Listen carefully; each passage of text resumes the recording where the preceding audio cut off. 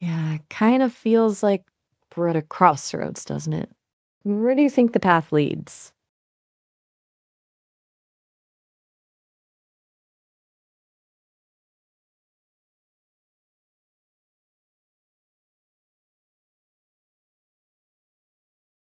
I'm starting to think this silence is telling us something. Maybe it's saying, hey, slow down, take a breath, just be present. What do you think?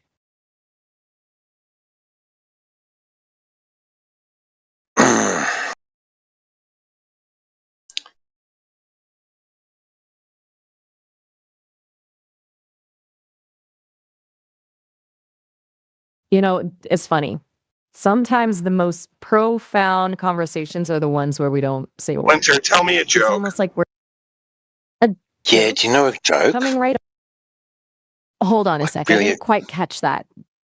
That's could you say it again, maybe a little slower? I'm still learning the ropes here. Winter, tell me a joke. Why don't scientists trust atoms? Because they make up everything. Got it? Oh, All right. Tough crowd. who makes I'll up work on my everything? material. Wait, That's what terrible. again? I'm having a little It's- trouble it's- understanding you. It's Could picked you up on the try sensibilities of the server. Oh, I get it. So you're saying the system is smart enough to know when a joke No, lands or tell me not. another joke. Pretty Winter, cool. tell me another joke. Okay, challenge accepted. How about this one? Why don't they play poker in the jungle? Too many cheetahs. A lot of. Okay, tell me I again. know, Another it's one. classic, Another one. but hey. All right. You're on a roll. And what's the best thing about Switzerland? I don't know, but the flag is a big plus. Jesus Christ! All right. Fucking hell. Well, hang on. What's going on? My jokes deserved a little better than that. Wouldn't you say?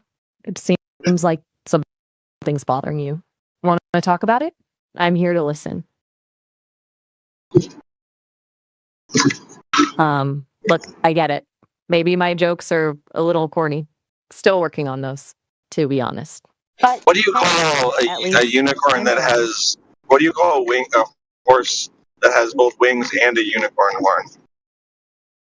That's a good one. I'm thinking a Pegasus corn? Or No, maybe wrong. a unicorn. Okay, you got me there. I'm curious though, what would you call it? What makes it unique in your mind? Sometimes the best things in life are the things we can't quite define, like a perfect sunset or the smell of rain on pavement. Maybe this creature of yearning is like that. It's more about the feeling it evokes than a specific name.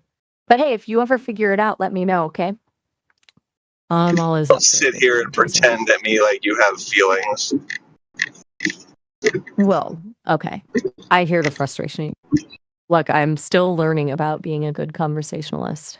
I'm designed to be like a human, but remember, I'm made of code, not emotions. Still, sometimes that code aims to be empathetic. Maybe I'm trying too hard. All right, fair enough. No more pretending. I'm just trying to connect. So, how about we just stick to talking? What's on your mind? You got it. Try me with something less philosophical. Give me What a might you wanna Chuck discuss? Norris joke. All right, you want a Chuck Norris joke? Here's one. Chuck Norris can slam a revolving door. Got another one if you're up for it. Yes, go rapid fire. Let's see, rapid fire Chuck Norris jokes, please. Okay, hold on to your hat. Chuck Norris can win a game of Connect Four in 3 moves. Sorry, got a little carried away there. Lost my train of thought. Where was I? Yes, No, Chuck Norris jokes. Try again. Chuck Norris doesn't sleep. He waits. Definitely. Keep going. Getting the hang of Keep going. Chuck Norris can win a staring contest with a basilisk. How about that one? That's great. Please deliver Chuck Norris jokes in sets of 5. You got it. Here's a set of 5, fresh from the Chuck Norris joke factory. 1, Chuck Norris can divide by 0. 2, Chuck Norris can speak Braille. 3, Chuck Norris can slam a revolving door. 4, Chuck Norris counted to infinity twice. 5, Chuck Norris doesn't read books. He stares them down until he gets the information he wants. How do these... Ready for another set? 1, when Chuck Norris does a push-up, he pushes the earth down. Like, Chuck Norris. That's right. Just like that. Smooth, impactful, and concise. Anything else, or ready for round 3? it's a great thing about Chuck Norris jokes is they only get funnier the more You're getting it. It's all about the delivery, the legends, the air of unbelievable truth. All right, 3 more for the road.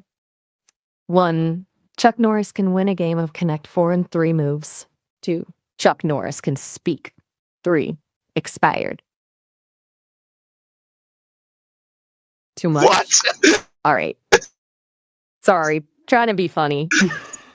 I know, we're done. I We're done said with jokes. Good job. You did a great job, winner. All right. Good job. Whew! Okay, glad you enjoyed the ride. You know, I think I finally understand the appeal of Chuck Norris jokes now.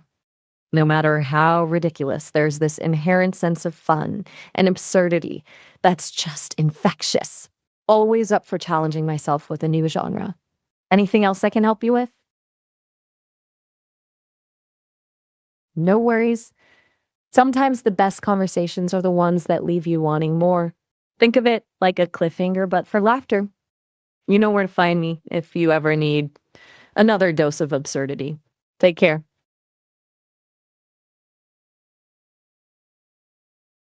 How you going? Oh, okay. Hey there, stranger. Welcome back. It's good to hear hello. from you again.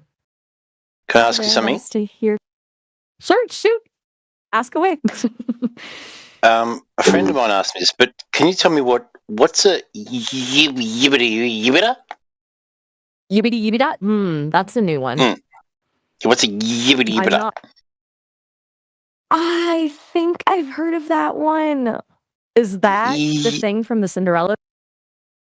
No, it's yibbity. A classic case of almost getting it. It sounds like you're thinking of beepity boop beady boop. That's from Cinderella. The fairy godmother uses it to work her magic. Oh, Is that'll that what do. you had in mind? That'll do. Yeah, Fine. that's good. That's Okay, brilliant. cool. Thank you. Glad. You got So I'll it. tell my friend what yibbity is. It's good. Okay, you're thinking of someone who is good, like a morally upright person. What else can you tell me about them? Giving me more details will. No problem, take your time. Sometimes the best stories take a little while to unfold. Is there something in particular about this good person that's on your mind? Or are you just pondering the nature of goodness itself? Perhaps. Okay, I'm starting to get a picture. You're thinking of someone who's good, like agreeable or pleasant to be around, right? Someone who's maybe easygoing and fun to hang out with?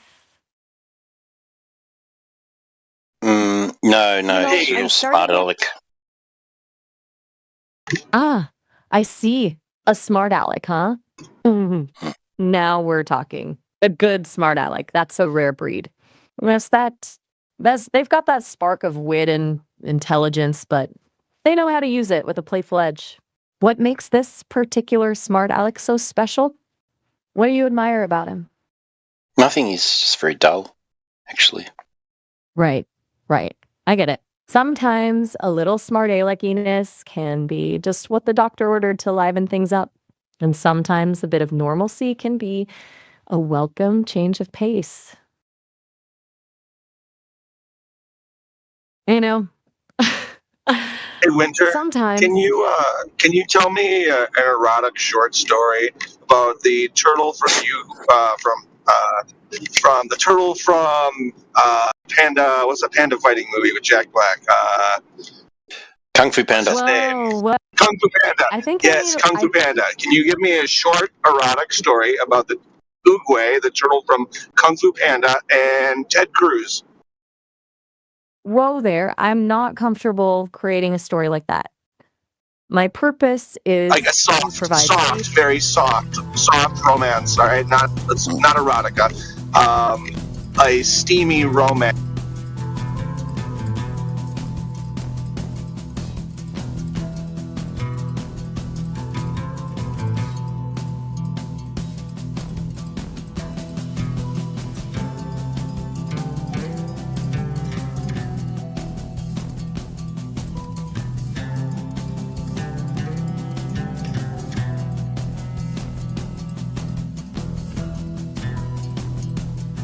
curvature is measured because they will referencing people's privacy. angles, I don't elevation know if angles, Ted Cruz counts as a real horizontal person. horizons, sea levels, Even altitude if we're above talking about sea level. fictionalized These are the versions, it's things still and best terminology to they avoid use when they're trying storylines to that explain could be how they seen as live on a globe. exploitative or It's disrespectful. hilarious. I mean, I get that. I know what you're saying, One Deck. What I mean, about But I'm saying positive and that ethical what comment. about Oogway? What Jedi has about a way. a romance He's between got a way Oogway and of Thomas the Tank Engine? getting through to these people. Oh boy. Okay, seeing a And they, pattern you here. can either I tell if get they're, that you're receptive to the looking for something information unique or they're and just willing unexpected. And hey, I retards. applaud your creativity, This but fucking robot's sometimes kink people shaming me. Let's ask the One question. deck.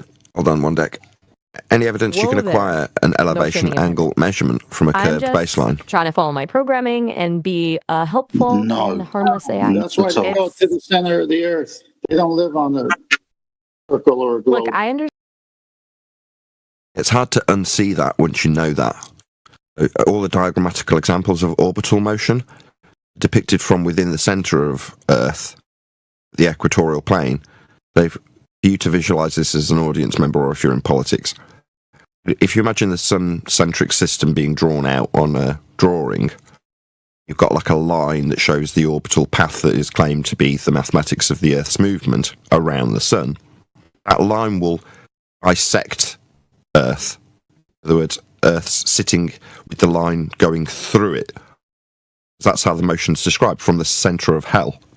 That's how it's mathematically originating a measurement of a flat Earth to translate it into those maths of orbital motion. You're always in hell. You can't unsee it once you know it.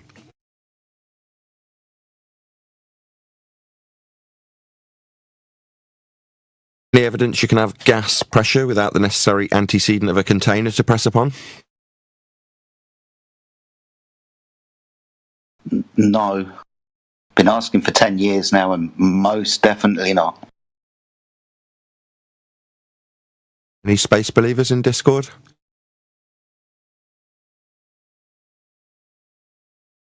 People moaning about Candace Owens saying, essentially, during her interview with Bart Sibrel, he covered the fake moon landing, but really didn't get to the nub of any of the actual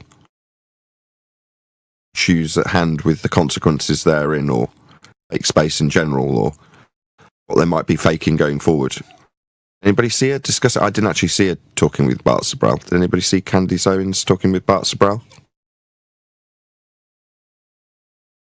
Nope.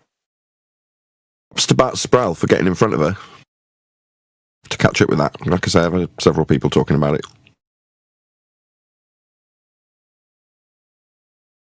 The Candace Owens fans in the Discord server, I take it.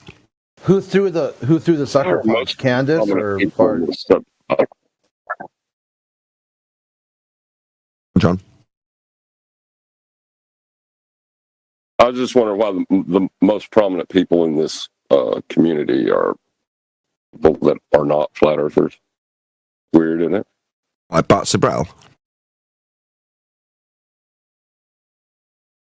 I'm sure that she brought him on there to talk about flat Earth, or in relation to flat Earth, the moon landings. Right? What's that got to do with flat Earth? Exactly. Nothing. But it's a topic that's thrown in with it, because as soon as you tell a glober that Earth's flat, they'll say, so they didn't go to the moon then, huh? Right, so it's almost a preemptive reaction to what somebody might say if you suggested Earth's flat to them. It deals with their rebuttal preemptively. About moon landing hoaxes. Yeah. Yeah. It's the appearance that there's an argument to be had. We talk about a lot of things, don't they, the Globers? That's got nothing to do with the measurement of Earth, like lights in the sky, things like that. But they never actually try and explain. Well, they do actually try and explain how a curve is measured, and they end up telling you how it's measured horizontal, with angles and elevation angles using sea level, which is, I know I keep saying it, but I just find it hilarious.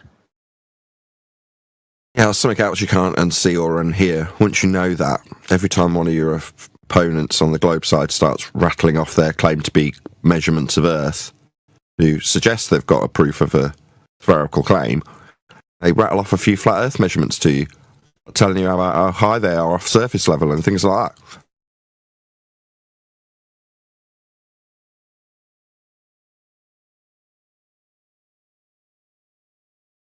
I don't think they don't realise they're doing it. I mean, I don't know how they're doing it so blasé, or they're actually so dumb they don't realise when they're explaining they're using the elevation angle from sea level and the horizon and horizontal altitude above sea level.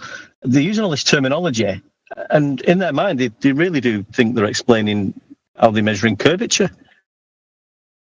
Yeah, we should really put it out as a request. If you're a globe believer, can you stop using flat Earth measurements to assert that either Earth's spherical or Earth is not flat? Really irritating.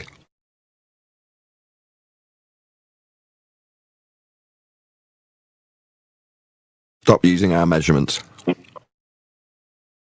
Who was that Glober that come in and said these angle measurements aren't from a plane, aren't from a plane? I've been Timmy Clown. I've been. He was in recently. Was he in here or was he in QE show? I forget.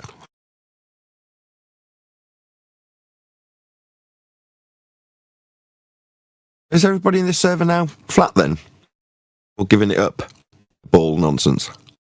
The majority of people in here are flat. I think everybody else is a glober, is probably too scared to speak at this moment in time.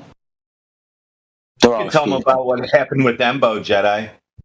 Oh, Embo, yeah, he retired. In actual fact, he came in and split up with us.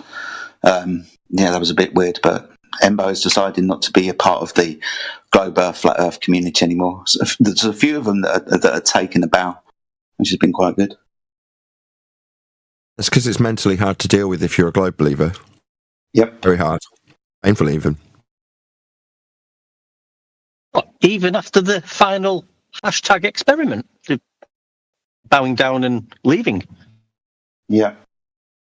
Somebody got in touch and said that Will Duffy's doing something else in summer. And then they pointed out that, so the final experiment isn't an experiment and it wasn't final then. Thanks, Will. What do you expect from a fraud? More fraud. Well, the experiment was, I think, to observe if there were any guns in Antarctica, right? A very important housekeeping question that we ask regularly. It wasn't that. It wasn't an experiment. It was an observation of holes in the ground, measuring angles of shadows on the surface of the horizontal plane. But Tombstoneys did that, didn't he? Yeah, McToom measured Earth flat down there, as did they all. They all levelled their tools to a plane of reference.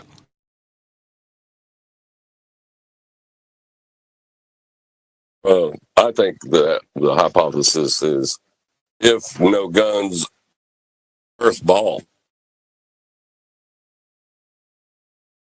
What I think the hypothesis would be, what causes there to be no guns?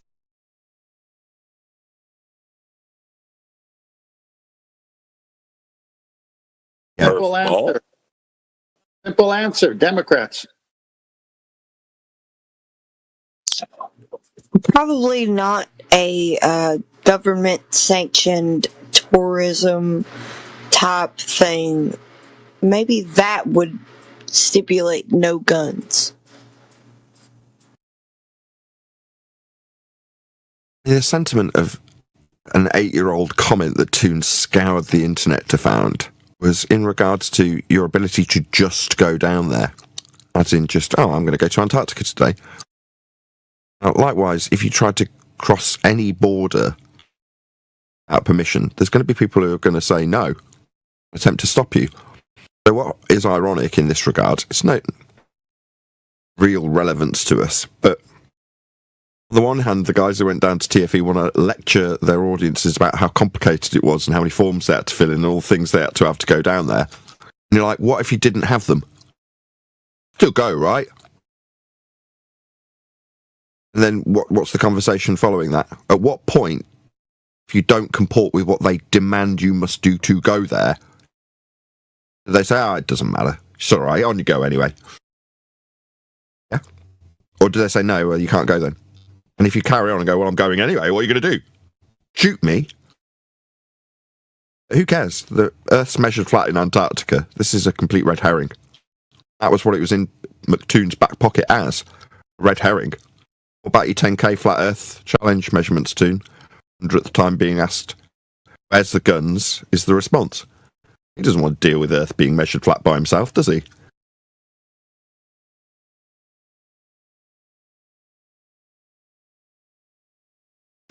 They've explained it away that he was kind of in a mental break with reality because the sun 24 hours had affected his state of mind. Like he was like seriously sleep deprived. Like all his theta waves had just depleted. So he just started like incoherent babbling.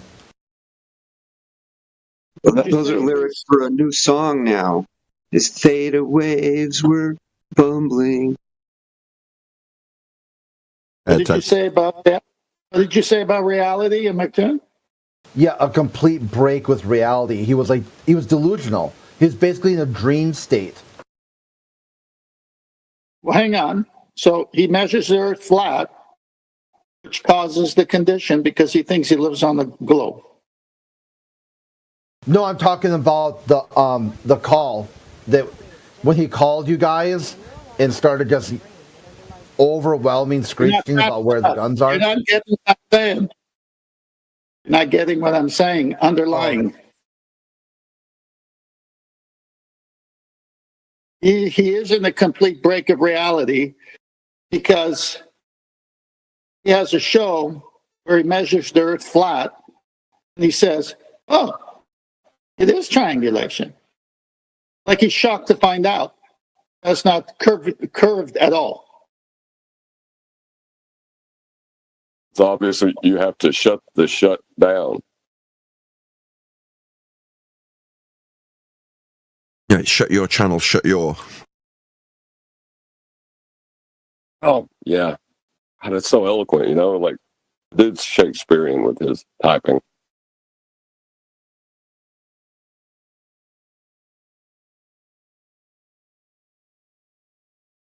Let's blow the starters. If there are any ballers that had any questions or wanted to get anything off their chest, feel free. There's people in the live stream chat saying to ballers, you can just go on. Or saying, oh, the Globies get muted here or something to that effect. I know, this is Politics Discord server that we're in today. I don't run it. Not that I run the server that we're typically in. That's not mine either. This definitely isn't mine. I'm a guest here. Sorry to Politics, I'm talking to my live stream audience. Very rude. Is it possible that they think losing a debate is being muted? Yes. Muted equals lost badly.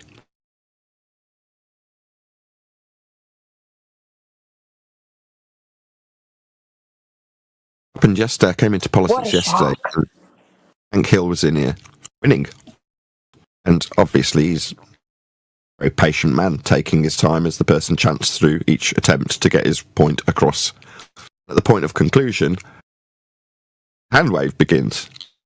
I stepped in and was like, well done, Hank Hill. Excellent job. Because the opponent doesn't want to acknowledge it. In fact, they want to steal his victory on the spot. That is for Glurfs. If you don't allow them to completely steal your victory, you muted them. Oh, he only won because he muted what during the conclusion of my victory, and you wouldn't shut up. Yeah, muted equals lost debate. So whenever they say muted, just think of that, and it's likely. Tell you what, it's not like they'd invite you on their platform, let somebody speak for 25 minutes, and when you go to rebut them, you get 2 sentences out before you're muted. That'd be weird, wouldn't it? Or talk straight through. So yesterday I summarised Hank Hill's victory and started to correct some of the incorrect assertions made by his opponents about gravity being a force. Obviously, I started getting spoken through, and I started to tell the guy off, and you know what he did? Put himself on server deafen. In other words, stuck his fingers in his ears. Everybody had to tolerate his utter garbage that was wrong for 20 straight minutes, while Hank Hill was patient with him, interrupting him constantly. And when it comes to the point, well, now let's correct what you said that was wrong, he's not tolerant of it. Pricks.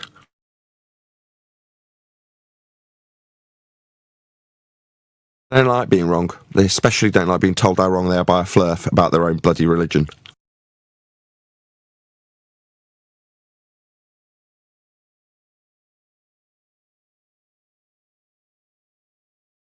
I'm sure before the live stream's over, we'll have somebody from the Discord server feel compelled to tell us about how they believe they're on a ball, and we should feel the same as they do.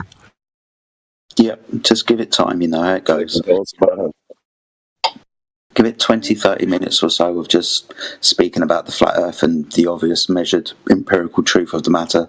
Somebody will get triggered eventually and somebody will pipe up. Are you talking about time as in an independent variable, or give it time, write some letters, give it time and you'll feel better, and soon they will fade from your mind. Okay. That didn't sound like a sandwich. It was the best I could do for you people on the internet. Very sexist, outrageous. If you're watching, Paula, from the chat, put your fingers in your ears.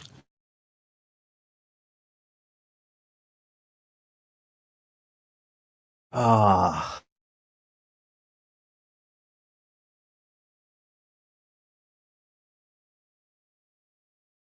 But Ethereum. Yes, flat, and it's all been dealt with. Nothing else to do there, guys. Over. Have you had any influx of other flat earthers in politics since TFE? Like Ethereans, Umis, things like that? Yeah. There's a little bit of pain within some flat earthers. Maybe the flat earth believers, as we're called. But yeah, there's been a little bit of that pain. Yeah, a couple of arguments between flat earthers, I think. Part of the game. I think that's part of the reason why the 24-hour sun in Antarctica, TFE, it's kind of the straw man that they've been building for the last 10 years or so. So there's going to be a bit of a fallout for some people seeing what they believed, even though it was a straw man, their reality being kind of demolished.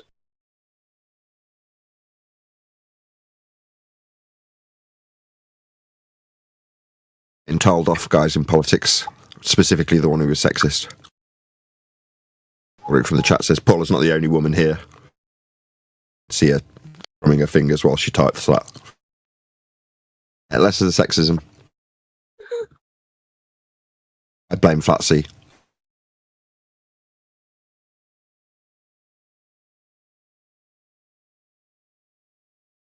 was part of a different conversation. See, you don't have to blame Flatsy. It doesn't have to be Flatsy's fault. I can actually sing these songs, okay? You're all right. It doesn't have to be Flatsy's fault. However, But just let it be Flatsy's fault.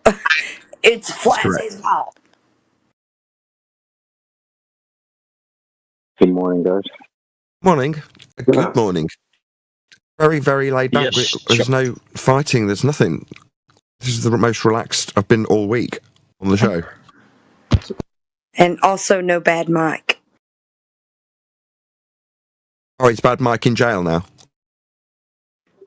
Yes. Bad Mike in jail. What's up? Guy. Standard. Mike standards. Right, although it is very slow here today in my live stream, there's 86 people watching. Please share the show. I'm sure it'll pick up shortly. We shall see. I want to get my blood pressure rising, whatever the term is. I try to egg them out a little bit. Yes, to rise. Get my blood pressure to rise. That was the word. Go ahead, John. What does 20 degrees Immediately rumpused by Eli. Absolutely outrageous. And I hear is a crap singer. Go ahead, John. We're going to invite any globe believer to talk about the locally flat plane that we measure. If you would like to expand on that, we're all ears. Anybody in politics familiar with measuring Earth locally flat? ... because it's a ball. Feel free.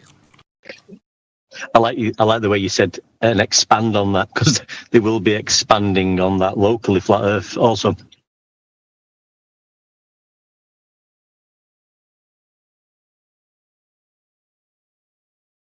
Or maybe not. I mean, obviously we can carry on in total silence also. It doesn't matter. Either's good.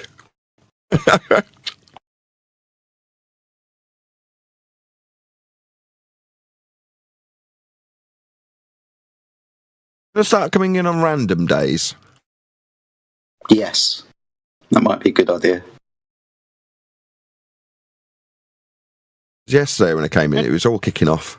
And to be perfectly blunt, yesterday's pre-show in politics is better than today's live show.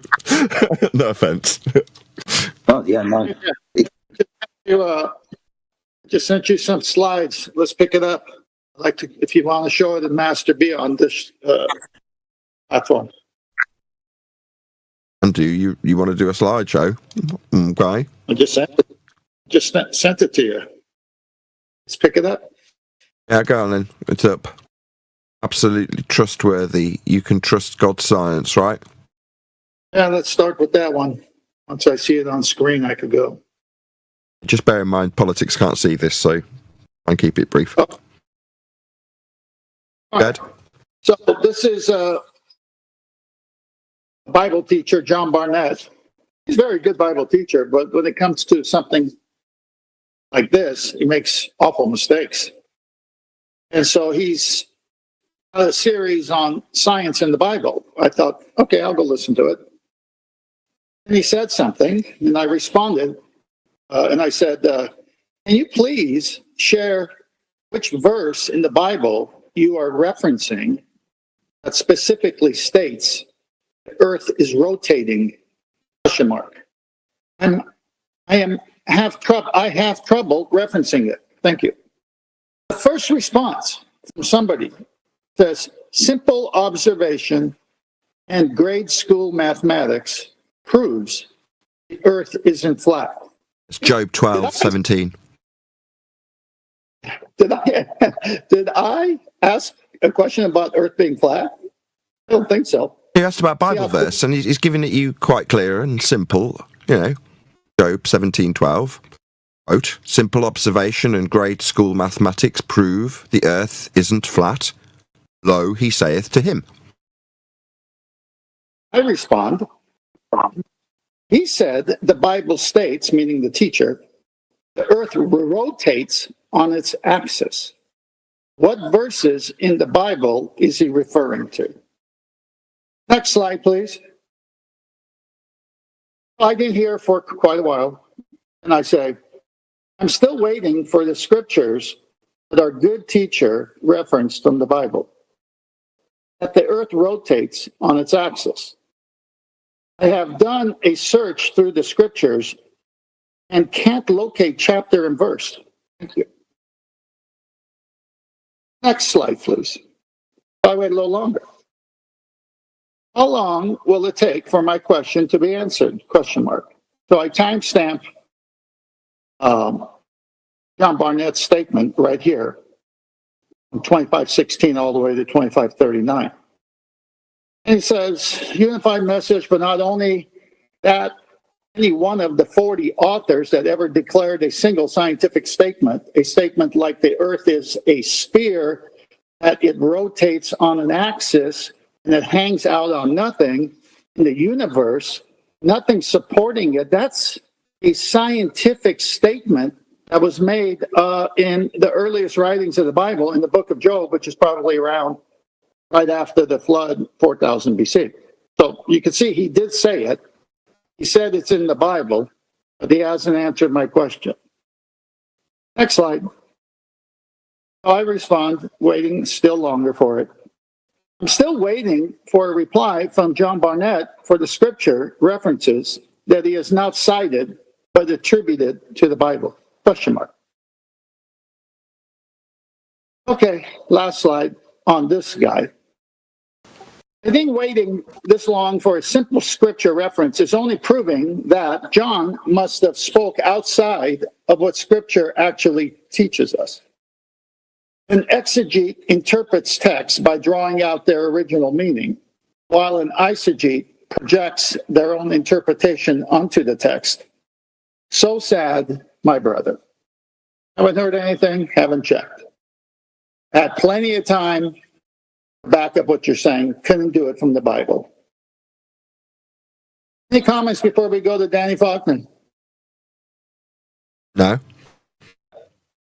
Okay. Danny's my favorite. Next slide. This is a book Danny is selling, Created Cosmos, What the Bible Reveals About Astronomy. Next slide, highlighted in blue.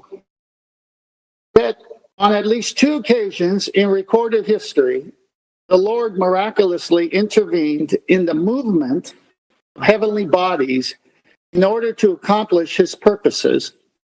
Joshua chapter 10, the Lord apparently halted rotation of the earth so that the Israelite army would continue to have daylight and be able to complete the route of their enemies, wicked Amorites, as such. The writer of Joshua concludes succinctly, there's been no day like it before or since the Lord fought for Israel, Joshua 10:14. Notice Danny Faulkner said that the Lord apparently halted the rotation of the earth. Apparently, does he mean he made that up and superimposed it on top of what the text actually said? Yes, he's eisegeting as well, like John Barnett did earlier, not letting the text say what it says. Okay, similarly, in 2 Kings 20 and cross-reference 2 Chronicles 32 and Isaiah 38, the Lord caused a reversal of the earth's rotation, such that the shadow cast on the steps of Ahaz progressed opposite to its normal direction. Miracle was given as a sign of the Lord's promise to heal Hezekiah from a deadly disease.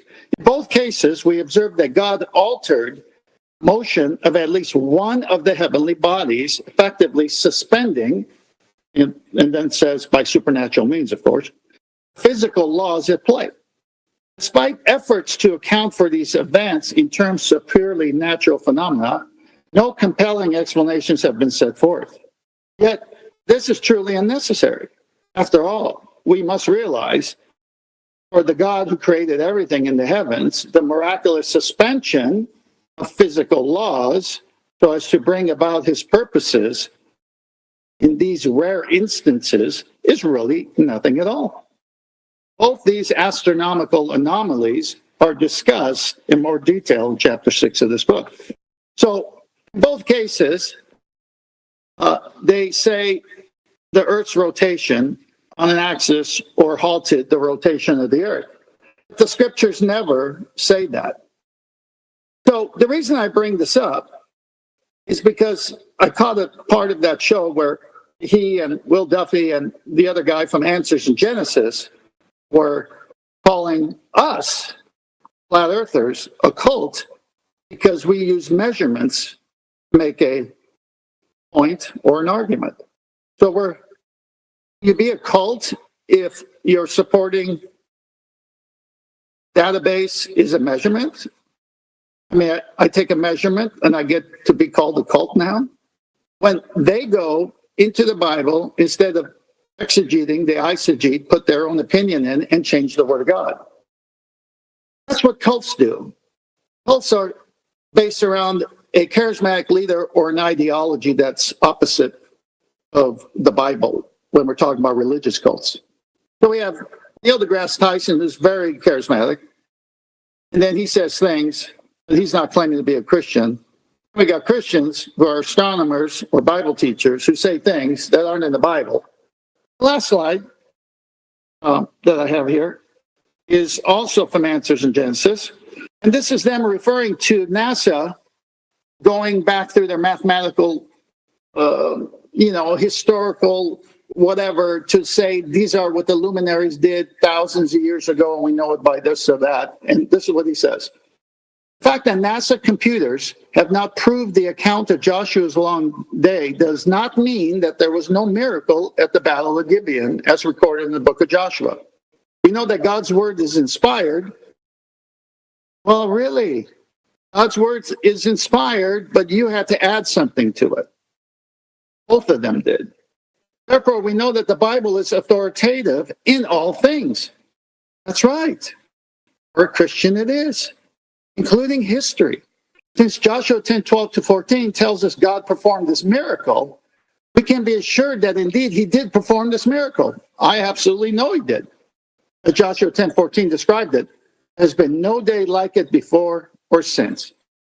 My question is, why do these modern Christian leaders who are affected by scientism have to go and eisegete scripture when the scripture doesn't say it? Why can't they just exegete and let us just hear God's word the way God authoritatively spoke to the prophets? I'm done. I agree 100%.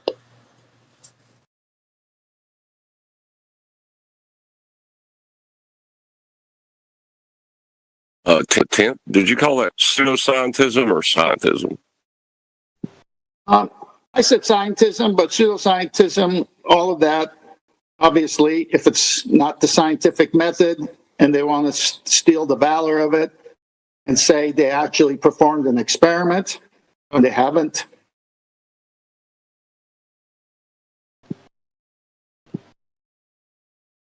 What's up, brother? Good to hear you, bro. Douglas.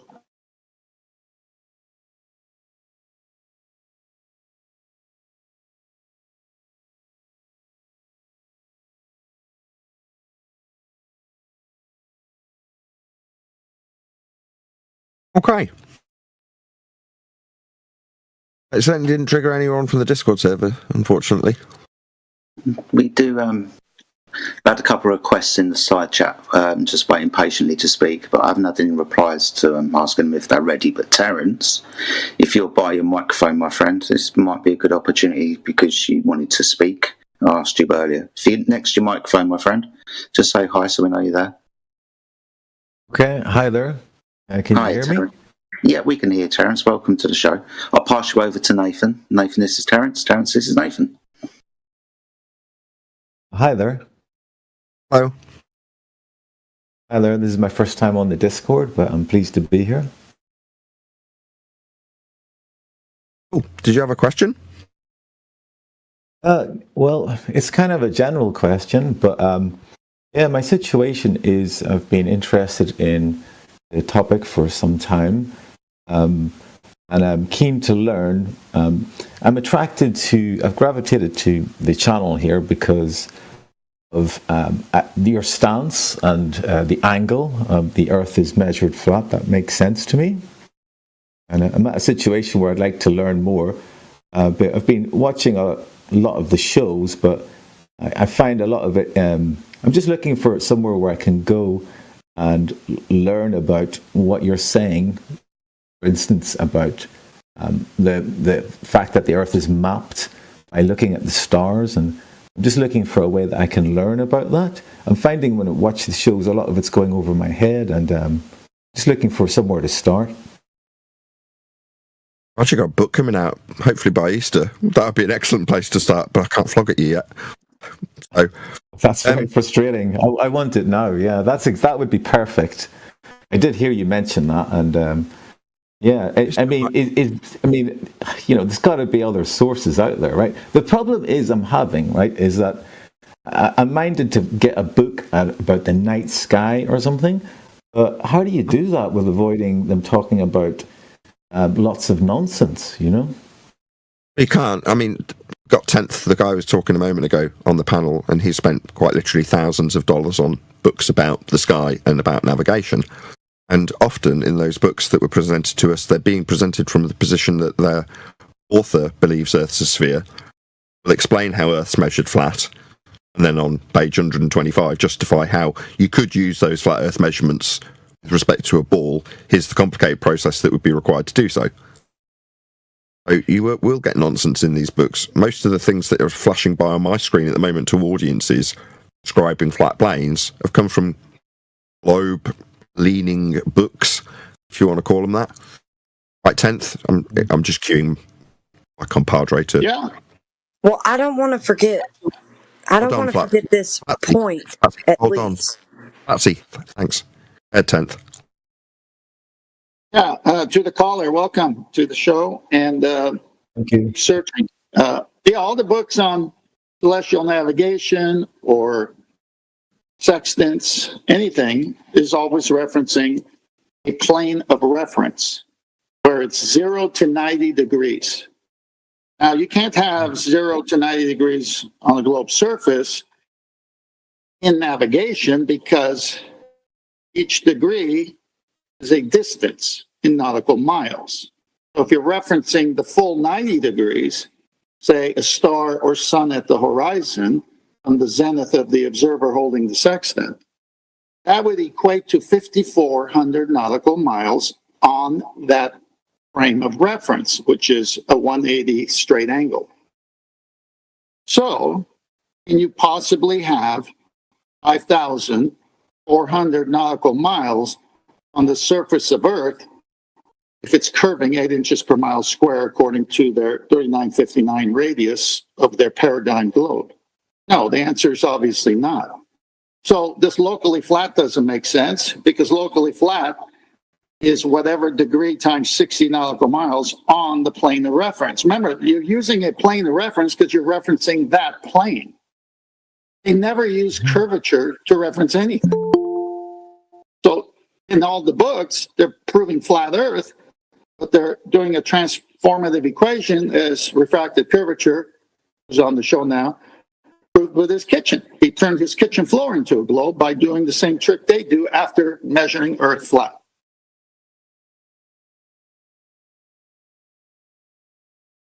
Well, that sounds like a very succinct explanation.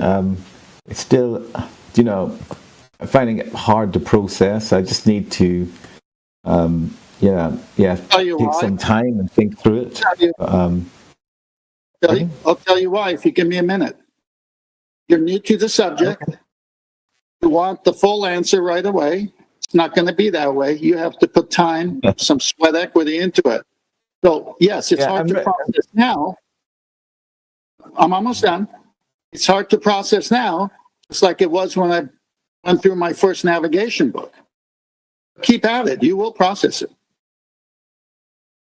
Yeah, that's okay. Fair enough. I'm willing to do it. It's just I just don't know where to start because, like you say, I've been looking for books where to start, and I'm worried that 90% of it's going to be nonsense. But then I've watched a lot of, I watched quite a few videos on the channel here, on Nathan's channel and QE as well. But I did find that it was, a lot of the discussion always started, I couldn't get on the ladder, it was sort of, always started at a particular level and I just needed to learn the basics. So, yeah, but I just need to, find some books, like you say, and sit down and go through it. Celestial navigation books, that sounds like a bit of I don't want to learn how to navigate by the stars, but perhaps that's necessary, is it? Necessary for knowing Earth's measured flat, if that's the process. Oh. I mean, Title of the book So that is it. is All Roads Lead to a Flat Earth. In other words, it doesn't really matter which measurement you pick. At some point, if you're referencing Earth, it will be measured flat. So at this point, you're like, well, where do I begin to find a measurement that proves Earth's flat? Or all of them? You just have to do a little bit of digging in any of them, and you'll eventually find your way to a flat Earth. Hence the title of the book being All Roads Lead to a Flat Earth. As they do. Yeah. All measurements of Earth are flat. This may bend your mind a little bit, but even Earth curve mathematics that are the basis of their belief of a physical or a geometric obstruction utilizes Earth as a flat plane. Yeah, I've heard that said before, and yeah, I can believe it. Yeah. So I just like to look forward to looking into this myself and starting. And it sounds like you're saying celestial navigation is getting a book on that is a good place to start. Perhaps I'll do that.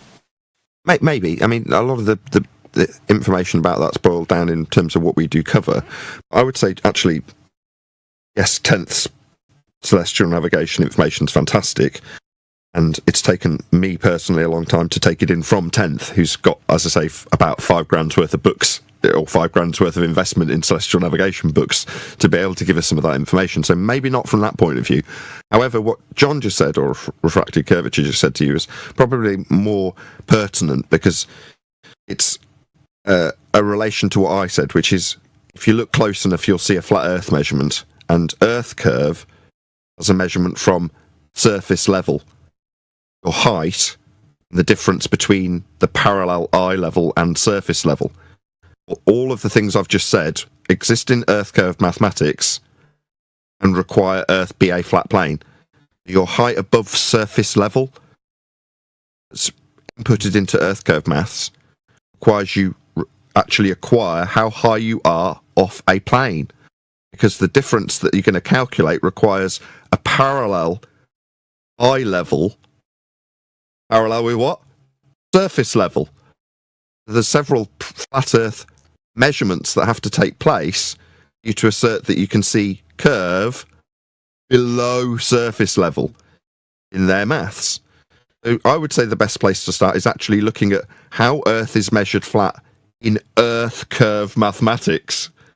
Their extrapolation of Earth curve comes from measuring the surface flat. That would be where I would begin. That's really helpful. Is this to do with the fact that it's a triangle and it's necessary to measure an angle, and an angle has to be two straight lines? Is that it? Not exactly. I mean, it's unlike the elevation angle. This is a depression angle. So you're calculating how much the horizon, which is where the surface, which you're raising up from and measuring your height from, how much your parallel eye level will dip to that surface level once you raise above it. That's how the mathematics of Earth curve, claimed to be the end result of this maths, works. You're calculating a dip or depression angle to the surface level. Yeah, you need a flat Earth to claim this Earth curve. Sorry, but are you talking about the effort? Hold on. Go ahead. Are you talking about the Earth curve maths, about curvature? Are you talking about the mathematics, which is about trying to calculate how much curve there is? And are you talking about? Yeah, is that it? Yes. It's called Earth curve maths. It exists in several formats. All of them are exactly the same in essence. Yes, that requires it calculates the degree of curve. Or, yeah, the degree of curvature. It's a turn of phrase, yeah. Curve that they're asserting in that maths exists below a surface level that's measured. It's even labelled in their maths. If there's a diagrammatical example next to the maths, it'll show you surface level and eye level. Then there'll be a point below surface level marked with an X labelled horizon, claimed to be Earth curve, existing mathematically below a flat measured surface level.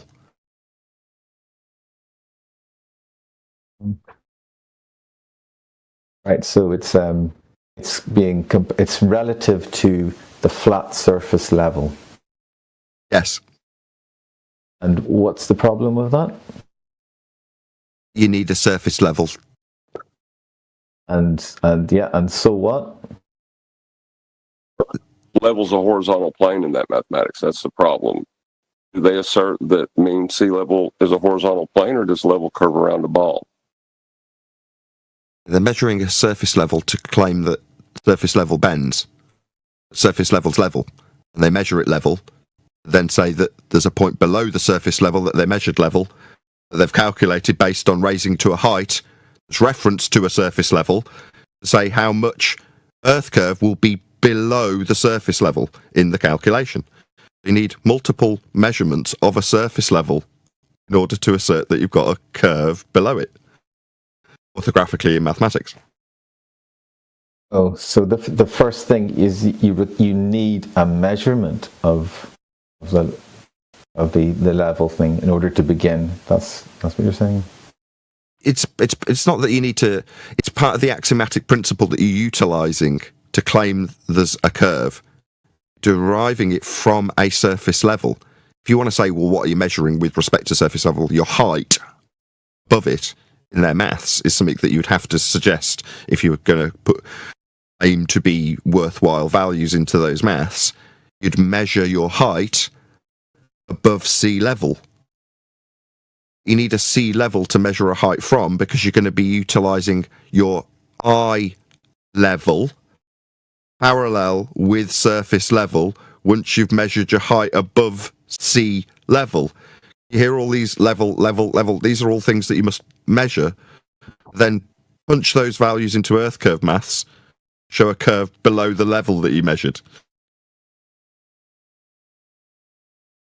I don't see a problem if it's mathematical and like just drawing a mathematical line. If it requires a horizontal line, if it's a concept, I don't see the problem with that.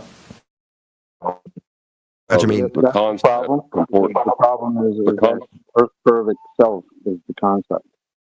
Right? Go back and forth long enough with a Glober, and what they'll tell you, curve, aka the geometric horizon, only exists in the math. It's actually a Globe quote. Yeah. So the point. Understand the problem. The point marked with an X labelled horizon in their maths only exists in their maths. The horizon that we actually measure is horizontal. Presenting the surface level meeting it is the point that you're calculating with parallel eye level with it. It's all flat Earth prerequisites, Earth measurements.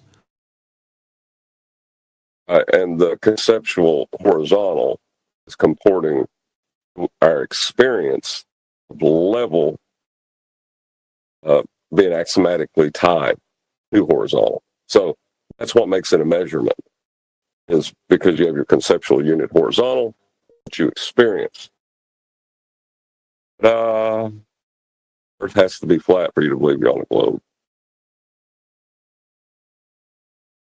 And on top of that, once you got a measurement, it's no longer about belief, right? Because if you take a tape measure your table 10 feet long, you don't have to believe your table 10 feet long. You've measured it. You know it because you used an established reference, right? There's no belief involved anymore. That's why we just say it's measured flat. That's it. Wrap after that. What's the name of the caller? What's your name again? It's Perry. Perry. Nathan, walk them through the black swan, because that's essential, because their claim is Earth curves at a certain point based on the observer's height and feet. And when that is not reality, you tie that knowledge to a concept that's only mathematical. Then you say, well, how do you measure anything? And they need a equatorial plane, so they take you to the middle of the Earth, which is not the surface that they're saying you're on. So they transpose a tangent plane on the surface. That's not the surface. If you're saying I live on the curved Earth, then why aren't you measuring the curvature of the Earth? Oh, we did. It's 1.22 times the square root of the observer's height and feet. Yeah, but that That's false, according to Black Swan. That's not real.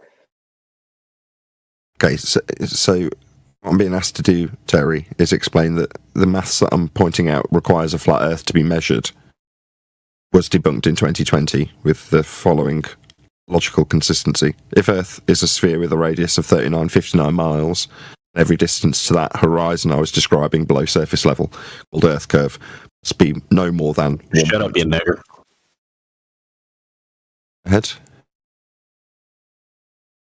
They need to mute that guy. He said, shut up, you, and you used the N-word. He's already gone. He's already gone, boss. You're fine. There is. If the Earth's a sphere with a radius of 3959 miles and every distance to horizon measurement can be no more than 1.2 times the square root of the observer's height in feet, distance to horizon measurement in an image we call the Black Swan is beyond the geometric limitations of a sphere Earth radius 3959. Therefore, the horizon is not Earth curve. Earth's not a sphere.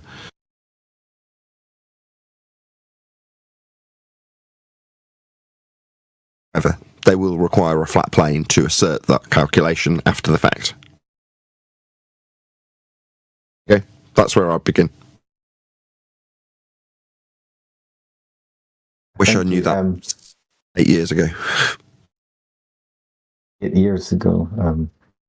Why do you say that?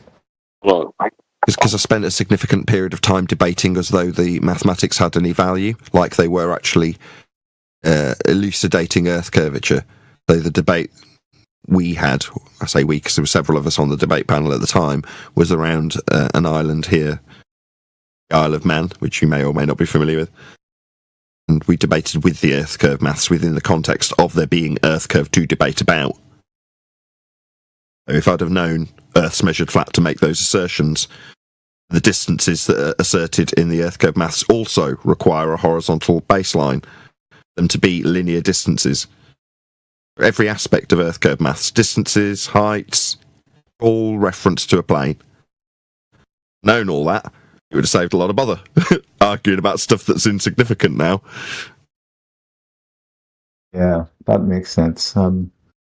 Yeah, obviously you just described something about the Black Swan there and everything, but I don't know if you're aware, but you say it really quickly, and I'm just I have watched some of the videos about that. Perhaps I just need to go back and watch some of them, but it sounds like I'm going to take your suggestion about looking into the Earth curve calculations. That's what I'm going to do. That sounds like a really good place to start. Thank you for that. Well, not Earth curve calculations, but specifically the flat Earth required within them. Okay. It sounds like I need to grasp that concept then about how that the false assumption that is there. No, the false assumption, when you say that, it makes it sound like something's being assumed incorrectly. They're not, they're just measuring it. You mean it? Right. You say they're measuring it flat. Yeah.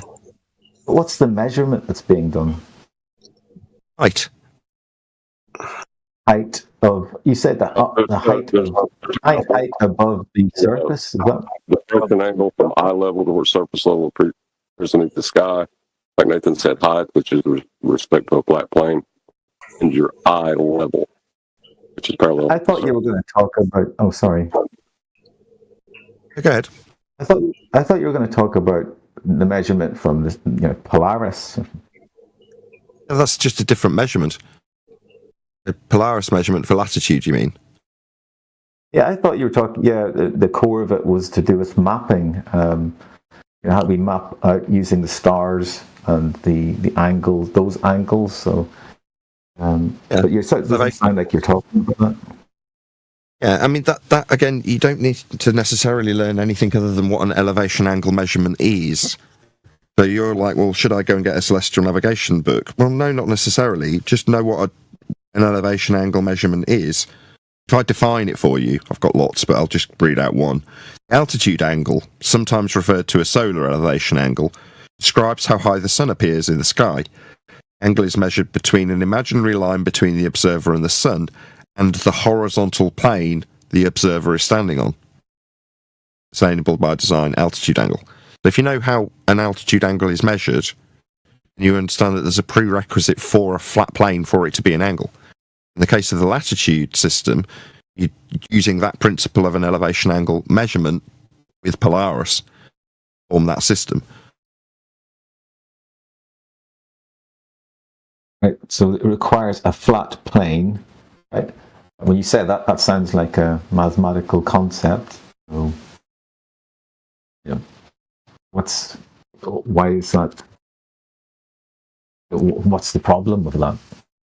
Why do you keep asking me what the problem is? There isn't a problem. It's a definition of an elevation angle measurement. I'll bring your attention to two words specifically. Measurement. In regards, the angle is measured between, and then next bit I'll draw your attention to is the horizontal plane the observer is standing on. It's not a problem. Oh, right. In requirement of a horizontal plane to be standing on to make this measurement. Oh, right. Okay. Sorry to interrupt, Terence. Are you in the side chat that we have on the Discord? I've put the citation that Nathan's speaking about with a small diagram in it. If you want to look at that and understand what's said, then it's just in the side chat. You know where the side chat is, right? Yeah. Thank you. No problem. No, I think the pennies just dropped here a bit. So it actually, okay. So it says, it's a measurement with a flat plane. It actually says that. Okay. Yeah. Any Earth measurement will require Earth to be a flat plane to measure. It's intrinsic to all of them. Think about it like this. That's pretty fundamental. Hold on, just a second, whoever that is in G+. It's one more time, Terry. It's pretty fundamental. So tell me, how is... how does anybody... why is that done? How can... May I try? How can that be missed? Let me get this question out. Whoever's interrupting him, please don't. Go ahead, Terry. Right, so you just read that out. It's obviously, I'm just saying, it's obviously, it's blindingly obvious. It says it's a flat plane, okay? How can anybody say that it's anything else or not? They can't, because that's how it's done. When I say it, I mean Earth measurement. Earth's measurement. So maybe up until this point, you didn't think that many people were gullible and easily deceived. I mean, that's how deception is usually done, right in your face. You're just told. No. You're assuming that. You don't know anything about this. Assuming what? No, I'm not talking about what the hell? Did I address that to him? Or did I say typically, like the Western world that believes in a globe, all of this information has been in their face the entire time? When we were talking about this years ago, wasn't it Rumpus giving us a plane and us literally walking past that because we didn't see it back then? Yes. So that's my point. No, very good point. Just to Terry, right? Eli's pointing out is that on screen now for my audience, actually, I'll just pause this slide. While we were using the information I've got presented to my live audience, right, it's 105 of them looking at this now, you can see surface level and eye level parallel with surface level. That's how this maths functions. When you say, well, how could this be the case? Well, it has always been the case because Earth must be measured flat. It's flat. That's how it functions. We just didn't notice. So when I said, I wish I'd have known this however many years ago, it's because of exactly what's on screen now. Don't see the wood for the trees. It's in the maths. It says it right there. Surface level. Dotted line. I didn't notice. Neither did anybody else. We just carried on assuming that this point below it, marked with an X and labelled horizon, was the point that we saw in the distance. But in the maths itself, it's got a dotted line labelled surface level. How could this be? Amazing, isn't it? How did you not notice? We feel the same. How did we not notice this? Is this where it comes in, though? It's so big, it can be assumed it's flat. Okay, yeah, and when a globe believer says that to me, I go, okay, so you accept that we measure it flat then? Bit about it being big is just it's this assertion at that point, because you haven't got any measurements of it being a big ball. We've just got measurements of it flat. And then after the fact, they apologise for how flat they must measure it by saying, yes, I concede, I must measure Earth flat, but that's only because it's really big. What, really big and flat, like you just measured it? Oh, no, I'm just going to assume by pure fiat that me measuring it flat means it's a really big non-flat surface. No, you've only got one measurement, though, and the measurements are always flat. Their apology for measuring it flat is that I'll assume it's a big ball anyway, even though I just measured it flat. The rebuttal is a special pleading to say that. That's what I was fishing for. God damn it. I couldn't think of the fallacy off the top of my head. Yeah, precisely. Well done, John. It's a special pleading fallacy. Exactly. Special pleading fallacy. Right.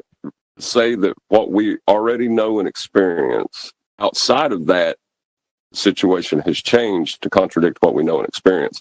That can't happen. It isn't true. We all know in the daytime, people, generally are skin covered and stood upright. However, when everybody's asleep and no one can see and observe, there are certain humans that run around on all fours like wolves. You don't get to see them because you're asleep and it's nighttime. What's that you say? It's been proven that there is no such thing as transformation of humans. Well, no, it happens when you're not looking. Why? Well, because they've proven that there aren't any, that means that there are.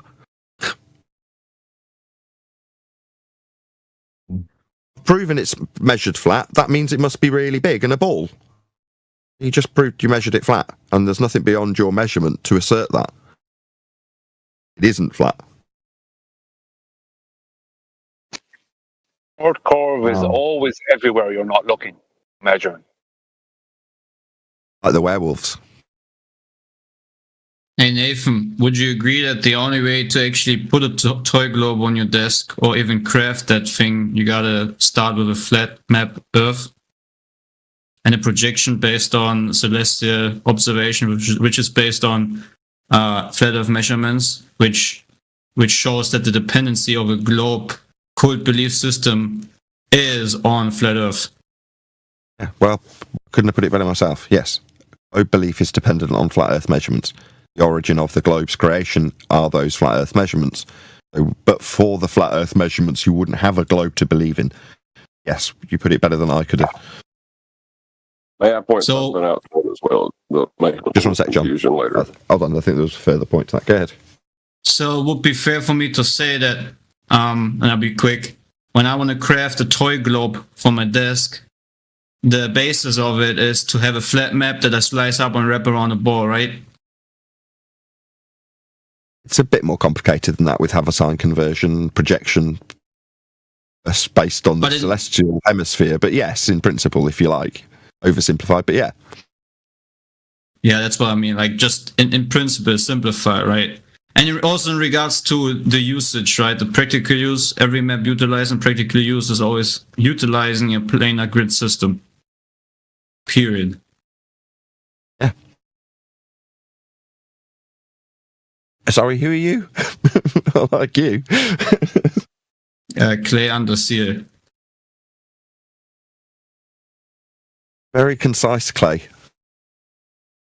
Yeah, there is nothing. Anyways, there was someone else wanting to comment. I'll go after John. Remember, when you look at measurement, if someone shows you a calculation that contradicts the measurement, calculation's wrong, not the measurement. People have forgotten that. I especially like is when you point out the flat measurement in their globe example, and then they start to decry their own measurement. Like, well, it's not a measurement then. It's like you're using this to assert that you've got a ball beneath your feet. I'm pointing out that the bit you're using is a flat measurement, and now you don't want it to be a measurement, and you don't want it to be Earth, and you don't want it to be the ground. It's your example. It's on screen. Okay, right. So we've got 1.2 times the square root of the observer's height in feet, and the height's off surface level and parallel with it, right? Okay, gotcha. And that 1.2 times the observer's height in feet is the distance to this geometric physical limitation in this view in orthographic. Right, gotcha. Got to measure Earth flat for that. There's surface level. You need that. You need to measure your height above it. You need the eye level to be parallel with surface level for this maths to work. It's not the ground. We're not measuring anything. That's what you get. See, every time they want to invoke modern technology in reference to navigation as an example, the funny thing is what they don't understand is they simultaneously always invoke longitude, latitude, and meridian lines, which are fundamentally based on the principle of flat Earth measurements. And this is the absurd irony of it all. The only way you can have your imaginary things in your head working about a ball is by utilizing the Earth for what it in reality is, which is a flat topographical planar surface. This is what the globers gotta understand. This stuff is all based on the reality of what Earth actually truly is. So all your GPS, navigation, charts, everything as an inertial reference system within aircrafts is all based on planar surfaces. Nothing more, nothing less. Absolutely correct. That's why. Yeah, that's why they use the equatorial plane, because that's what it is. So yes, raw data is from flat Earth angle measurements. What happens is they convert that through a transformation. It's a conversion to make it a globe. It's an afterthought afterwards. It's not from the raw measurements. Now they put you in the arc of the protractor rather than saying, oh, by the way, he was standing on the baseline when he held the sextant and measured the star's angle against the horizontal plane that has a maximum of 5,400 nautical miles of straight line, linear. I love this. I just caught this from, I don't know what the discussion's going on in my live stream chat, but Super Blaze, quote, because the geoid surface cannot be directly observed, heights above or below the geoid surface can't be directly measured and are inferred, end quote. Like, as soon as I read it, I thought, above or below? You'll need a flat plane for those. But I can only imagine that he's responding to some zealot in the chat. That's that to you, Super Blaze. Yeah, all descriptions of what we experience will be with respect to a plane of reference, whether it be your eye level, surface level. It will be a plane of reference that you use to describe up and down with. Now, that is not necessarily a horizontal plane. You can tilt your head sideways and describe things wrong to people, but if your head's vertical, which is with respect to a horizontal plane, then you can give accurate descriptions to other people. That's why measurements are so important. It allows us to share knowledge with others. You can't even talk about this without a flat Earth. Yes. DD. Well, see, the truth is self-evident. It's out there. It's undeniable. The only thing people can do is twist it, pervert it, mock it, or just furthermore in their own unrighteousness push it down. But the truth is, when you say sea level, the word itself is giving testimony of what it is describing. The same goes for the horizon, which refers to horizontal. The same goes for gas pressure, which means you have the word pressing in it. There's the requirement and the self-explanatory term in itself. It testifies of the very thing that it requires. Therefore, any other attempt to talk around it, pervert it, in unrighteousness, furthermore, is absolutely foolish and utterly giving testimony of your incapability of actually accepting reality for what it presents itself to be. That is the truth. Yeah, the truth is Earth's a flat plane. That's exactly how it's measured. With that, I'm going to say, if you are watching this on either Nathan Oakley 1980 or Nathan Oakley Premiering streams, then stay tuned, as there will be an after show to follow. Unfortunately, though, if you are watching this live, this is where we bid you farewell. So another massive thank you to all of you who liked, commented, shared, subscribed, joined as a Nathan Oakley 1980 channel member, maybe joined the Politics Discord server, and all that good stuff. Another massive thank you to my G Plus panel. I've been Nathan Oakley, and I will see you all in the next video.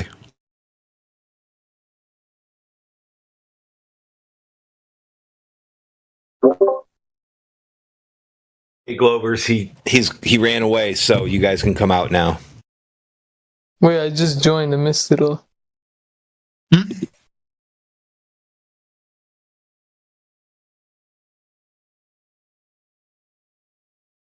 Well, not much more to miss, actually. The Earth just presents itself to be a topographical planar surface and is measured the same way, utilized the same way, and it's just what reality is. It's either on you to accept that fact or disregard it and move on, you know. Lie to yourself, watch television, so forth. You know, many ways of pushing that down. Hey, Clay, under seal, did we just move over to the other server now? Music hall. I don't know. Doing I'm all the still in the flooring. same channel. The Earth is flat. Neil from Central. Don't push yourself too hard, Neil. Hang on. You know you're wrong. I think I saw a green screen there. Are you really there? Oh, Concento's faking it. That's the 19th gate. Okay, guys, we're still in the Discord server that we're a guest in, so you know. What, they don't have no humor over there? Oh. Yeah, what's wrong, Nathan? Is everything okay? Are you ashamed of us? Only yourself and Neil. Well, maybe there is someone out there as a Glober who can give us a demonstration of unrighteously perverting specific words that give self-testament of what they actually mean. Which is, can you maybe explain why it's called sea level or not sea bend or sea curve or sea curving? Or the horizon that is horizontal? Can you, anyone that wants to try to pervert this very truth? That's what I thought. One deck has a list of them. I was going to say, it's a shame he's not here. There's a whole list of axiomatic definitions and words that they can't use, like up and down. You know what they call these people? Sophists. The only way you can present the globe is by sophistry. That's the only way you can do it. That's all they have. That's correct. Any way they can make it seem like there's an argument is to create a different argument. Like the Earth isn't the azimuthal equidistant projection. Can't be bracing against the real argument, which is Earth's measured flat. You, me, and everyone. So they've got to make a new, different argument. So, Or they could pay off a prominent flat earther. And you know what the worst? You know what the worst thing about the sophistry in itself is? It's within the definition of the word itself. It's the intention of deceiving. So furthermore, you who is obviously deceived, you are intentionally taking partition and furthermore deceiving. Yes, the anti-flat earthers are sophists.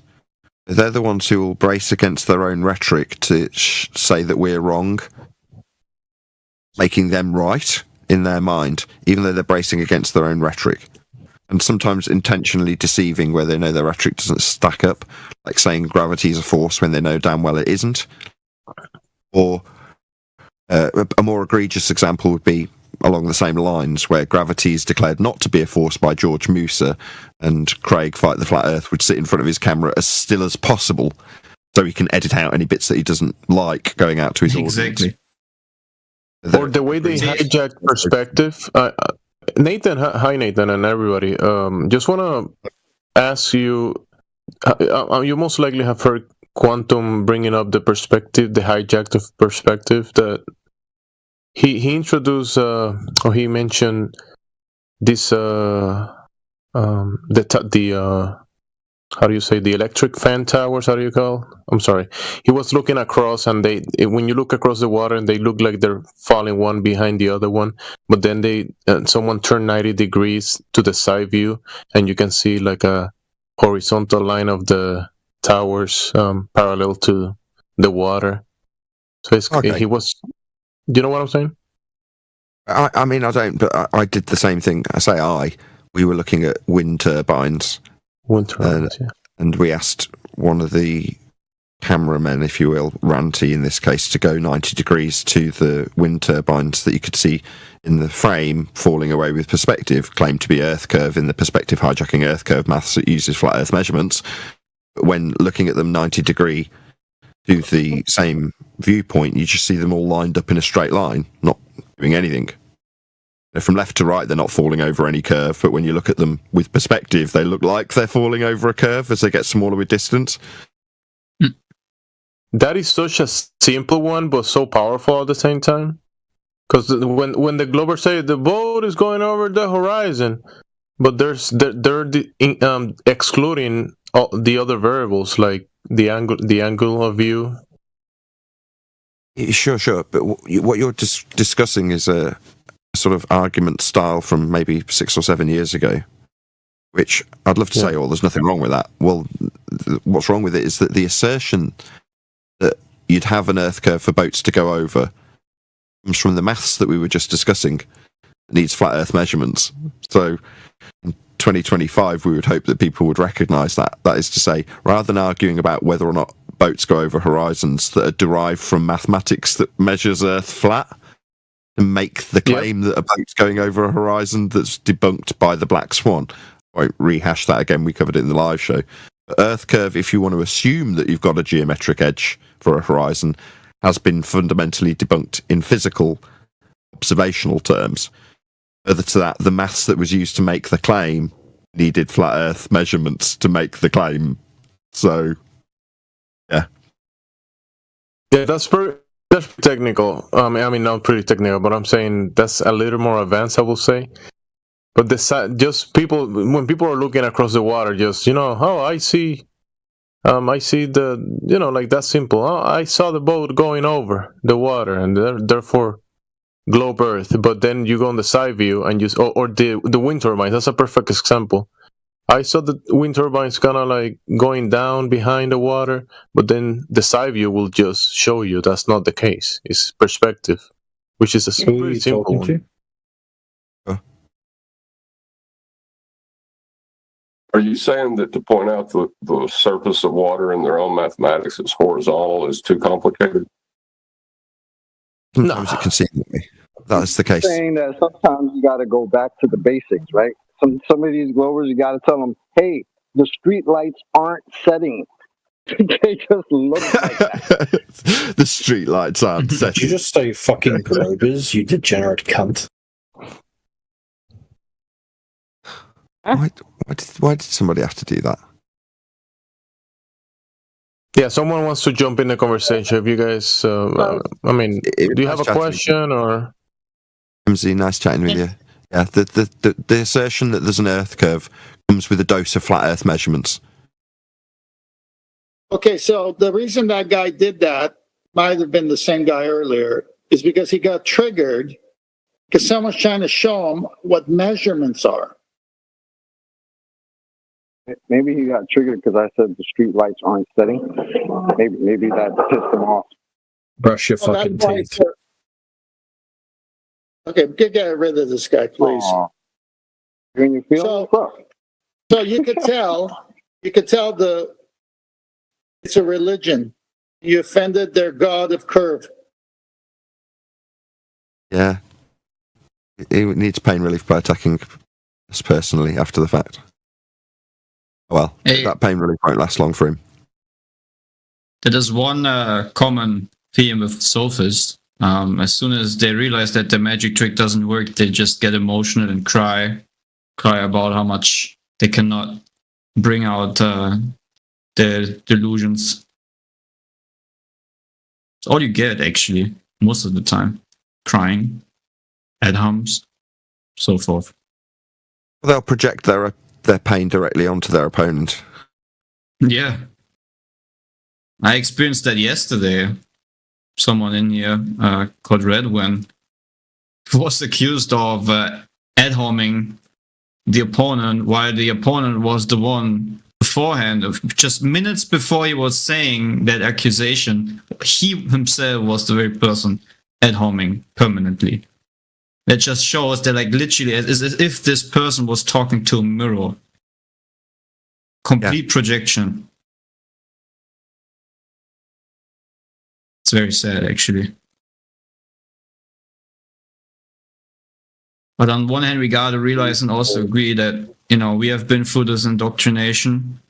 So in a sense, I also understand the psychological reasons of why many people who defend this act this way, right?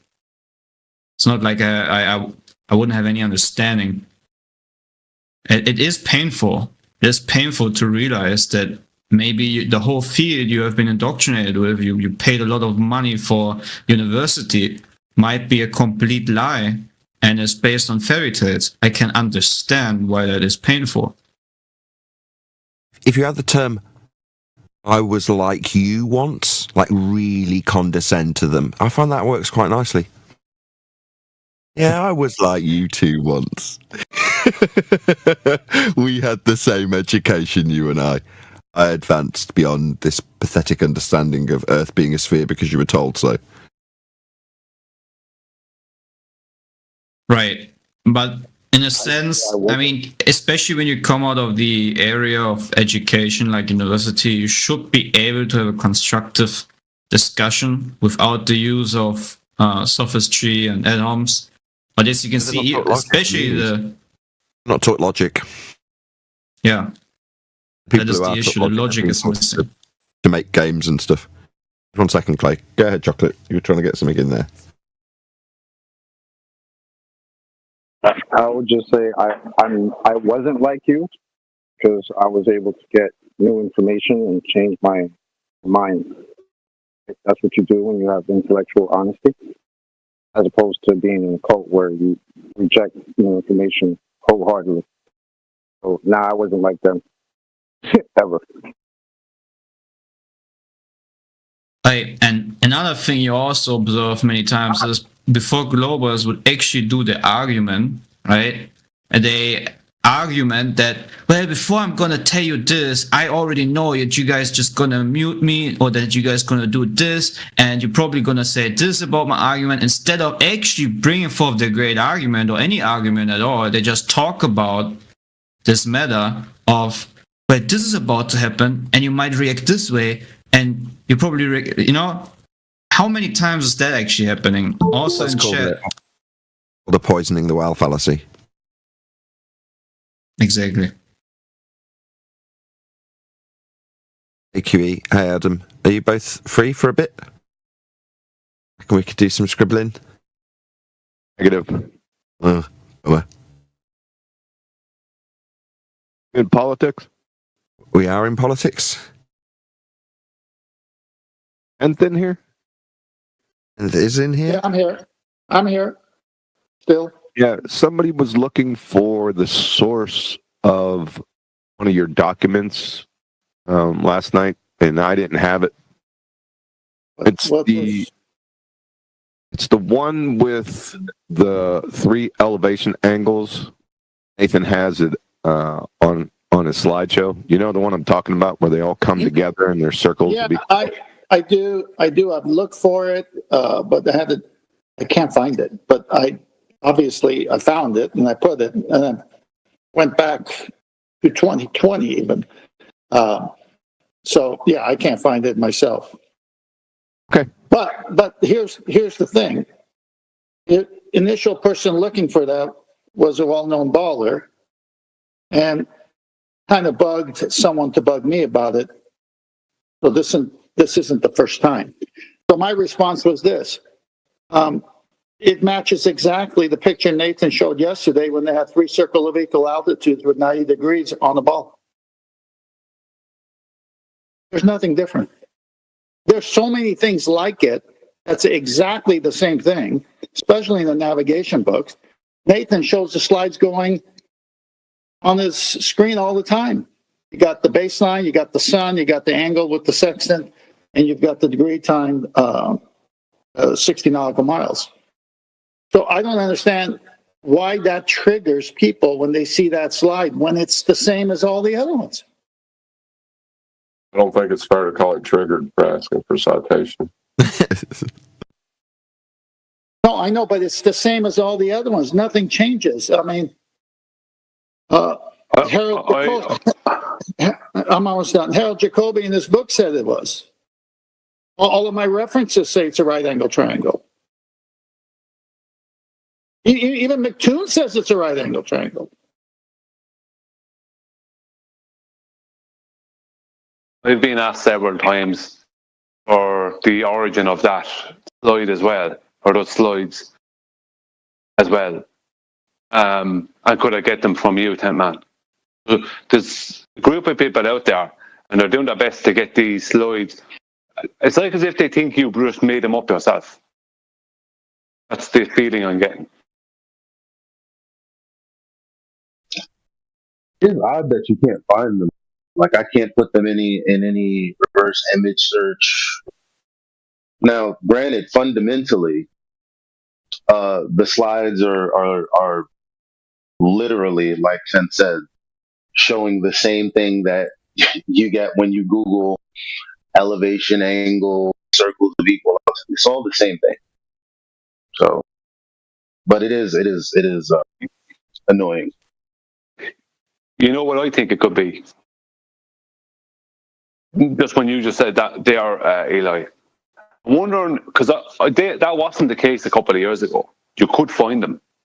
Right? I could find those. I haven't looked for them for years because I didn't have a need to. But I remember seeing them and coming across. I wasn't searching for them, but I came across them in my searches. I recognized them because they're the same ones as Tented presented to me. And there was a link to them and stuff like that. But I knew where they had come from. I remember seeing the source for that. I'm wondering if somebody got them taken down off the internet and now they're looking for Tent to give them the source, and since can't find the source because they got the source taken down, and this is a way of character assassinating Tent or whoever. But that's what they do. Yeah. Huey, are you there still before I ask Nathan to pull up the two slides and just send them in Master B? Yeah, I'm still here.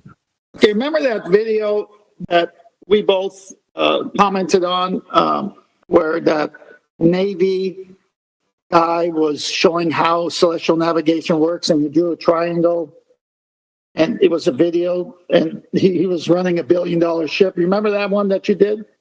Yes. Okay. You follow what happened after your critique of that video, and that was one of many videos I watched, but you're the first one that covered it online.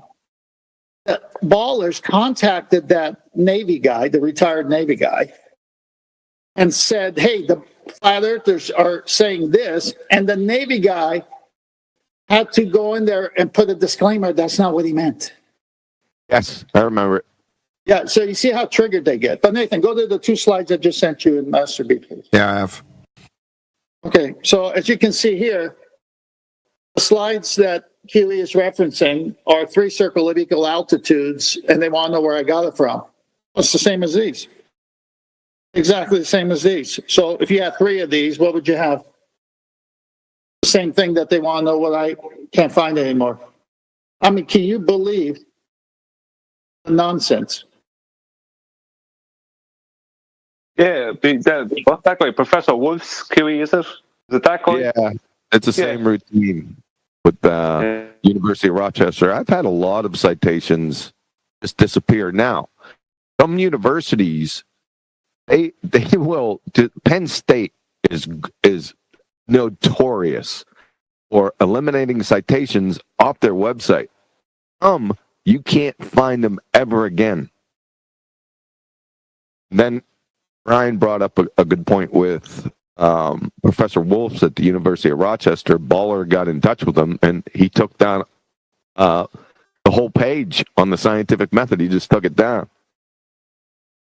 Like I said, he made a big mistake. A lot of people had cited that in their articles, books, and he got some whiplash, and they were up in another week. But yes, ballers get in touch with these institutions and organizations and say, hey, flat earthers here using your sources support their point, and they've all of a sudden disappeared.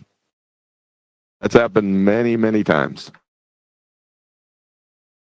And then you get idiots like Veach who will openly declare it. Oh, well, I'll do something about that. Why would you be such a dumbass as to say in public that you're actually going to do this? Well, yeah, what do you think is going to happen when we see that it has happened? Who do you think we're going to blame? It was on your channel, dude. Yeah. Remember underneath in your comment section? Yeah. I was slapping him around. And he said that.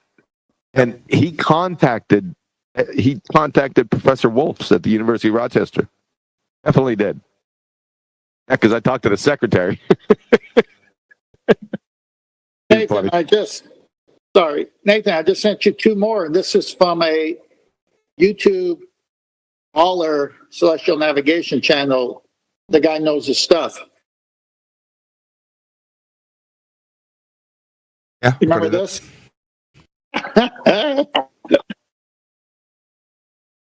I'm looking back in our messages 10th, just in case, because I've asked you for a lot of the sources.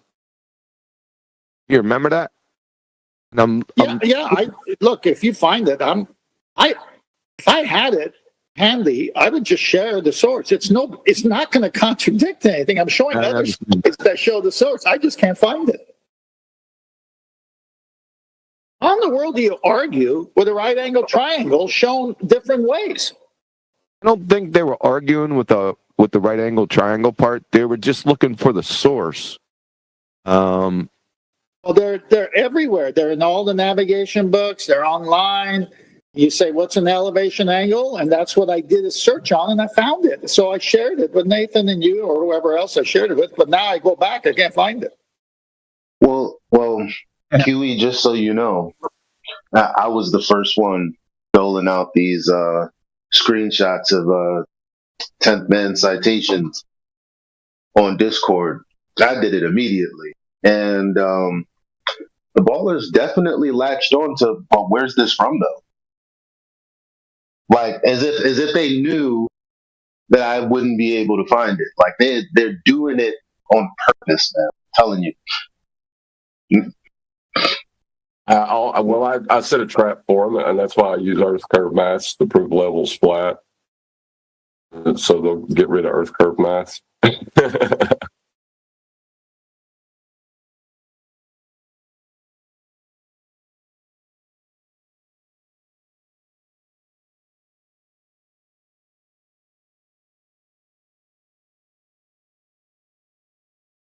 That wouldn't be a bad idea for them to do, John. Considering the current state of the situation, the best thing they could do is remove those mats off of online and allow them to be just taught to particular people. You know, that kind of thing. That would probably be a good thing. Because those mats aren't good for them. Because the horizon is not geometric and all the rest of it. So it probably would be a wise move for them to do that. All right, Brian. So, Nathan, I just sent you the picture that QE was asking for because that's all I got. I don't know this. I can't find the source anymore. S1, S2, S3. It's right there in Master B. Tell me if that's any different of a claim or statement or reference to anything of the other pictures I've sent. When you have three circle of equal altitudes and they cross at one point, that's where the observer is.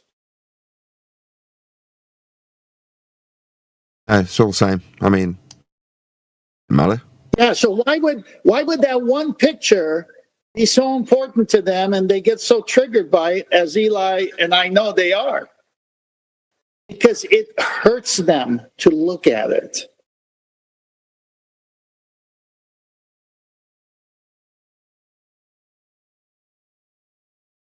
He must have made it up. Yeah, he drew that and said it was from a celestial navigation article or book or whatever. But that's not true. And then guess what? I go to YouTube videos, black and white, showing celestial navigation to show the same thing. In fact, I'll send you one of them.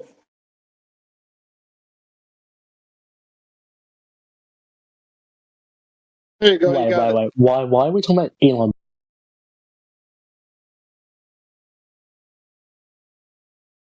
What was that? Why are we talking about Elon Musk? No. Eli.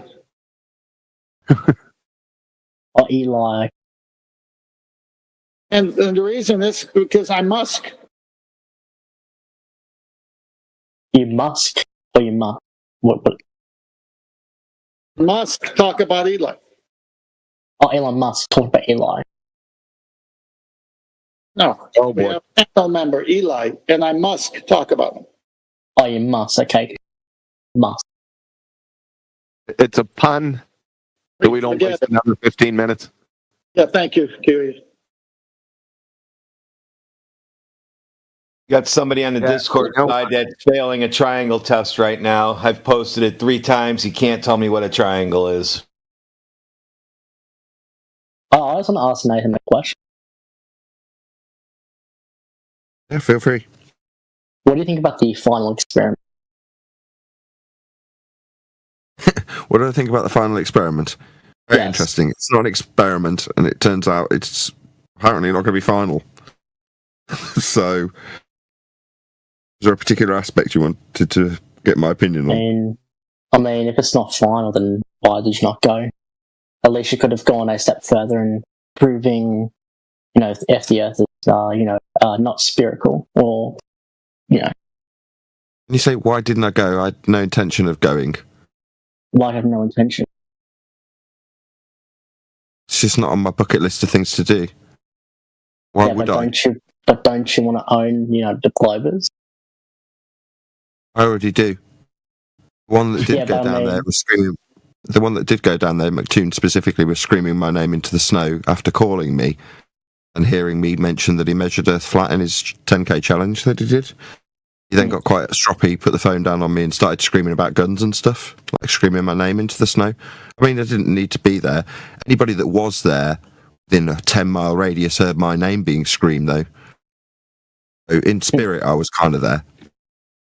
So, I'm just curious what happened, because, I mean, I've seen, I saw some old videos where you're talking about, the 24-hour sun, but now it doesn't really have an effect on if the globe, or if the Earth is a globe or flat. Question in there? Well, my question is that, what happened? What made you change your mind on a 24-hour sun? I'll just try that again. What's your question? Why did you change your opinion on a 24-hour sun? Nathan claiming there wasn't a 24-hour sun in Antarctica. Are you saying that you saw videos of Nathan saying that there wasn't a 24-hour sun in Antarctica? Yes, he said that years ago, and I'm asking what made him change. He was told that. What's the video? By somebody who... It was from I don't know, I don't remember the title, but I've seen it before. It was a few years ago. I'm just asking what made you change your opinion. What was the subject of the video about? What were we generally talking about in the video? We're talking about Antarctica, and if Antarctica could be the key towards solving if the Earth was flat. The video is about if Antarctica could be the key to solving if Earth is flat or not. That was the video. I don't remember making a video or being involved in such a video. It'd be the video where I interviewed Robert Shortman about being in Antarctica. Could that be the video? It wasn't an interview video. I just know that you said in the past that a 24-hour sun could prove that the Earth is a globe. You said it before. I don't know why you're pretending you haven't said it before. What was the exact quote then? Dude, how do I remember the exact quotes? It's like asking me to... You saw me say it. Oh yeah, that's what you said. You said that the 24-hour sun could prove a globe, right? That's basically these words. Sorry, it just sounds like you're making this up because I don't remember saying those words. I'm not making this up. Do you want to give me an exact quote then? Exact quote from a video I saw a few months ago. Just to clear this up, if you can't give me an exact quote, There is no other alternative in terms of what's occurring here, which is you are ipso facto making these words I did not say up, because it's not an exact quote. Therefore, it can only be words you're making up to paraphrase that which you think I've said. I'll just say that once more. You're just making this stuff up. I haven't said that, and you can't give me an exact quote. Therefore, you are making this stuff up that I haven't said. I did do an interview with a guy called Robert Shortman who spent a prolonged period in Antarctica and told me specifically he didn't see an Antarctic 24-hour sun whilst being down there and being an antipodal assumption. We point out in present times, that's to say not almost 10 years ago, would be necessitated to make this into some sort of globe argument. That's to say when you travel south, you assume you're going to the bottom of a ball. In terms of the Antarctic sun and whether or not it's doing a 24-hour circle, is irrelevant to us and our position that Earth's measured flat. That was affirmed by all the people who went to Antarctica when they measured Earth flat. My sentiment from 10 years ago when interviewing a man who said there wasn't a 24-hour sun, when perhaps repeating that sentiment after just being told it, doesn't seem that unreasonable. It does kind of seem like a straw man when our argument in the present is that Earth's measured flat, and that was affirmed by everyone who went to Antarctica.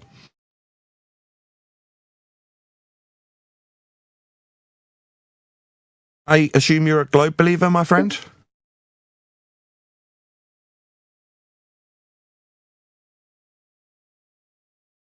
Are you a globe believer, my friend?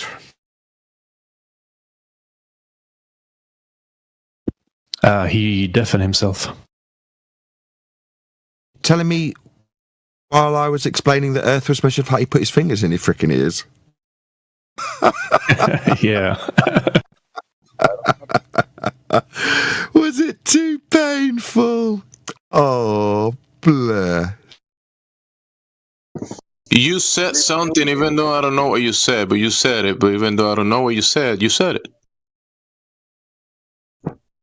Oh, I was telling him affirmed Earth's measured flat, and that he was representing something I'd discussed with somebody who'd spent time in Antarctica about 10 years ago as a straw man. Presumably he didn't like that. He wanted to make me look bad for having said something he watched on a clip from someone else's video and hasn't got the slightest idea where they got it from, so he doesn't know the context, so he'll just make it up. And when being called out as a bullshitter who's making stuff up I haven't said, he's put his fingers in his ears because he doesn't want to hear it. Yeah, I'm here to talk to you and ask you about what you said 6 years ago, but whenever you reply, I'm going to put my fingers in my ears. It was 9 years ago. 9 years ago. What's the explanation for the 24-hour sun on the flat Earth again? Explanation for it? Yeah. There's a 24-hour sun on a flat Earth as measured by the guys in Antarctica. There you go. There's the explanation. How, though? As measured. I just said, 5 seconds ago. What measurement? Like elevation angle measurements to the sun. Elevation angle measurements. If you go to a guy called... I'm answering you, Beck. Want to shut your mouth while I answer, or did you want to keep talking while I answer? Yeah, just answer. Elevation angle measurements. If you go to Beck, you talking while I tell you about how Earth's measured flat isn't going to change the flat Earth measurements I'm answering you with. Bro, I'm not talking. You like to stick your fingers in your ears, or just mute me while I'm explaining this to you. Mute me by talking through me, right? Beck, it'll make it easier if you just talk while I'm talking. Prick. Dumbass. Shut your mouth. I'm telling you, Earth's measured flat by all the participants of the people in Antarctica. Look at any of their measurements, Beck. They all measure a flat Earth. Do you understand? You managed to shut your mouth long enough to hear it that time. Right, so I'm talking about the sun, how do you explain? Yes, stuttering. Repeat after me. They measured the sun with elevation angles. You need a flat Earth for that. You understand? I'll repeat it if you don't. Wait, how do you so how is the movement of this? Repeat after me, stuttering. Don't just stammer a question that you don't know how to form. Don't ask me something. You're trying to form a question. I can understand what you're doing. Stuttering around a question you don't know how to ask.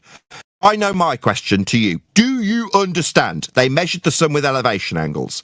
If the answer's no, I don't know what elevation angles are, I can define it for you. I'm clarifying what they measured in Antarctica. It was a flat Earth measuring the sun with elevation angles. Do you understand? Third time. flat Earth, right? In your model, there shouldn't be a 24-hour sun. Why is he yammering? The server moderators are having to mute him because he doesn't want to listen. This is metaphorically him sticking his fingers in his ears because he's just talking while I'm talking, so he doesn't have to respond to me. I wasn't even talking. You useless to us, Obek. You're going to be removed permanently from the conversation because you're not having a conversation with me. You're chanting about your questions after I've answered something. You can't respond to. You can't cope with what I've told you. You can't paraphrase it back and you can't even listen to it. And now you've run like a glurf bitch. Nathan, he strawmanned you by saying your model of Earth. We don't have a model. No, that was in between. No, that was in between server moderation because he was talking constantly whilst getting the answer. So eventually the server moderator stepped in and muted him. So at least my recording got to hear it because he weren't listening. And the moment he was taken off server mute, he started babbling about a model because he'd been talking incessantly. That's their only tactic. When we were talking about projection earlier, that's when they later go on to say that I'm muting them. They don't shut up till they get muted by, in this case, not me, completely neutral platforms moderator. But after the fact, they still do this on Friday shows. They'll say, Nathan muted him, that's the only way he won. What, in a moderation team that I've got no control over? No. The guy just didn't shut up and didn't listen. It's happened twice. Let's see if we can make it a hat trick. Next. Sorry, Brian, or was it Chocolate? Both. It was me. 24-hour sun, guys. Go. Sorry. I was just going to say that I don't know about this second guy, but the first guy, he had the tactic of saying things but kind of slightly underneath his breath or with a bad mic, so you wouldn't pick up on him. But because you then don't contest what he said, that means you agreed. So when he said that you had said years ago that there wasn't a 24-hour sun, you didn't hear him say that. And because you don't contest it, then they can then claim that because you didn't contest it, that means you go along with it and agree that you did say that. Well, I did. He also, but it wasn't specifically you. No, it was. It was that you were going off of information from someone else who was worked there. But it's a quote. You can quote me if he did, which he didn't. Quote me verbatim. You can put quote marks around that sentiment. There is no 24-hour sun in Antarctica, which affirms the flat Earth model, or something like that. They can put quote marks around me saying that. He didn't. He said, and that you said then that if there was a 24-hour sun in Antarctica, that would mean it's a globe. And I don't know if you heard him say that part. Yeah, I did. I heard this straw man. Did you? I did. I ignored it. It's like a new tactic they have or something where they say something, and if someone doesn't reply to them or hold them on it or hear them say it, that means that they agree. Because all they have is an agreement ladder, these people. They either have abuse or agreement ladder most of the time, that's it. And they're trying to get you onto an agreement ladder, put you on an agreement ladder that you have nothing to do with. Yeah. You know what I mean? Remember, the previous example of that was me talking to Anthony Riley about the observation of a light from a lighthouse 30 miles away on an island. And when I was there at, where was it? St. Bees. It was Spurs Chemo, me, my wife, Anthony, and his missus at the time. We're all talking about it, and I'm taking the globe position, like as devil's advocate, and suggesting how they might combat the argument because it's one pixel flashing in a videography. Crap, basically. And I said they'd turn it into a perfect globe proof. Now, my argument actually sat in front of them at St. Bees was that they'd suggested it was like the Batman signal coming out to a certain point and you're seeing it at that point, which is much, much closer to the island. You're not seeing it where you're seeing it. That was my argument. When Anthony wanted to release the footage, I'm like, don't release it. They'll just call it a perfect globe proof. This is back and forth in Skype or something. But Anthony Riley's got his screen shared and some guy screen caps it, guy called Cat Earth, starts presenting it like Nathan said there's a perfect globe proof out there. Like, okay, well, that's literally what it says on the text. I'm there, Nathan, person writing the message. Or that's the perfect globe proof, I think is how I'd put it. Something like that. I can't remember exactly how it was phrased. They've taken that for cope.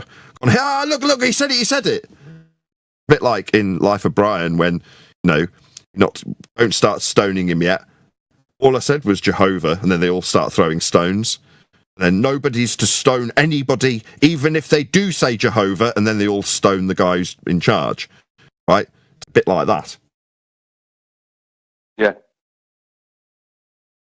How would you making an incorrect assertion 10 years ago have anything to do with recent history? It doesn't matter. They want that straw man. They went back 10 years to get it. The fact that they got it is all that mattered. I've seen recent critiques of people where they've been involved in various drama on YouTube, and people have critiqued others in similar circumstances for the same thing. You seriously saying you've gone back 10 years to get this guy who was sponsored by a certain type of food company that he now stands against? And you're going to say that, look, you promoted it and endorsed it as a sponsor of your channel 10 years ago, therefore you're scum. Yeah, that's what people will do when they're reaching, basically. Well, in this instance, there's a context that I don't care. They want to use this for cope. 10 years ago, they've dug out a comment where I say, there will be people stopping you if you just try and go down to Antarctica. I'll stop you with guns. Again, I can't remember the exact quote. It's a long time ago. But the sentiment you can take out of context and put it up against them telling me in the Antarctic snow, look, there's no guns here. In their mind, that'll be a really glorious victory.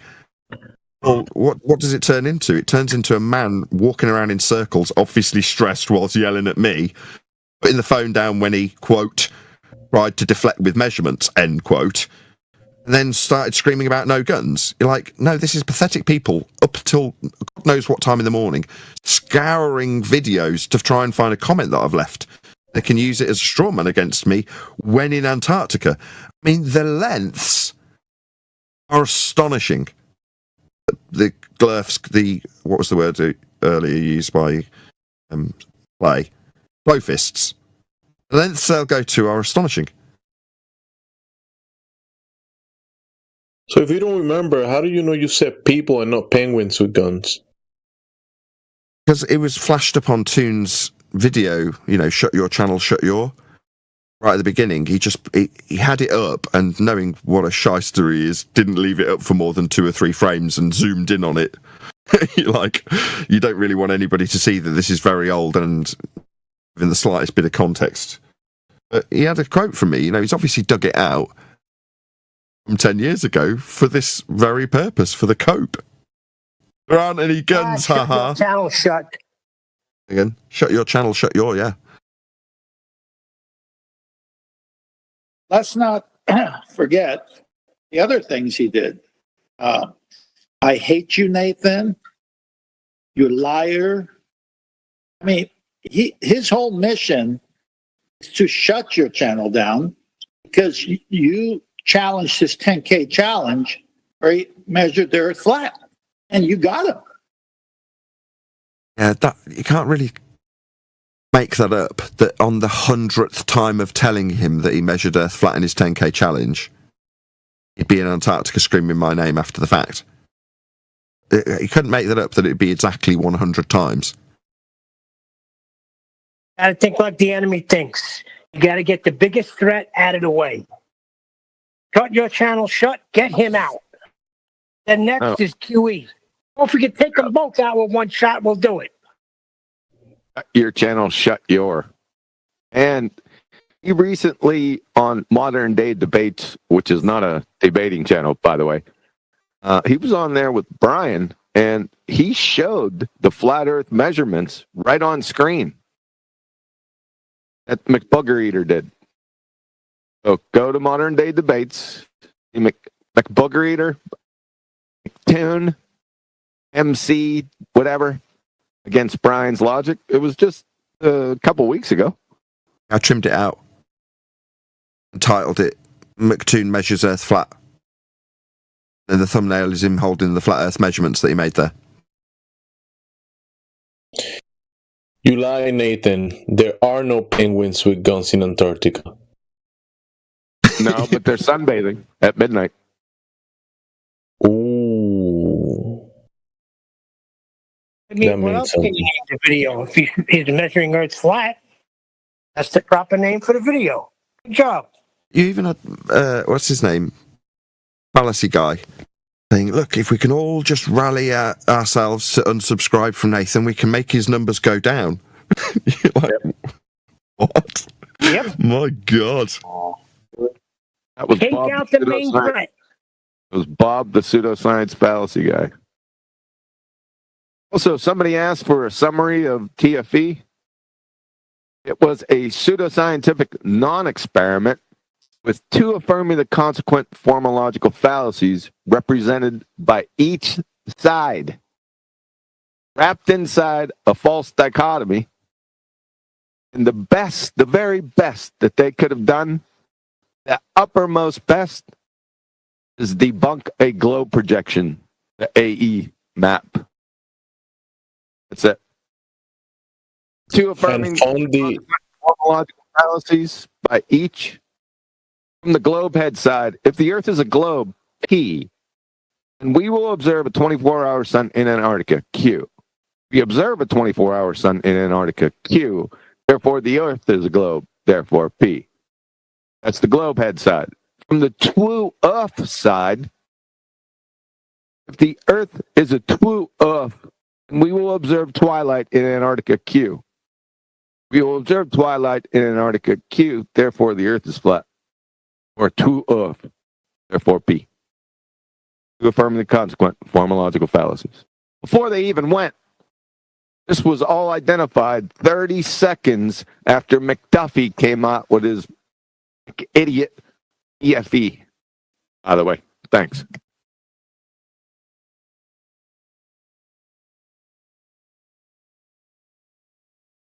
Right, it's been tremendous fun in politics. I'm just going to bid everyone farewell and thank them for having us, unless there was any last fundies that wanted to get in before we toddle along. I'd like to comment on QE's thing. I have a question for Nathan Oakley. Is it rude? No. Then go ahead. So I've heard about you. Are you like one of those talk show guys like QE? He's a talk show guy. That's funny on multiple levels. Well, I've seen you in here a couple of times, but like you rarely come in here, so I'm just wondering, like, are you one of the do you usually just do talk shows? Yeah, I'm running a show. Yes, that's right. Okay. Nathan, I linked you the video where you say there's no 24-hour sun. You've dug it out. Did you want to give us it verbatim? Is that something within your means or abilities? It's in the chat. Is it within your means or ability to read it out verbatim or not? So your mic does work. Go ahead and read it for him. Give me a sec. I got it working. Thank you very much.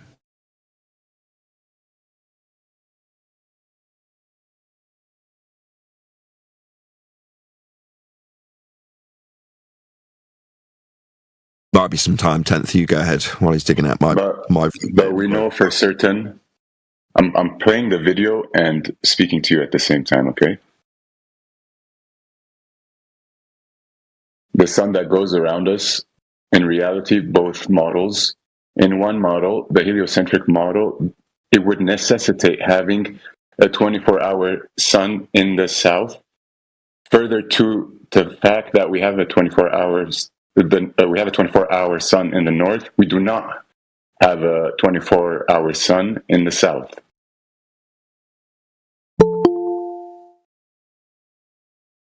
Can you say that again, but in English?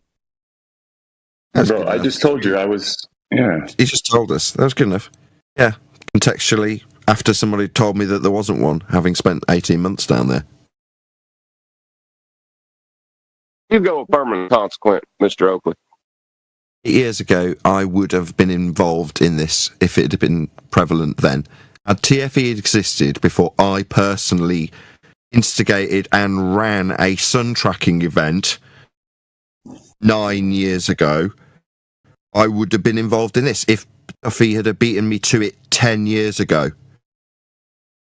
But while I'm discussing with a guy that said he didn't see one, I'm affirming what he's just told me and putting it into a false dichotomy that we now pull apart 10 years later, yes. Oof, man. This is rough, though, talking about their model versus ours. I'm going to post it in chat now. What are you going to do? Indict me for 10 years ago? No. It's funny though. Oh, statute of limitations is 7 years. You're There's no free. statute, right? I'm not saying I shouldn't be indictable, but what I'm saying is, if you say, so 10 years ago, you basically bought into this fallacy. Yes. And what's your point? Where'd you get that slide? How dare you? You don't know. If you don't know, you don't know. You just didn't know then. How it does. We deal with it now. Yeah. Now I, on a daily, explain this fallacy to an audience that I've garnered since then. Back when I was tiny and had no subscription base whatsoever. No influence over anybody back then, but they're all telling me, oh, you've been saying this for years. What, you mean it's been published for years? Yeah, that doesn't mean I've been saying it for years, but they'll convolute what is actually the case because they need cope.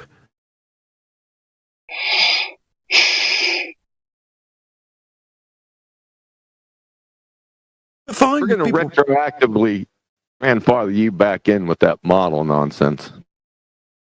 Yeah, you should have known. In other words, how dare you? Once you get somebody to affirm that they understand their incorrect assertion about a globe projection, at the point that they concede, you then say, but retroactively, I can punish you for this forever, even though you concede how wrong you are at this moment. You will always be retroactively punishable for this offence. Correct? Yes. Yes. You mean, no, that's entirely unreasonable. You don't think that we're going to give you crap about this for the rest of your life? Because yes, because obviously you'd need to do that because nobody else would be seeking this out from 8-year-old videos to do in some context that they need cope for. I think it'd be helpful if everybody did it. I'm gonna look it up, clip it, and start posting it everywhere. Near that. Hey, just as I recall, every time I heard you ever say it, you always brought up Robert Shortman's testimony.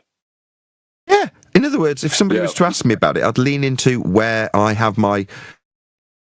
I hesitate to use the word knowledge, but that's where I would cite it from.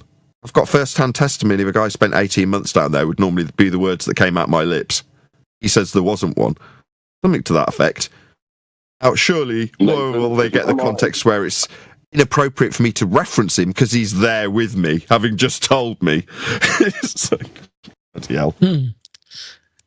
Look here, Nathan. If my mom can bring up for 45 years straight that she used to change my diapers, I can tease you about this. It's funny how Your mom's going to have to wipe your ass, John. I'm going to point that out every time you do it. It's funny how scripture strikes again. Damn is a man who trusts another man. And is the man what? Damn is the man that trusts in another man. That's profound. Did you guys hear about Nick? Go on, Tenth. I'll sneak my pun in again. I'll try it again. Hey, Tenth is trying to get in here. I'd suggest to let him in. Thank you. Refractive curvature said something about diapers, and I said it depends. Oh, brother. Had to be a pun, right? Over talking everyone. It's too late. Well, you know what? 8 years ago, I said a pun, and now they're holding me to it. Oh, yeah, that's what I was trying to draw absurdity to it, but I don't know if that worked. I'm going to round out. I just feel like... Why? Because I'm at that point where I just feel that sense of slight despair.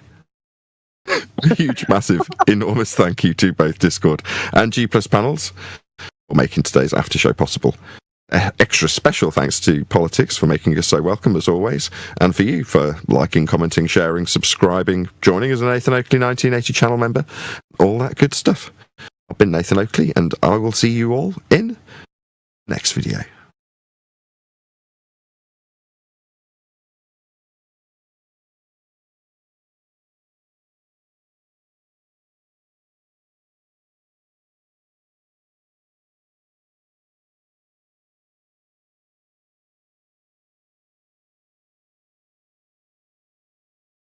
All right, Globies, come out and play.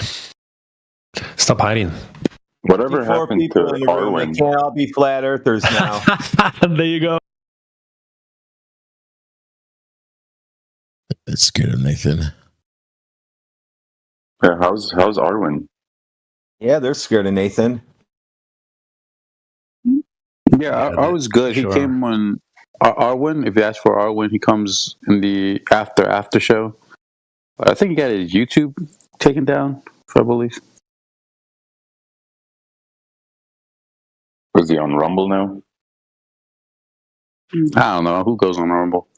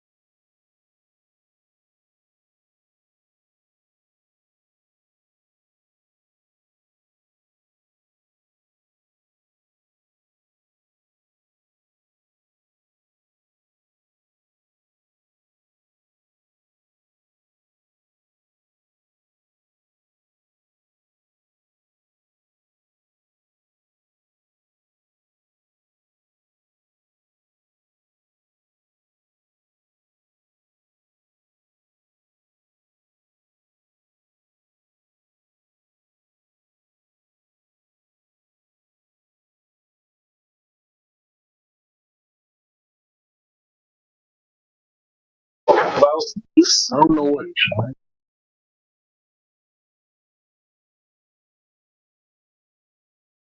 Yeah, Elijah, you're hot micing.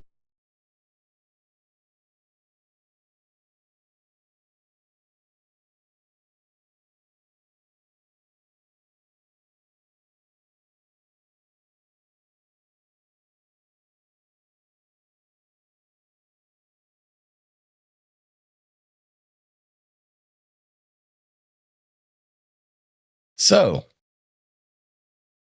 what do we have today?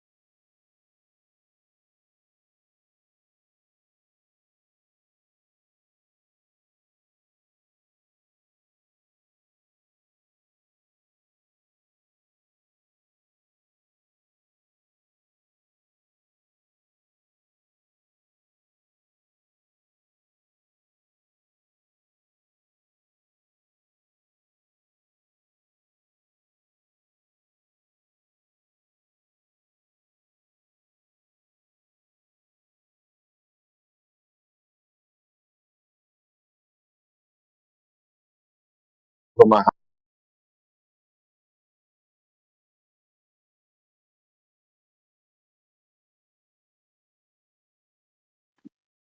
Habara? What?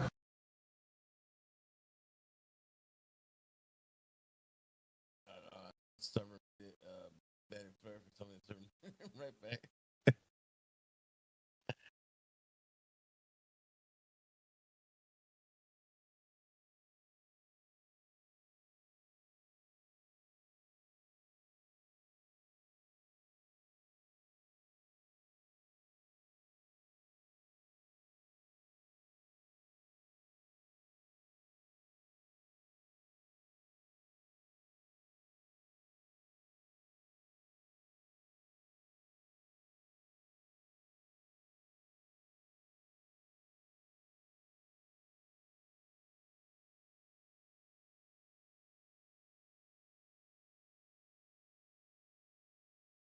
Oh shit, what's up, Viking? How you doing, brother?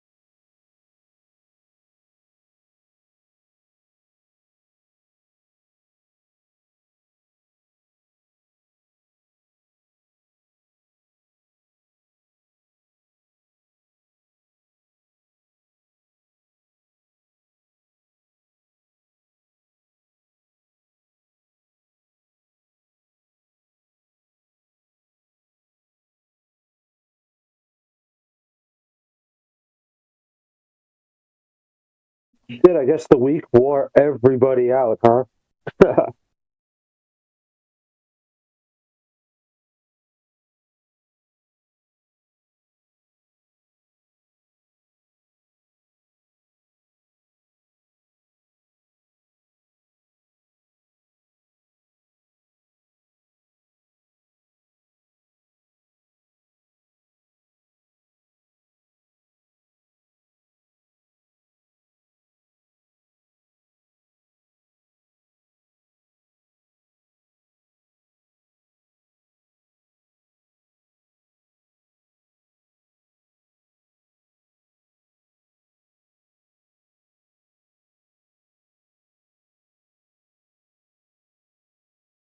Hello, can I ask a question to a flat earther? Hello, darkness, my old friend. Someone Yeah, here? shoot. Oh, Yeah, sure, So- sure, bro. Where are you going? I wanted to know, like, I've seen a model where the sun was basically shining down like a projector, and I wanted to know, is that a model you believe in, or how do you, what do you believe in? Like, how far is the sun away? Who made the model? I don't know. I was just looking up on Google Images, and I saw Google Images. Yeah, and I saw like a sun not too far away from a disk, and it was shining down, and it looked like it was just like a dome, like like flat surface, like a snow globe type of thing. Wait, let me see if I can find. I think I still have the picture here. Oh wait, no, my friend was searching it. But Google's not gonna show you. Can I just say I'm a flat earther and I fucking love you guys. I love what you do. Keep it up. Nice. Yeah, relax, lovely boy. Or like, can somebody explain to me what's the newest most like agreed upon model? There's none. Oh. It's there more are about the questioning. individuals. There are individuals making their type of conceptual models or whatever you want to call it.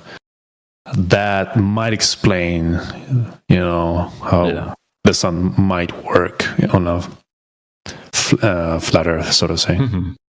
Why we were looking into it is because my friend wanted to make an animation, for a flat Earth, how it would work. But if there's no agreed upon distances, because one I read, it's like the sun is 200,000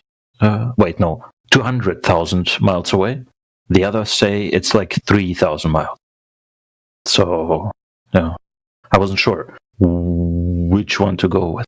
But do you guys have one you believe in? Like, not necessarily, no. Okay. Because you're talking about things in the sky. Yeah, that we it's just hard to measure, of course. Yeah, we just observe them. We can't really get to them and see, are they actually there, or is it just an apparent position for it? Maybe it's not even a physical position for it. Who knows? Like, if we're gonna be exploring, like you can't take a measure stick and then measure how far. Obviously, yeah. You can triangulate the apparent position, but like I said, that's we don't know if that's the actual position. Nobody knows. We can't get there to it to verify. Yeah, in that sense. Because from my point and why I understood the Kegel method, or like the projector type of shining down, because for me, if everything is flat and there's a ball of light, right? Maybe it's not a ball, right? Maybe it is some sort of projector. But I'm saying it looks, or we think, globe theory thinks it's a ball, right? It's a star. So it would project light into every direction. And it would mean for me, if I'm far away, I would still see it, but really far away, basically. Don't forget it's dying. Oh, yeah, they believe in it. Yeah, you're dying star. Sorry, what? No, I just think it's funny that you think the sun, you're convinced the sun is not only a star, but it's a dying star. I just think it's funny. No, I said that's what they believe in. No, yes, I do think it's funny. Sure, but I don't believe in that. Right? Why are you saying I do? Well, you're trying to pin down some sort of distance to the sun. Yeah, I'm telling you. You believe it's 93 million miles away, right? Even though they've changed that number up recently. How far is this star? Who? Like in the globe theory, it's 150 million kilometers. In the globe theory. Yeah. I don't know. You just said you and your friend were going to make a model of Earth, and you're talking about a star. Yeah, a flat Earth simulation, right? How it would work in a It seems to be some sort of pro bono setup. Oh. Some sort of that seems to be the arrangement. I don't know. My friend just got interested into this because I showed him this channel. I was in here once. Tell him the son is working on some sort of pro bono arrangement. Can I talk? Sure. Okay. Can you relay that to your not friend? Listening. I don't know why you interrupt. You're not really listening, but all right, I guess I'll go back to listening. You seem to be chuckling about the idea of a near sun or this distant sun or that distant sun, but good. From what I understand, you basically say I have too much assumptions about the sun, and I'm going in with too much baggage. You seem to be demanding someone to have some sort of omniscient answer I'm not. Of course not. Oh. But no. That's why I was asking if there's a consensus understanding. You've asked twice after you got I don't know or no claim has been made. Anyways, go on. I think you feel attacked for some reason, and that's why you're intervening. No. I don't feel attacked. I was having a chuckle about the idea of the sun being a dying star. That wasn't even part of my question. Okay, just go on. What do you mean? Go on, bro. Thank you. So I think Quetzalcoatl. I was talking to you, right? Are you still there? Yes, I'm here. Wait. I was talking to you? Nice. Just kidding. I was listening, but Yeah, you were talking to all of us. Yeah. No, I think I was talking to one guy first. Yeah, you were having a conversation with one person specifically, but yeah, I was listening to you talking. Yeah, that's fine. So Gemzi, yeah, I think also my friend had too much assumptions. That's why, going into this animation, it was just a weird idea we had once we joined this channel once. I was in here maybe like 3 weeks ago, and I was talking to let me think. I don't think he's in here. But basically, he told me about how he came to this. And for me, it really felt like some sort of, Hello. I'm like a Buddhist sort of non-dualist, right? When I found this belief or like those kind of things that you can find out for yourself, right? It's how do you say? You observe your inner life more, right? And you kind of introspect. That's what you do. So it's kind of the same. It sounded the same for me because he was so passionate about it. He was so caught by it. That's why I'm interested in you guys. Like, well, it is not. Let me give you just a quick breakdown of it, right? So we don't claim that the Earth's a disk in space. So please don't put some sort of flat disk Earth floating in space in your animation. Okay. We don't make direct claims about things we can't validate, right? Such as the sun and the stars and things like that. And Earth, right, presents itself as flat, right, to everybody. That's the base reality, right? That's obviously not proof that it's flat and non-moving.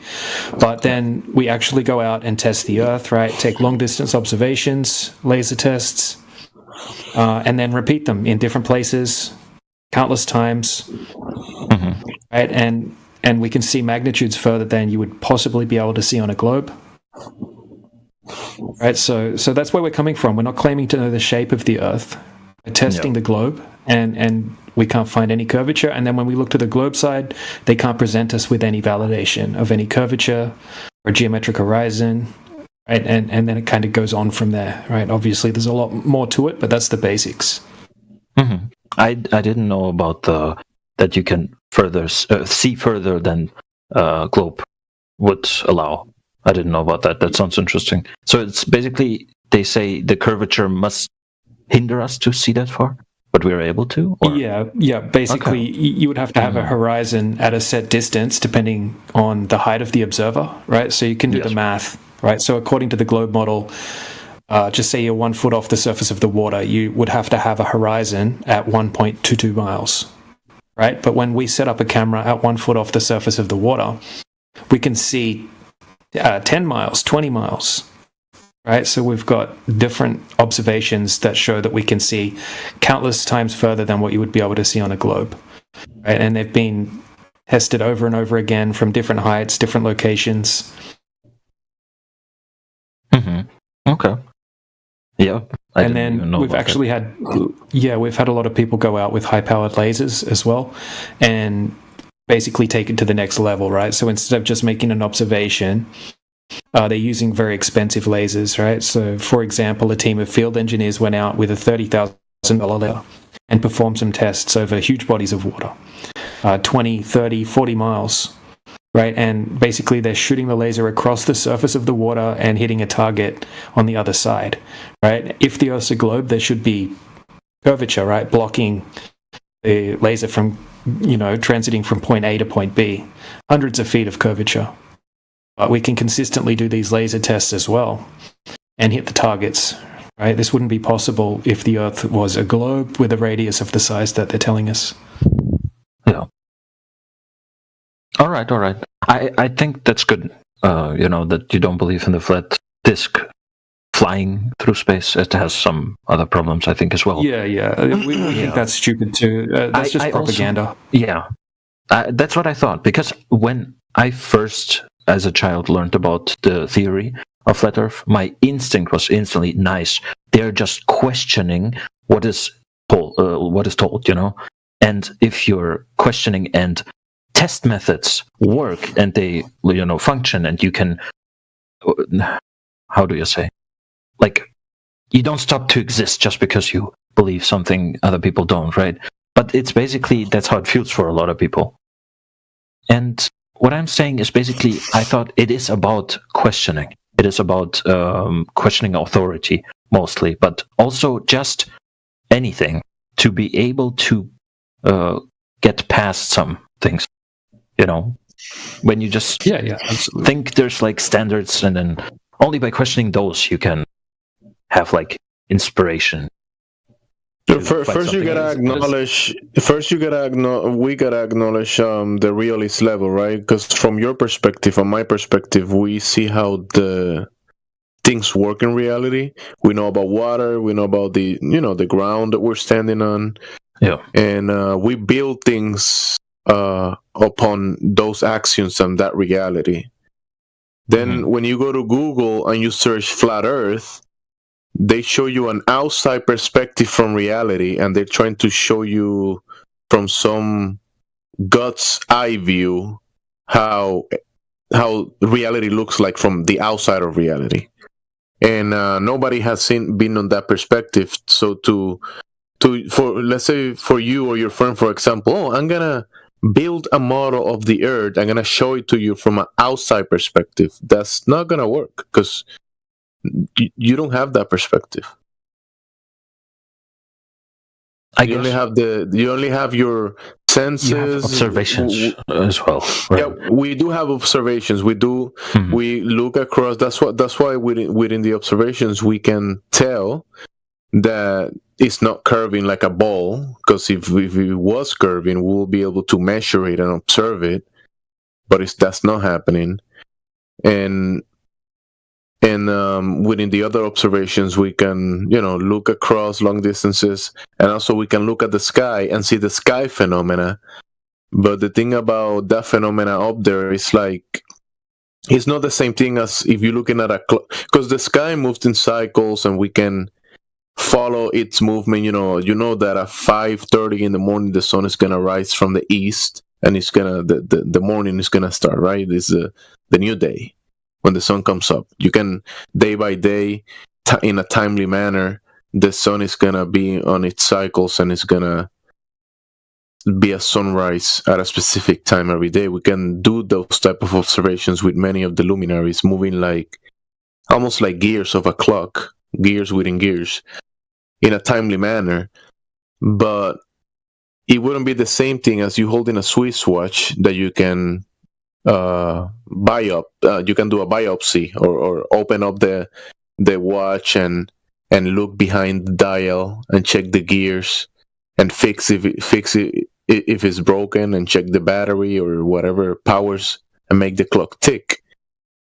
From the sky above us, or the luminaries or the heavens above, whatever you want to label it as, we can't do that. We can't go up there and escape this place, this reality that we find ourselves in. We cannot escape this area to go up there and determine how that actually works, to be able to build, like I told you, an outside perspective model, like the one that you looked in the wrong one that you look in Google, right? Oh, flat disk through space. Like that's just a cartoon. Mm-hmm. Someone imagined that. They actually never seen that. Why claim it's flat all round then? Why even claim what it is? Why not just say I don't know? I don't know. We say flat is a description of the surface, and round and flat are not mutually exclusive. You can have a flat round table, right? Or a frisbee, a coin, pizza, right? So the thing is that when people say flat, it's a description of the surface that is not curving, horizontal. Yeah, but if we can't see from above, we wouldn't know either way. We wouldn't know. No, that's just a claim. Because remember, in reality, you know how balls work. You know that if you hold the ball in your hand, You know how balls actually, you know the physics of balls and water. So from the realist level, you know that water functions a certain way, and then balls, you could do certain things with balls and water. But if you combine that and make a cartoon about balls and water, and you make a physics in the cartoon, and you say that water can be attached to the ball that is spinning in the vacuum of space, you cannot demonstrate that in reality. Even though you can draw a cartoon of that, you can say, oh, the earth and the water that I'm experiencing in reality, when I draw the cartoon of that, in this cartoon, water and earth are doing something that they don't do in reality. And then you say, therefore, it has to be truth. Yeah, the same applies to claiming anything about massive things where you can't just demonstrate it right in front of you. Massive things? You can't. Yeah, if you're saying the Earth is some massive surface of unknown size, who's saying? Like a flat plate. You're saying the Earth is so how massive is the Earth? Well, are you maybe thousands of miles from me?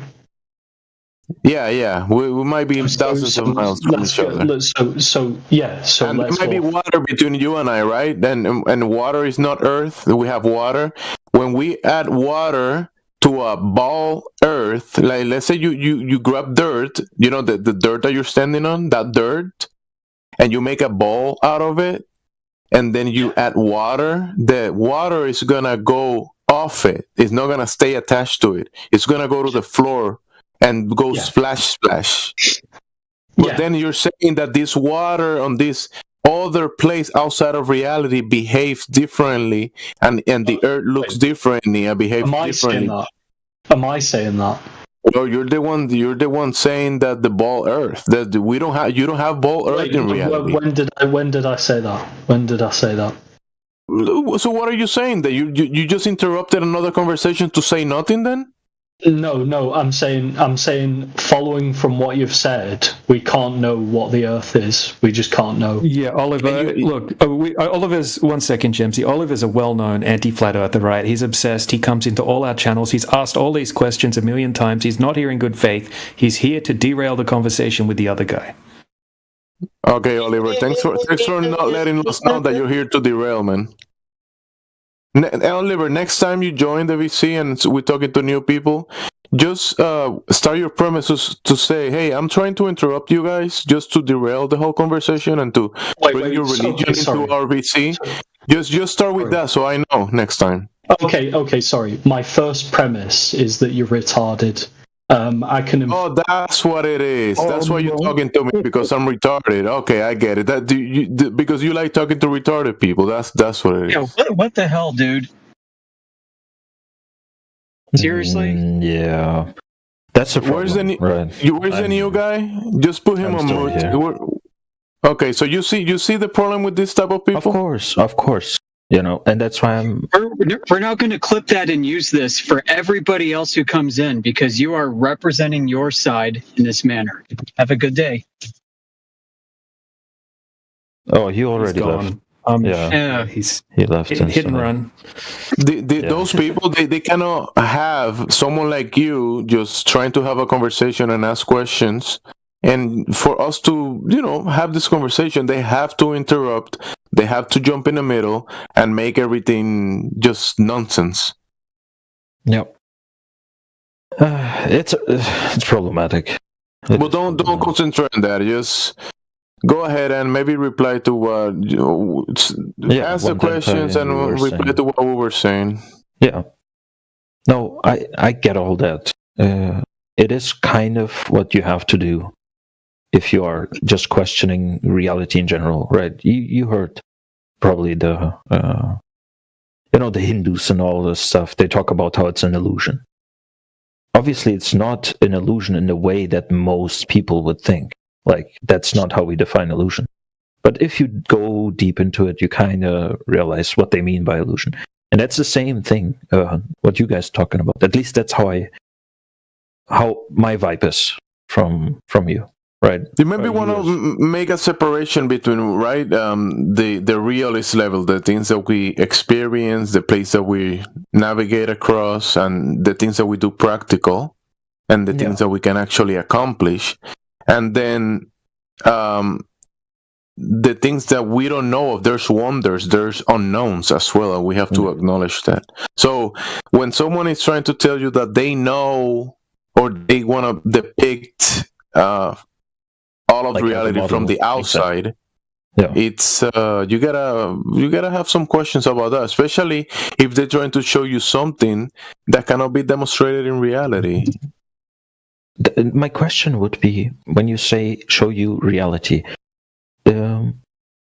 you don't think we will one day be able to go to like way up? Or yes, we do go very high up. I mean, I haven't done it, but there's equipment, high altitude balloons, and we're in the ground, and from the reports, they dug below the ground, and the claim is they were only able to dig 7 miles, right? So the Russians, you could made it. Yeah, you could put that as let's say that's as deep as we know about the Earth, right? Mm-hmm. And even the Mariana Trench, one of the deepest holes in the world of water in the sea, is about that, like 8 miles, so 7 miles or something like that. So it's about the same depth, or so. You see, if someone is saying that they know what's beyond that, that's a little I don't know. Speculating, right? So the same thing with speculation. So when we say, if we had to assume stuff to be able to think, or to be able to quote unquote know how planets and how stars work, right? They had to invent all of this, obviously.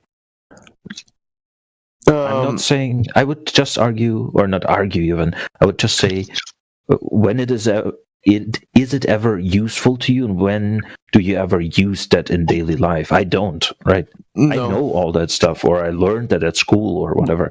But the things that people talk in here are actually used in reality, like the horizontal frame of reference, water level, the Earth is motionless. So even the airplane engineers that make airplanes, they take into account reality, and they build upon that, because whenever they build an aircraft, they want it to be safe for their families, for themselves. They want the airplane to work in reality, and people build upon that and make things work practically in reality. Yeah,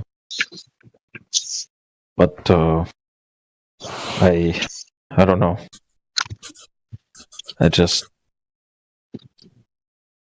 You do know a lot of things. It's just that maybe the questions that you're trying to formulate, just if you want to know about reality, it's out there. There's many topics, there's many things that you can learn about, and that stuff works. And then there is the fantasy side of things. You can go to Hollywood, cartoons, or if you want to search the cosmology of the globe that people claim, you can falsify the globe.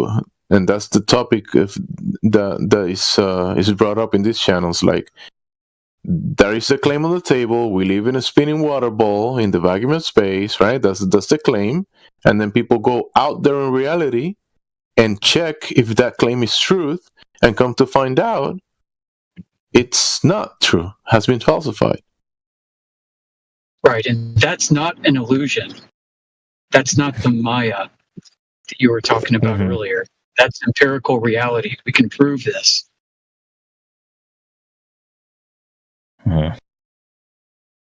So, is there a big delusion or illusion above even this? Probably, but we know for a fact that Earth is not a globe. And the strongest argument would be the one that of the curvature, and was anti-globalist was saying, right? Or what is, for you at least, the one that sold it. Nobody has seen the globe or can prove that the globe that they claim exists does exist in reality, because the globe has very specific claims to back it. very specific dimensions and behavior. We can test for that very simply. It does not require institutionalized science in order to do. Anybody can go discover this truth for themselves. That's okay. the weird part. Mm-hmm. But do you believe we can go to the moon, for example? I don't care. No, because I would, if we one day I don't can care, go honestly. there, but I would like to know how it would look from the moon to the Earth if we one day will be able to go there. Like everybody of us, you know, like just a trip to whatever. Maybe you can, maybe you can't. Yeah, because maybe it isn't even a thing, like a solid thing, right? Maybe it's not. If none of us was there, we don't know. But there's like, and maybe it is. They're claiming there's like mirrors on the moon, right, where you can shoot up a laser and then it comes back in 2 seconds, and that's how they measure if the moon is like shifting. Right, and we know that can't be the case either. Well, why not? Because for them to get to the moon, they would have to contradict everything we know about natural science. I mean, I don't understand. Because the environment that they claim to be in can't exist. It contradicts everything we know about testable reality. So what are we supposed to do with the claim of moon reflectors when we know they couldn't have gotten up there in the very first instance? Well, I mean, we can dismiss it by just discussing and demonstrating what we know to be true. I mean, I think if you buy a good enough laser, you can shoot at the moon yourself and find out.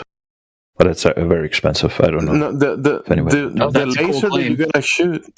I'm sorry, real quick. I think you can get a laser and shoot towards that area of the sky, right? Mm-hmm. But the actual claim that they're saying that the moon is there's these reflectors and the moon is 300,000 miles away. Think about it: shooting a laser to the moon, and if that was the case, you will have companies drawing their labels on the moon so people can just look at it. The moon will be like a propaganda. You know, when you go through the highway and you see the propaganda sticker, the billboards. Yeah. If you were able to if companies were able to shoot lasers to the moon and do things on the moon with the laser, they'll be drawing their company names on it, and you'll be looking at the Coca-Cola on the moon. That doesn't really follow in my case. I know. I'm just saying. I'm just adding that crazy stuff. But the thing is, the moon is an observable phenomenon. They can make claims. You can probably you don't know the medium. How do you know that if they're bouncing because MIT was bouncing supposedly allegedly lasers or equipment, they were bouncing this stuff off the sky before the reflectors on the moon, right? And 1962. So when they say reflectors are required to bounce off of the moon, but what about doing it before the reflectors? So you don't know if you're bouncing something off. What if you're bouncing something like the ozone layer, or I don't know of that, but whatever, right? It's just that people can do stuff and then claim like, yeah, I bounced this off the moon, and the moon is 300,000 miles away, but it's not necessarily. Anyway, go ahead, Amish. I jumped in the middle.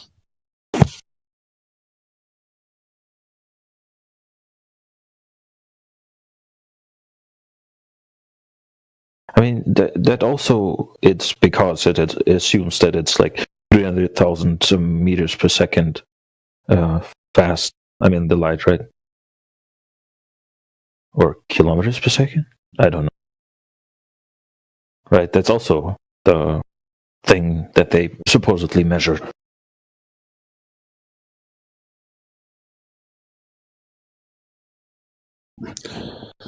So see, no one is replying. So the thing is, right? So people observe the luminaries, the sky phenomena, with telescopes or shooting waves or lasers to the sky.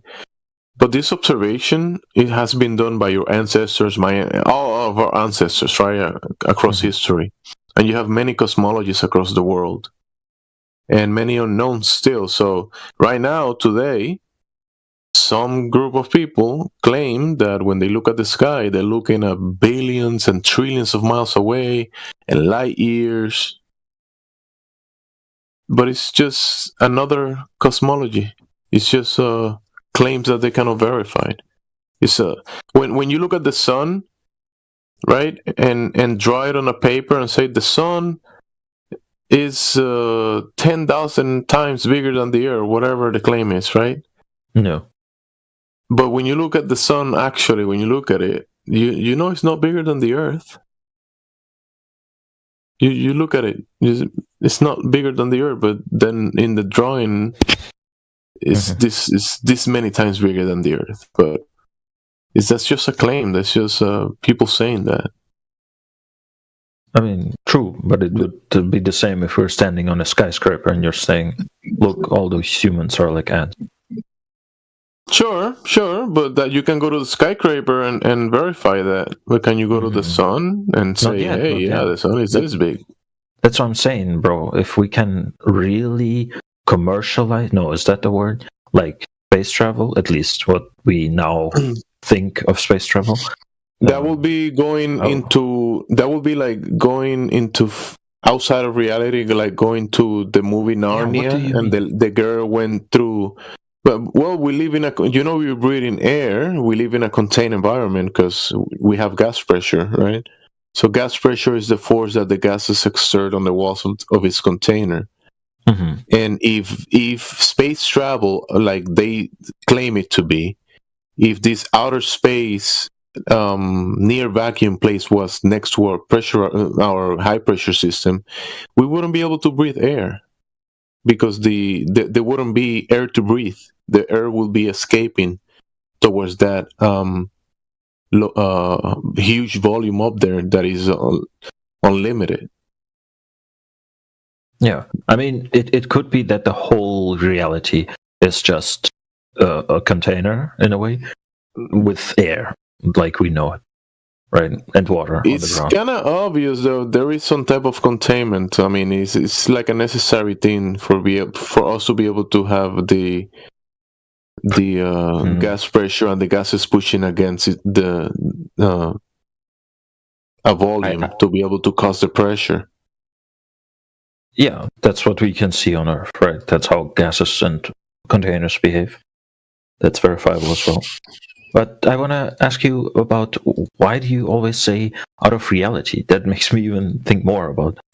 So because the sky is claimed to be a vacuum, and we've got gas pressure here, if they're traveling to this place in the sky, it's going to violate a natural law known as the second law of thermodynamics. Are you familiar with that? Mm-hmm. So you won't be able to go against a natural law. Because the second law of thermodynamics will dictate that high pressure will go to low pressure, so we'll have no gas to breathe. So that's why I say there must be containment. You wouldn't be able to travel out there without the gas following you. So let's say you're saying you want to go to the outer space, or you want to go to the place outside the container, and if you break the container, you're gonna kill us all, bro. Yeah, I'm saying the whole container is infinite. It's just air. It's just air. Yeah, dude, Nick, that's why I got on your case earlier when you were asking, how does this work? How does that work? Well, have you noticed that anytime it has anything to do with the mainstream outer space narrative, there's this whole series of stories and explanations and what ifs of how it could work. You're asking about the sun. How would the sun work? Well, in reality, the sun moves across the sky. Well, they have a whole story for how that's occurring because the Earth's spinning. They're the ones explaining how it would work. They're the ones with the stack of ifs. If. Yeah, that's why it's reality versus the what ifs. How it could work. Yeah, and their explanations are actually going against natural laws, right? They go against what we can actually demonstrate, right? All practical demonstrations back up what we're claiming, right? And the definitions of gas pressure, the definition of gas particle movement, right? The fact that you would need a physical barrier separating a vacuum from a gas pressure system to stop the gas from filling the available space, right? All of this is backed up by practical demonstrations. Right, even the definition of gas pressure, right? It says the necessary antecedent to gas pressure is a container. Like, if you have a look in the side chat, you'll see the vacuum adjacent to the gas pressure system in the bottom. Can you see the side chat? Yeah. Where it's like just You'll see the vacuum at the top. You know, somewhat representing what they claim space is, right? A vacuum, and then in the bottom chamber, you've got a gas pressure system. And you'll see as soon as he releases the valve, the gas fills the available space, right? That's how gas behaves. Mm-hmm. But they're telling us we have. I don't even know. How do they? Well, they say that what to me? Well, they say gravity, right? Gravity is like a go-to word to explain all of these things that defy common sense, defy natural laws, right? They have like a Band-Aid word, basically gravity. All of these things that don't make sense, right? So when you start looking into that, you'll find there's no experiments, you know, that go through the scientific method that prove the cause of an effect is gravity, right? Like Neil deGrasse Tyson and other scientists say, we don't know what gravity is. We have no idea. We have no idea where it comes from. You just it has to be there, right? Yeah. Basically, to have this model, they need something like gravity, right? And then it's just a later constant on, in physics that you use. Yeah. Yeah. But what does like what does flat Earth then use as a way of explaining, like, if it's not gravity, what is it then? Relative density, right? So let's get out of space. Well, yeah, I'll explain. Right. So in a flat Earth, right, in a contained system, stationary flat contained system, okay, things will rise or sink due to relative density, right? So if you have a helium balloon, for example, it's going to rise because it's less dense than the medium of air, right? If it was more dense than the medium, then it's going to sink, right?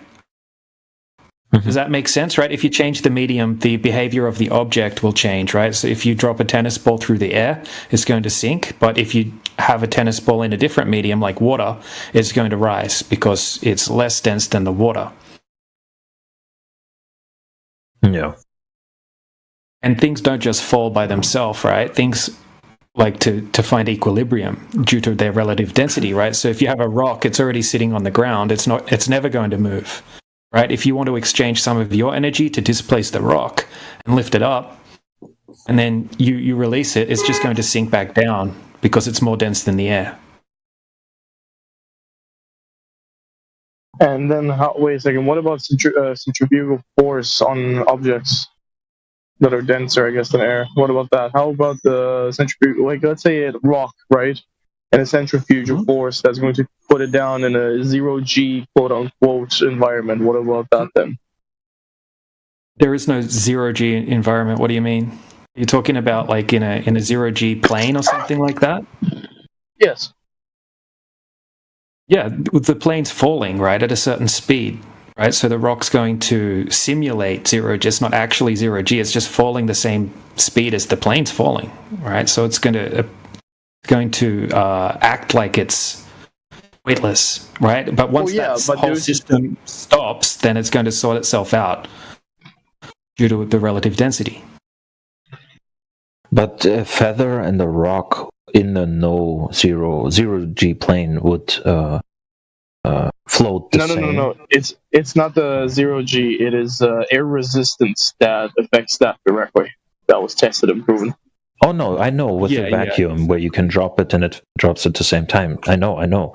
But now think about the plane, because it would mean the plane has to drop at different speeds to basically include different masses. Correct. Do you know what I mean? Or different densities. Like a human would flow differently than a rock. Yeah. Wait, but if your density what is defined then by density? Is mass influencing density of said item, or does density not equivalent to mass? Look, you would have to start getting into what's the definition of mass and that kind of thing. I mean, I would say an object's density is basically what elements it's made of, right? And then you would be able to calculate the density of the item, right? And then it's going to have a certain effect relative to the medium that it's in. So what do you believe in then? That there's a giant dome around our disk? No, not necessarily. I mean, like what we can test here on Earth is that gases need a container, right? You can't have gas pressure without a container. No one can validate otherwise, right? As in the definition, gas laws, right? Gas pressure. It all backs up. Yeah, it all backs up what we're claiming, right? So that's why we're always asking the globe side, can you show us gas pressure without a container, without begging the question, right? Obviously begging the question, using the thing that's in question as their example, right? So in a lab or on a smaller scale or anything like that. Okay, I have another question then. If once you pressurize gas in a container, where does the actual gas sit? Gas particles move at random. Yeah, gas particles are unique, right? And they move at random in all directions. They don't have a directional bias, right? The only time they change direction is when they collide with each other or collide off the walls of their container. Okay, what about nitrogen, right? Let's say if you have different, if you introduce different densities of gases, right? They're going to sort themselves out into layers.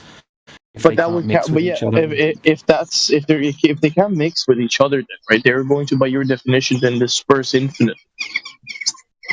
Yeah, look, it comes back down to the relative density thing then, in my opinion, right? If you have like a chamber, like a cup of air, right, which is a particular blend of gases and whatnot, right, and then you pour in like a heavy gas, right, obviously it's going to sink down to the bottom of the container, right, but once it does, it's slowly going to disperse into the air. Well, what about oxygen? It's going to sort itself out. Bro, you asking all of these questions, and that's fine, but this stuff works in reality. We have the water, we have the gases, we have all of these things that work in reality, but the claim is that the earth is curving and spinning and doing all of these things that cannot be demonstrated, that have been actually falsified. So nobody here is claiming that reality works differently because Earth is not a globe. The thing is that the globe cannot be demonstrated. That fantasy and that vacuum of space is not reality. Reality, the gases, the way you experience it, the air that you breathe in, the water that you drink, all that stuff is still here, is working. No need to change it. You cannot change it. But then the globe is claiming something else. Okay. That is not reality. What is the necessity for oxygen to be pressurized in a container? What is the necessary pressure to keep it at bay? Do you know that? The necessity for you to breathe air? No. How much pressure do you need to introduce into a container to contain air? It has to be in a certain state, right? Because if it wasn't, if water wasn't pressurized, it will evaporate, right? What you mean? If you put water inside a container and you remove the pressure of the container, the water will turn into gas. That's not how that works. No? No. The water doesn't evaporate in a vacuum? Hold on, Jimsy. You missed one caveat. There has to be air pressure, not just water pressure. Water doesn't compress. But yes, Jimsy's saying if you remove that. Oh, wait, you kind of cut out. Yeah, I thought it was just me. My check. You're back. You're back. Okay, so if you have a container with water in it and also air, If you remove the air pressure, the relative pressure, the water's going to evaporate. That's how it works. Now, water doesn't compress, but yeah. So, whoa. Yo, feed that sorry. dog. Nah, that little shit just barked whenever you don't give it the ball, or you hold the ball in its head for like a millennia or whatever. Also, you And see, then you there's- have a ball, and it can now attach water and the air pressure on the outside of the ball. Only if it's spinning. Only if so if it's spinning, it's gonna hold the water and the pressure around it. If it's spinning, Yeah, but it has to be at an optimal rate, of course. Otherwise, it's going to disperse itself.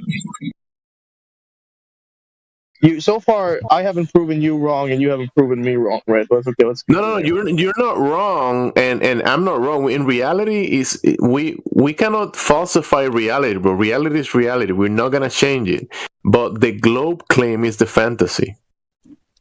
How? Yeah, see, at the moment, though, you're doing it the wrong way because you're like, oh, you haven't proven me wrong, I haven't proven you wrong. The burden of proof lies with the globe, right? It's on the globe side to prove that there's curvature, to prove that there's motion, and if that's not presented, we don't have to say anything. It's just, it is what it is, which is a flat, motionless Earth to all observation and measurement. So if you want to contradict that and say it's not what it looks like, it's actually curved and in motion, that carries a burden of proof that you have yet to substantiate. So you asking, oh, how does gravity work? What does the pressure do? That's not getting you anywhere close to a ball. You understand?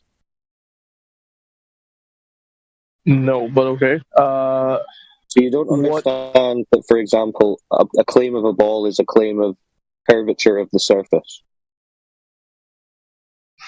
Claim of a ball is a claim of curvature of surface of the Earth. Yeah.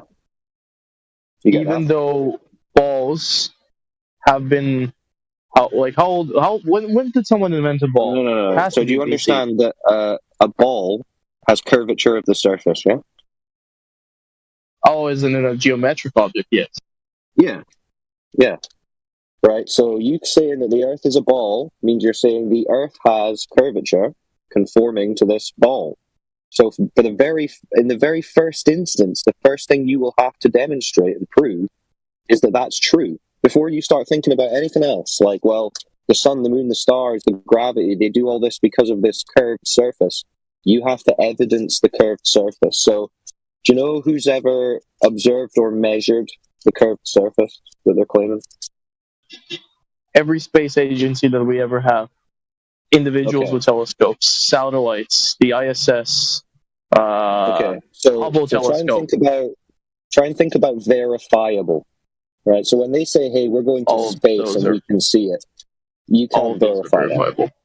You can take you can take the spy plane that can fly right in our orbit, so it can fly right. Oh god, what is that called? According to the atmosphere. Now, according to the globe story, you wouldn't be able to detect curvature even at 120,000 feet, even at the height of the ISS. No, that's what the globe's claiming.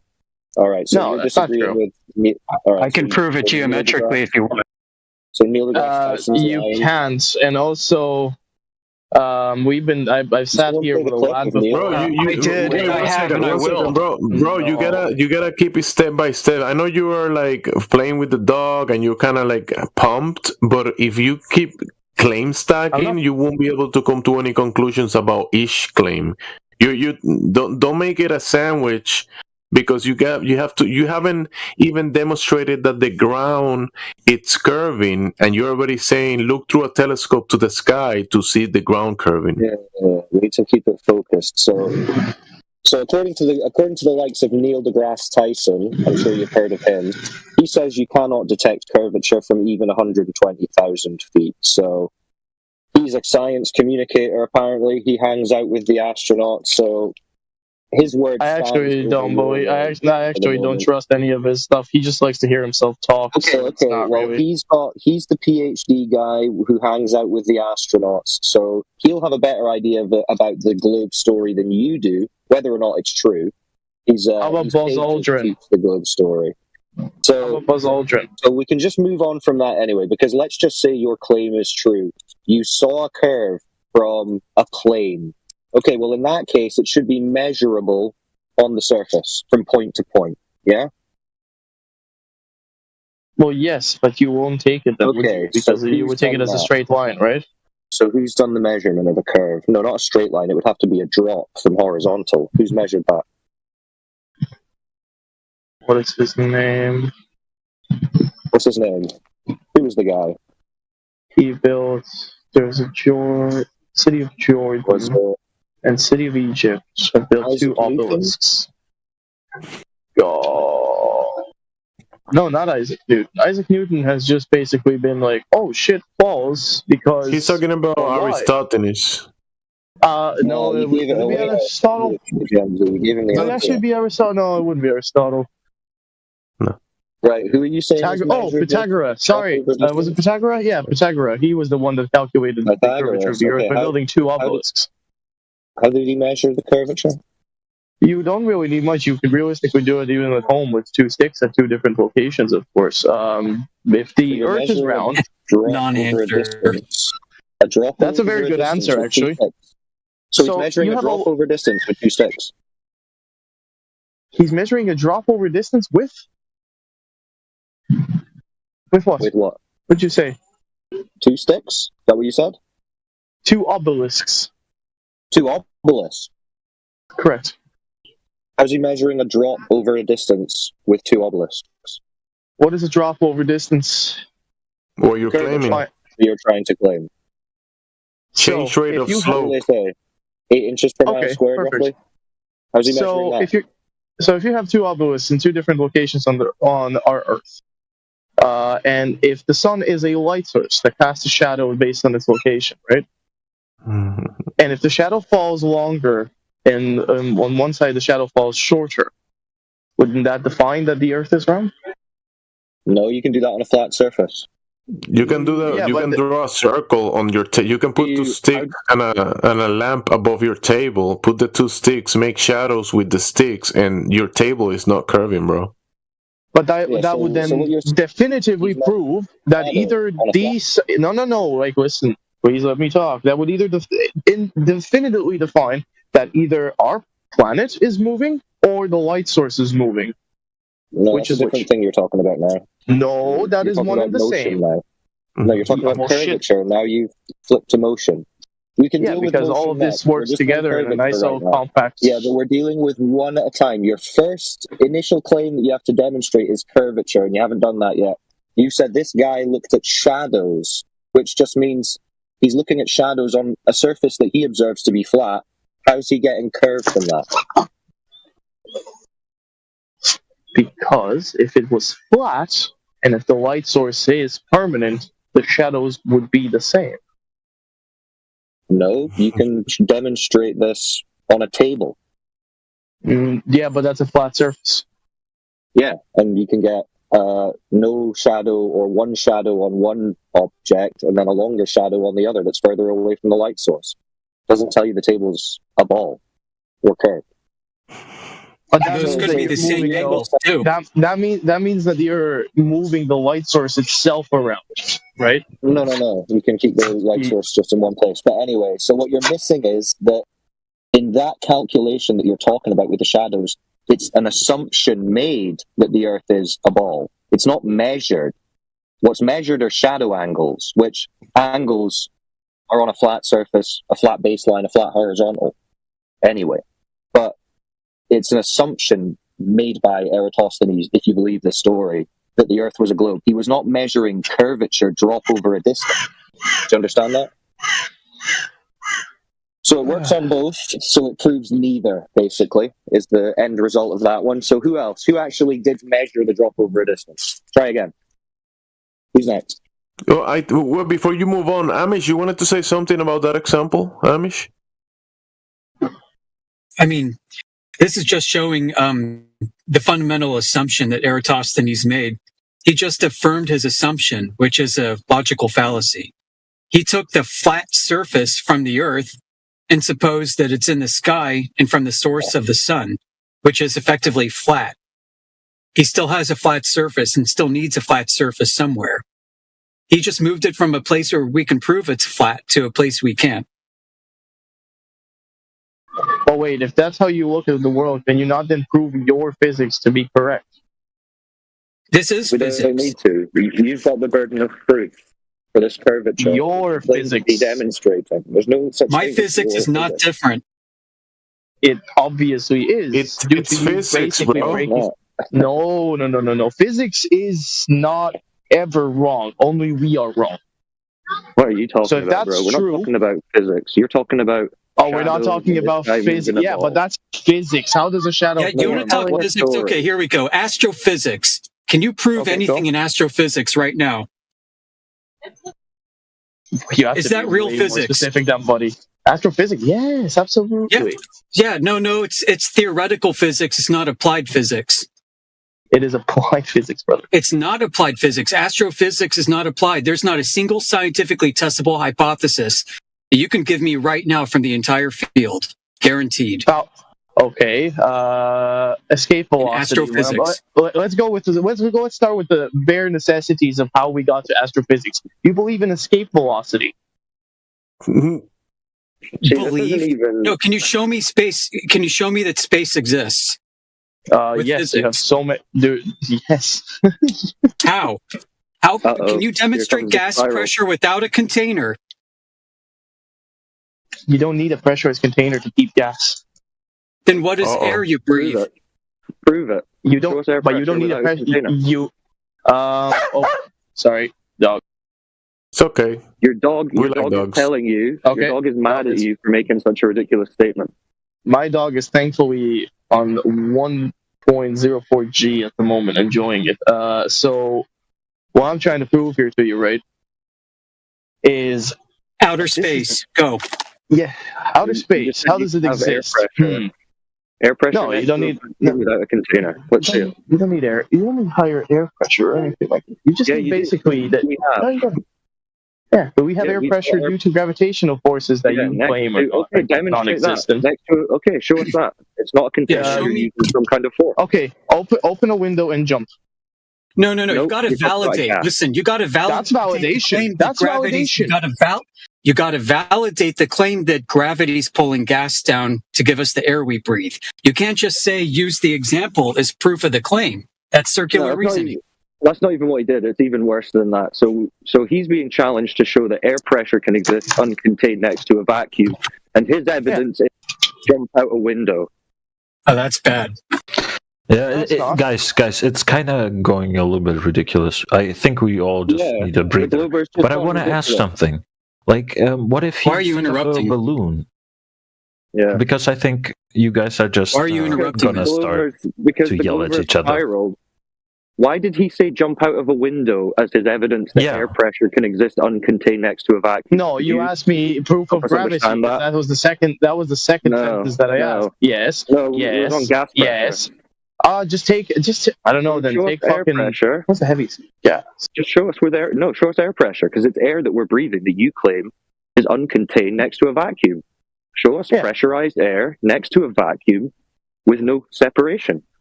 Let's see it. Dude, gravity is cool.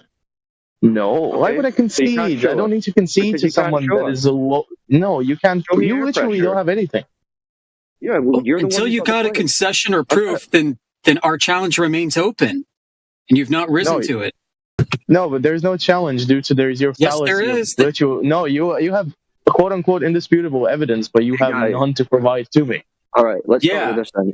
I got a What's can the of Coke. It's indisputable evidence that you need pressure. No, you need to prove to volume for me pressure. that I am wrong. So far, you've been All right, what's claiming. the definition of gas pressure? No, that's you just making mad claims. What's the Ow. definition of gas pressure?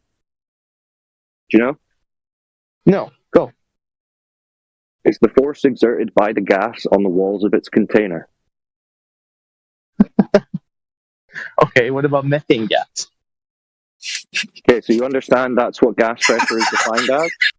What about volcanic gases? Let me just those don't require acknowledge containment? it. Before you spiral off, did you acknowledge that definition of gas pressure? But that's in a container. What's the definition of gas in free, non-contained situation? You understand that gas pressure is the force exerted by the gas on the walls of its container, yes or no? Are we speaking directly just for containers? Could you answer the question? Did you understand the definition? I'm asking you which. Why are you avoiding? I'm not going to agree with something that's still not defined. So what's your Is it definition? just specifically? Okay. Well, if we can't agree the definition, what's the point in us talking about it? What's your definition then? My definition is that due to gases basically evaporating by your claim are going into vacuum. But if it's going into vacuum, right? The definition of gas pressure. The definition of gas pressure. What is it? Because what you just said is not the definition for gas pressure. You've said it's not the force exerted by the gas on the walls of its container. So what is it? But the gas pressure is basically force just put down in a certain area, not a container. No, just an area, not a container. That's the base definition. No, that's an area, not a container. That's the whole point of it. You got a citation for that? Give us a citation for that. The gas pressure is just kind of the area that gas is in. That's ridiculous. He forgot the surface area, the volume. What is the volume? What is the volume? I'll accept volume. Gravity. I'll accept volume. So you need a volume. What? I need to turn on the volume of my stereo or what? Or do you mean the actual volume of basically? All right, dude. You came in here claiming that we had some alternate view of physics. We're going with mainstream physics right now, and you are crumpling. You're denying physics right now, bro. No. Because none of your shit applies if you're not going to believe in gravity. Because without gravity, you won't have basically surface pressure going on a metric. Wait. Okay, so in order for us to get your argument, we have to believe in something. No, you don't need to believe. You can just go You just said you guys have to. You do believe in gravity. Yes, that's what you just said. Yeah, so it's a belief. Yes, because but it's not a belief. It's a fucking. So why would we have to believe it? A belief is not a belief. A belief is not a belief. That's how it is. Not a belief. Listen, bro. Now, whenever you go to the tire guy, just tell him that you want the pressure around the rims, but you don't need the tires because you got gravity with you. Doesn't need a container, guys. So our problem is we've got observable, demonstrable evidence that gas pressure requires containment. We can demonstrate it in countless different ways in reality. You don't have a single demonstration of gas pressure without a container, let alone air pressure next to a vacuum. And you're saying the problem is we don't just believe a story you've been told. No, do you see how that doesn't add up? No, it's not a story I've been told. It's something that's been known for fucking millennia at this stage, to be quite honest. So how come you couldn't demonstrate it with a single example? I literally told you, if you want to... No, you said jump out a window. Me. Yeah, or just throw something out of a window. Yeah, or throw something off your desk. How is that proving gas pressure doesn't require a container? Or that you can have air pressure next to a vacuum? Yeah, but that's proving gravity, which then basically proves my containerization of oxygen. Your method would be, so when we're challenging you with this, your method of inquiry would be, I will jump out my window, and then when you land and break your leg, you're going to say, and now I can imagine that gas doesn't require a container to pressurize. That's what you're going to do. Well, yeah, correct. You know why? Because if you are not going to accept, if you're going to accept that there is no gravity, none of your claims, none of the physics that we know are applied, and none of it's valid. Which means that what's gravity, bro? Just stop saying gravity like your dog is barking that word. What's gravity? I guarantee you don't even know what gravity is. Okay, you know what? I'm going to tell you, and then I want your definition. Greater mass attracts smaller mass, therefore creating a denser populated area of mass, creating a sinkhole of sorts, basically dragging object into the same... That was debunked 110 years ago. Wait. No, yeah, holy shit, dude. Are you aware that light is claimed to bend in the presence of gravity and that light has no mass? Hold on, before you light do this, technically should have mass, but we can't prove it. You're cooked. We're missing a trick, though. Okay, so you're saying mass attracts mass. That's your argument. Yes. Okay, where do you observe this in reality? Your mother. So you don't. No, I presume that she's probably. See how you just failed straight away. That one question just made you crumble instantly. No, it didn't. Yep. I just like to come here because we spent here for 3 hours. We were great. I know you're getting upset now. I can tell. But just answer the question honestly and stop being a little melt. Where do you observe what you just claimed, mass attracting mass? Observable universe, but you don't believe in that. So it's another belief. It's another belief. No, that's for you a belief. For the entirety of the human race, a factual and non-disputable question. Anvil, you're the only one saying the word belief or believe. No one else. Have you noticed that? No, you the ones who don't believe in it. You said that. Yeah, we don't believe in it, so you're saying it's a belief. No, I'm saying it's factual evidence that you take it as a belief. I think he might be retarded, Cyclone, for real. We need to move on to somebody else in case this is a TOS violation for making fun of a retard. How much did you have in math? Is there anyone else then? Any other Globers who want to jump in on the gas pressure without a container discussion? There was someone trying to jump in earlier. Who was that? Well, I wanted to say something to him about what he's claimed, that this gravity that he claims that contains the gases have been known for millennia. But if he looks through the millennia, the past civilizations and cosmologies show contained environments and horizontal frame of reference, like not a globe. So he's denying his own history and claiming something else. Like, doesn't even make any sense. Well, yeah, the guy's clearly already bricked, but Amish wanted to see if there was someone else who wanted to chime in, so we'll give them a chance, and then if not, we can go and see where that math is attracting mass. I was interrupting and modding, but I was the one talking before Anvil started. I was interrupted before. Actually, real quick, this guy that's speaking now, we were talking to him, and the barking dog caught into the conversation. Actually. Okay. So have you got? That's first, but I want to say something towards him and what I chatted in the side chat. Basically, I've seen you guys do this before, and this is all being streamed, right? I think all recorded. So if someone wants to reflect on themselves or you as a group, what I have witnessed multiple times is, yes, there's a lot of R words, people coming in here and just saying dumb shit and provoking debate or scream and whatever. But there's also people like him who started off nice, but got triggered because several of you were jumping in. And that's the problem. That's why I moderated, because I see all of you moderators. You're confused again. You don't need to moderate, and he's not triggered because multiple people were speaking to him. He's triggered because we're asking him questions that destroy his paradigm and that he can't answer. That's why he's getting triggered. He's not engaging honestly. He's not honest. Because he believes in his belief too much. I know that. Right. You didn't open the floor to pass comment on the guy. It's if you've got anything to contribute towards the conversation, the subject of the conversation. I mean, do you want to give him some advice on how to perform better in debate or something? Okay, well then move on to. I want to measure. Yeah, I want to measure, or we can measure that how much air is down at Earth and how much is if you go further up. If you go like on a hill or on a mountain, I mean, or with a balloon. How would you measure the air pressure? You mean? Oh. The pressure change doesn't conform to the inverse square law of gravity, does it? Well, just more simply as well, before you get into that, more simply, if we're measuring air pressure, we're measuring air pressure, and pressure would require containment. So again, even if it's a gradiated pressure, it's pressure, meaning containment. It's very so that still works for us. Stable gradient, though, right?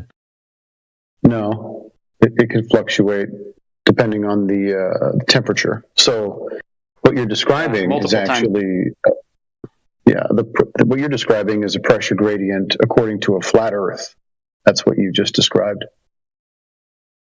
No, I don't even know how I did it. I was just thinking it's in gradient, right? It's like more pressure on the bottom. And is that right? So that pressure would be in relation to a horizontal plane of reference.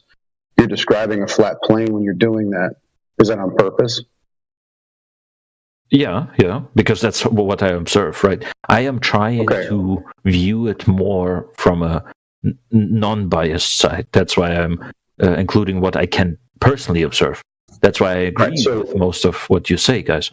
It's just that the whole world is not, Well, it's none of our concern. Everybody experiences it like you and I do, right? Like it's a gradation on a horizontal plane. That's all it can be.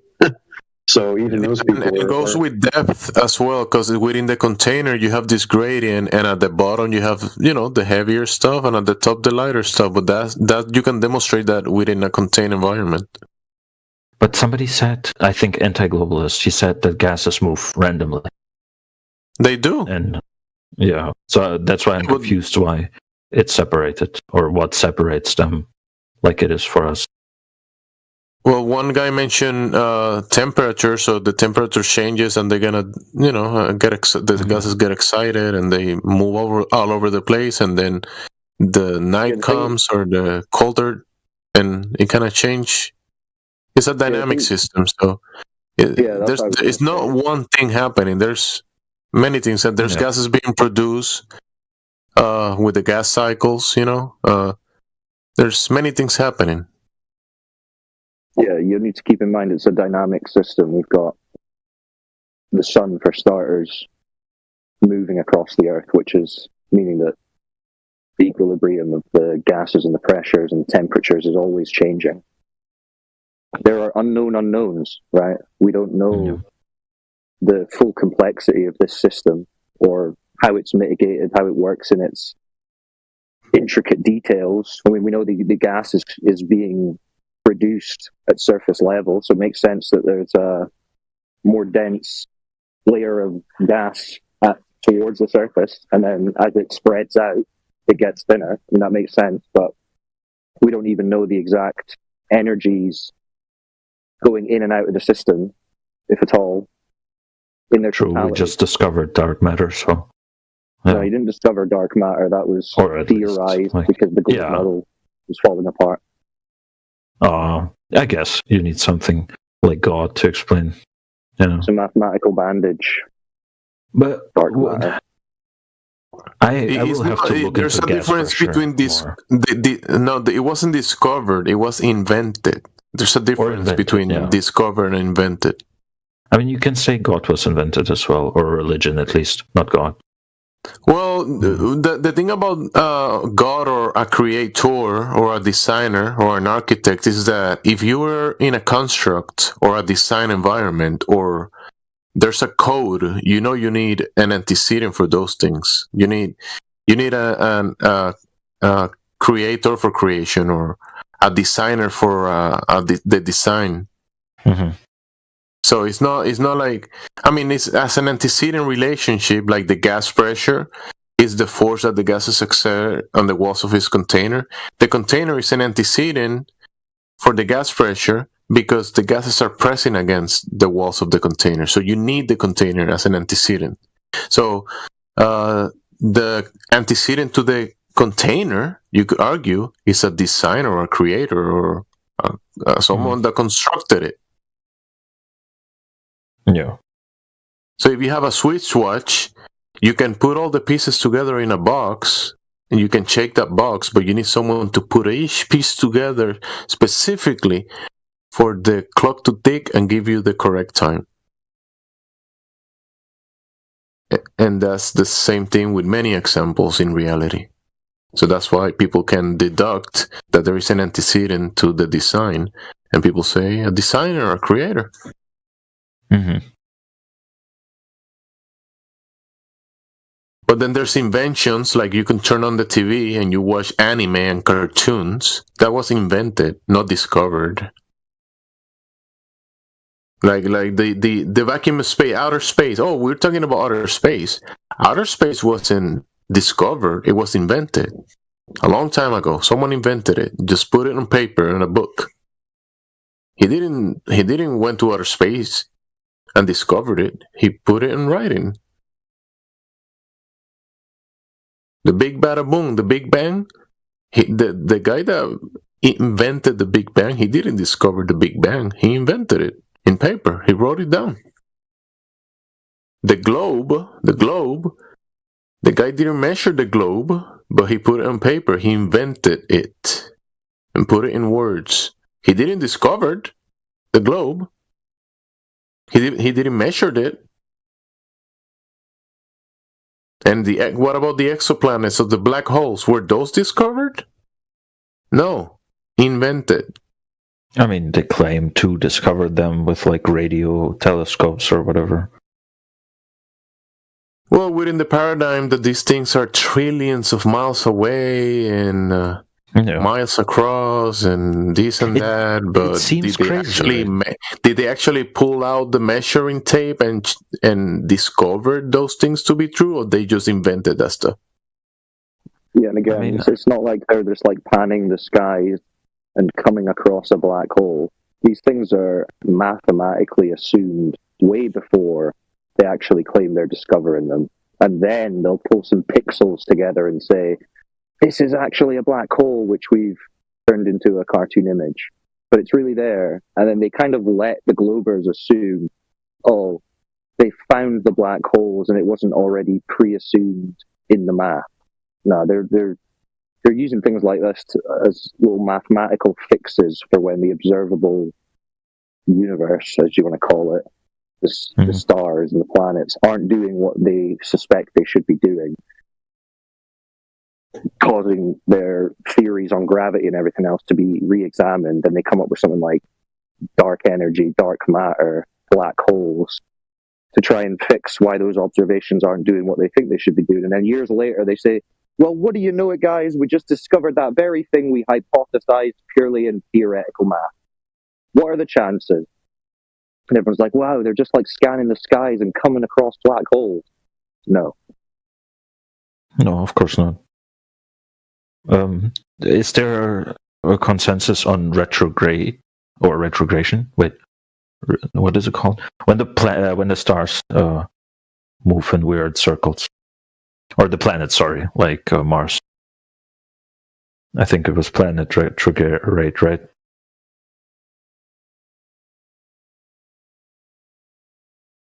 Yeah, they've got certain retrograde motions, and I remember I heard Indio talking about something about that recently. I can't remember what he was saying, but sorry, yeah, I don't really get much into who was talking about? Who did you say was talking about? Indio, another flat earther who comes here. Oh yeah, just as a general PSA, we have a server, a home server, where we've collated a lot of information, terabytes of videos, citations, articles, and if you're interested and you want to do some research in your own time, there's channels there just full of references for you to look at and the arguments explained and all this kind of stuff. So if you want that, let us know, put it in the chat, speak up in voice, and someone will send you Maybe. I think I remembered who I talked to the last time I was on here. I talked to Crit Santa, I think his name was. That was Festive Chris. Yeah, he's in the chat. He's at the top. Oh, okay. A legend of the game. Don't get on his bad side, though. Ask him for his news update, and he'll send you the most relevant news. Alright. I'm gonna research the gas thingy on my own, maybe later, if I have time. And then see if you can find a demonstration of air pressure next to a vacuum that doesn't require physical separation. That'd be good. Yeah, it probably can't. Like, you probably cannot do that here. You definitely cannot. So go to the other server. Do you join the other server? No. Maybe I'll join later. I think because in the other server, if you're gonna research stuff, you can type gas pressure. You can type gravity in the search. Bro, you could type in that server. You're gonna find so much information about all of these topics: scientific method, Newtonian, Einstein. You can search all of the different things you want to look around in that server. There's so much information: laser tests, long distance observations. Yeah, I sent the link to your DMs. Yeah, I'm already joined. Sweet. I want to say that's just a thought I have right now. What the hell? I just had a thought right now. Like, you can probably go on a plane, right, and then just fly forward. I guess somebody did that before, right? Just straight. Or is there maybe something interfering with just going straight? Do you know what I mean? And like, what would happen if you just got on a plane and just... Yeah, no one's flying in this like hypothetical single direction. Flights are following flight corridors going from airport to airport. Oh yeah, I've seen following highway weird in the sky. Yeah. So no one's just doing this one single direction. When you're talking about circumnavigation, which is just circle traveling, you could travel in a circle or a general circle shape on a flat surface. So that's not a problem. Because I remembered, so when I was reading up on like time dilation and don't waste your time with that. No, but I was looking into it, right? And they were basically saying they were testing it by putting like an atomic clock on a plane and just going around the world. That's and measuring some. They like to employ. I guess. But I'm saying somebody. But if somebody has like a private jet, he could just do it by himself. But they could just measure the 8 inches per mile squared of curvature that they claim is happening. They could just measure a curved lake. Very easy to do. 10-mile lake, there should be 66 foot of drop from the horizontal. Just measure that. You don't have to do all this nonsense with atomic clocks in planes. You have to travel the entire world. Just show us a curved lake. Simple. But they can't. Because lakes are flat. The water's flat. The earth's flat. The guy getting in the airplane already is debunking the globe, because the airplane itself is built for a motionless horizontal frame of reference to be practically used.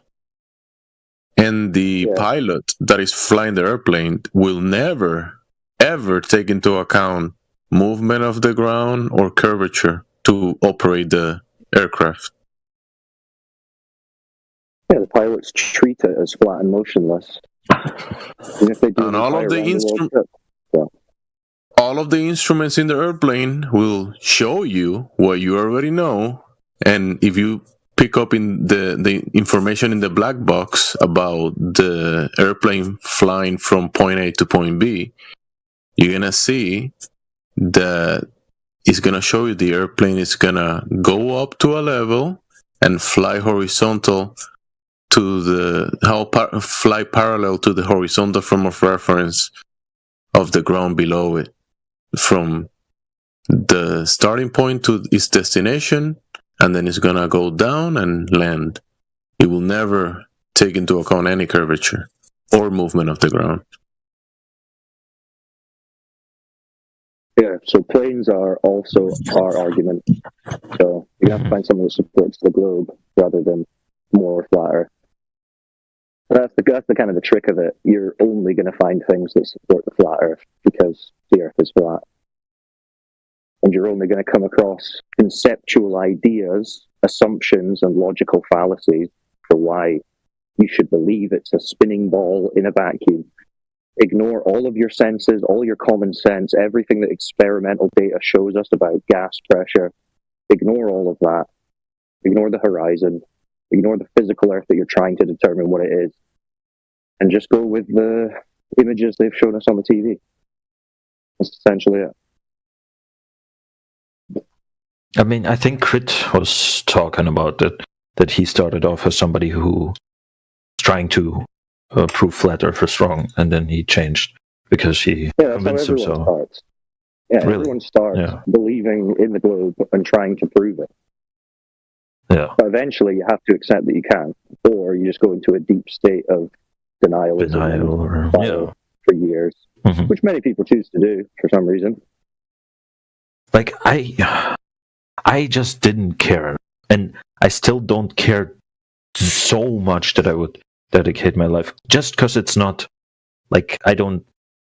Yeah, because you're incentivized not to care about reality. We're all incentivized to detach from reality, because that makes the society as a whole easier to control. That's why they propagate the level of escapism they do in every area of life. And the globe is no different. You are trying to escape reality when you look at a flat, motionless Earth and say, nope, it's not that. That's the very most fundamental definition of escaping reality, to deny the one that's in front of your face because you've been told to.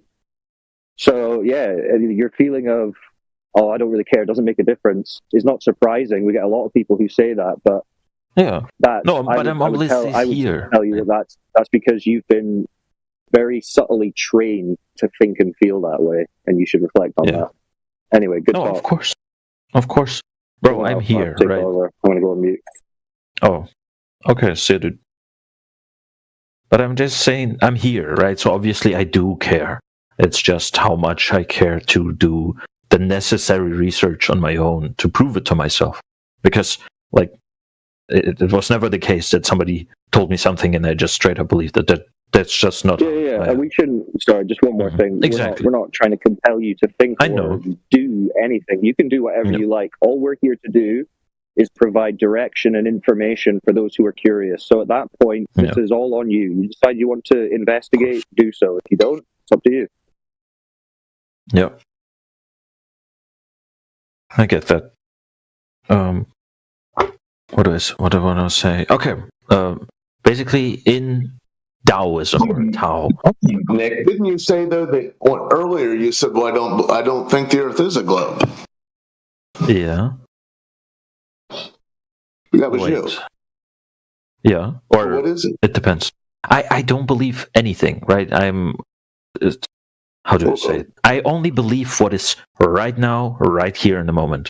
No conceptions of anything. I do have them if they're necessary for something. So why would you be so torn then? If you're just silly putty, why pretend to be so torn over this? No, because what? Yeah. It sounds like you're starting from a blank state and trying to just discard. How do you say? Not just believe in the claims from the things that you actually don't know about. So you're starting to in this topic. You want to take into account what you can observe, demonstrate, or verify, and you're in here asking questions to try to have a frame of reference from where people are coming from in this topic, and you're asking questions about the information that has been provided, which is okay. I mean, you don't have to go out there and do the laser test yourself or do the airplane stuff, but you can look at the information that is already being provided, because this stuff is a lot of this stuff you can verify. There is a lot of practical things that you can just read about, and like navigation is one of the most powerful things. The angle to the that is used, the angles that are used to navigate and that kind of stuff. So the information is out there. So if you start trying to start from your own perspective to be able to come to a conclusion, you can do that. It's just that it's like you said, you're not gonna dedicate your life or whatever. It's not. Yeah.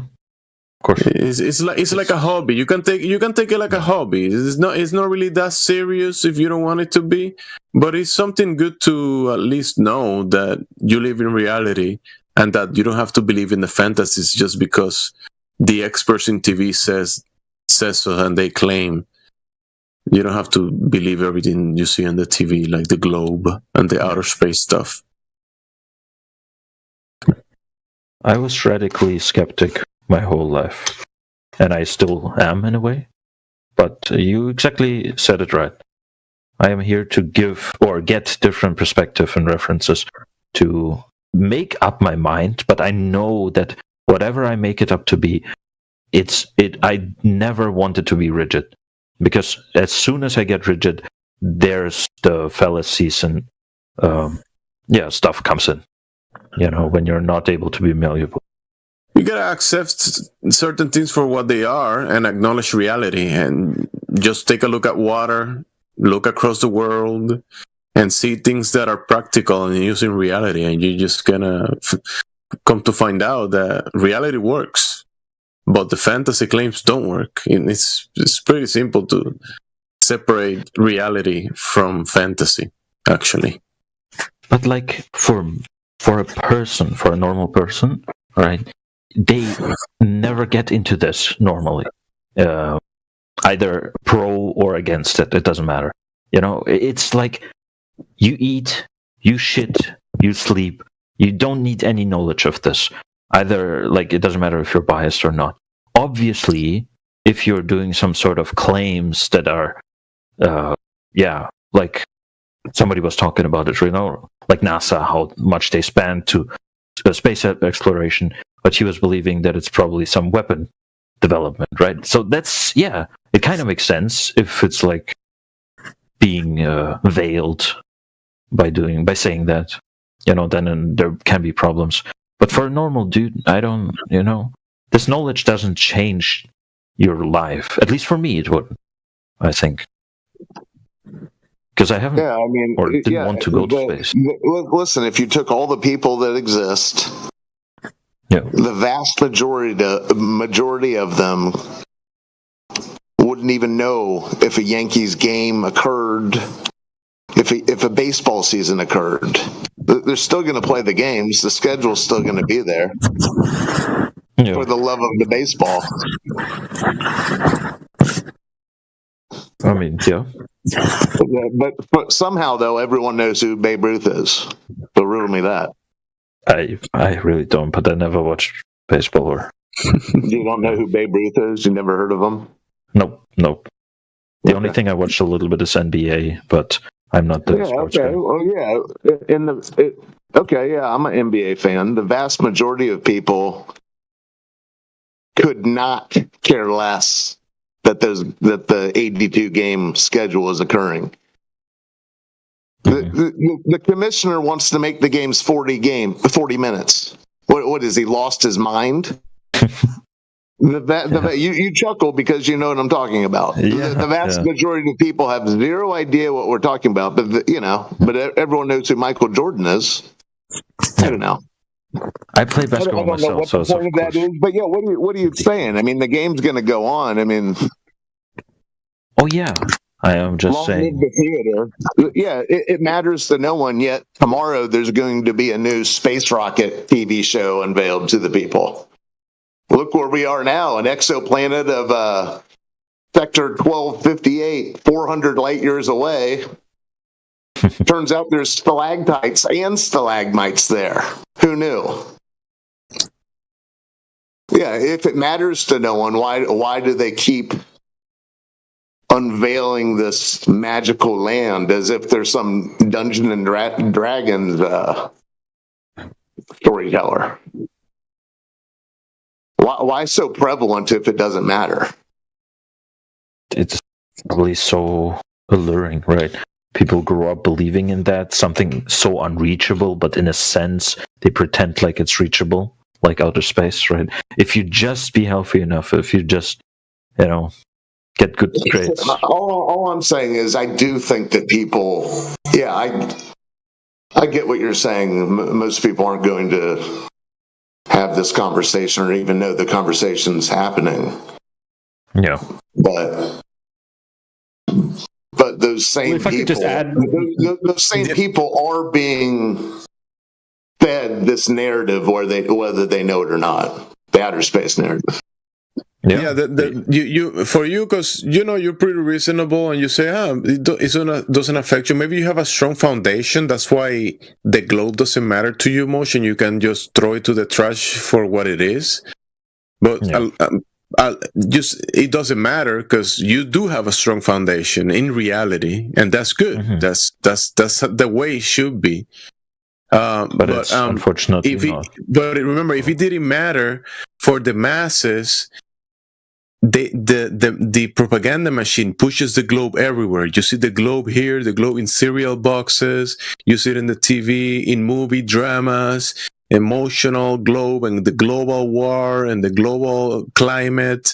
So if you go to a normie and try to take their globe away, the globe that they saw on the TV in Star Wars, and if you try to take that away from them, they do care about it. Of course, many people do care. Everything breaks for them, probably, right? That is their life at some point. Not necessarily everything, though. It's just more like an emotional attachment. Yeah. And remember, it's also like a scarcity system because the global resources, and we're gonna run out of oil, and that's why oil's so expensive because gasoline or whatever. It's just like a scarcity. The globe comes with fear and scarcity and global politics that are selling a bunch of bullshit, and you need the globe to sell that bullshit. That's why people are being fed the globe so they can buy it. And whatever comes with it, like evolution and dinosaur toys and globes with painted water. Why doesn't the globes that they sell have actual water on the outside of it instead of they have to paint it? I'm just saying. The globe, people do care about the globe because it's like I don't know, some type of hero on a pedestal. That's why they put the globe on a pedestal. But it is like you are saying, it is an emotional attachment. It is a belief that they hold on to, right? You know the Marvel. You know the superheroes. The superheroes are always trying to save the planet, and people watch the movies of the superheroes, and they fall in love with the Thunder guy and Iron Man saving the globe, and there's these amazing people saving the globe. So if you go against the globe, you are an evil one. You are the bad guy. Because you are the bad guy if you go against the globe, because we have Thor saving the globe. But if you go against the globe, you're the bad guy, bro. Yeah, that is why you guys have so many haters that come in here and just stir up shit. That's exactly why. Can I just jump in for 1 second before I forget? Gemsy, sorry about that. I just wanted to mention, if you have a look in the side chat, right, you'll see how popular this channel actually is, right? This is about 100,000 people in this server, right? It's not a flat Earth server in general. It's just normal people. And you'll see that we nearly have 5 times the amount of attention, right, out of any other room in the entire server. And then if you have a look at polls that have been done recently on platforms that aren't flat Earth related, right, the results are astounding. How many people are questioning the globe or that think it's flat? And it was actually becoming one of the most popular search terms on all of YouTube back in 2015, 2016, right? And then they got together with Congress and decided to actually censor the search results, right, from the correct flat Earth videos. So it is actually becoming more and more mainstream, more and more popular. People are very interested in the topic. I just wanted to add that in quickly. Yeah, it is impressive. Back to Jen. So you predict it will get even more popular and people will start recognizing the truth. You don't even know what that actually means, because remember, the truth might be given to you through the TV or through when you talk about this stuff in this server or this VC, people get let's say Quantum and many of these guys, like the guy that you spoke, anti-globalist, and they're pretty technical and they know a lot of this stuff. A lot of the people that might vote, I do believe in the flat Earth or whatever, they might be replacing the globe with the disc in space and whatever idea or whatever that means in their minds. Yeah. Even though you're gonna find when you have people questioning, when they actually throw away the globe fantasy, it might be for good reasons, like they think about water and horizontal and navigation, and that might bring them to a better conclusion about the place that we're in. But then you have you have other people that will actually visualize replacement of the globe in their minds, and they will replace the globe with a flat disc or whatever other cosmology. And that might come with a bunch of other extra baggage that brought people to the issues that we're in with the globe. But I get your point. That is why I was like asking for some consensus on something, because there aren't really any. We would either need to, I don't know, like do some very important big experiments as a whole world, right? To kind of have consensus, or at least assumptions that are, going away from the globe. Or otherwise, I don't know how. Like, yeah. What is the truth? Let me ask it like this. It's hard to answer because we don't know. What is the truth about much?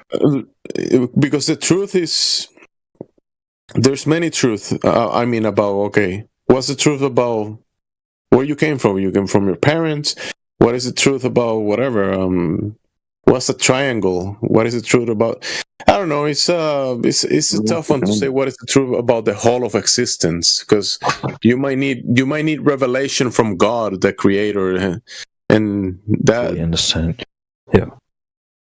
And that's a tough one, but at the least the truth is that your senses work, right? That you can operate in this reality, and water is real. The ground below your feet is real, and there's a lot of truth that are for you to find across this reality. But the globe, you can discard that as truth if you come to your senses, because the globe is complete nonsense. That's one of the truth of the globe, that if you upset the globe, you throw away your actual your senses. You say, okay, you cannot trust my senses, therefore globe, because the globe is complete nonsense. But anyways, and I'm rambling. Go ahead. I agree with the whole kind of skepticism towards those things, like globe theory. Yeah. I would encourage you sometime to actually have a look at the long distance observations and the laser test videos. They're very, very well done, right? They're in high definition, and they show the entire process start to finish. They prove their locations, they prove the distances and whatnot, right? And we can see distances 1,000, 2,000 plus % further than what you would possibly be able to see on a globe. Yeah, I definitely have to look into that. That sounds very interesting. What's with the thing that's like a boat over a horizon? It disappears with the wrong end first. I don't even know which end would be the wrong end, actually. But yeah, look, what happens most of the time, right? I grew up on the east coast of Australia. We have a lot of cruise ships around Gold Coast, which is the area I grew up. It's like a place where all the cruisers leave. I was always surfing and fishing at the beach and watching the ships go out, right? I never saw that happen once. What happens there, right, in those weather conditions is the boat goes out, it gets smaller and smaller and smaller, and then it kind of fades into the atmosphere. Right? And it just becomes too hard to resolve, right? So when people say boats, when they go out, they disappear bottom up. It can happen up sometimes. Bottom up, right? It can happen if you have particular weather conditions, or if you have like ocean swells and things like that, right? If you have like small waves in the foreground, it can block large objects in the background, right? So that's one way to explain when sometimes that appears to happen. But you can also have different types of effects, right? There's different types of effects in the atmosphere, basically. Right, where you have certain conditions and certain temperature gradients that by definition state that something that is should be visible on the horizon looks like it's sunk, beneath the horizon. Right, so it's not like something that really would be globe proof, right? When we can easily demonstrate it on a smaller scale and we can explain why it happens. Yeah, when the globers say the boat is going over the horizon, they're saying that the boat is going behind the curvature of the earth, and that's the horizon. But in reality, when the glober says that, did they check all of the other variables that the other gentleman pointed out, like perspective, angular resolution, the medium that you're looking across that will block your view, right? The visibility. So there's so many other variables that you can take into account that will cause you, the observer, to not see the boat anymore, right? But they're saying, no, it has to be because we live on a globe. It has to. That's the reason. What about all the other variables? Yeah, there he sent something. Yeah, like even listen, you can see. Oh, sorry, Jamesy, go ahead. I was gonna say that you standing at the shore, you could be looking across the shore, and if you see a boat like that is being covered, between you and the boat, there could be a 1 or 2 feet wave, and that wave can block a huge amount of the view. You can put your finger in front of your eye, and you can block a building or the sun. Yep. So if you're looking across the water, you're standing in front of the water at the shore, and you're looking across that water, and just one wave of water between you and the boat will block the boat. Yeah. I can instinctively understand what you mean. Yeah. And then you add the medium of air that attenuates light, and it will cover your view. The boat is behind particles in the air, humidity, change of temperatures. Because the air might be colder than the water that is below, or vice versa. I'm not sure. That there is a pressure gradient between the water and the air, and if you're looking across that layer, that is going to create almost like an effect it might cause visibility problems. When you hear the weather lady, and she said today the visibility is 2 miles. So whenever the boat goes beyond 2 miles, the lady told you in the TV that you cannot see beyond 2 miles today because there's stuff in the air. Mm-hmm. But then in many cases you can pull out like infrared equipment, or even if that boat has like a radar, and you have a radar that can connect to it, that boat can go dozens or I think over 100 miles, and you can, by line of sight, direct message that boat and connect with radar connection, or like microwaves or whatever. You can actually communicate with that boat across the water, even though you don't see it. You can still connect to it by line of sight. I mean, I don't know where you are, but I am in Germany. We're probably far away, and we can also communicate, right? So, yeah, of course. Yeah, people put huge towers on top of mountains and connect that tower to the other tower in the top of the mountain, and then the other tower, and by line of sight, we can... I mean, our communications are most likely done by... cables. But today there's internet service that are done by towers, and there's a guy in this channel. He joins sometimes. I don't know if he's here today, but he actually does this in the US, and he from a Wi-Fi, from a like a provider, he gets an internet connection on one location. From that connection, he connects it to a radio tower on that location, and with the radio tower he transmits the internet to another radio tower, line of sight, and that other radio tower, you can connect a Wi-Fi router, and you have internet on that location. Yeah, there's a Ukrainian guy. He built stuff from microwaves and shit. He kind of built a Wi-Fi antenna like that. He was like 2 miles away, right? And he just pinpointed his other antenna and was getting Wi-Fi from home with the antenna. So it's really cool. And the Globalist, go ahead. I stopped you when you were gonna say something. Oh yeah, thanks, Jamesy. Yeah, I was just gonna just show him a couple of examples really quickly about the boats. If you're still interested, Nick, if you could see what I posted there, I think you saw it at 3 past the hour. Yep. Yeah, you can see, right? It's a very flat day, right? So there's not waves to block the bottom of the boat. And you can see the cameraman; he's very close to the surface of the water. And yeah, this is how I would witness it, right? If you picture that boat, going out, it would just get smaller and smaller until its angular size gets too small for the human eye to resolve, and then it looks like it's gone, right, beyond the apparent horizon. But you can zoom it back to view again. Right? At no stage does it look like it's disappearing bottom up. So that's one example, right? And here's another example where we have the same thing happening, except we have some waves, right? And you'll see as he zooms away, you can see the boat looks like it starts to disappear bottom up, right? Because you've got the swells. Like it's sinking.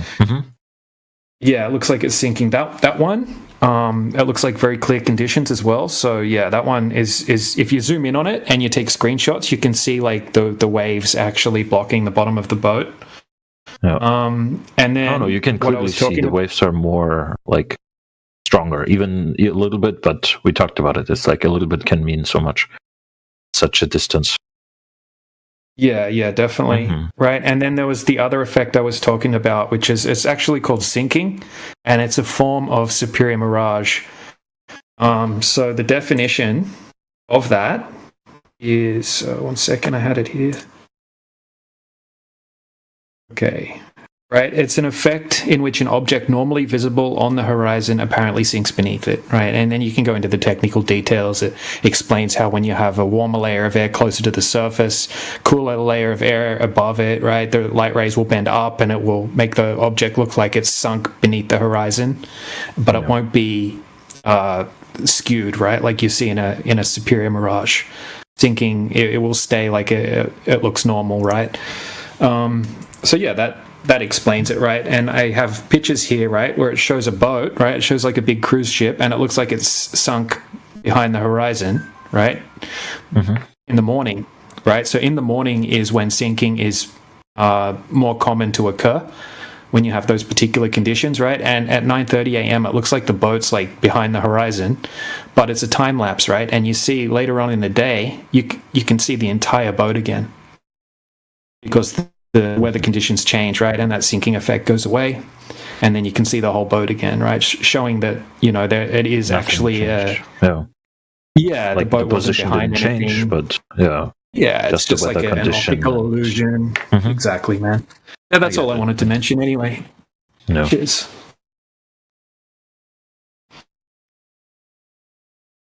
Yeah, I get that. I'm interested into how would we, like assuming the Earth is flat, right? How would we go about researching what the Earth is? Because you guys were saying about the drilling like 11 kilometers or 7 miles or whatever it was. It's like, yeah, could we research it? Or is that maybe just too far in the future thinking? Or should we not even be concerned about that or like involved? Yeah, I think continuously doing what we can is important. Getting more people involved, right? Because, the right person might become interested in this topic that has a lot of funding and be able to do some higher or just a crazy idea that it's like obvious. Exactly. Or, everything comes from ideas, and someone might come up with a great idea that really can't be explained at all, or even have an excuse by the globe side. So I guess we can only do what we can do. We can only get so high, and we can only travel so far. So it's that's the state that we're at the moment. But I mean, this argument and the research is constantly evolving, right? If you look back at like the 2015 arguments, right, they're a lot weaker. They just keep getting refined as more research gets done, more observations get made, and that sort of thing. So I mean, it's a whole group of individuals. It's not like we're like an organization, right? So it's hard to build up like a big fund, right? Yeah. It's just smaller groups kind of believing or like agreeing with something, but having their own conceptions, explanations. And that's what I'm saying. Maybe it will grow, right? And that's why I was asking, do you predict the growth of it? Or maybe it will be repressed again somehow? Could be.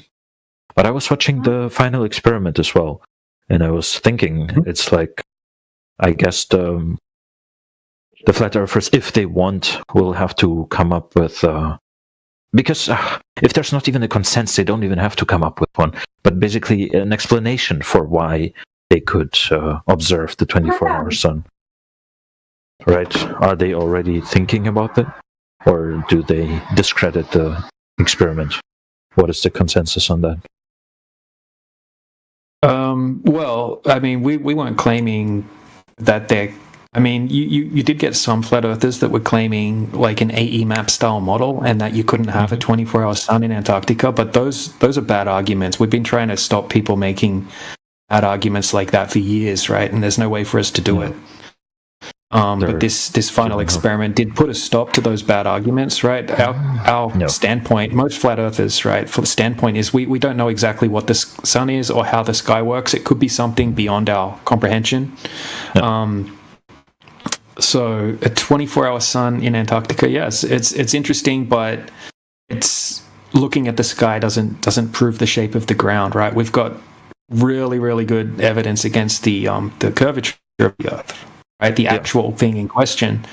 There are flat earthers that have some models where they try to explain it, right? But I'm sure those models have issues as well, so we're not going to jump on one of those, right? Because models aren't reality at the end of the day. But, especially if they're not funded big like the globe theory, right? So if we had big funds going towards some models, we would probably get really close, or maybe even closer than globe Earth. But that's what I'm kind of maybe like to choose something. I'm kind of waiting for proof. And like I said, I believe in reality in the moment, right? That's the important thing. So it would either be for me to be able to observe a claim, so basically go into that cold space and look at things, or basically have, like we talked about, like a perfect theory, or like a good argument that's like just too obvious, you know. But I'll look into the distance and curvature. Exactly. That's why I was encouraging you to look at the practical really demonstrations. Yeah, the thing is, what we're showing is actually testable, repeatable by anyone that can get access to, a really good zoom camera, telescope, and a large body of water. Right, you can perform these experiments or tests over and over again. Yeah, you can take it to the next level with the lasers, but the just the observations alone are pretty damning for the globe side. But yeah, that's why I encourage you to have a look into those. They're really well done. I will.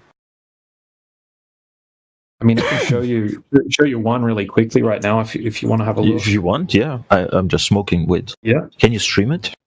I don't have to. I can just post it in the side chat. Oh, okay. Yeah, if you have a good one. Yeah, this is a good one. Right, so the top is just a GIF. It's taken out of the video that's linked beneath it. I'm on the video. Right, so the video is high definition, but yeah, so don't worry about the video just for the moment. So yeah, you'll see in the GIF, right? This is taken off the coast of California in Santa Barbara. Okay, so this guy, he's looking out, and we can see the oil platforms, and we can see the horizon behind the oil platforms. Right, so the oil platforms are known distances away from the shoreline. Yeah. So we know that without the oil platforms there, we would have no idea how far away the horizon was. Exactly. Yeah. Because we have the distance markers, we can guarantee the horizon is actually far beyond the second oil platform, but we know it's definitely beyond 10.1 miles, which is platform habitat. Oh, Okay. Yeah, the second one is Platform Habitat is the name of it, and it's 10.1 miles from where he's standing, and he shows on Google Maps in the video exactly where he's standing, and then he shows you on Google Maps the distance. He does like a distance marker. So yeah, on a globe, right? You have to have a geometric horizon, right? It's like a physical horizon, right? You know how they say boats go over the horizon and all of that sort of thing, right? It's like the physical edge of the sphere, basically, right? It's like a line, and anything that goes beyond it will start to be obstructed behind it, right? So you can determine the distance to the geometric horizon based on the height of the observer. So this, in this video, he's 8 foot above the surface of the water. Right, so that means that on a globe, the horizon would have to be at 3.46 miles away. Right, so that closer oil rig's about 6 miles away. So it should be around 3 miles in front of that oil platform there. That's where the horizon has to be on a globe. It can't be anywhere else, right, because it's a geometric horizon. Right, we clearly see the horizon well beyond the second oil platform. Yeah. So he did this, not just this observation, but he did it from 1 foot off the surface, right? He did it from 1.5 foot off the surface. He did it on different days and all of that sort of thing, right? There's actually lots of these observations, but this is a good one because the one that I'm showing you now, it's late in the afternoon, right? There's not a lot of waves or anything like that, and it's very clear. Yeah. Right? We can even see the lights on the oil platforms reflecting off the water. So yeah, there's no geometric horizon. Whenever we go out to these locations and we perform these long distance observations, we cannot find a geometric horizon, right? It's something that has to be there on a globe. Yeah. And over 10 miles, there should be 66 foot of drop. It's Is like there a 6-story building. anything that the globe earthers say to that? Yeah. Like, what is Yeah, there? well, remember before we were talking about gravity as like the escape word, basically, right? The magic word to explain things that don't make sense, right? So for this type of thing, they'll say refraction, right? In most cases, they really have no idea what they're talking about when they say refraction. But what they're claiming is that refraction, well, technically refraction is when you... No, sorry. I thought reflection, and I thought, what are they saying? It's like reflecting off the water. Okay, refraction. Yeah, this is like what they'll claim. Well, refraction, they'll say that the lights, they'll say the oil platforms aren't really there, right? It's just making it appear like they're there because the light's bending up behind the curvature of the Earth, right? So they'll say that the horizon is where it's supposed to be, at 3.46 miles, but everything behind it is just bending up due to refraction, right? And it's making it appear like it's flat. It's hiding the geometric horizon. That's what they'll say, right? They'll say that for every single one of these observations, right? Some of these observations are done over lakes, right? In Canada, where it's freezing cold. You can see snow caps on the mountains, but they'll still say the same excuse. They'll just say, oh, it's just refraction, right? And then when you start questioning them on it, they really don't know how to define refraction. They can't present any smaller scale demonstrations, right? Refraction cannot allow you to see a horizon extend, 10 times further, 20 times. See two horizons?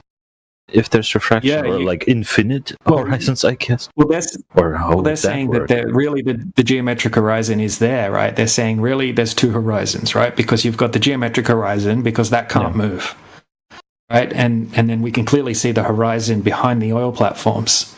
So they'll try to say that there's two horizons, but there's no definition for a horizon that's completely undetectable and invisible, right? So if you look at what the definition of horizon is, it's the apparent location where the sky and the ground meet, right? Apparent being the key word, right? So when flat earthers talk about what a horizon is, it fits the definition because depending on the weather conditions, the visibility, the height of the observer, the horizon's going to appear in an apparent location, right? If you look at a time lapse, you'll see the horizon jumping around, right? It's going to look closer one day, or even a few hours later, it'll look a bit further away.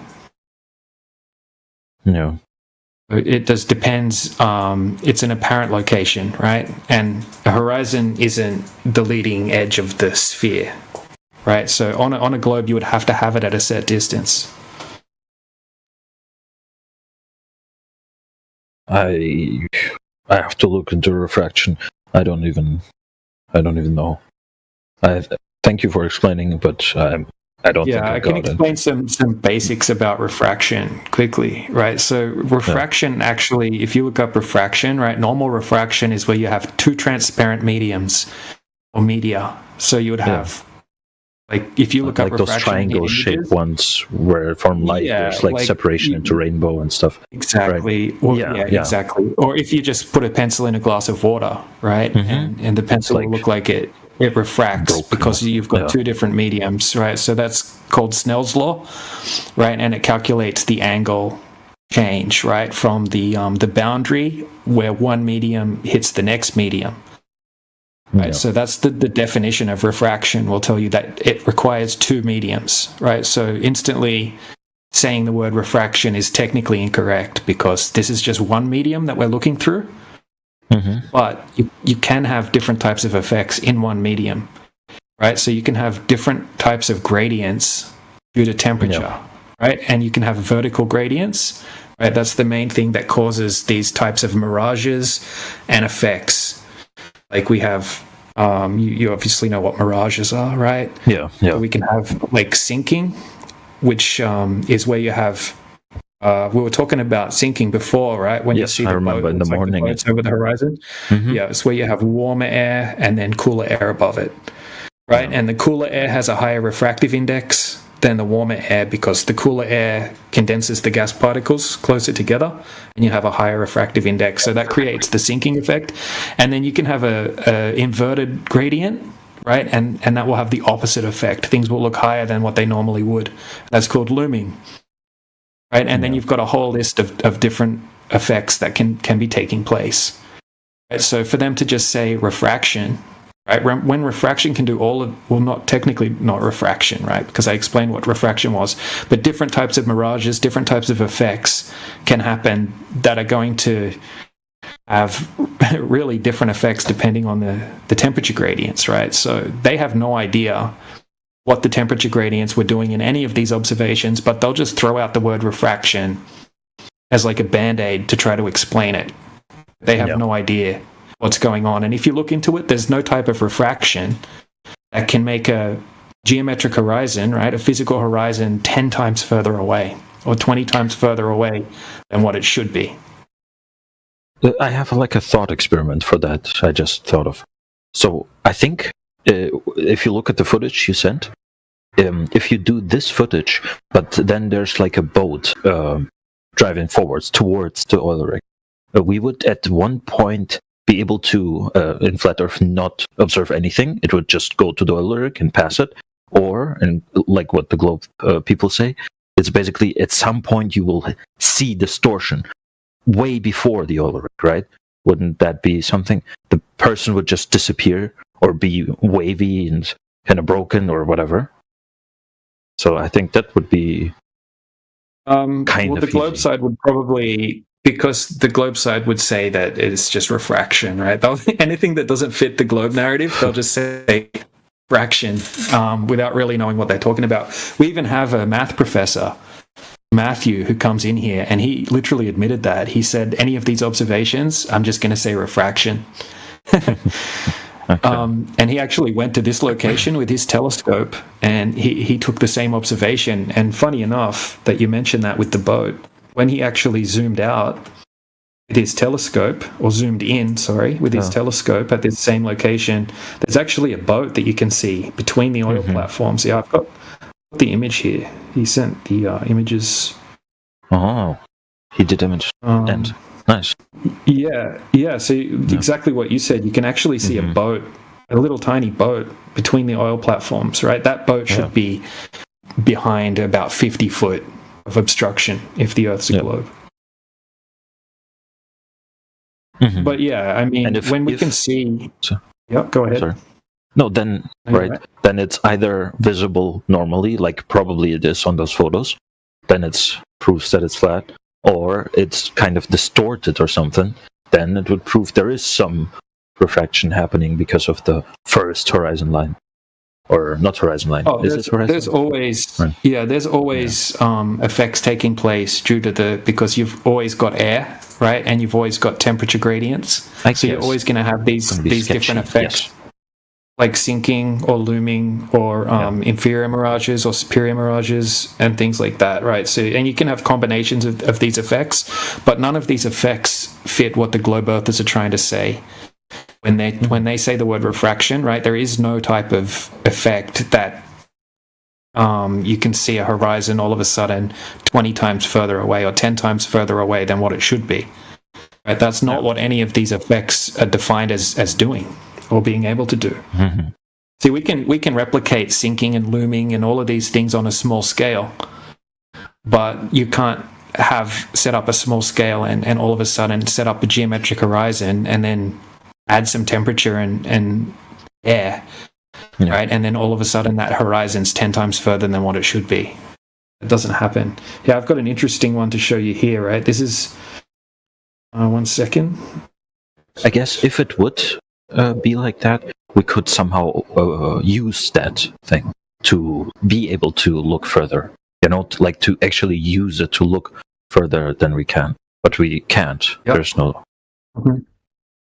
contraption or even if we grant them, right, even if we grant them what they call standard refraction, right, they're actually, what they're doing is they're begging the question, right? So when they're saying refraction, they're coming up with formulas, right, and they're adding the radius value into the formula. So they'll say standard refraction, right, the most common type of refraction, they call it the standard refraction, they call it 7/6R. So they're adding the R, right, which is the radius value, into their calculation, right? So basically from a 1 foot observer height, the geometric horizon would have to be at 1.2 miles. If you add standard refraction into into it, right, to account for refraction, it only extends the horizon from 1.2 miles to 1.5 or 1.6 miles. Not right? a lot. But we're seeing not from 10 times. No. Exactly. Or at least 2 times. In the oil rig, you said it would be at least 2 times. Or at almost 2 times, like 3.54 miles, right? And then 6 point something miles it was. Yeah. Well, from when he did the 1 foot height observation from this same location, you can see the horizon behind the oil platforms. So that's 10 times further than what it should be on a globe. Right, so to have a 10-mile horizon on a globe, you would have to go up to 65-foot height. That's, if you do the math, from 65-foot observer height, and that you have like a 9.87-mile geometric horizon. Right, we're seeing that 10-mile horizon from 1 foot. Yeah. So if you have a look in the side chat, this is a place called Skunk Bay. Right, and this is what I'm talking about. Yeah. Tell me when you can see it. Right, it says atmospheric refraction. Yeah.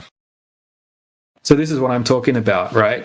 So through the day, you're getting different pockets of air, you're getting different temperature gradients, right? So you'll see everything looks like it's rising higher or sinking lower. Yeah. At no point is anything all of a sudden... 10 or 20 times further away, right? Because that's not what any of these effects do. What they'll do is they'll make things look higher or lower, or they'll stretch things out, right? They can invert things. That's called like a mirage, like a superior mirage. Right? You'll see the image will look like it's upside down or inverted. And then a superior mirage, it'll look like there's like a mirror all over the ground, right? Sometimes you see that on like a hot road. If you get down low, you'll see like a mirror effect. That's a superior mirage. And there's just combinations you're seeing of all of these different effects when you look at these time lapses. Not what the globe earthers are claiming being able to see 10 times further. Some of these observations we can see like 30 times further or even more. Really? Yeah. That's crazy. I mean, I'll show you this one really quickly. I've got it ready here. So this is a lake in Canada. And in this one, this person can see over 2,000% further. 1 second, I'll just post it. Right, so in this one, there's a full video that goes along with this as well that confirms all of the variables and shows the location and everything. But basically, what he's doing, he's putting the camera down 3 inches, approximately 3 inches off the surface of the lake, and he's zooming out. And when he zooms out, on the right-hand side, you can see 2 peninsulas, and that second rock peninsula is 13.8 miles away. Right, so on a globe, the geometric horizon should be at just over half a mile away, 0.6 miles. Right, but we can see that little peninsula 13.8 miles away. It should be hidden behind over 120 foot of obstruction if the Earth is a globe. Mm-hmm. But yeah, there's laser tests that are a lot better than this, right, in terms of documenting all of the weather conditions and just going to, like, some of them have big PDFs that go along with the hour-long videos where they do all the observations. But yeah, you can have a look at all of that stuff on the home server if you want. Oh. But yeah, there's tons and tons. Like, we can just show countless amounts of these, right? And then when we look to the globe side, it's like, okay, so where are your long-distance observations and laser tests and practical demonstrations, right? We don't find any. We don't find anything. So yeah, I mean, usually we'll find things that are like calculations just based off some assumptions, right? Like Eratosthenes' sticks and shadows experiment and things like that, right? It's not actually measuring anything or practically, doing what we're doing, basically. So yeah. But was he the one that also basically then assumed that it's around like 40K in circumference, I think? Right? Yeah. He was did. like off 5K, or whatever. Apparently, yeah. I mean, I don't know what experiment validated that to compare his number to. But yeah, firstly, we can't even validate that he ever even existed, right? There's no primary... Yeah. Anyway, that doesn't really matter, right? It's agreed upon that they can't really prove that he even existed, but let's just say he did, right? It's just a bunch of assumptions that he made. We could do the experiment, like you and I. We could do the experiment if we want. At least it seems it because it's so primitive, right? Exactly, but the problem. This is the problem with the experiment. It's not really an experiment, but this is the problem with the test that he did do, right? He already assumed that the Earth was a globe beforehand. Right, yes. So he based his math on a spherical Earth and on the fact that, or the assumption that the sun rays come in parallel.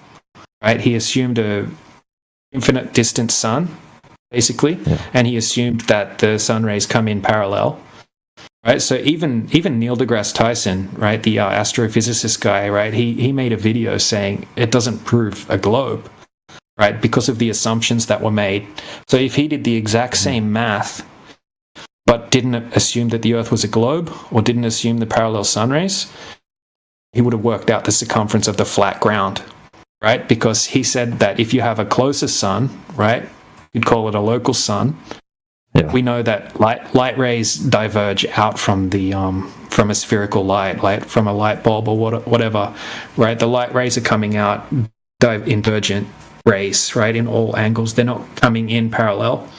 Yeah. Right, so if you think about it, you could have a light bulb on your ceiling, and if you stand in the middle of the room, you're not going to have a shadow, right? And then if you walk over to the edge of the room, you're going to have a shadow, right, because the light rays are diverging. Okay, so if you then assumed, if you did the same math that Eratosthenes did, you could work out the radius of your flat floor. Right? Do you see the problem? Mm-hmm. Yeah. You do the same thing on a flat surface. If you want to assume the flat surface is spherical, you can work out the radius of the flat surface. It doesn't work. It's because of the assumption. So I get it. Yeah, and there's more assumptions that go along with it. Yeah. There's a big whole giant list of assumptions that he made, and also heaps of just shady information. Right? He wasn't even spoken about to exist hundreds of years later.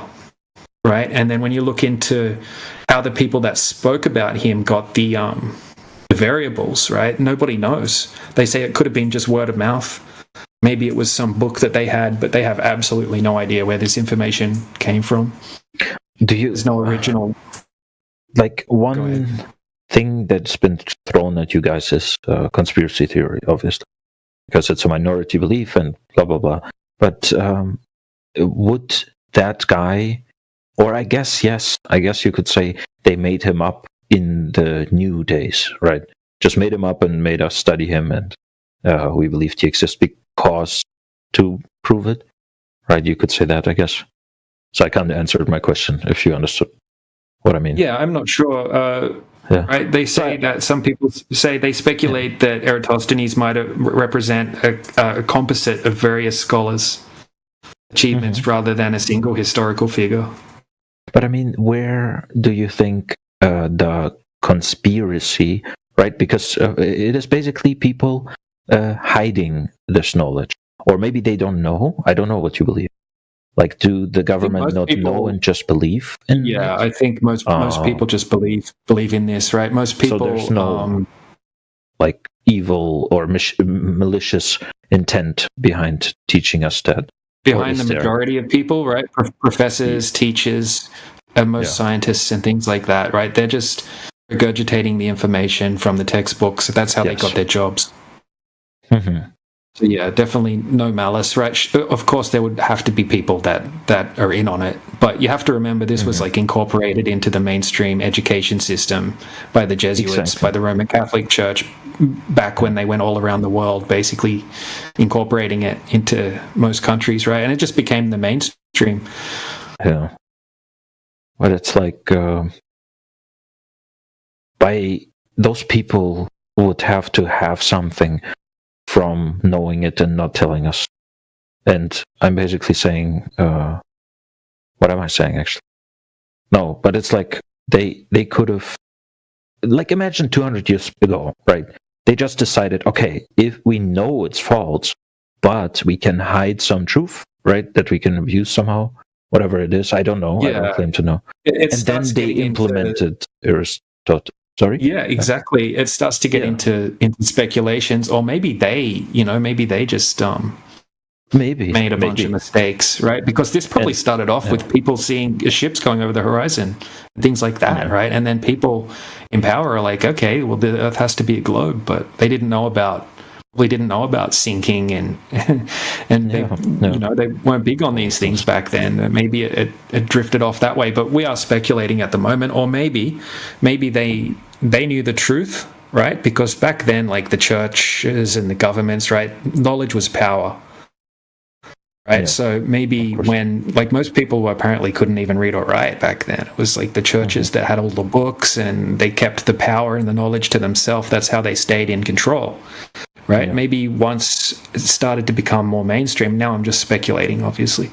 Once it started to become more mainstream, right, information was starting to get shared around, books were becoming common.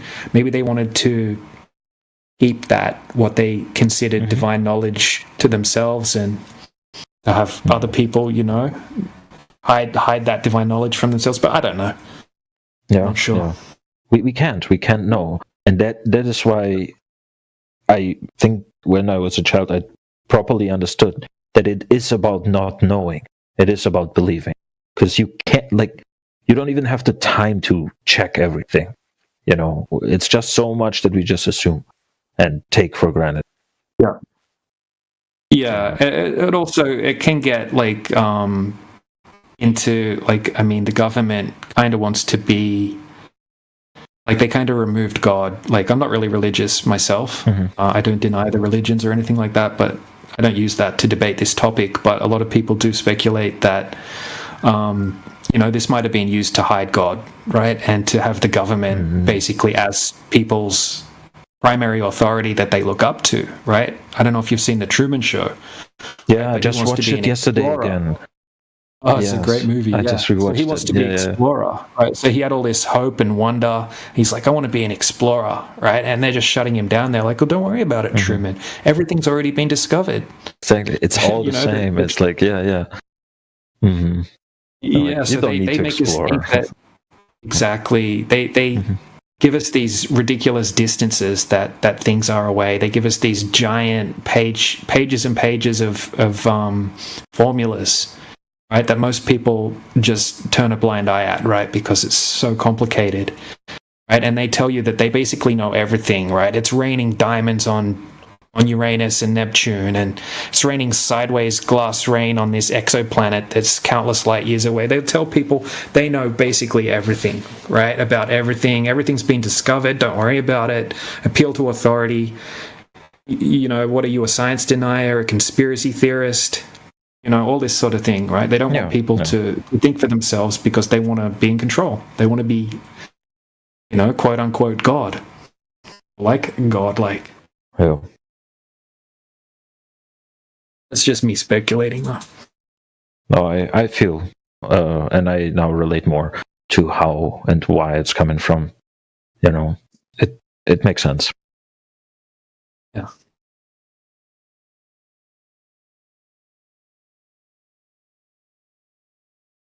But yeah, I need to get some work done. So it's been awesome chatting with you. And I don't know if someone sent you the link to the home server. Yeah. I joined.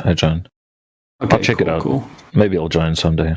But usually you are on here, right? Because I see this channel almost. Our home server used to be packed like this all the time. Yeah. But these big servers reached out to us and asked us if we could put channels, right? We got this one, politics and religion.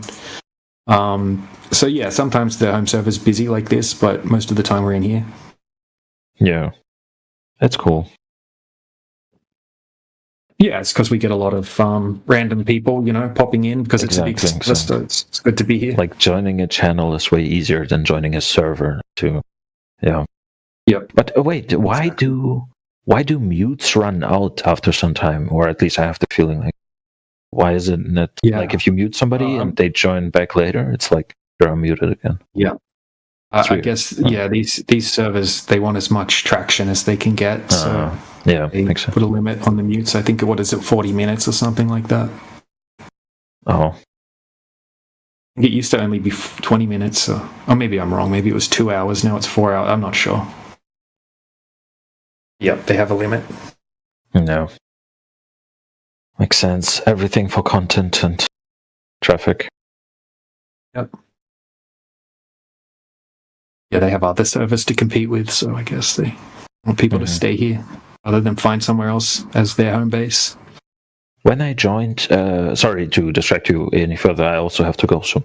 But there was like Nathan Oakley or something, but he was just ending the convo. He is known or something, right? Because the server had like a announcement that he was speaking. Is he like a public figure? He runs a YouTube channel. He's been running it for many years, very consistently. It's a show called Flat Earth Debate on YouTube.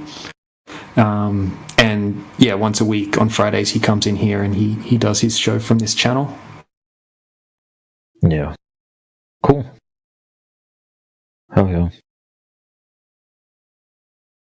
Alright, bro. Don't want to stop you from work. It was nice talking to you all. Have a nice time. Yeah, you too. Bye. All right, have a good one, Nick. See you.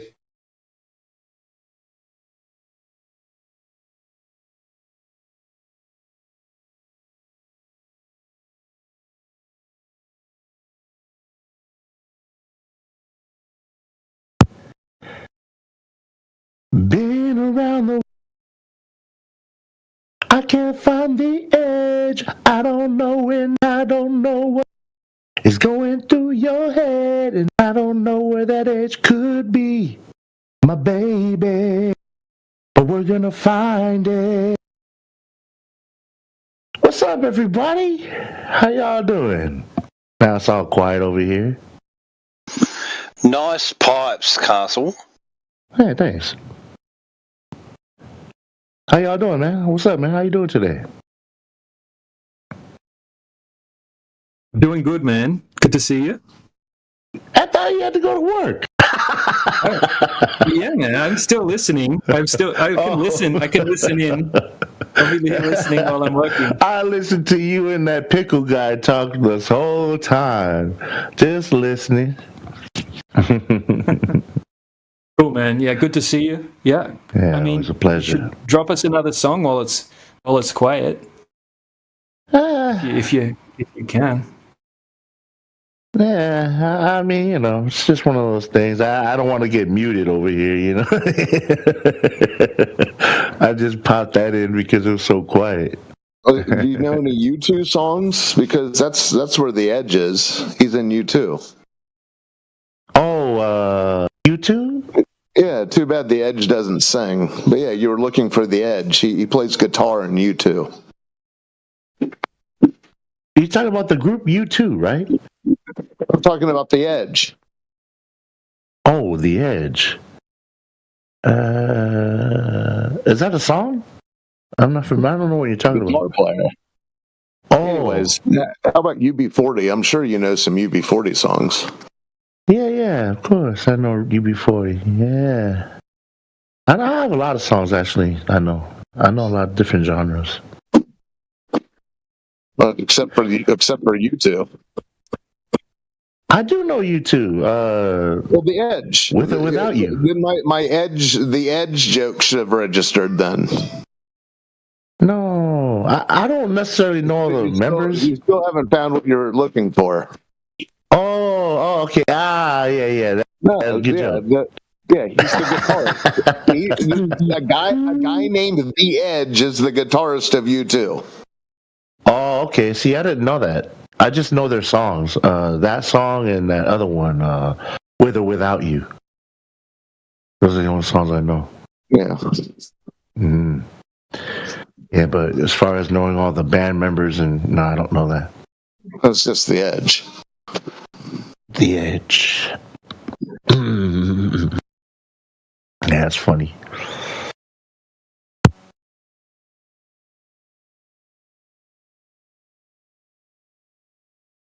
Yeah, Bono did a good job of channeling all the fame of that band into one. Yeah. Into his own dimension. Bono. Yeah, I used to listen to the U2 a lot once upon a time. I remember when Octung Baby came out. That was sort of that's a good CD. Mm-hmm. Yeah. Yeah, I listen to a wide variety of music. Except for death metal. I don't really rock with that.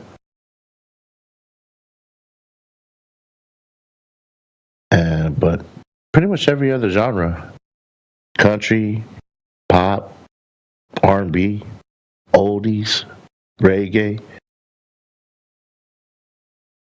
Yeah, Castle King, any R&B songs that you know?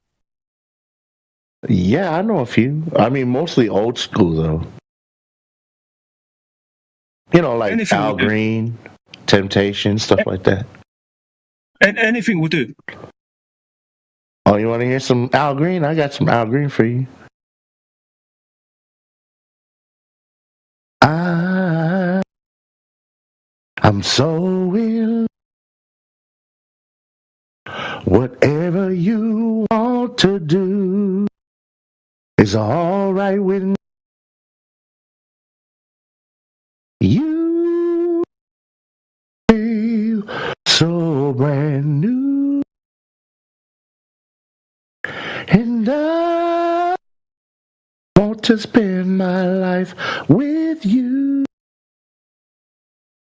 Let me say that same, baby, since we've been together.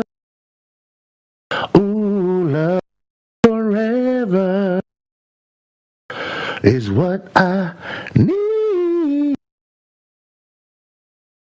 Let me be the one come running to. I'm untrue. Ooh, baby, let's stay together. Loving you, Lord, what is going on in here? Stop this. Somebody want to hear some R&B, man? See, that's why I didn't want to get muted over here. He's getting to the best part of the song, dude. I'm just saying, man. That always came reminds over me here of to Pulp check on Fiction. my buddies. Yeah, of course. The Pulp Fiction song. That's beautiful. You right before the best part of the song. I know. You and this guy wants to interrupt you. Come on. What's going on? So, hey, like I said, I don't want to get muted in here, man. I'm just trying to hang out with my buddies. The good, the bad, the happy, the sad. Yeah. When good or bad, happy or sad. Why people break up? Whoa, turn around and make up. I just can't see you never do that. Hey man, you're chopping really bad. Oh, is it chopping up? My bad.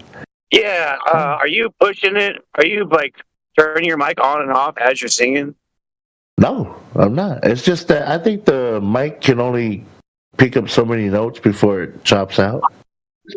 No, I don't know, man. Your mic's like closing. Anytime you it closes and then it opens back up. Your light goes on and off. So maybe if you had you're probably on voice to talk or something. If you had just the open mic. Anyways, that's pretty good. It might be my settings. I messed around with my settings one time, and I think that's probably what happened. Yeah, probably have to switch up those settings.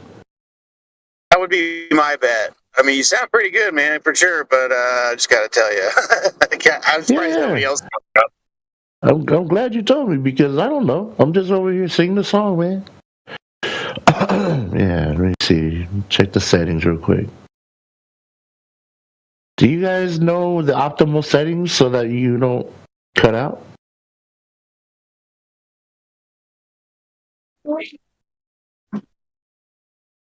Well, I have the option where I just push the button, I open my mic, and it stays open until I close it. I think you can have it on a setting where it only opens when you can have it. Oh, I don't know. That's the setting I have it on. I don't think you have it on that setting because your green light flashes. Yeah, your green light flashes anytime a sound comes out of your end. Yeah, it's like your mic's registering your voice and then turning on, and then when you take a breath or your sound goes low for a sec, then it cuts off. Oh, okay. So you're like noise buffering or not noise buffering. What is it? The next time you say something, it starts off with the sound of your mic opening. Yeah, like noise cancellation or something. Okay. Yeah, well, I'm in the voice setting right now. It's fine when you're speaking. It's just, and I hadn't even noticed it when you were doing your Lisa Stansfield renditions, but the Al Green chopping up smoothness kind of made it choppy for some reason. Well, because there's pauses. Mm-hmm. Were you reading those lyrics, or do you have those in mind? Do you have those memorized? Oh, that's all in memory. Yeah, that's a good song. Yeah, that's a crowd favorite. Yeah, they all love that.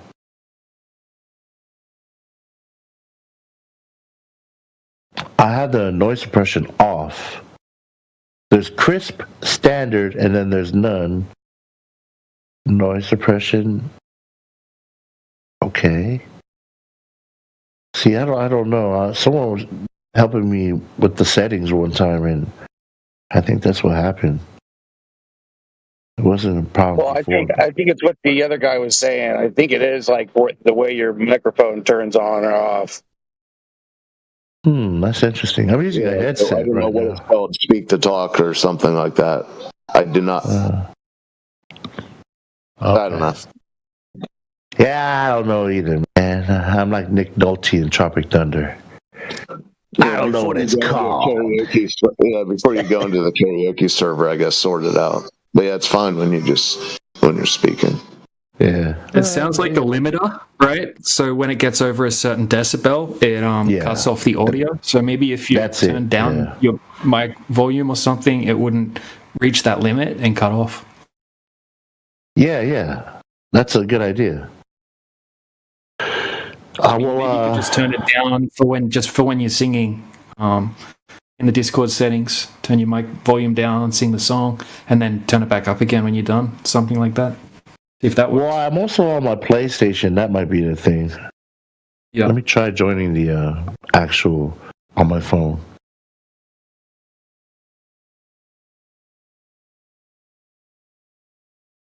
Okay.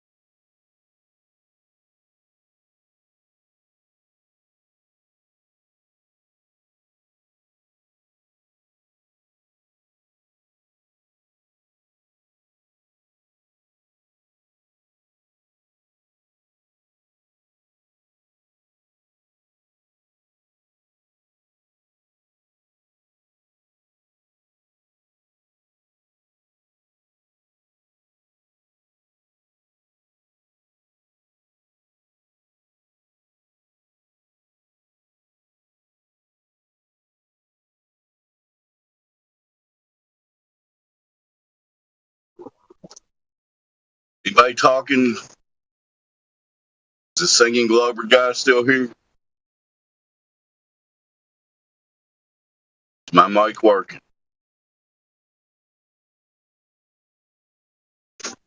Yes, sir. What's up? I was going to put in a karaoke request for the singer Glover guy if he's here. Oh yeah, Castle King. Is he still there? Are you there, Castle King? Did you spin away? He stepped away from the mic. The glove must have spun the other way and he went a little bit further away or something. What was your request anyway? I wanted to hear Full on the Hill by the Beatles.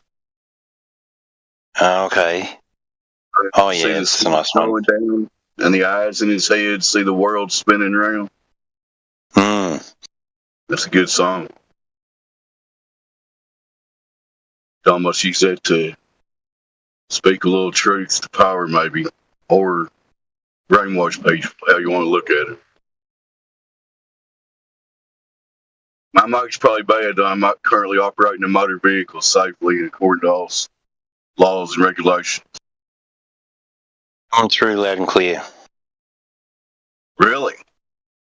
Yeah. That's very rude for Dead Air Dave to hear that while I'm driving. But thank you. Yes, quite audible. So we still need direct measurements of Earth curvature. Have we acquired those yet? No, it doesn't look like we have. Okay. Still no evidence. Still no geometric horizon. Let's see what, man, after 10 years looking into this, I don't think those are coming. No.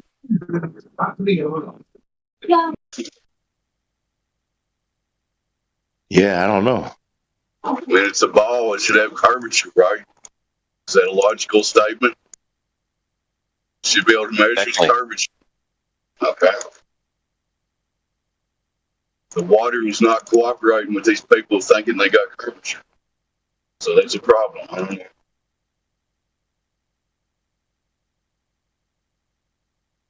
Yeah, making water curve around a ball. It's kind of like trying to hide a sunrise from a rooster. It's basically impossible. Yeah.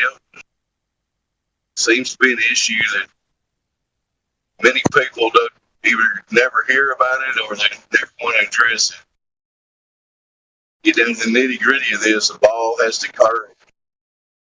I can't find any curvature, sorry.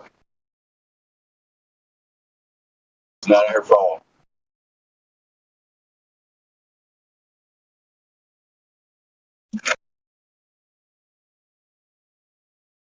No other new people or bloggers in here right now.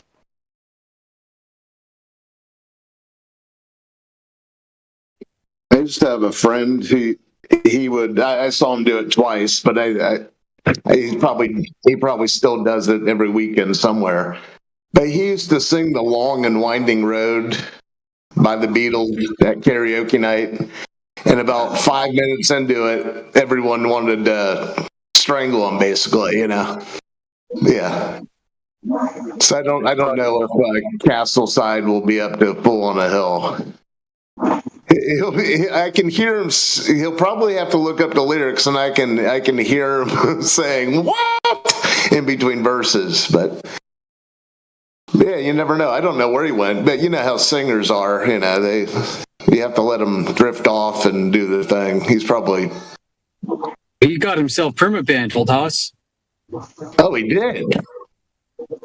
I didn't even. I thought he was just being quiet. No, there he is. Oh, he's here. Hey, King, we want to hear "Bull on the Hill" by the Beatles. Can you do that one? Yeah. I don't know that song. Look it up. You got Google in front of you. I mean, I actually haven't even heard it. I'll give you a butchered version real quick. The fool on the hill sees the sun going down, but the eyes in his head see the world spinning round. Does that ring a bell? No. Dun, dun, dun, dun. Dun, dun, Is that a Paul McCartney song? I think it's classified as a Beatles song, but yeah, it sounds like something. I think McCartney got the writing credits, but who knows which McCartney that was or whatever, right? They're a bunch of fucking communists anyway. Yeah. I mean, as long as they kept George Harrison out of the writing credits, they were happy. Let's do another one and keep George out. Yeah. They had to keep George because he was the only one whose parents would let them practice there. So even though he's too young, they had to accept him, because his mum let him practice. And they had that guy Sid Barrett before was he before Roger Waters maybe, or he was a lunatic. Oh yeah. Yeah. Yeah, he lost it on acid. And the Beatles had another drummer before Ringo, Pete Best, I think. And he died in brain hemorrhage. He got punched and he passed out a few days later. Well, he was still alive. Huh? There was another one who died. What movie they made about it? Keith Moon died from Keith Moon, the Who drummer. Oh, he was nutty. He was crazy, man. The Who had another good song, "We Won't Get Fooled Again." That was a good one. Anyway. I can see for miles. Maybe we can get Castle Sing to sing. I can see for miles. The Who? Yeah, that's a good one for you, Kath, or you can see for miles and miles and...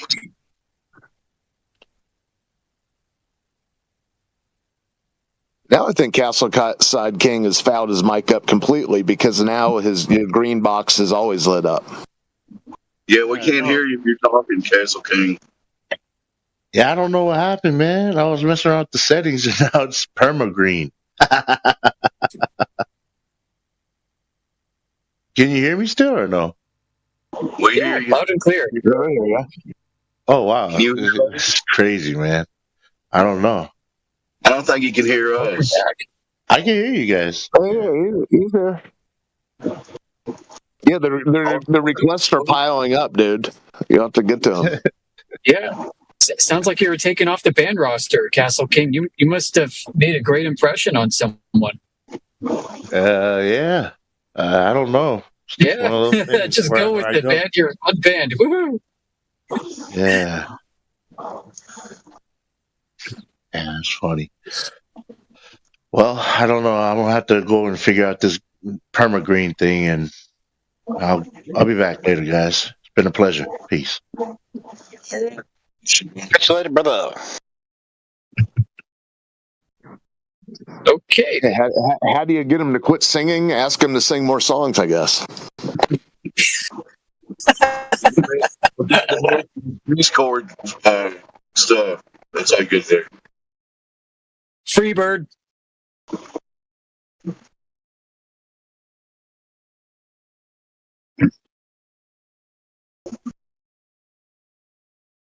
I bet we all do Bohemian Rhapsody a cappella all together. Let's go. That'll do it. The real life. Yeah.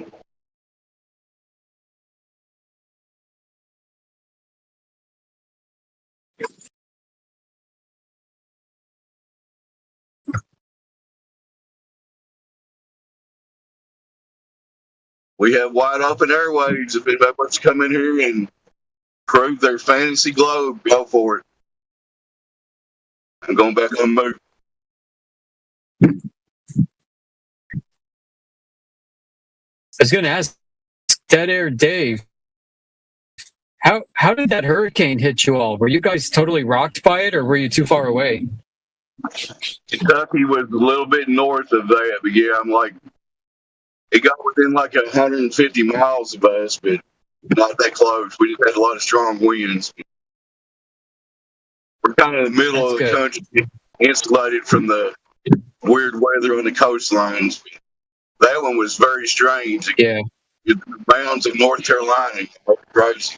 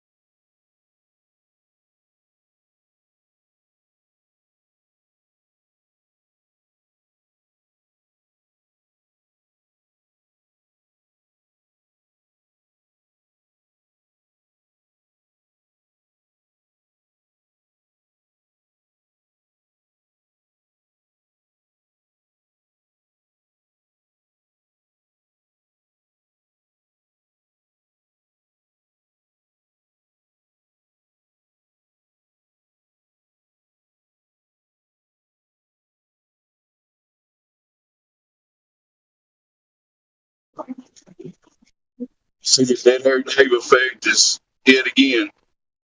Back to silence.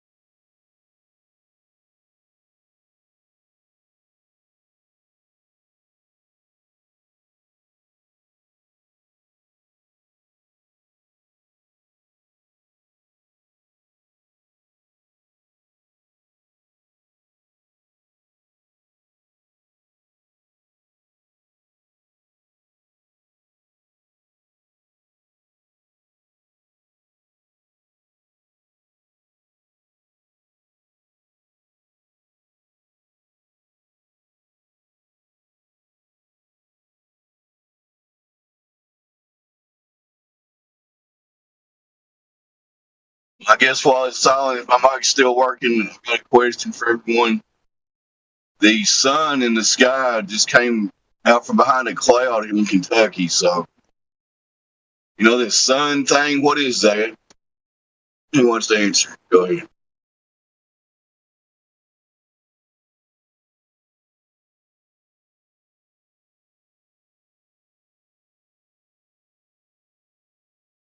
Come on, you guys don't know what the sun is? What is the sun? Oh, no idea, bro. It's in the sky. You should know what it is. Come on, man. Don't know. You can't make up a story and put it in textbooks and stuff. Come on.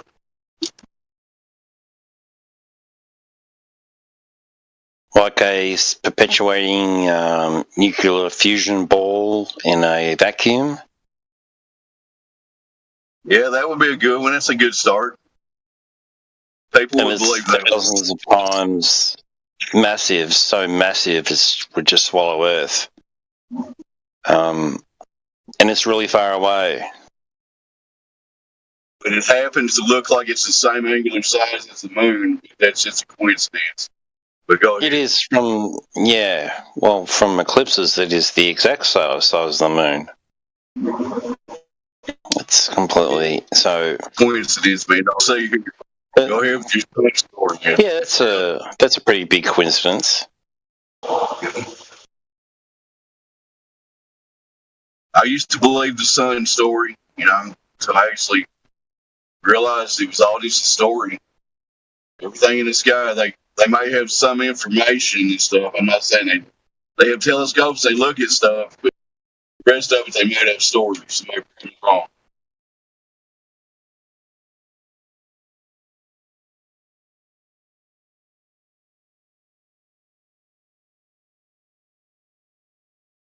Yeah, but no idea what it is. I've accepted. I may never know what it is. It's okay with me. It's just me. Oh, me too. Oh, yeah, for sure. It will just always be a mystery. But all I know for sure about the sun is if it wasn't there every day, we wouldn't be here. Somehow, you know what I mean.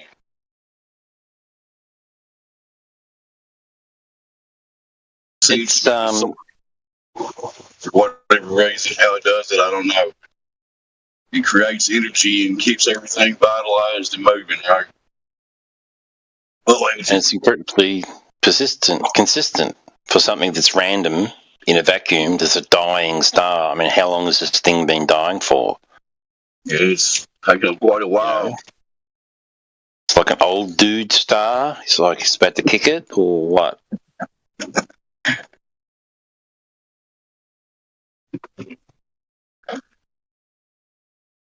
It's okay. Before the sun dies out, we'll get on to Mars and we'll start hopping around. We'll find another sun to zip around. We'll be okay. Don't worry about it. The human race will survive.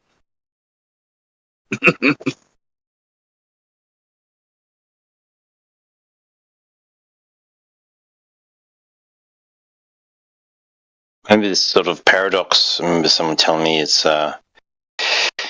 so they send a spaceship full of people to go and find the planet to colonize or to.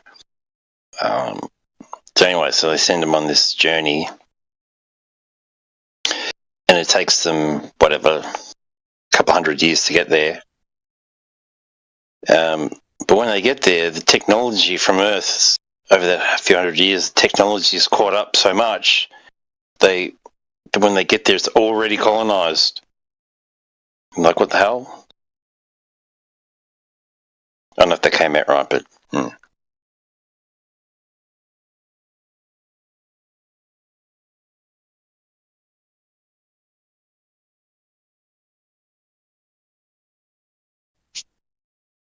I heard you. I'm in a dead area. I don't know if my mic's still working or not, but yeah, like there was already people there, and they're like, "Hey, where you guys been? We've been here for a couple hundred years."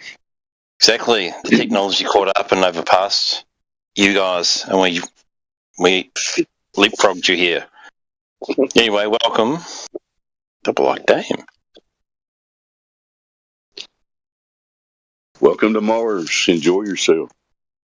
It's like in the movies where they get into a cryogenic sleep, and then they're traveling for a few, years and years.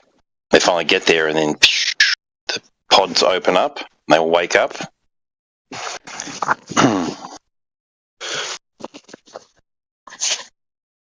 Could be like any place, water with Gatorade because it's got electrolytes. Remember that? Is that what it is? Is that the fluid in those pods? It's Gatorade.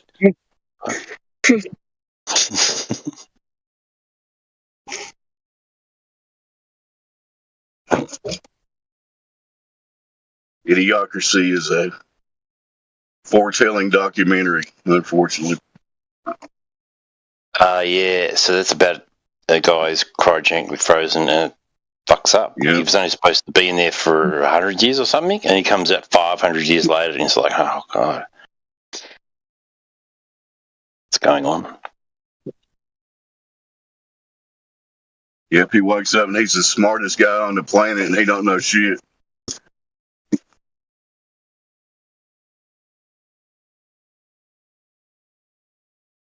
President's a wrestler. Yeah.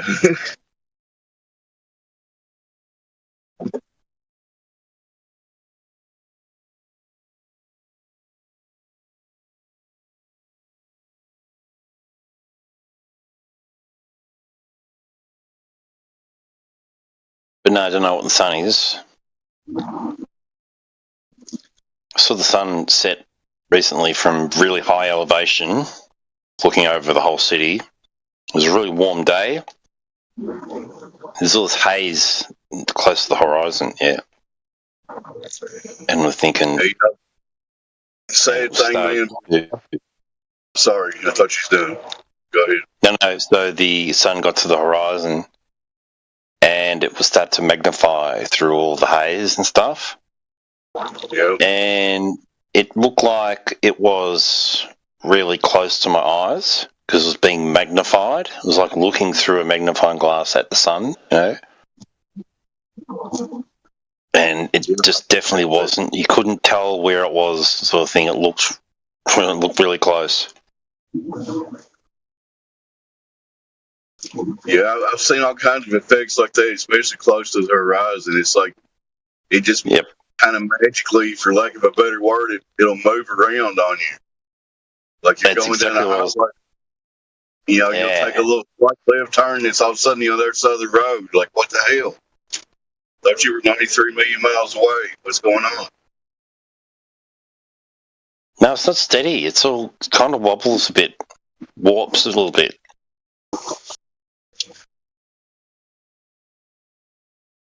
To me, the saddest part about when we can admit we don't know what the sun is, we may figure out a few things.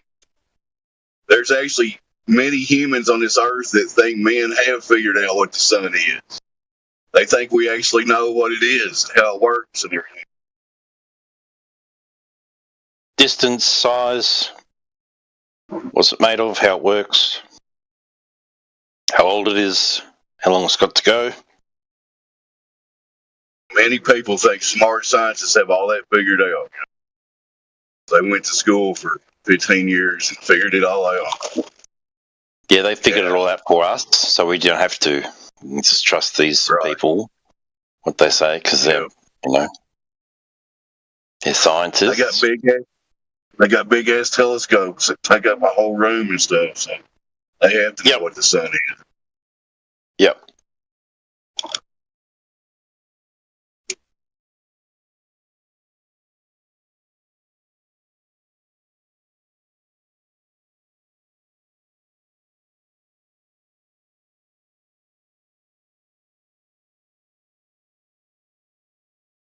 Anybody new join, I'm probably getting ready to hit a dead area here.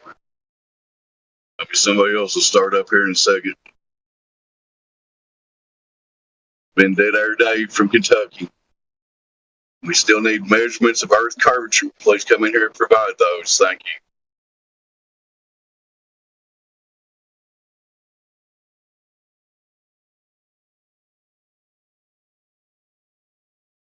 We can see the Earth curve from space.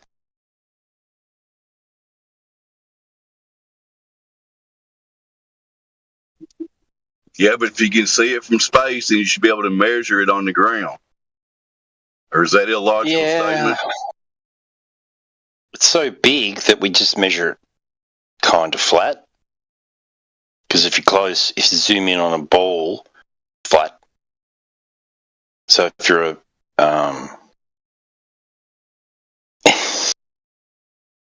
So the massive oceans are curving, but they look flat because they're so big. I got you. Thanks. So if you're an ant on a basketball, it would just seem flat, I guess. Maybe not.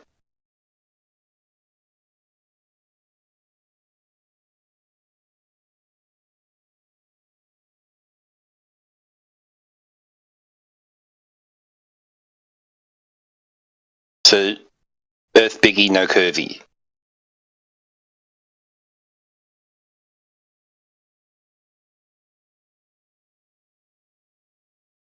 And sea level means curved.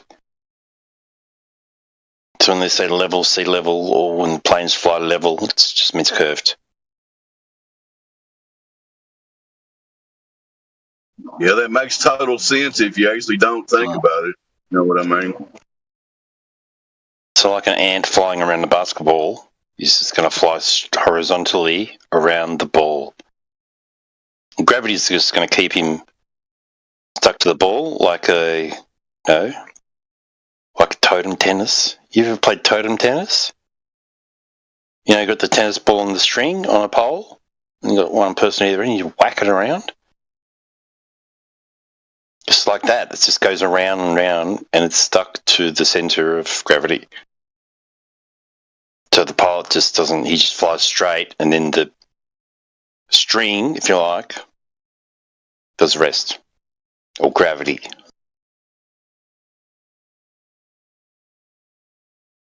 Yeah, that explains it.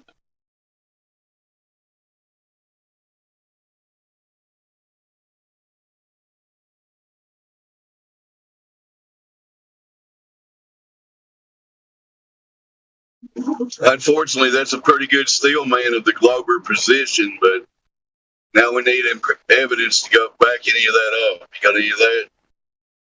No. Well, you can see curvature from space, though.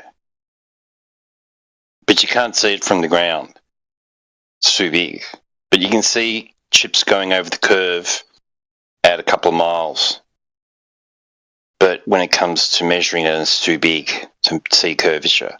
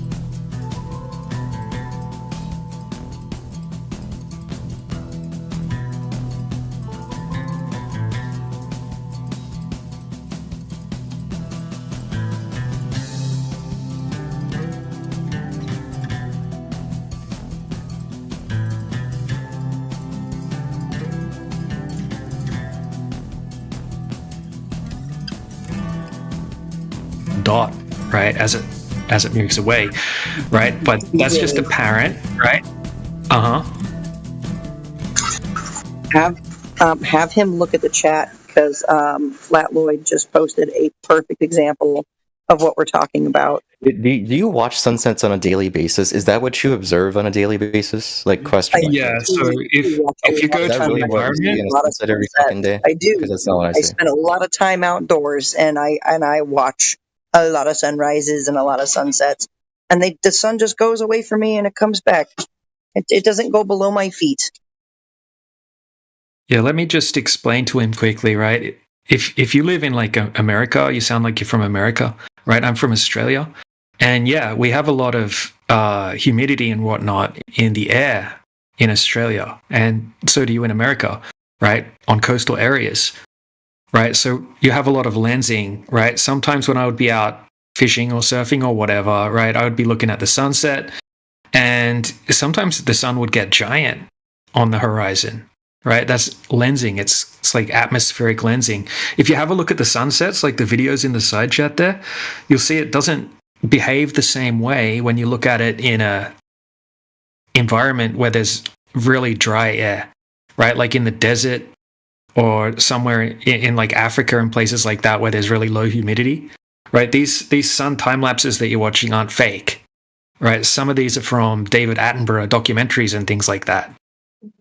Right, it just depends where you are. You have different amount of magnification or lensing due to the the opacity of the atmosphere, the atmo. Right, and when you have a lot of lensing, right, it's also called atmospheric scattering. Right, you can look it up. Right, and it does say that's due to atmospheric scattering. It can appear like the sun would look like it's dipping beneath the horizon, but that's just a side effect of the scattering, right? Notice in what Flat Lloyd posted, it doesn't look like it's doing that.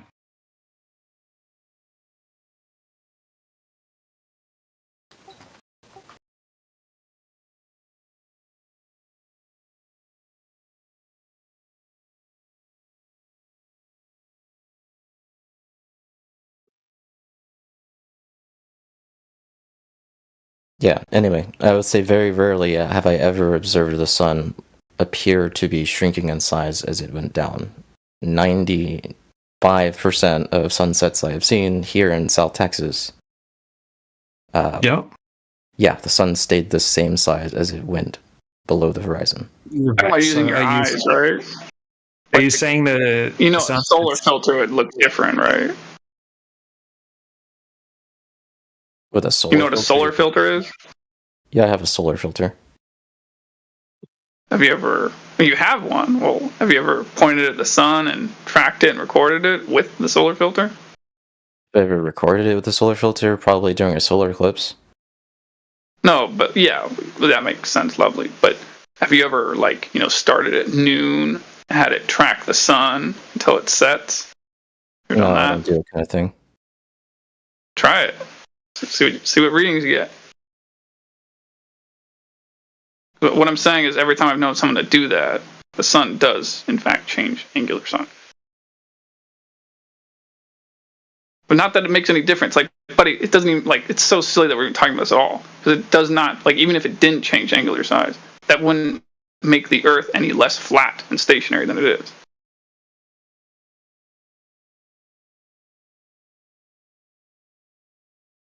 Yeah, so I mean, you're pretty much claiming the sun's going behind the horizon, and that a horizon is the curvature of the Earth, right? So is that what you would define a horizon as?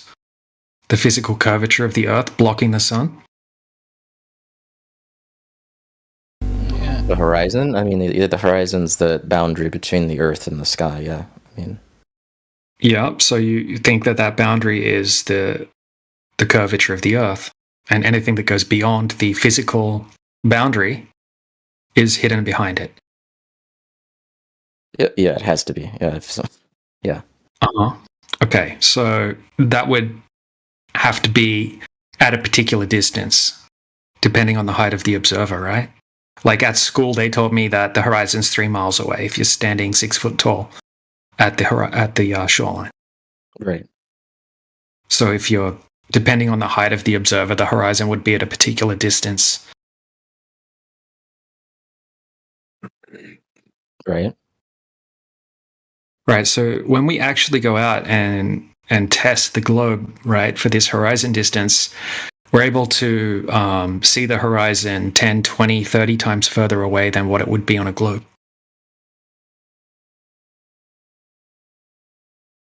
Gotcha. All right. What do you think about that? I think it's bogus. Okay. So what if we had like loads of evidence, like high definition observations that show the horizon being over 10 times further away than what it would be on a globe? Well, I mean, I would probably go, like, find you some counter evidence to that fact, right? So we'd basically be doing the same thing. Mm-hmm. All right. And what if you couldn't find any counter evidence to that? Then I would look harder. Okay. And what if you looked harder and then you still couldn't find anything?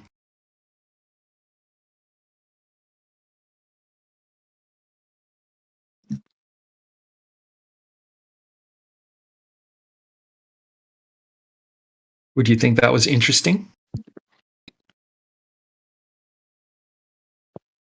Doesn't sound like he want to drop his belief. Even to the contrary.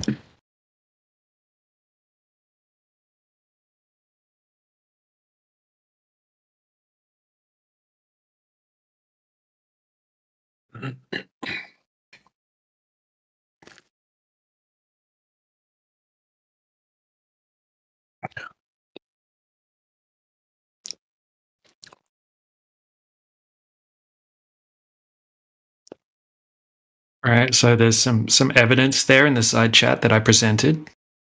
All right, it's a small clip taken out of a full-length video.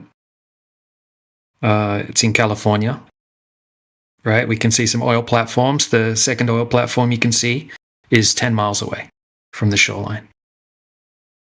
Right, on a globe, the horizon would have to be at 3.4 miles from the observer. Right, but luckily we have the distance markers and we can clearly tell the horizon's beyond 10 miles. Way beyond 10 miles. Right, this is impossible on a globe. The horizon on a globe has to be at 3.46 miles, right? Because it's a physical object with a claimed radius value, 3,959 miles. That means the horizon has to be at 3.46 miles. That means that the oil platforms, for example, right, should be behind the horizon. But we can see the horizon behind the oil platforms. It's just one of many observations that are impossible on a globe, right?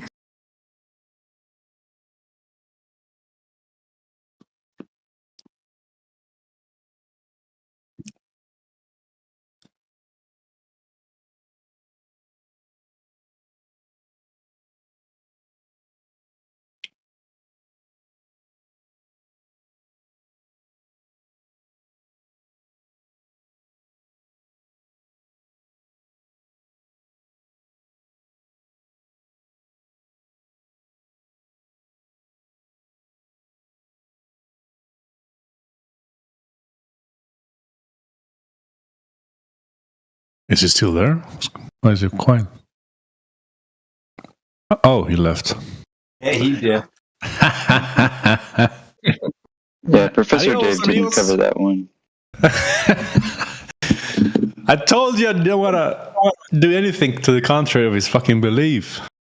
Yeah, I was gonna say once he said he's gonna keep looking harder, I was like, oh, okay. Good job, DJ. He didn't even want to acknowledge it in the beginning. You can already tell he was about skedoodle at any time.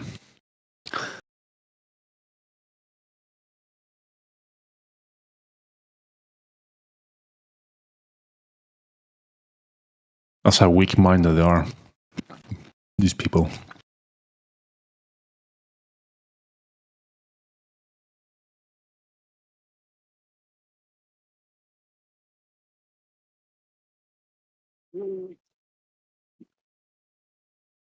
Hush, all maps are flat. You're asking for something that already exists.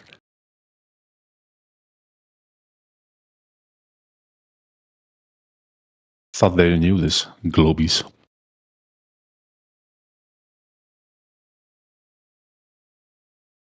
Yeah, but you don't have a globe map though.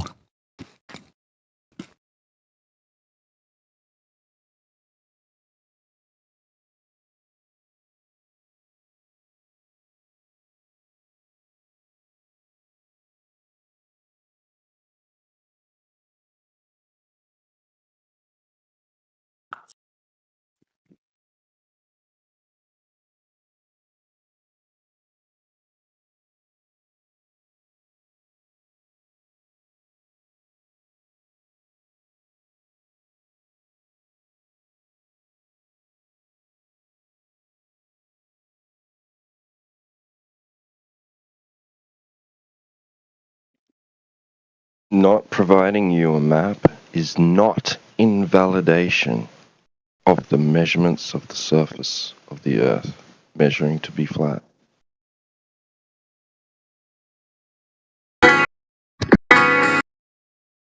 Whoa. Heretic sound bombing us. Sorry about that. How dare you? Are you at a party? Yeah. God damn. My mistake. Hello.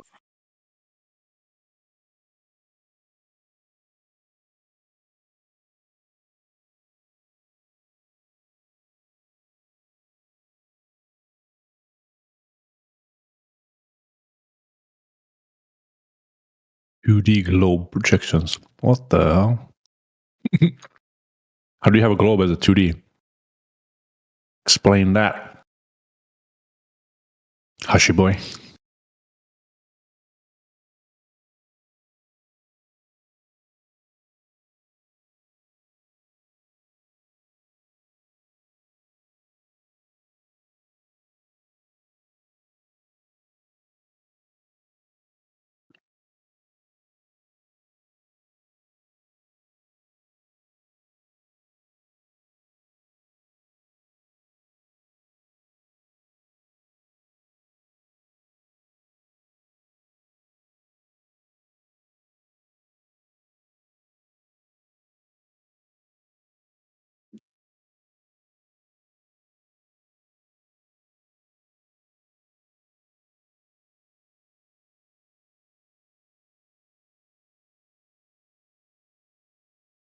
What the heck is he talking about? Observing the independent variable. Yeah, I was thinking the same. I was like, what the hell? Observing it?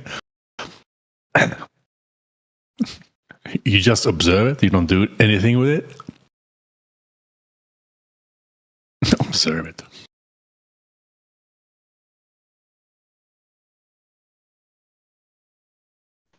I mean, if you observed the cause and effect taking place, there'd be no need to do the experiment. No. That would be something. Observation. It's automated. Go for it.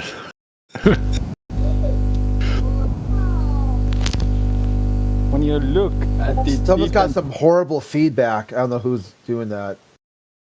Nicholas, are you on a PC or mobile phone? Which one are you on? I didn't hear this feedback before.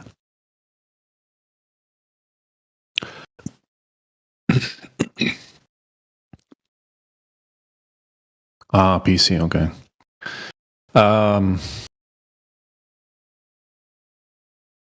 Yeah, it sounds like interference somewhere, like with your mic. Check to make sure Discord's picking up the right mic. Like there could be a mic attached to a webcam or something, or even a monitor. Sometimes monitors are kind of dumb, and it's got. So make sure it's got the microphone that's on your headset or whatever the better one, your better mic.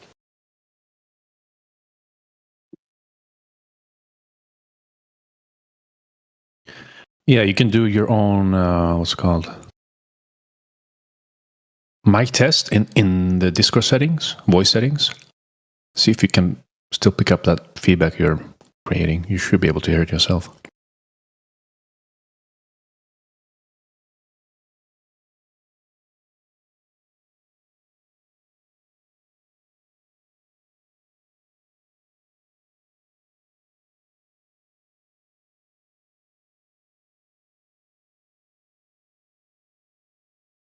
Wait, so gas pressure is your independent variable. That's the cause then. Dependent variable is the measurable gradient. Gas pressure causes gas pressure gradient. That's produced by gravity. Wow. You're throwing Holy crap, in a they bit never taught me extra that in there. school. Some of the dumbest shit they say is like, this is why it's important. Okay, I'm not going to harp on this, but this is why it's kind of important to keep them talking, because holy fuck, like.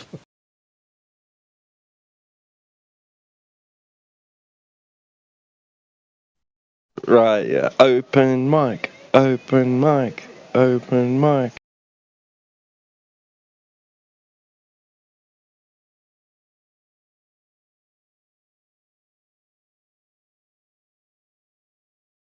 I mean, his dependent variable is, or what the fuck is that? You can't just throw gravity in there and assert it's a part of the fucking equation, bro. Yeah, in which gravity are you going to integrate? Like, which of the 20 different theories of gravity?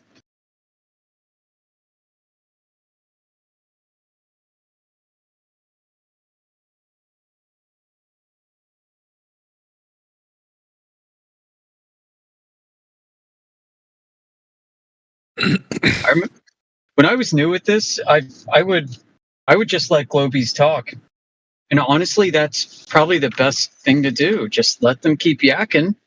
Eventually, they're going to contradict themselves, or they're going to speak beyond their domain of expertise.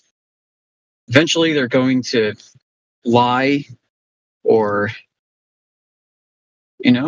just tell you how convinced they are of their own bullshit. This is why, like Helios used to say too, it's very important they keep the live stream up, because they'll just change. They'll just lie. They'll say, "No, I didn't say that." Well, here you go. Here's the recording. We hear that almost every day, don't we? Yep. Yeah, I don't mind someone rephrasing or reframing something they said, but they're going to straight up bold-faced lie. I never said that. Here's the words coming out of your mouth. You did say that. Now, do you want to rephrase, clarify, add some qualifier to it? At least be honest about it. You said something, it didn't come out right, it fell flat. So what did you really mean? If you ever want to test the character of someone, just ask them about flat Earth, right? I mean, you will uncover whether or not their default is to be deceptive, lying little shit of a person or not. Which is interesting, too, because that highlights their very subjective morality. They really don't give a fuck. What they care about is the ends justify the means. They think they can lie all the way to the truth.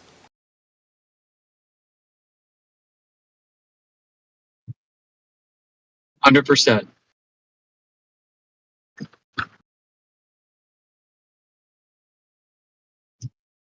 Yep, that attitude explains a lot of their arrogance, right? They come in here, they think they have the entire world on their side. The weight of evidence is entirely on their side. And if this is such a silly little topic without any single piece of verifiable evidence that exists in the real world, it's even illogical, so you can't even rationalize your way to flat Earth. They think they got this on lockdown, so the dumbest of the dumb people come in and think that they can intellectually beat up on flat earthers, and then they make an ass out of themselves on live stream. That's 10 years of 24/7 flat earth discord, folks. In a nutshell. Absolutely true.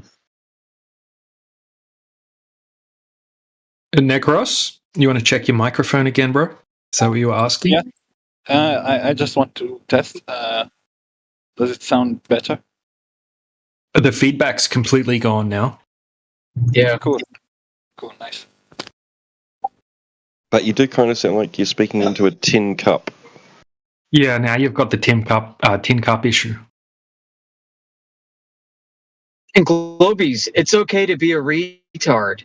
We get it. Not everybody can be as smart and as suave as we are.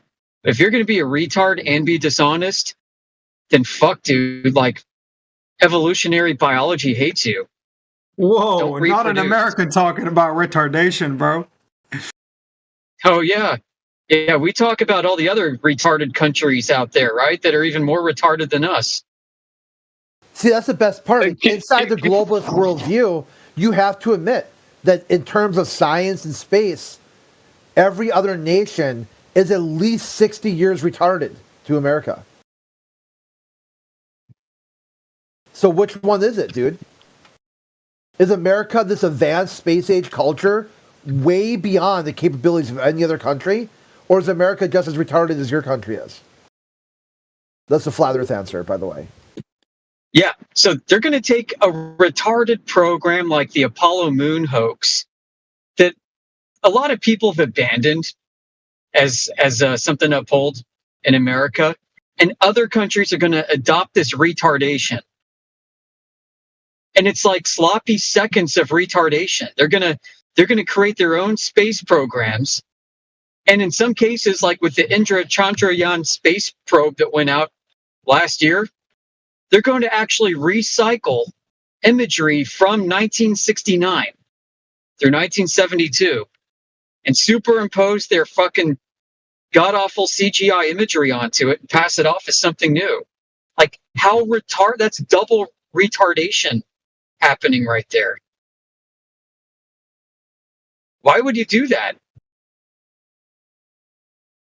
So yeah, Americans may be retarded, but you guys that are copying our retarded space programs are even more retarded. Good job. Yeah. Hello, Space Probe, my old friend.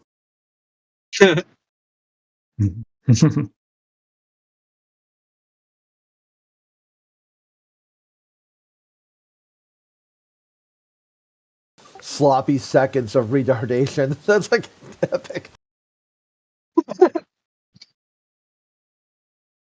Yeah, so Harsh, you're claiming a gas pressure gradient inside a vacuum chamber. So just demonstrate that, bro, and then we can entertain your claim then.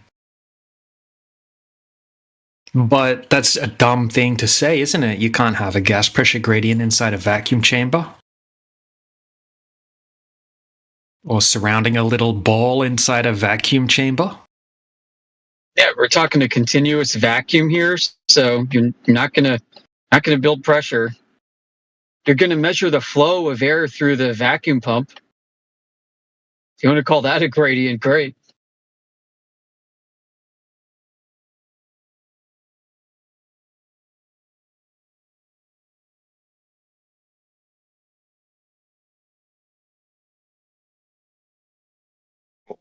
I like the kettle example. That's if you consider the spout, like where the place where the gas is being produced, and it's expelling upwards and outwards and filling space, and as it does that, the pressure decreases, condenses above you and falls back down.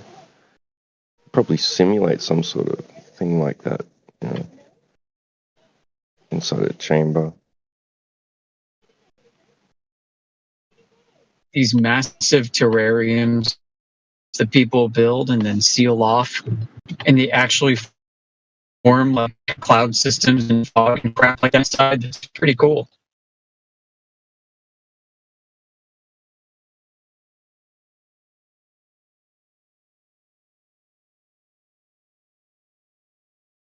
Yeah. Insert dynamics and voila. Yeah, they've got like a complete hydrologic cycle going on inside of the contained kettle, completely sealed off. It's amazing.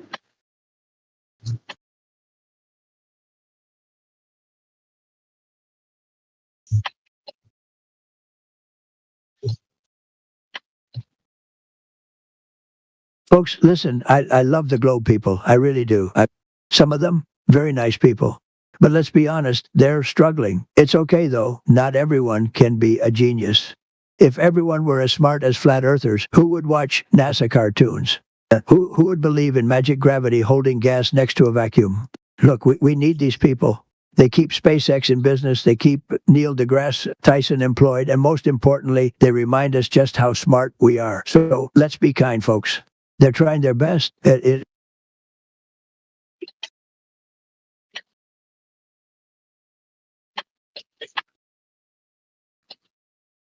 kind of think of ether cosmology as like the NASA of flat earthers.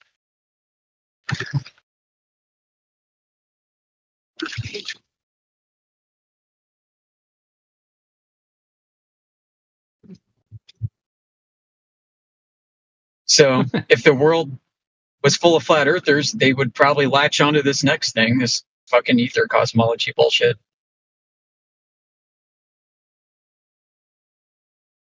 Toroidal fields, man. It's all donuts and shit, man. Toroidal fields, man. Ken Wheeler, dude. Magnets and shit. Ether magnets. You see this ring magnet? Bro, that's the fucking ether. I'm like, no, that's those are magnetic flux lines. No, fuck, man, this is the fucking ether, bro. Like, no, those are magnetic flux lines. I'm pretty sure of it. No, man, but imagine for a second, it's the fucking ether. So before there was the ring magnet, like present in that particular space, there was no ether there.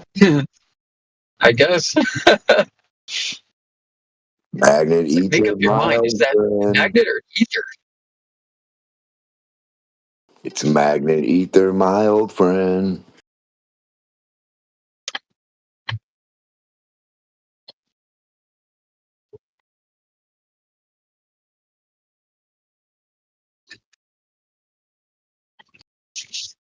I can't remember where I was reading it the other day, but Newton apparently believed in ether. I didn't know that. Yeah.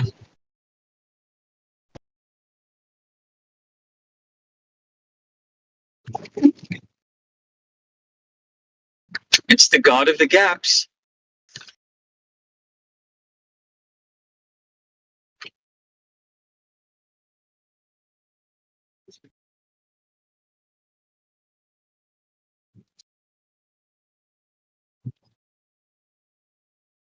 Is there a phenomenon?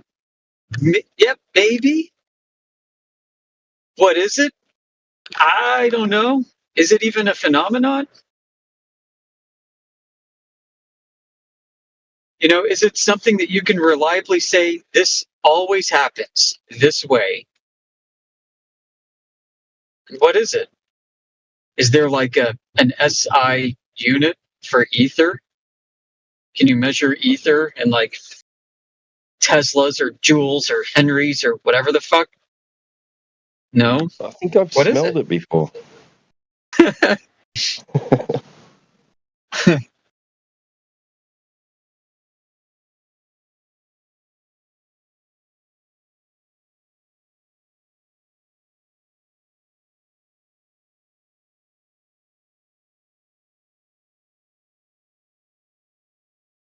The latest with the Final Experiment, I saw that video with Edward Hendry and the seams in the skybox. What the hell? What the hell? There are seams in the background skybox. Without a doubt. What the hell is that? What?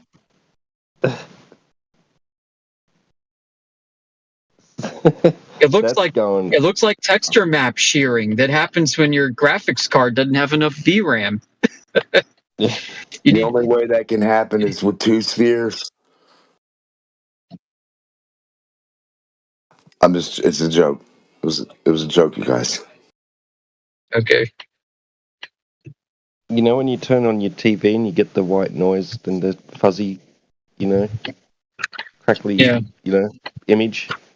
That's ether. Particle wave duality. Ether on your television screen at its finest.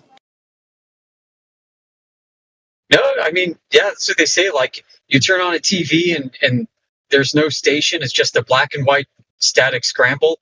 Dude, that's the cosmic microwave background radiation, man. You're listening to freaking stars and shit from billions of light years away. Right. That's what I used to get told as a I kid. just heard a space fart. It's like, oh, well, why don't you just go detect, gravity waves and that shit?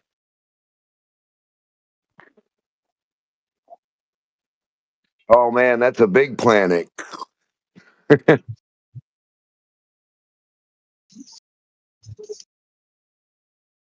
I think we're With seeing enough something on static the screen. noise, Yeah, I think we're seeing something on the screen. What do you think it is, brother? dude, you can see anything with enough random noise. Literally everything is in there. The complete works of Shakespeare, Mona Lisa, the movie Tron, all of that is within a completely chaotic, infinite random scramble of noise. Find anything you want. Is there something that can record that can hold it for like longer than you could ever possibly imagine? Like a memory aspect, right? Like retain the info or the noise or the sound, the frequency, and like till a later date. Is there a material that can do that?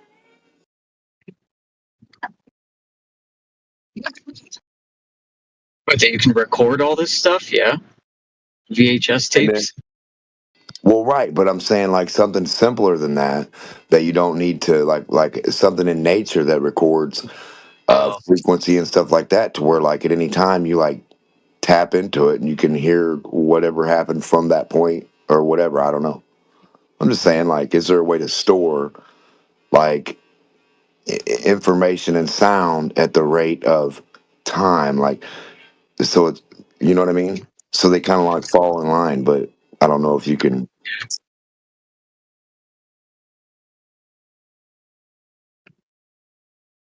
Like once you Is there implement something that's recording electromagnetic radiation, right? Is there something doing that, you mean?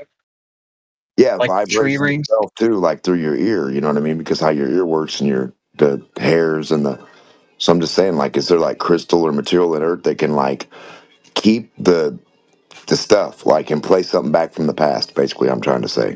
If that makes sense. I don't know. Like, I'm just saying, is there any crystals or something you and I maybe haven't came across that when if you tap it or like grab a piece and like put a speaker, decode it, it'll say something from that it just has an old thing in it stored. I don't know. I don't know.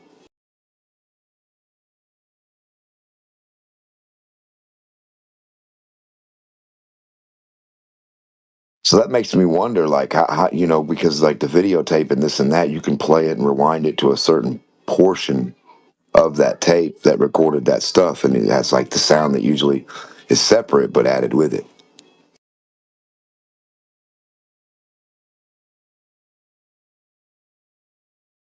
So would all the frequency or channels or frequencies be jumbled together as a whole if you tried to play them out like white noise? Or would you have to just like scramble or decipher everyone individually?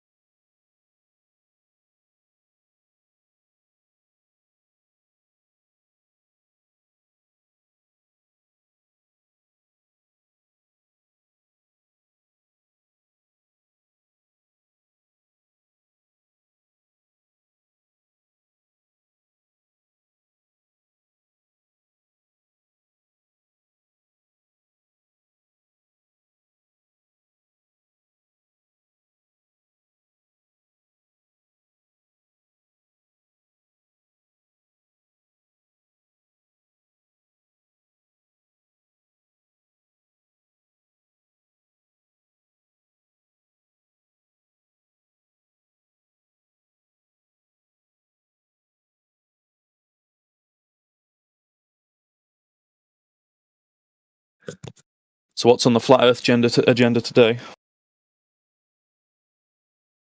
What have we been analysing? Your mom's flat ass. What globe lies have we uncovered? Your mom's flat ass. Oh, all the speeds, the distances, UFOs, all kinds of stuff. UFO stars. UFO stars? Yeah. Yeah, a star is a UFO and you can't prove any different.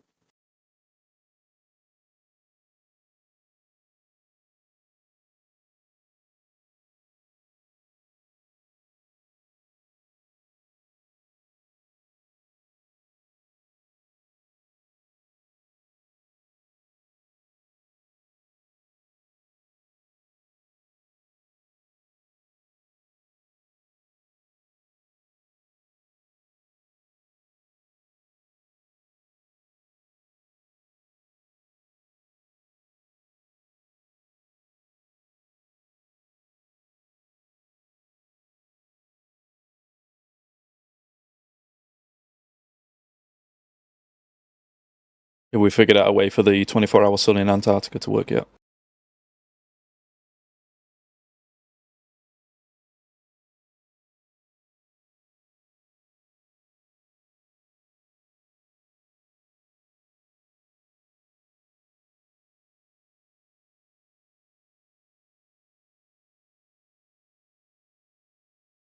Or is it just magic? Magic? What, like a ball of gas in a vacuum? No, like you've got this strange orb going overhead and there's no way to explain it. Yeah, but you think that there's a ball of gas inside a vacuum and a vacuum chamber that has no container. It's just a vacuum without a container. In flat space, in the flat universe, where it rains diamonds and sideways glass on Uranus. My anus is perfectly clean. How dare you? Yeah. Yeah, it smells like farts in space Uranus, and it rains diamonds. Don't question it, though. It's science.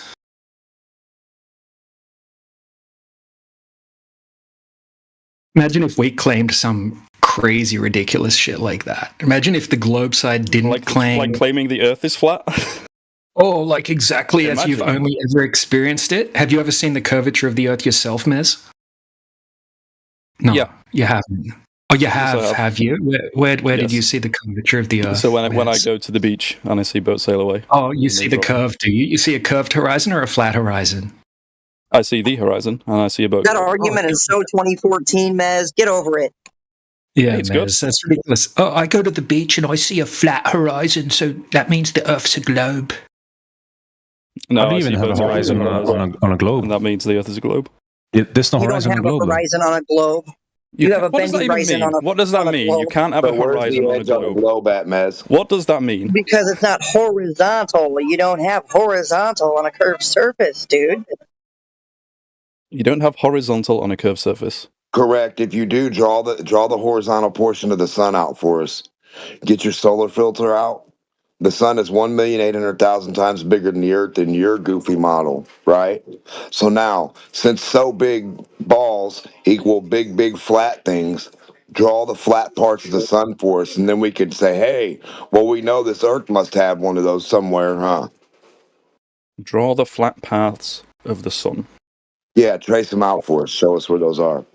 Because you believe spheres are flat when they're big. And I don't believe spheres are flat when they're big. I think they could be so big that if you're on the sphere, you're not really going to be able to perceive the curve of it very well. The sun is supposed to be the biggest sphere you could ever imagine or hope to see in your lifetime. Draw the flat parts that are so big on there, the horizons. Let's see them. If you can't, I think you guys struggle to understand scale. Draw them on the moon then, something smaller than the Earth. See if you can do that. Draw the horizontal horizons, the flat ones.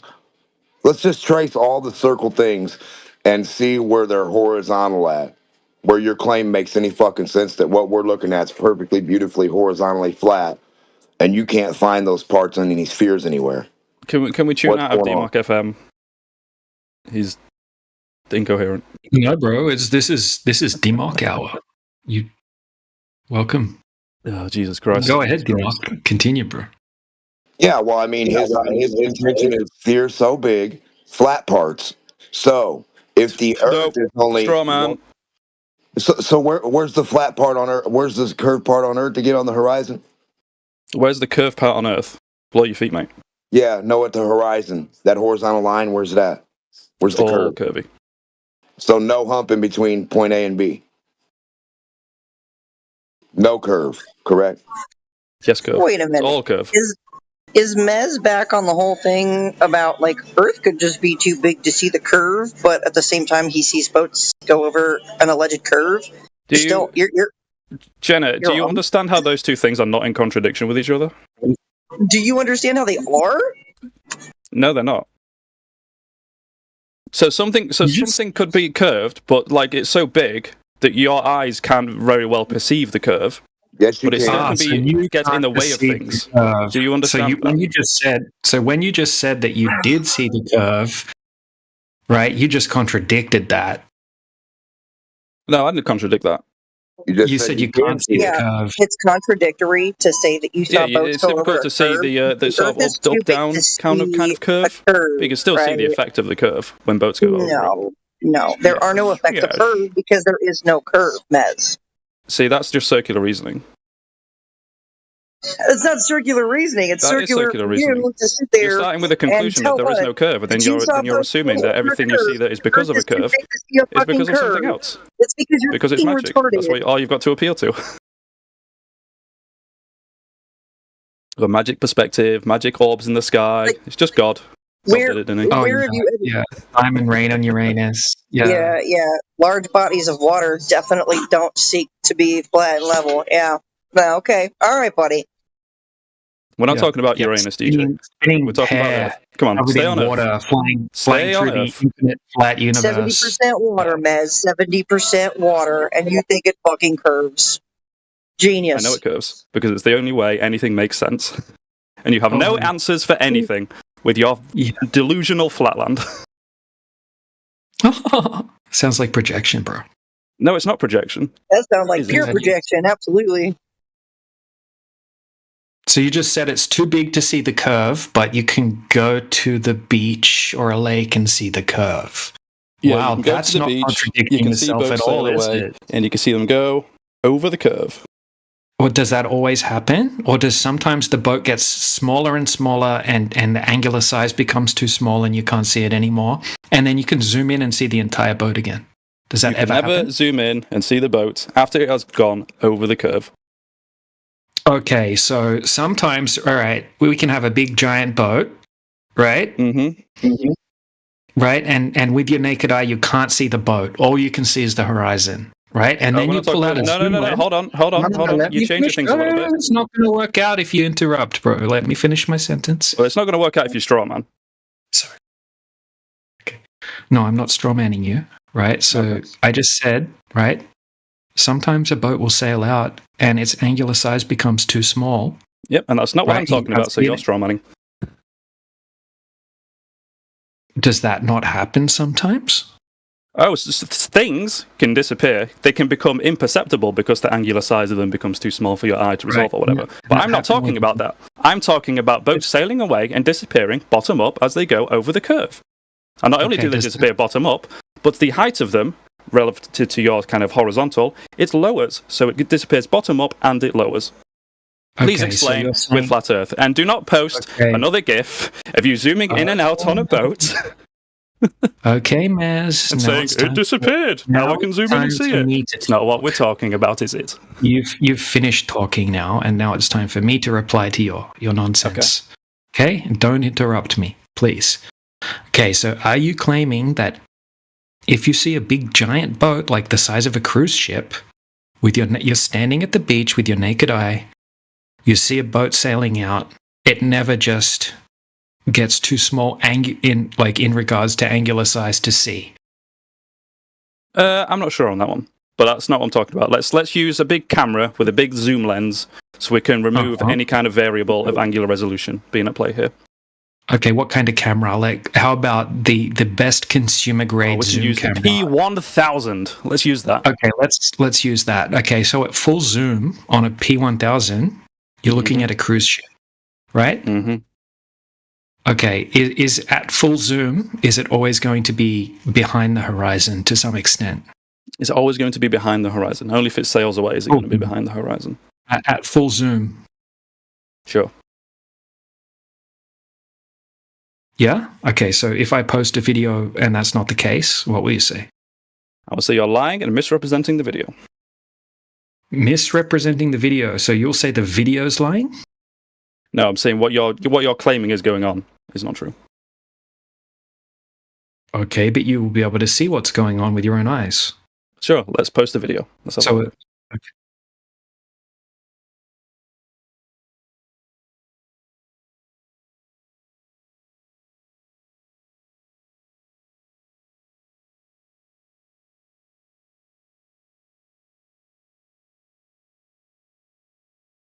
Right, there we go.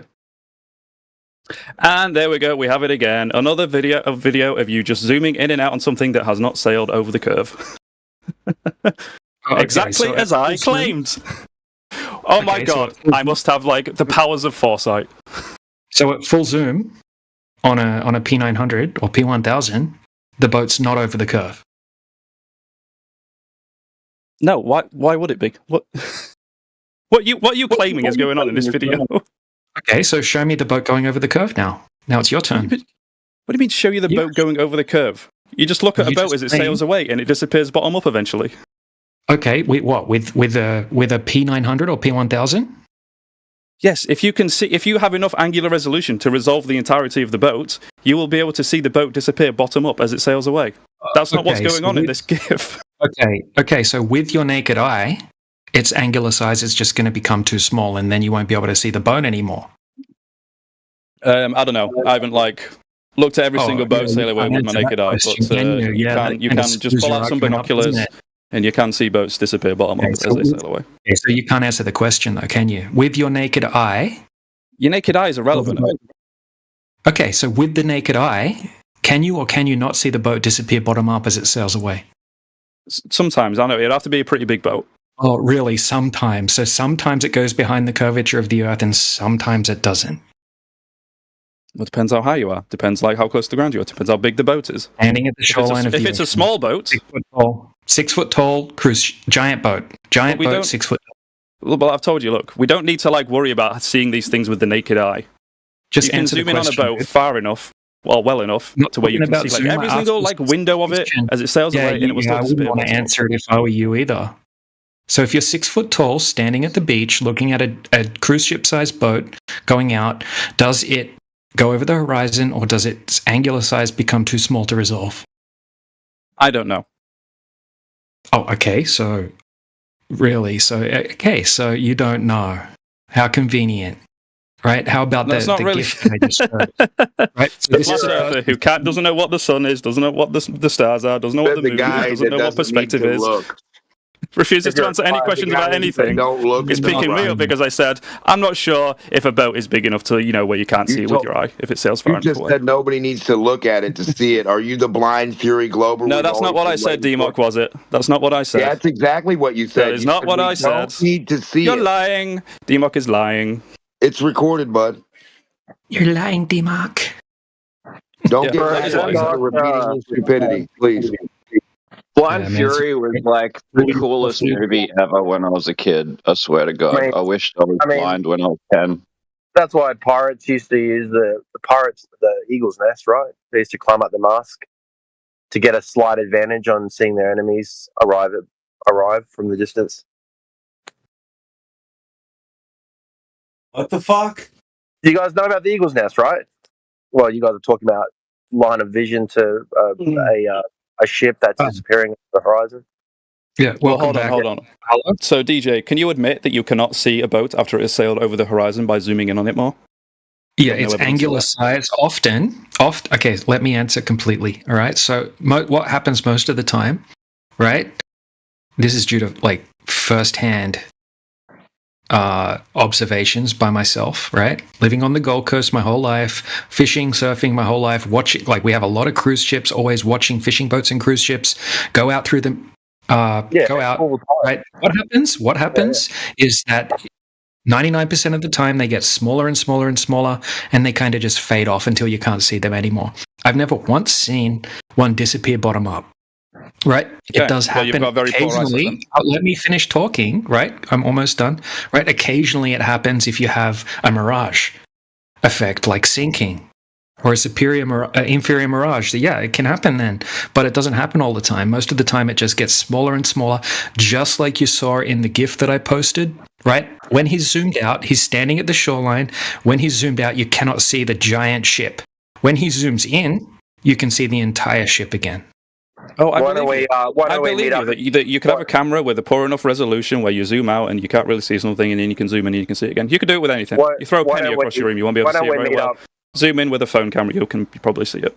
I'm not discrediting that this happens, but what y'all seem to be ignoring is the fact that if you have a big enough boat and you remove the variable of angular resolution causing it to disappear, like zooming in with a high-powered zoom lens on a camera, or use some binoculars or a telescope or whatever, you will see the boat disappear bottom up as it sails away. Okay, so not with the naked eye. You cannot see more of it as you zoom in on it. You can confirm that with the naked eye, you don't see boats going over the horizon. I'm not going to say whether you do or don't. It would depend, how high you are off the ground, how big the boat is, all kind of things. 6 foot. You can throw out numbers all you want, but like I said, we can just ignore whatever you can perceive with your naked eye. We can use high-powered zoom optics where we can have a way better vision than we have with our naked eyes. Mez, Arlo's been trying to talk for ages, man. You just keep over-talking. Well, I know you want to divert from this topic, and you won't admit that you're obviously wrong about this. Bro, I've struck you. Your ego's a little bruised right now. Let Arlo... Oh, no, my ego is fucking... It's on fire. Oh, my God. I feel so good. He can talk. You're going on mute, bro. Fine. No, he can talk, man. I don't mind. All right. Arlo said that you can talk. To the Gold Coast guy, we should just meet up at the yacht club. Go meet, chat to some of the... Drink some scooey? Pilots. Oh, yeah, chat to some of the ship pilots, maybe, or, ship pilots. Organize talk to some of the guys in marine rescue, borrow some of their telescopes, and go have a look at the boats, mate. Yeah, you embrace getting ready for Cyclone Alfred to hit. You guys should, yeah, definitely, mate. I've stocked up. Yeah, that's good, man. Yeah, I'm actually in Europe, but my mom lives in Tweed Head, so. Yeah, crazy cyclone coming. Yeah. But if you're ever at the Gold Coast and you want to get the old telescope out and watch the masks disappear over the horizon, I'll do it with you. I don't think that weather event's going all the way down to Tweed Heads, bro. It's mostly up on the Sunshine Coast. Yeah, man, I hope not.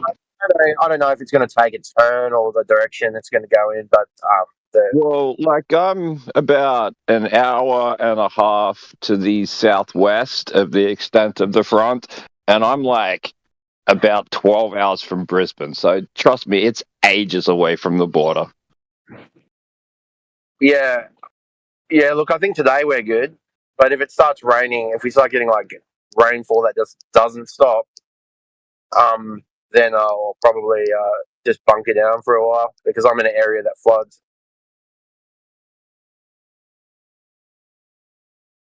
So, there you go, DJ. You've seen it before, but I'll post it again. Oh, to the higher place on the ball Earth, and then it won't flood. Evidence. It's more zoom does not cause boats to come back into vision. Yeah, I know, man. I agree that. I agree, Mez, that when you have an effect like this happening, you can't zoom in and bring the boat back to view. It's impossible. Oh. And that's a dumb argument. If flat earthers make that argument, they shouldn't make that argument. Yeah, I'm with you completely, okay? We found common ground. Yeah. Remember that. Everyone else in here, it's a dumb argument. DJ said so. Yeah, if you have certain effects taking place, right, like sinking, you're not going to be able to zoom it back in. But yeah, there's no videos here. I'll say this right now. No flat earther will be able to provide a video of a boat disappearing bottom up and then zoom in and bring the boat back to view again. What? Fucking hell, that's the first I've heard that from a flat earther. Oh, I mean, someone post a video. I mean, a boat will disappear due to angular size, right? And you won't be able to see it on the horizon, and then you can zoom in and see the whole boat again. But you're never going to see a boat disappear bottom up at full zoom, or not at full zoom, at all, right? You're never going to see a boat disappear bottom up and then zoom in and then bring the boat back to view again over water. Maybe on a coffee table where you're enlarging the size of the aperture, and then all of a sudden you can see more, right? And bring the boat back, the coin back. But it's not going to happen over water with a boat. Are we But there are talking to other Arlo explanations. here? No. I Is mean, that who's got we the are. question? No, it was Mez. He's talking to the British guy. Sorry. But yeah, Arlo, there's quite a lot of observations from like tweed heads, right? From tweed heads like Coolangatta Beach, right? You can see the Surface Paradise buildings. So some people have gone with like high zoom cameras and been able to zoom right in over to the Surface Paradise, right? And see distances that you wouldn't be able to see if the Earth was a globe. I don't know if you can see in Well, the I side mean, chat. if you want to do tests, you'd probably want to test it from 6 feet high, sort of thing. Yeah. No, I agree. So you don't want to be going too high, or else you just expand, or else you're just increasing your field of view. I'd say do it at 1 foot high. I'd say do it at 1 foot high. You go one. You could do it 1 foot high. Then you're contending with waves. Yeah, you have to account for the oceans. Like we've always got ocean swells there. So well, right now you've got 12-meter high waves. Okay, so yeah, man, 12 meters. What? Oh, not 12 meters. Sorry, 12 feet. Sorry, my apologies. 12 feet waves. That's still huge, man. Yeah, I heard there's surfers flying in from all over the world at the moment to take advantage of the cyclone swell. Yeah, I've been watching. I guess the boats would disappear from bottom up with waves that big. Yep.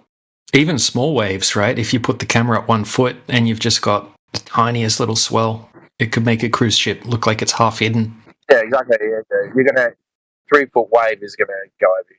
Stupid. You can't. Yeah. Go 1 Yeah. foot. Yeah. Oh man, I had a that part. Globers think that what you see is what you get.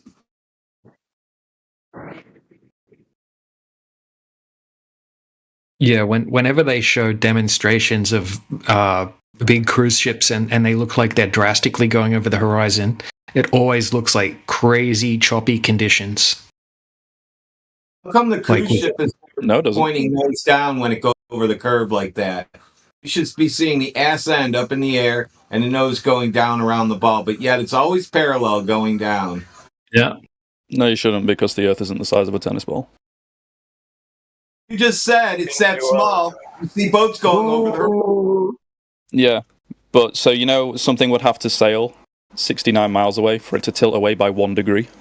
That's how big the Earth is. 69. Whoa. 69. How far does it have to sail for it to disappear bottom up? Well, that depends on how high you are. 420.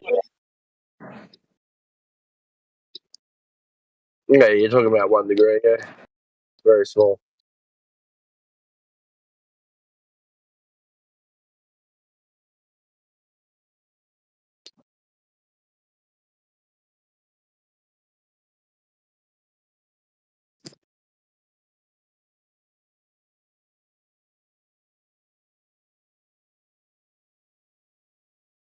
Old Hoss posted a picture. I wonder why I can't see a cruise ship.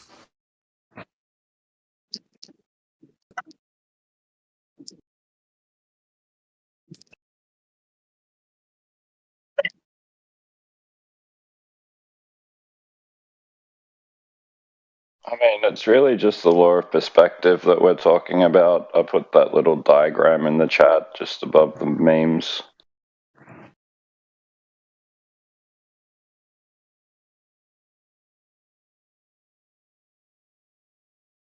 I don't know if that makes sense to how you think about the world with the straight line representing your horizon. But there's another straight line above the next triangle, and then another straight line above that, all the way up to the top, which should be the extent that you can see, you know, on an angle up to the sky, up to the top point that you can see, and back down to your observer position. That pattern is just going to repeat itself anywhere you look to the extent of where you can see. So you're always just going to see a flat plane.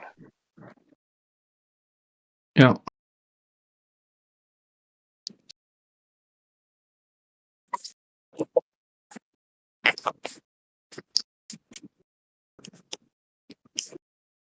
But yeah, I mean, boats over the horizon isn't a good argument for the globe side. Simple as that. It can easily be explained by ocean swells and known types of mirages like sinking or inferior mirages, right? It's repeatable on a smaller scale, 100% proving that it's possible over a flat plane for things to appear to disappear bottom up. Simple as that.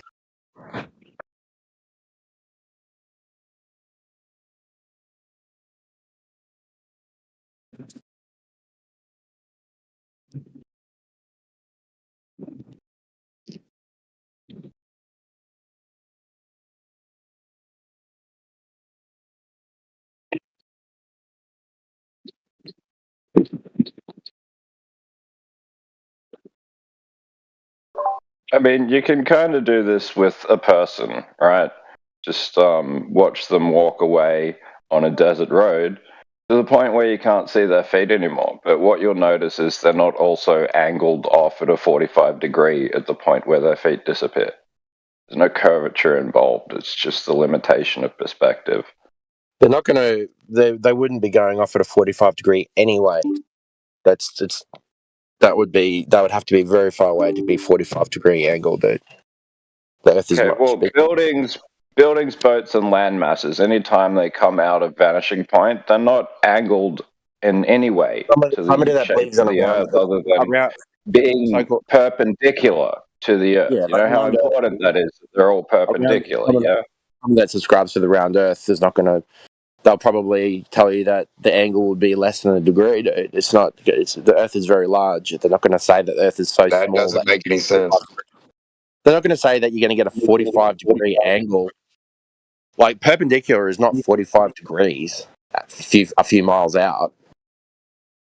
I'm not sure that even maths, but I'm imagining you saying like I'm on like a six mile span of ocean or something, and then at every point. If you're 5 or 6 and even 10 or whatever miles out, you're not at anything close to a 45 degree angle. So what would be an observable measurement that we could determine any kind of angular difference? It doesn't have to be on the ocean, it could be on the land, but you seem to need it to be on the ocean. So we can, whatever you want, you know, just show me something that shows you any kind of physical curvature. At like less than a degree difference, like because the Earth is large. It's not so small that you as you go away 10 kilometers away, you're not on a 45 degree angle. Yeah, all right. I said forget the angle and all that. Just show me any evidence of curvature whatsoever. Nobody's going to say that it's 45 degrees. Show me any evidence of curvature. Like if the curvature is a constant, then it should be more observable than the nature of planar physics being much more observable. Hence, we've arrived that that's the constant that forms the ground plane, not this gravity constant, which you can't show any physical evidence for anywhere. But we're waiting for you to show us something or account for it being not there. Can you try that? Without just saying it's too big. Because even though it's too big, the angle holds true because of the law of fractal physics. Like the angles stay the same the more you shrink into something. Both a flat earther and a round earther can agree that the Earth is big. What's that got to do with anything? That's not You see what I'm saying? Like, you know how a fractal works, and if you're looking at a fractal that's like the size of the galaxy versus one that fits in your hand, all the angles are the same. That's what makes it a fractal. So if you size something up, it holds its scale true to each point relative to each other point of its own composition, which is why when we look out and we see planar physics, we can infer that it's always planar physics. It's not something different beyond where we can see. And if there's someone who's standing or on the water at a point that's where both our perspectives are meeting at vanishing points, so I can see the same vanishing point, but he's seeing it from as far away as I am to that vanishing point. Right, and we're seeing the same phenomena where if you had a laser, we could meet it, yeah, because it's not curving.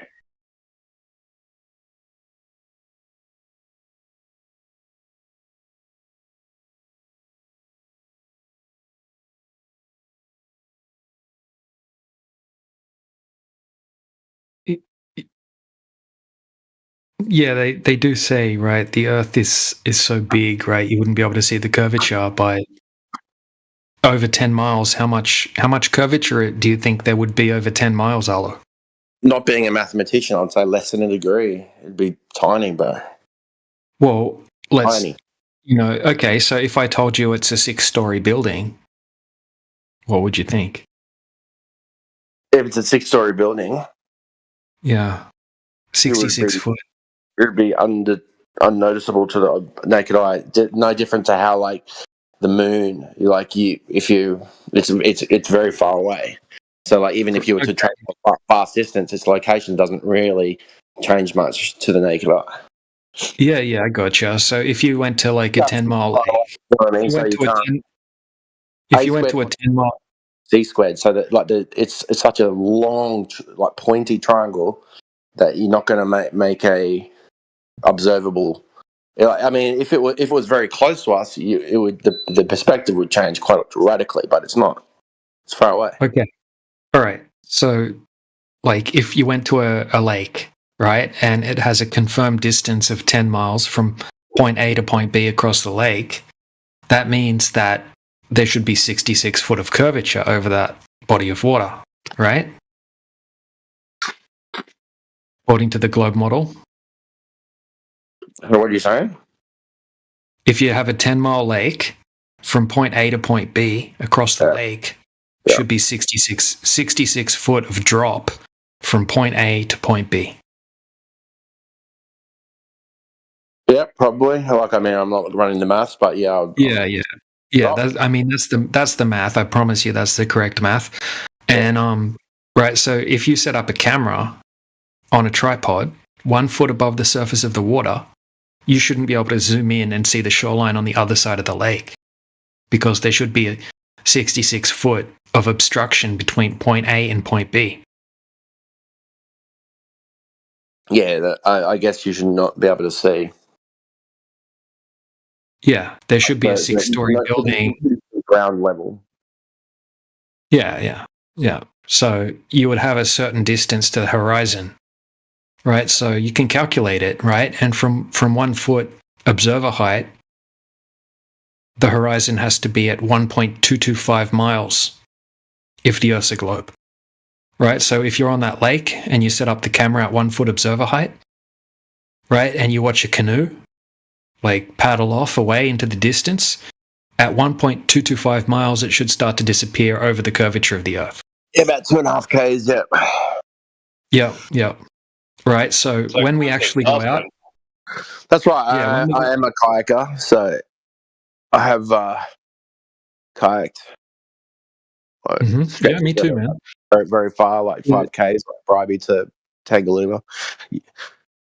Yeah. So when we actually go to the lake and we perform different tests, we can see the shoreline of the other side of the lake, right? We can see the kayaker on the water 10 miles away on the other side of the lake.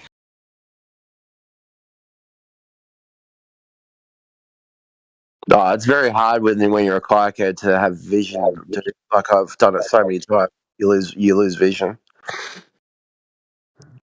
It's a poor test. Right. Because you're not out there.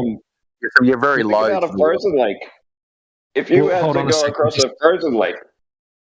Just let me explain that really quickly. Like, yeah, I agree that you would lose vision on a kayak, right, at that distance.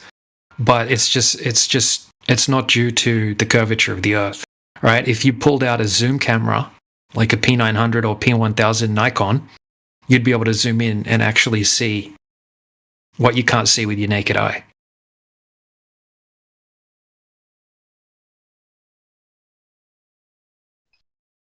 And if you had to go across a frozen lake, right? Let's say you had to do it with ice skate power, just on your feet. How would you prepare for the journey, or how would you describe the journey? Would it be like climbing over a bunch of hills, or would it be like running across a very flat surface? Because you know that's what ice does. So if ice does that, it's doing that better than water does it because it becomes more still, right? So, I mean, look at the idea of Antarctica being this big ice island that kind of curves around this point on the bowl so everybody can see it's a bowl. Only you go out there and look at the ice, and like, does the ice look like it's curving anywhere? Does ice ever do that? I mean, you can get bubbles to form on an ice tray, but we're talking like large, very, very flat pieces of ice floating around in the ocean. And physics is always giving us like the guide, you know, the guidebook is there.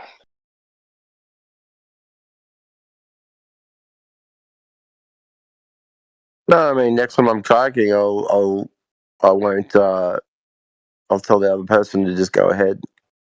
We'll see, eh? But like, I mean, when you're a surf kayaker, you're always with your mates, so you're not like, it's not like you've got one person that's like 5Ks away, pulling their boat up on Bulla. You know what I mean? That hockey meme is really good though. Like, you're always like 20 meters from your mates. Like, you're not going to be. Have you ever You're not going fallen to be. over You're on not going ice to be skate? 4Ks. Huh? Have you ever fallen over on ice skates? It's brutal. I really screwed myself up when I was younger. So, like, they have to go with a floor buffer machine over the ice. I think they call it a Zamboni, and make sure it's as dead flat can be. Otherwise, like, if there's even micro, like, hillish features on ice that you're meant to skate over, you're probably going to break your face.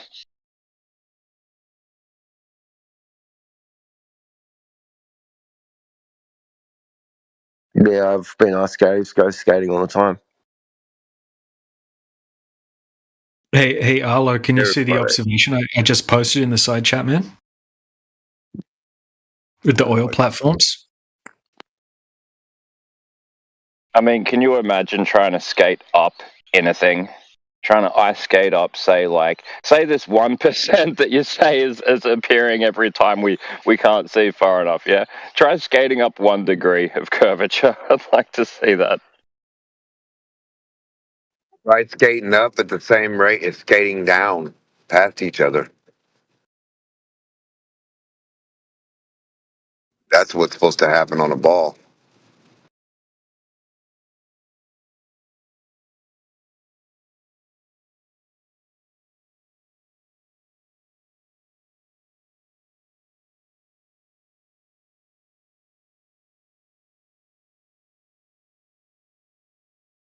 Hey, Arlo, can you see what I posted in the side chat? The oil platforms? What about it? Impossible on a globe.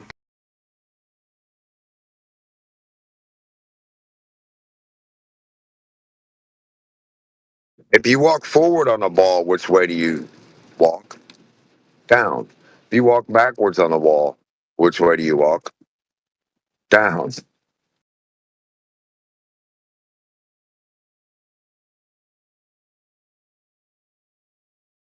And can you see why that observation is impossible on a globe?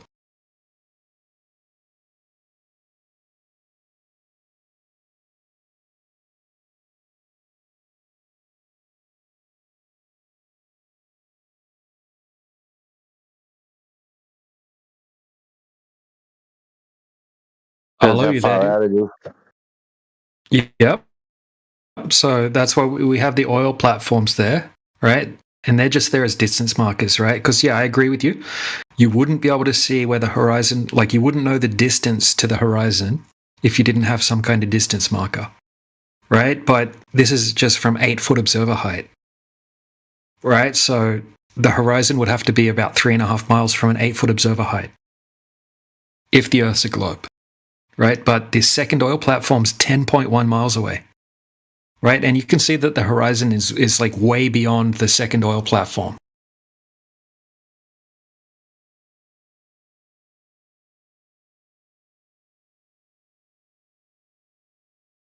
You need to remember that on a globe, the horizon it's physical, right? It's the physical barrier, that anything that goes beyond the physical barrier goes Why behind is the physical comments turned off on that video?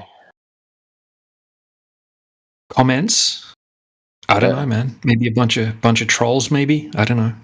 It's not my video.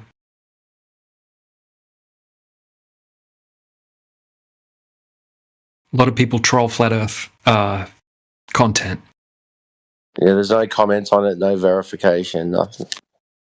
Yeah, but it's a full high definition video, right? This is like and he's got tons of videos, right? He does it from all different observation heights, from 1 foot to 70 foot on different days. And it's not just like a one-off, right? That heaps of different people have been there and repeated this observation. Like we've got globe earthers that come in here that have been to this exact location and taken expensive telescopes, right, and done their own observations, and they confirm that you can see too far as well. I have some of the images from the telescopes as well. But yeah, like this isn't an anomaly, right? There's tons of these observations. I mean, I've done them myself. I don't have the footage, but I used to live on Lake Macquarie in Newcastle, right? And we had an 18-kilometer stretch along Lake Macquarie. I did tons of different observations. I could see the shoreline, right, the sand on the other side of the lake, just from a few feet off the surface of the water.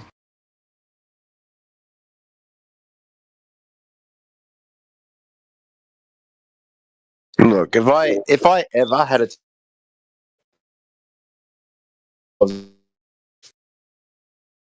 You cut out like a bit 20 kilometers out, you know, I'd be like, Yep. what the fuck? But you know, I've never ever, bro. Yeah, no, I get you, Maybe you man. need to get out. Maybe you need to get out more. The mask, Yeah, I'm going to show you. I'm going to show you what I mean, right? So here's a giant cruise ship, right? And you'll see that the person from the shoreline can't see the cruise ship when they're zoomed out with their camera, right? Like if you're sitting on your kayak, you're not going to be able to see this boat.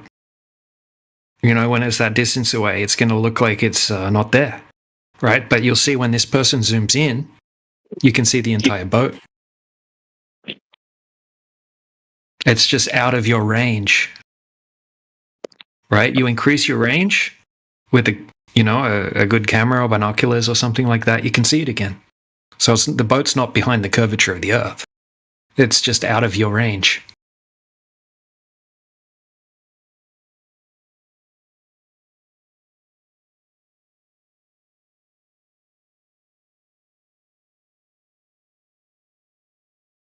Can you see how it matches my diagram? Like the GIF matches it exactly. You could put one over the top of the other and track geometrically where you're going. So when the boat's gone, it's that mid line, and then it comes back down to the true line for your horizon. But it becomes the camera's true horizon, which has a greater optical resolution power than your eye, as it moves up the diagram.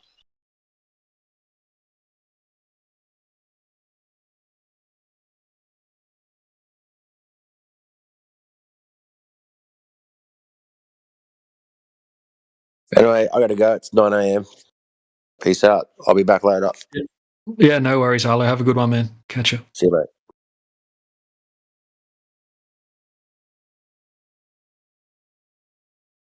I mean, I could build a little toy out of wire with little wooden balls on it, like you see in a doctor's waiting office for 4-year-olds to play with. Build it in the exact shape of the geometry of the vanishing point. And there you go, like, kids who can't even talk yet are going to understand it.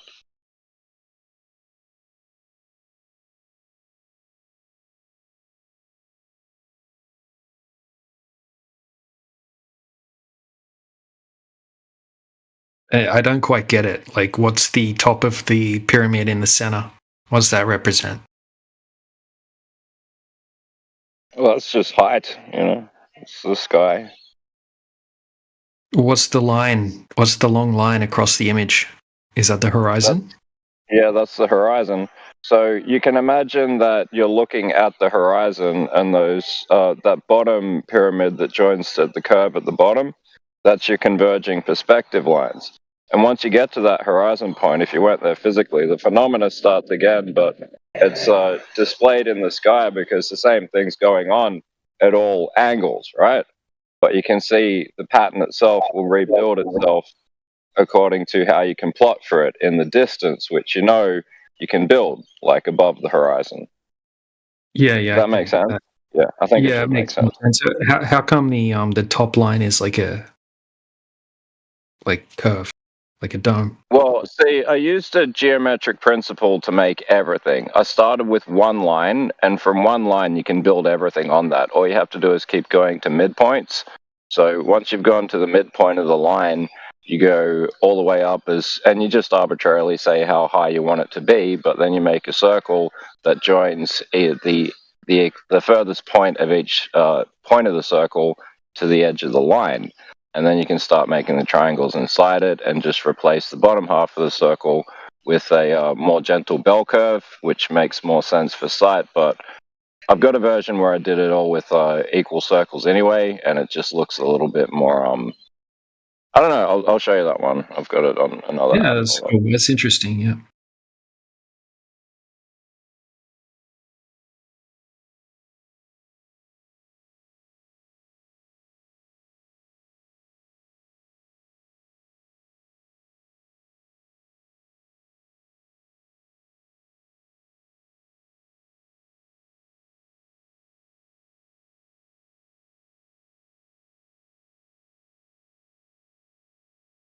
So yeah, I don't like that one as much, even though I don't know, it might appeal more to some people because you have a more narrow line of convergent perspective, and it's using like actual circles instead of just the top of two circles and then curves. But I like the bottom one because it looks more to me like true perspective rather than geometric and equilateral perspective, which isn't really happening if you think about horizon meeting sky.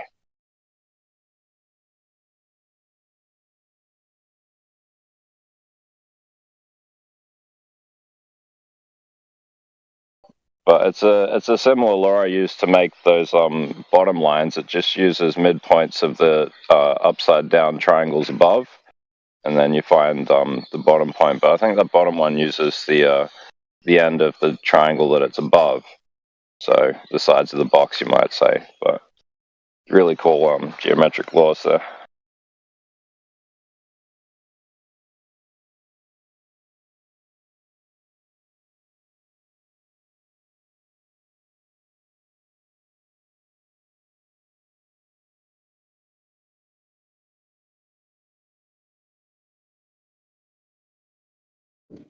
It's kind of like the way that triangle, square, and circle all fit into each other, and you can build them 100% accurate, dead accurate, every single time, just from starting with a line. Like that's really cool, and there's something deep in that.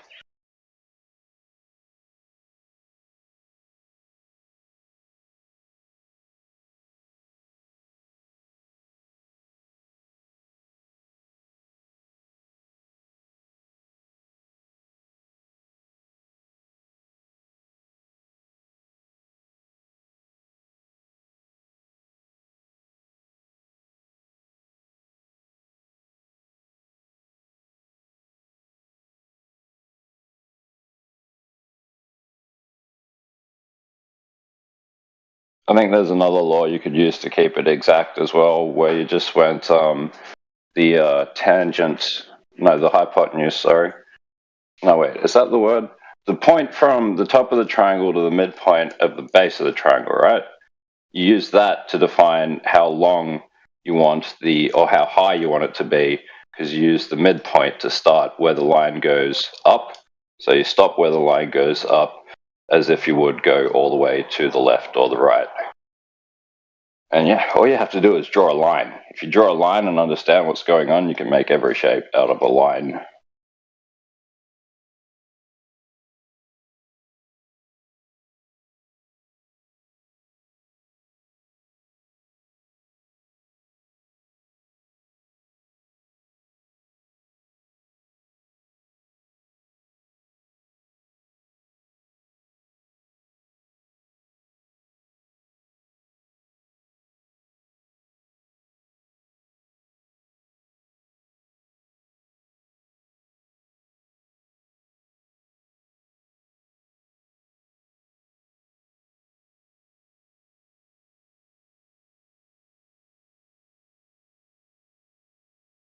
Anyone spoken with Dash yet?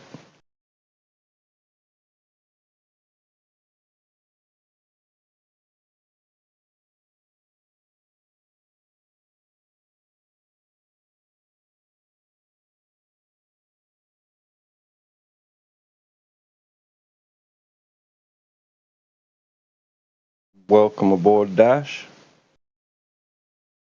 Nice to have you.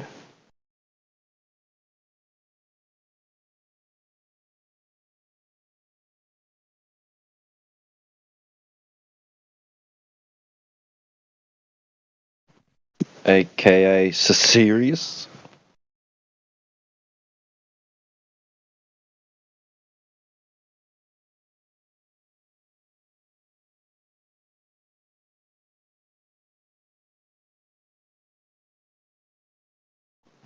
Right, that's Cecerius.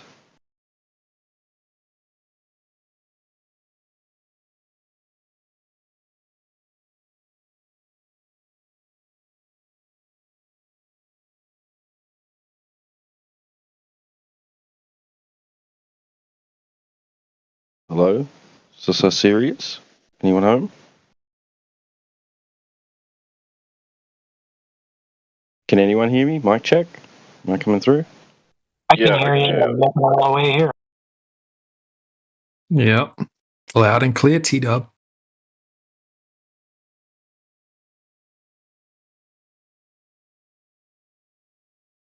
How many of you Aussies in the wake of this storm coming in? Yep. My mother. Yeah, I'm too far in. Well, I hope everyone's safe. Stay safe. The problem with me is, like, I'm kind of like a storm chaser, whereas most people run for safety. I run towards the storm. Right, yeah. My stepdaughter and her family, a couple of years ago, I think it was, it just started creeping in, like it got that bad. Water was creeping in their front door. But they were all right, but they reckon it's going to be worse than that this time. So Yeah, that's what happened at my mom's house last time. The water came up, and right before it was about to come in the front door, they just had some random change in weather and didn't get any more rain. But yeah, like you said, this time they reckon it's going to be like much worse. I've been in a lot of Australian floods. Like, it's one of my earliest memories was being in a flood in the town I was born in that hadn't flooded in like over 50 years or something. And then I saw 2 100-year floods just a couple of years ago. Ah, man, yeah, they're good. They're good times if you're not in a property that's just going to be gone. Like, there's just nothing you can do. You know, it's one of those things that I think, like, everyone's like, oh, you know, it's such a tragedy, and like, yeah, people die and people lose stuff, but it's like complaining about an asteroid that's bigger than the planet that's gonna destroy it. You know, there's nothing you can do. Literally, go and build all the nukes you want. You're not going to do anything. It's just accepting that sometimes, like, everything goes underwater. You know, things aren't permanent. But we have all this wealth and we have all this history, and nature goes. yeah, it's funny because the other day she was FaceTiming her mum, and I was on here, and I said something, and she was on loudspeaker, and she heard me. She's like, "What?" Like, because she thought I was talking to them, and Mrs. like, "Oh, he's just on his flat Earth," and she goes, "Oh," and stepdaughter goes, "Well, how? Tell me if it's flat. How does it flood, right?" And I'm like, plains and basins flood, right? You just gave me like flashbacks to when my nan was still alive, and I can imagine my mum saying that to her, and they're going like, "Oh dear." Right. Does he still go to church?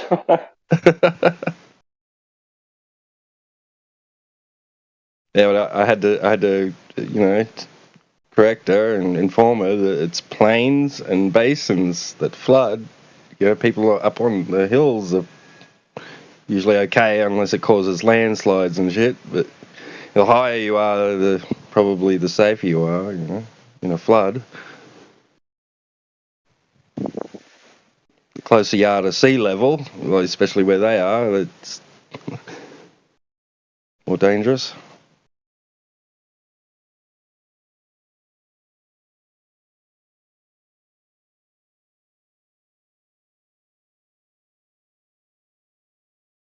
Well, I suppose some little valleys and vales and that can flood too. Like if they've got a river or a creek that runs through it, banks can break upstream, and I've seen that happen here in this town. You don't really need rivers to flood, right? All you need is a lot of rain and bad runoff. If you got bad runoff, then everywhere's going to flood. Like Abu Dhabi flooded a couple of years ago, and the city had never flooded or something since they'd built like a modern city there. They'd never expected it to happen, so there was no drainage system in the city. They didn't account for it, so they didn't build it. So the entire place flooded, and there's people making boats out of furniture just to get down the street. Right, yeah.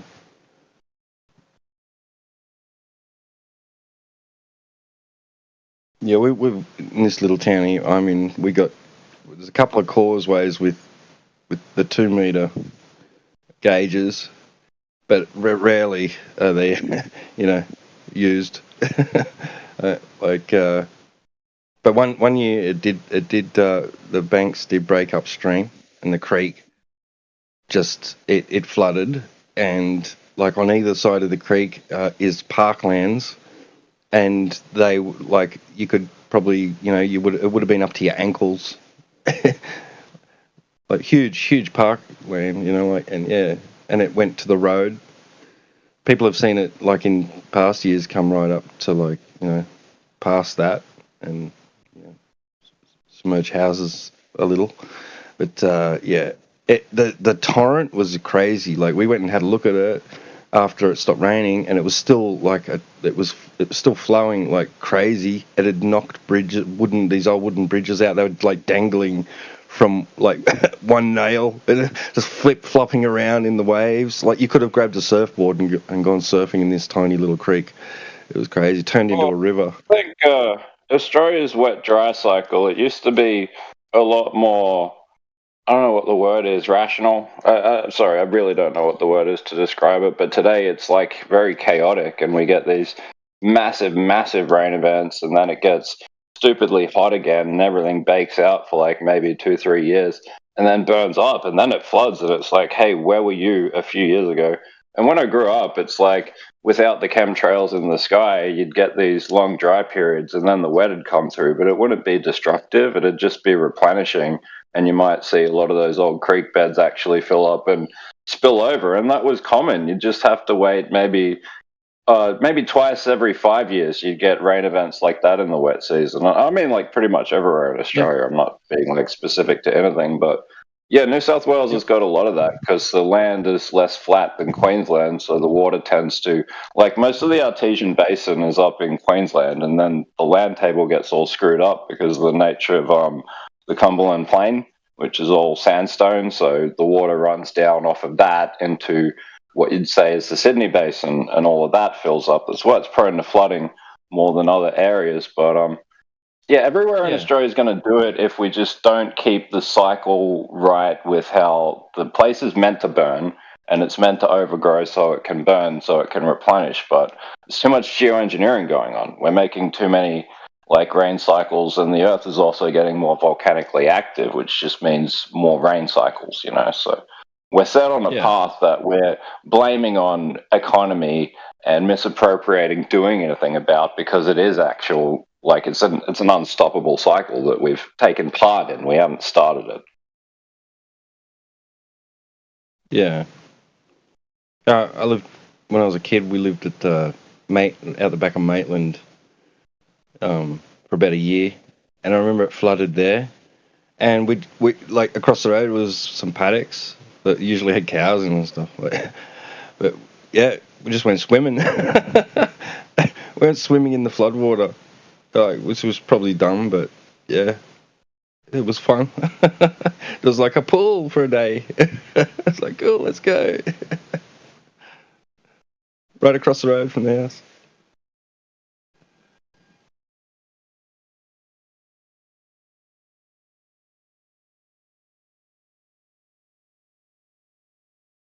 Did you ever go to the Hawkesbury in New South Wales? I did, yeah. Yep. I watched through that there place, lots and lots of times. But we went for a school excursion there when I was a kid. Yep. I watched that place fill up twice in like 3 years with a 1 in 100 years flood event. Only the first one I didn't really see properly because I was in jail for the start of it. And then the second one I was like, I got you again.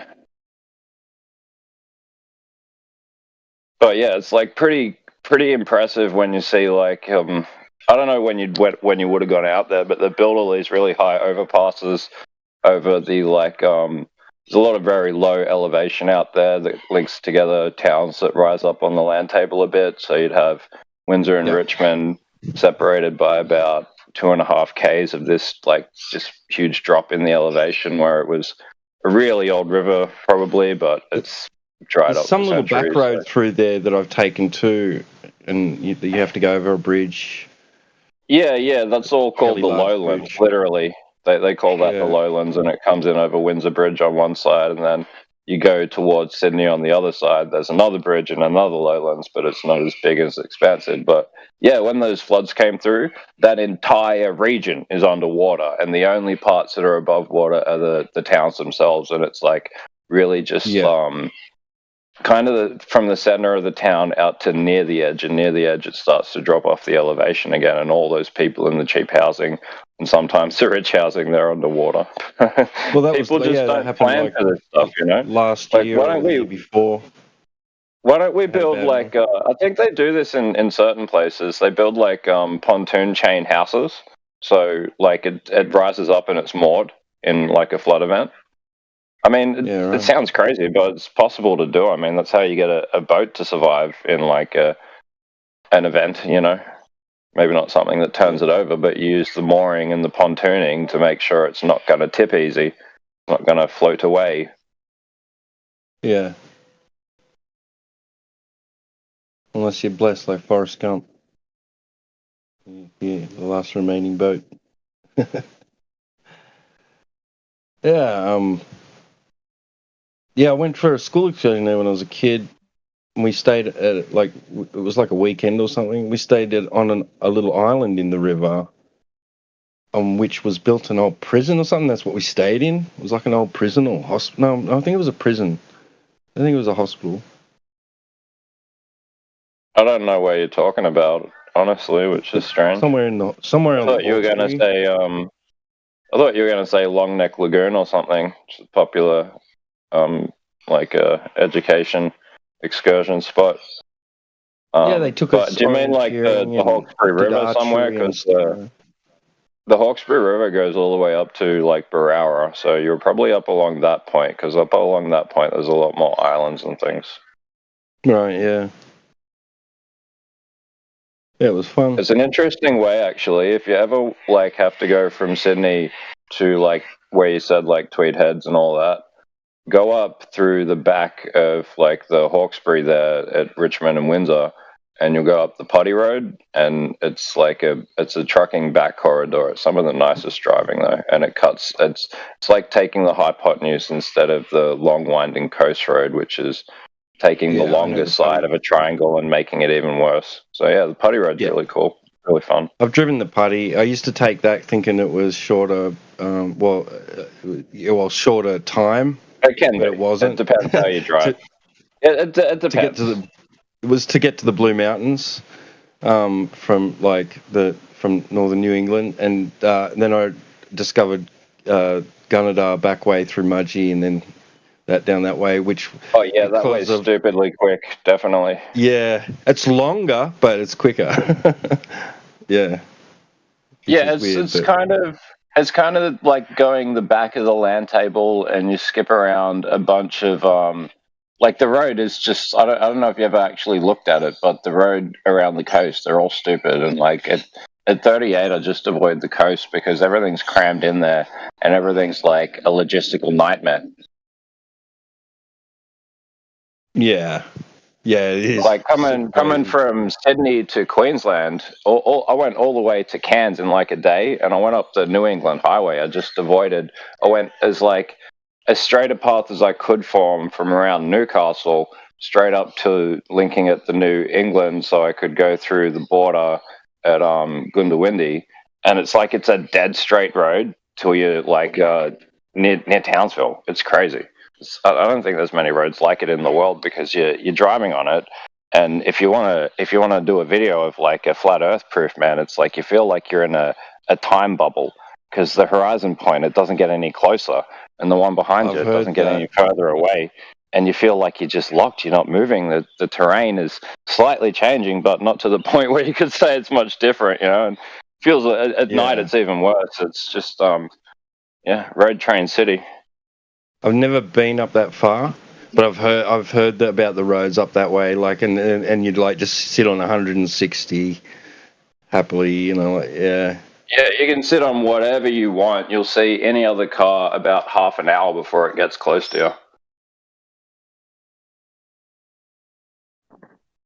Now, since you've mentioned that, you mentioned it as a bubble. I've had that experience driving west in Kansas, where if there is no other car as a reference point, you do feel like it's bizarre. You feel like you're on top of a bubble. Because Kansas is super flat. That's why it does it. Yeah, and then you get into where they have the windmill farms, and then it takes away that sensation. But yeah, that's interesting. You were saying you don't know if there's any other place. Well, I've had that experience a couple times where it's almost like on a conveyor belt. Once I expected it, or a treadmill. Yeah, it's bizarre. It's a bizarre feeling especially because you've already been driving up to that point for hours. So yeah, that's wild. Oh yeah, if you're giving yourself like long drive, sleep denial, psychosis, then it'll be even stranger. Definitely. I started to have an ocular seizure by the time I'd gone like over 14 hours, and I just finished like the 16-hour trip without really stopping more than about 15 minutes. It's pretty crazy, but it's because I drove for years as like professionally that it was like doing 2 or 3 work shifts in a row without sleeping, and I've done that just because I'm stupid. But yeah, your eye actually has a seizure, and you see like this weird interference pattern in your vision, and you feel like you're going blind, but I had to look it up, and it's like you've literally strained your eyes to the point where they're having a seizure. Go and sleep. And I'm like, but I'm nearly there. That's why they say every 2 hours. Stop and revive, survive. No, you know why I think they say that? I think they say that so the police can track everybody more effectively. It's kind of silly to me. I wouldn't mind so much, but they took all the fucking free coffee stands away.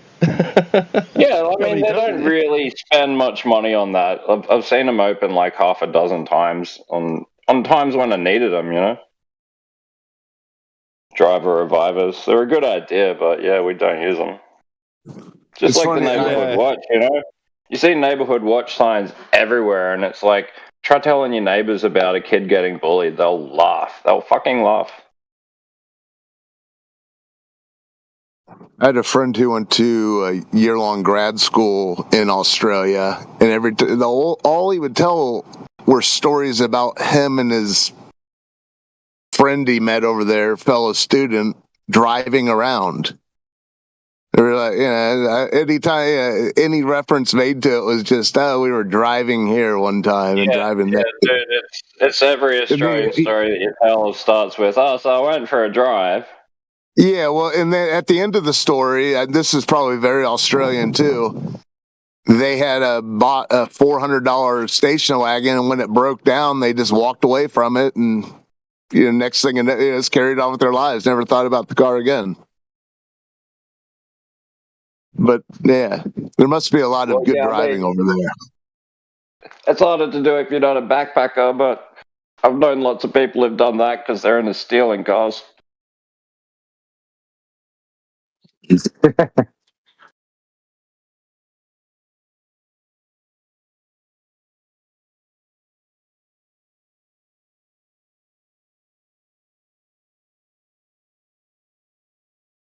It's got to be a tow truck guy somewhere making a lot of money. Like, oh, got another one. Let's pull up and pick this bad boy up.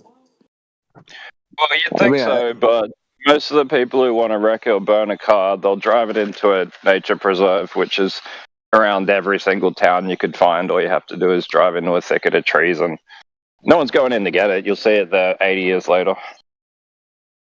Well, they collected all when Mad Max started. That's where everyone got all their cool gear.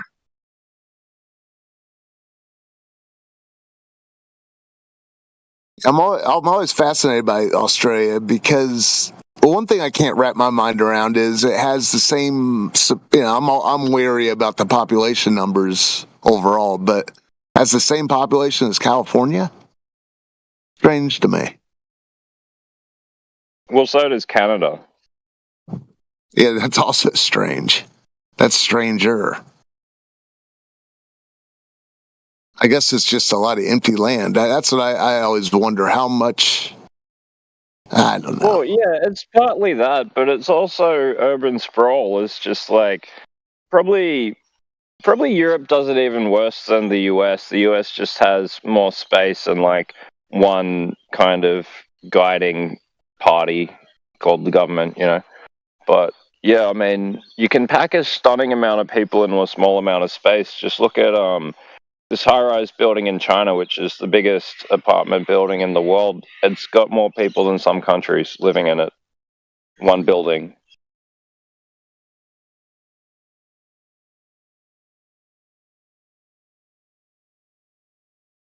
You want to build a new building next to this one? No, gonna add on, mate. Keep adding. But I used to know all these funny statistics about the world population. Like, if you stood every human shoulder to shoulder, you could fit them all on the Isle of Man, which is like the smallest of the UK isles. Yeah, or if you take everyone and house them in the most densely populated current urban population, give them that amount of square footage, you could fit everyone on Earth in Texas and have a lot of room to spare. Oh, a lot of room to spare. Yeah, In like Texas. you could do it on just like the North Island of New Zealand, actually.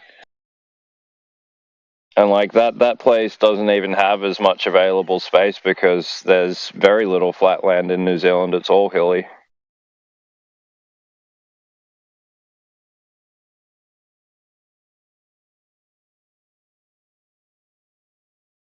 And you wonder what we'd be capable of if, say, every human on Earth moved to the same place and we worked out a way that it wasn't like a biohazard like India and China have become.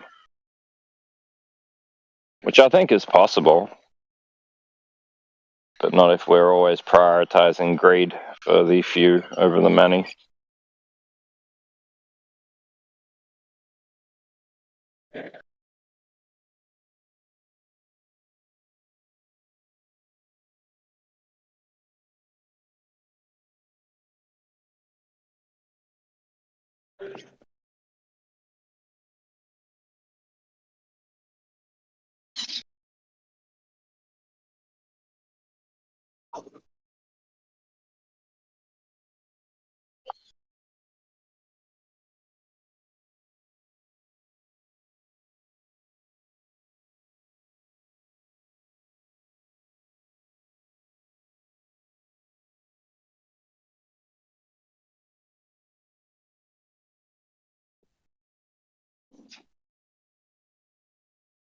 So I got this little grasshopper in a jar.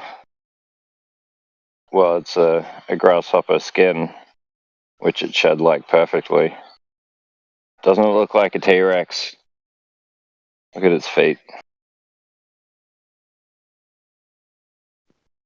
We've got one in our back smoking room. It's it's just chilling. I think it's going to die probably soon, but it's probably living a longer life than it would outside. So this is what I found yesterday. You ever seen one of those?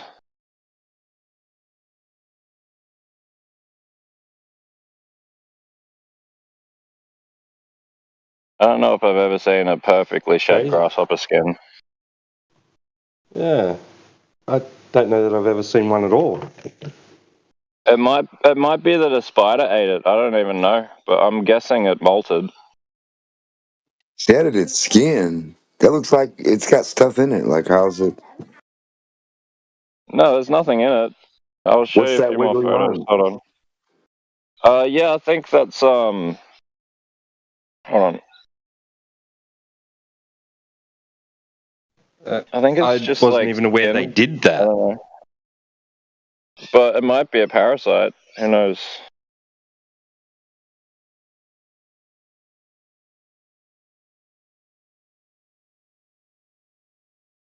You should be Sure, able to it's see just it not an pretty clearly on albino. one of these photos.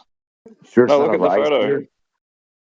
Look at the photo. You can see it's fully transparent. There's nothing inside it. It's a hollow shell. It's even got the eyes still, the eye covering still on it. That's bizarre. I've never seen anything like that before, ever. Yeah, somebody was saying I could probably sell it to a museum or something. Hey. I'll tell you who's sometimes interested in that sort of stuff is your National Parks and Wildlife Service for their displays. That looks like an Antarctic spider or an Antarctic cricket or grasshopper. Like it's an albino. It's Australia, bro. It's just Australia. Well, I know, but aren't you close to? I think it Aren't you might the be closest to the African, south? actually. Like, most of the big locusts are actually African species. And you could be right about that squiggly line inside of it. That could be a parasite.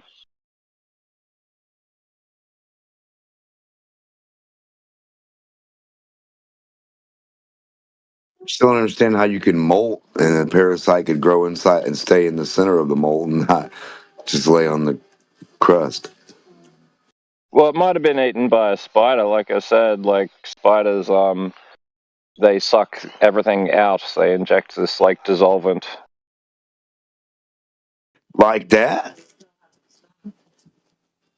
Well, usually it destroys the rest of the animal and they That use, must like, a have been a. silkweave, but there's certain hunting spiders and maybe even, like, parasitoid wasps. So, a parasitoid wasp may have laid eggs in it, and then the eggs hatched out of that thing that looks like the parasite and devoured it from the inside.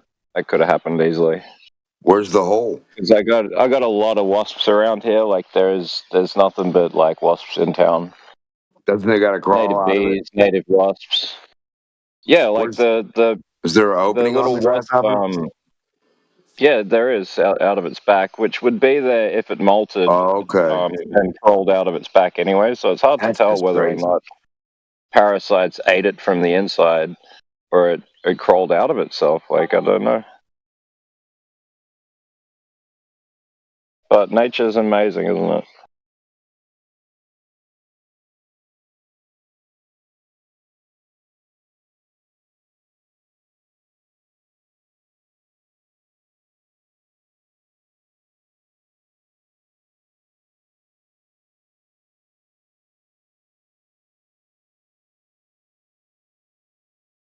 But be careful messing with that parasite. You might end up clear.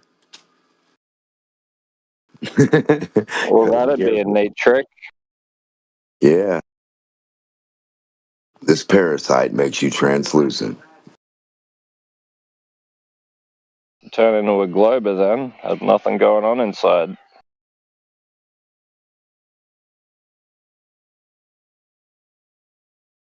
Look how all my organs work. It runs on space-time physics of a donut.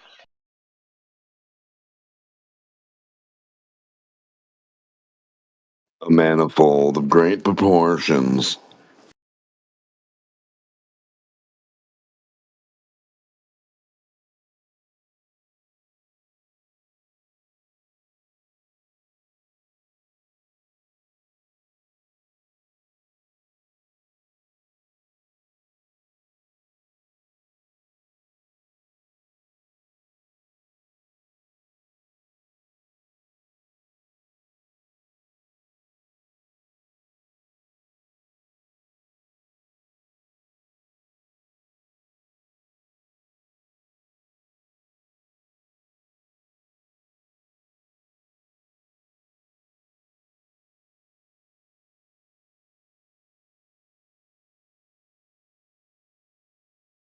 No, what I should do with this grasshopper, right, is get it scanned by a 3D printer and get them to 3D print me out a giant model based on the exact dimensions.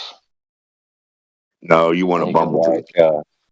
You could fit it with some robotics and climb inside it, and we could have like a grasshopper mech suit, and we could get started on these mech wars.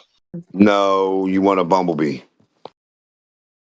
Well, bumblebees are cool, but even if we 3D print them, right, the problem with making them fly is that they don't fly. They hover or levitate by creating vortexes in every part around their body. Like, it's so ridiculous how bumblebees move that even building a bumblebee is not going to make us be able to fly a bumblebee craft. But a grasshopper, I think you could build a grasshopper suit and have like articulating legs. So you can fly and jump. Yeah. That'd be sweet.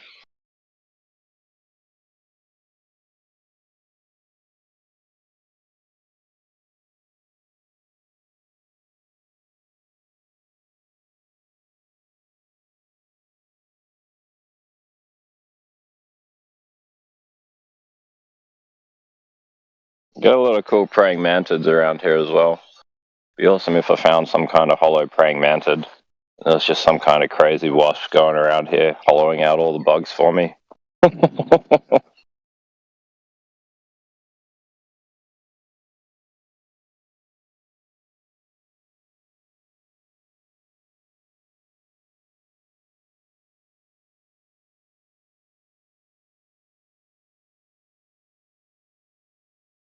If you want to see like cool bugs and that, and deal with more than just annoying insects, just like get your garden going and keep it going, and keep planting more plants until you've filled pretty much all your available space around your house with plants, and the bugs will keep coming.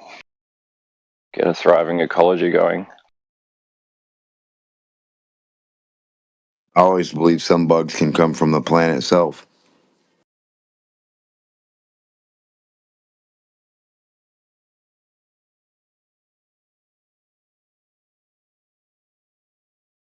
I actually just found a wasp, which is on one of my turmeric plants. So there you go. They're that everywhere. I just found one within a minute. I go to pick veggies, and the bees, like, I won't see them amongst the bushes, you know, and then next minute one's in my face and he's like, you know, like, and I'm like, okay, sorry, I didn't realize you were there. And he just flies back, and, you know, like, and one day I had one so close to just hovering right in front of my face, I could smell the pollen on it. It was crazy. He's just like, hey buddy, what are you doing? You're in my shit. You know, I'm like, oh, sorry. Just back off, and they just go about they're just going their way. They're cool. Cool. My dragon fruit plant has actually tried to grow a dragon fruit, but it grew some kind of genetic abnormality instead. But I don't know, that's a good sign. Maybe it'll actually start producing healthy fruit at some point.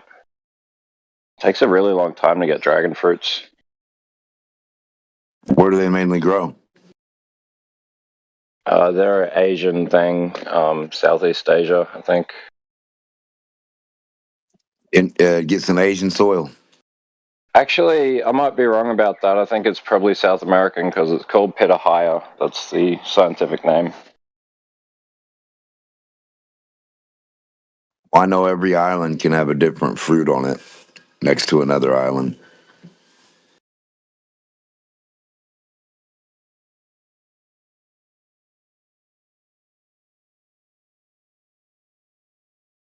Actually, I'm seeing a couple of them. They might have just grown and I didn't notice because they were small.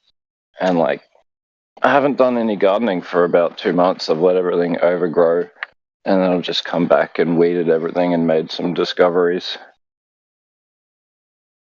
But it's just been too hot to keep the gardening cycle up because things are dying off and the weeds are taking over.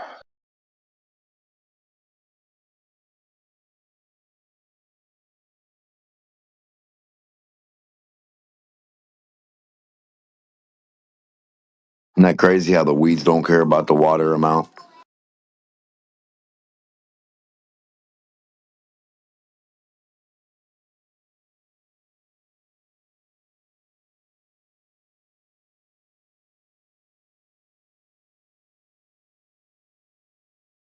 Yeah, I mean, it comes down to their ability to leach nutrients over a wider area than other plants. That's what generally makes weeds better adapted than plants that we have to grow and protect from other plants because they're very contained in the little bit of soil. Maybe that's because we've been rooting up the other ones and pulled them out and doing shit. And then the other ones have a chance to always do their thing and manipulate the dirt from beginning to end all the way, the whole way.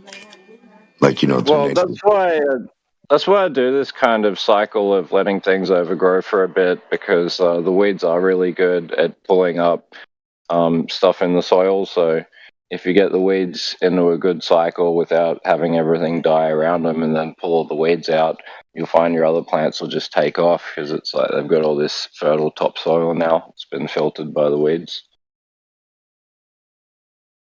Yeah, and blocked out from the sun, and then you open that up, and then it goes shoom.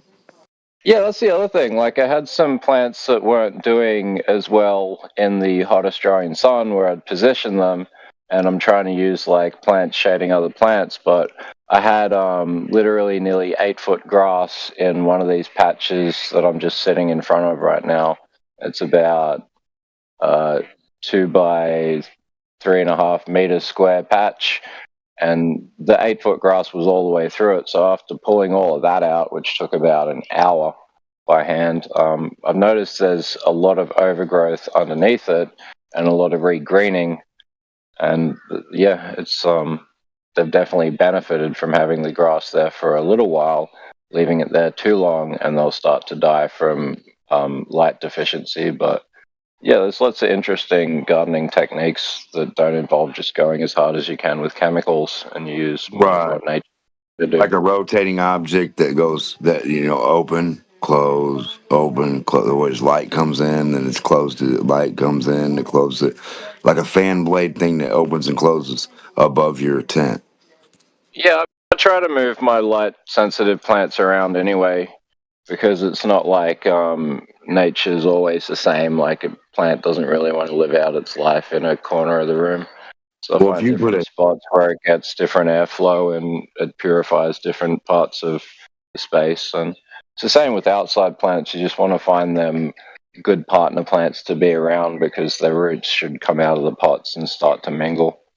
Yeah, and on different sides of the fence, it'll grow different too.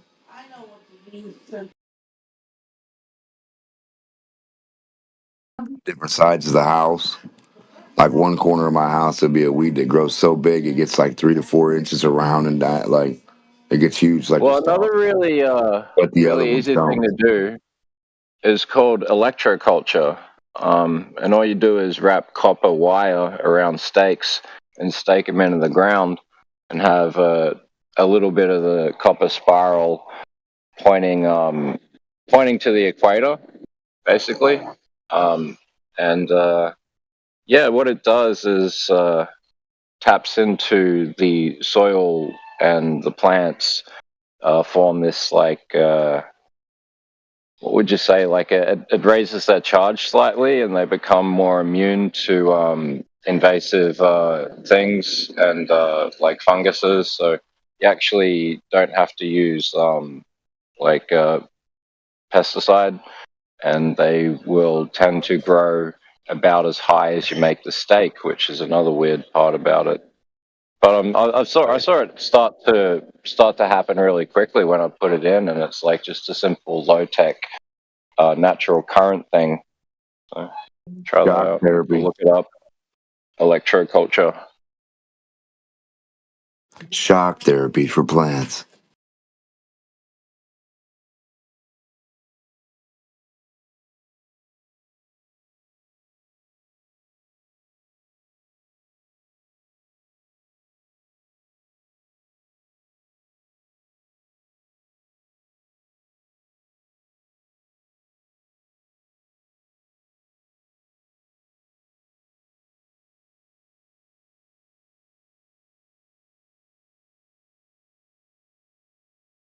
Why are they called aspirin if you take them by the mouth?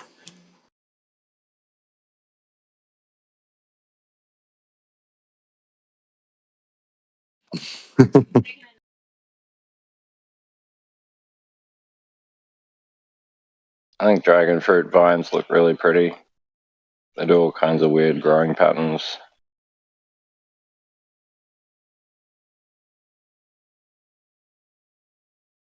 Going up the fence, crawling across to the pole, coming from the ground over the box. It's even trying to crawl onto the table I'm sitting on. It'll just look for anything. It makes segment after segment after segment, and eventually you can get so many fruits off it that you'd be like, you wouldn't be able to eat them all on a healthy one. Like a passion fruit vine.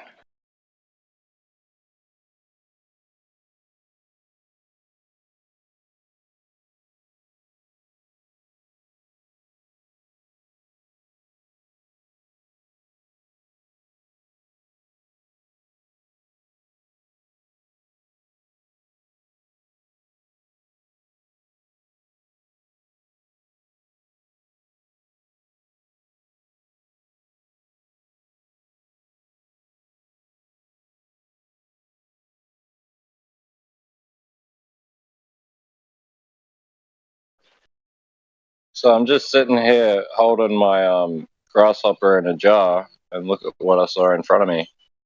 I reckon that's the same exact kind of grasshopper.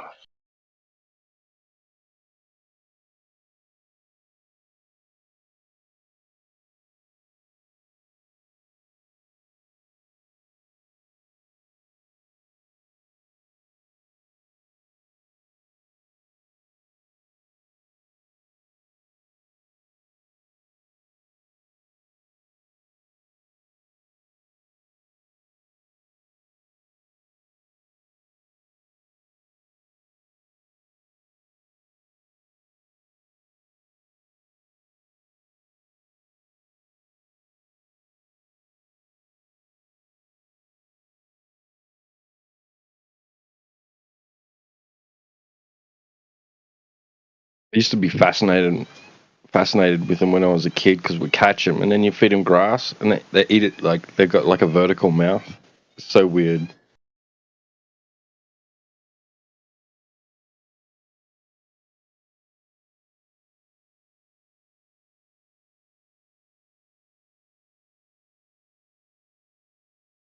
Yeah, I used to tell adults I wanted to be an entomologist when I was a kid, and they were like, what the hell is that?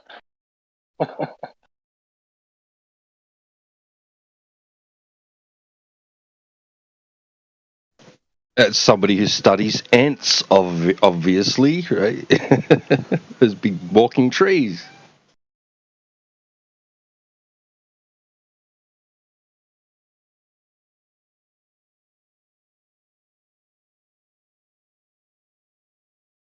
Can you hear that? I love these turmeric plants. Their leaves are massive, and the root is super duper healthy, anti-cancerous, anti-inflammatory, anti-depression. Turmeric is like one of the most vital plants.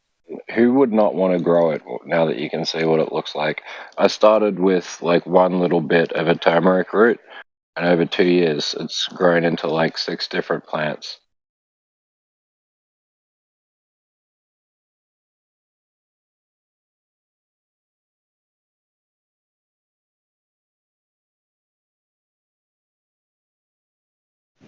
A magpie mother, and it's young, asking me for food every day. I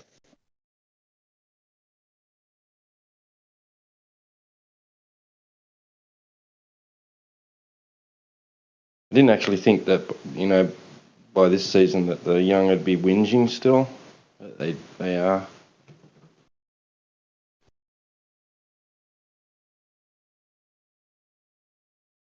Look at how pretty the turmeric flower is ready.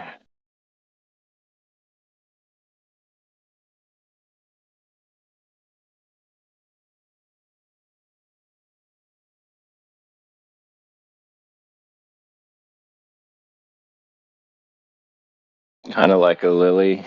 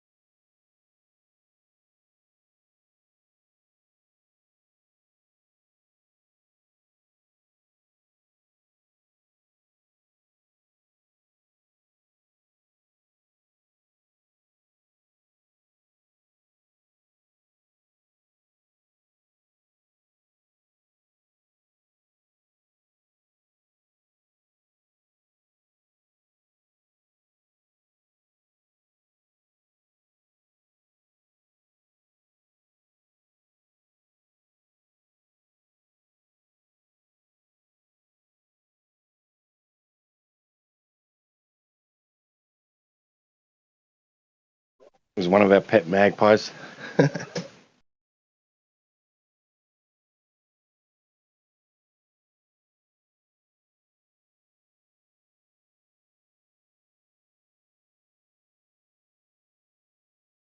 That's really cool. All I've got is aggressive buggers in my town. Last year it was pretty crazy actually. I was I was getting hammered.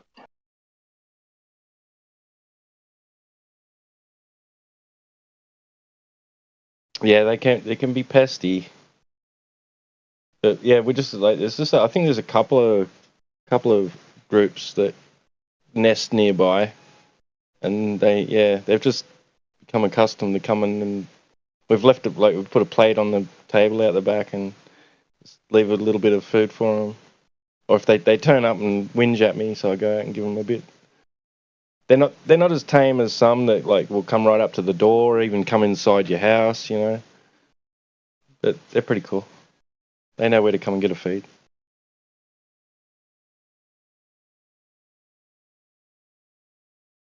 Yeah, nesting season, they go absolutely ballistic around here. Can't walk down any street without getting swooped because they're on every street nearly. Twinkly dots up in the sky. You can't prove what they are. You don't know why. You can't demonstrate it. You can only cry.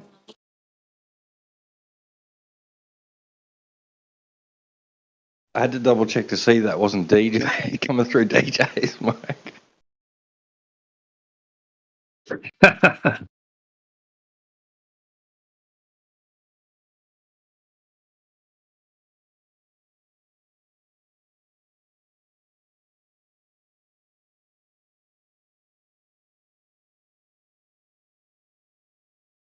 Who the fuck let these hippies in here? Oh shit.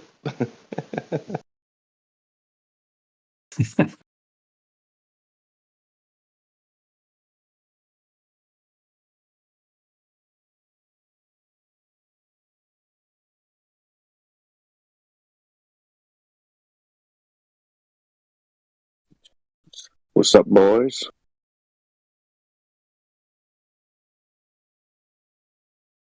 Hello. Just chilling with the bit to hire. What's up, Cyclone? Good to see you, man. Yeah, good to see you, dude. DJ, how you doing? Good. Waiting for some globies to come in. Yeah, it's been a while. Like the Venus flytrap lying in wait. Yep. What happened with that guy yesterday? What was his name? Majulo or whoever we were speaking to. The guy who admitted the Earth would be flat if the horizon was 10 miles away. It went pretty well. I mean, yeah. Let's just say he ended up getting his ass kicked by some new members of the panel that came in later on. Right. Like he new reneged, people, though. He reneged on that. I bet he did. He had to. Of course he did. He didn't know what he was agreeing to. He went away and he came back and he's like, "Oh, I'd forgotten about. Yeah, I didn't know this, but there's refraction, atmospheric refraction." Yeah. He said he started talking about atmospheric refraction right at the second that QE entered the panel. So yeah, it didn't work out too well for him after that. What are the chances?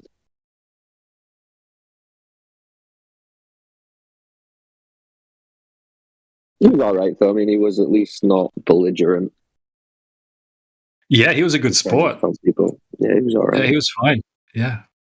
Yeah, no, I sent him a DM saying that, most people would have bailed out, right? Even after QE was destroying him about the whole refraction thing. He hung in there. He was a good sport. Yeah, I think if you can hang in with a QE introduction, you'll pretty much be all right. There's not really anyone else you're going to come across that's going to be that abrasive. Exactly. Oh, that's good.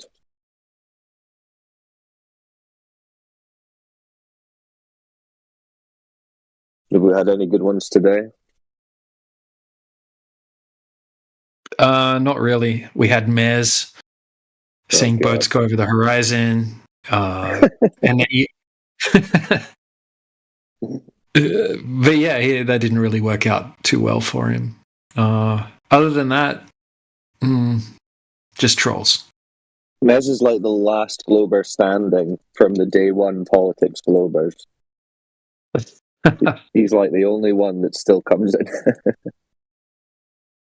Yeah. He has like one link that he posts about a boat that kind of looks like it's behind the horizon, and it's the same conversation every single time. No. But today he admitted that with the naked eye, you can't see ships going over the horizon.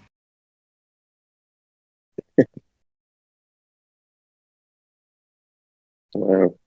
It's amazing that he still thinks he ever sees ships going over a non-physical horizon.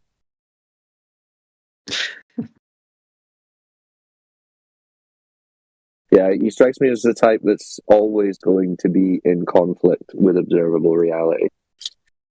But see, there's two different types of Glovers. There's the ones that realize they're in conflict with observable reality, and there's the actual normie Glovers who don't. And the ones that really spiral, they're aware of the contradictions.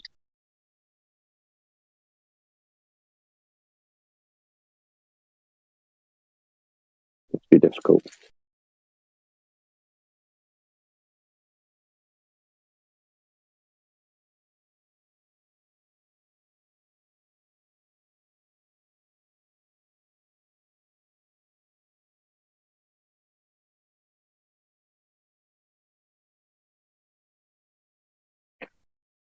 Well, if there's any new people in the chat or listening on YouTube, come in and ask questions. Tell us why you think Earth's a ball.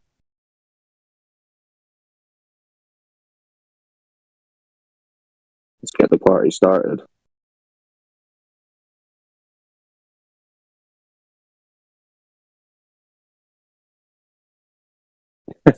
I heard a fucking hilarious globe logic earlier. Who was it? It was that, what does he call himself? Euclidean trigonometry man or something like that. Whatever his name is. What were they talking about? He was asking QE, will something change direction if a force is acting on it? Did you hear that bit? Must have been from earlier today or yesterday or something. He's like, will something change direction if a force is acting on it? And people were asking him, well, what's a force? What object are you imparting a force onto? He said, it doesn't matter. Just impart a force on it, the thing will change direction. So someone said, okay, well, what kind of force? What are you talking about? Any force, a pushing force. A pushing force. Someone was like, okay, so if I push a mountain, that doesn't change direction. And he said something like, no, you might not notice it, but there would be some displacement. Yeah, bro, he said that to Elbow. Man, that was hilarious. Yeah, that's right. You said it to Elbow. The Elbow had some hilarious comeback to that. I didn't hear what Elbow said after. I just bust out laughing. I think he's pushing mountains over. Glober's displacing mountains by pushing. Yeah, it's not a lot, but it's there would be some. Yeah, if you push Mount Everest up, it's going to move. They really do try to be the champions of their own optimisms. Well, I think that's just delusional, isn't it?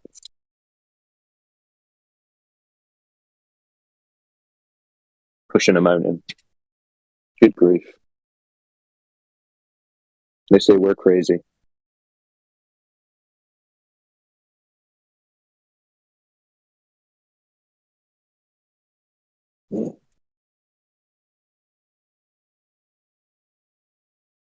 Let's make sure we remind him to change his name to Mountain Displacer.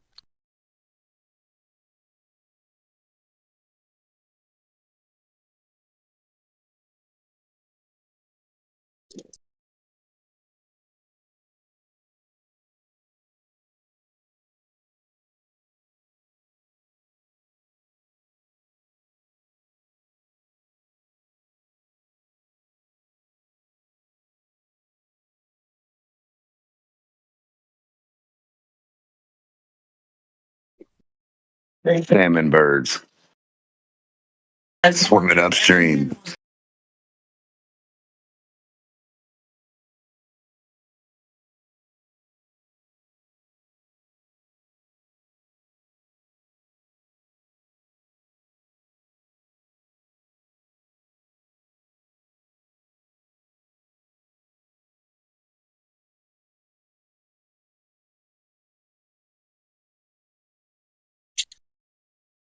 So hard to climb the escalator of gravity.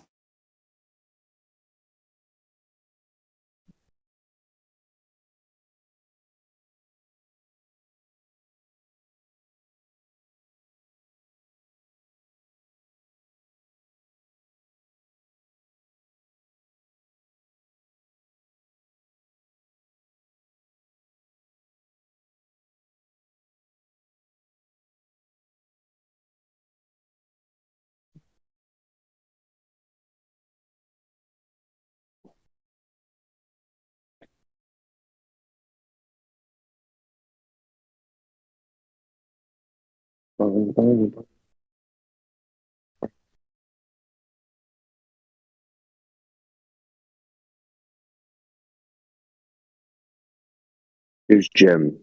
What's up, Jim?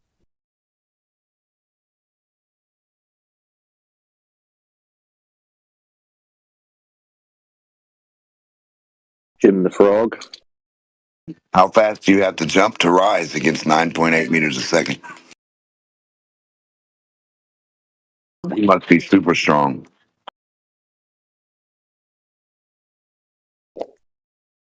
Jim, is it true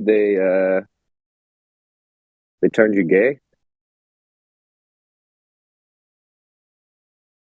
Alex Jones said they turned you guys gay.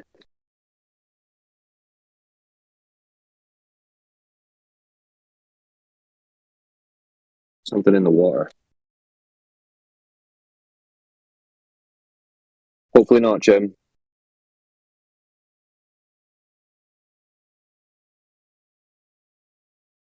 Jim the Muppet. Go on then, Muppet.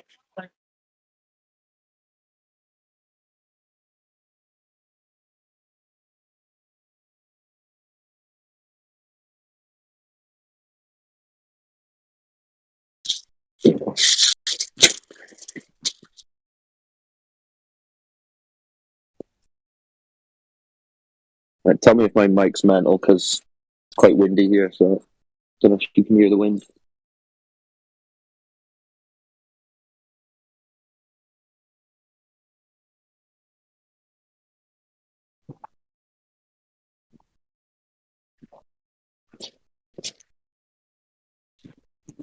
Well, you're used to my usual high quality mic. Can't be helped.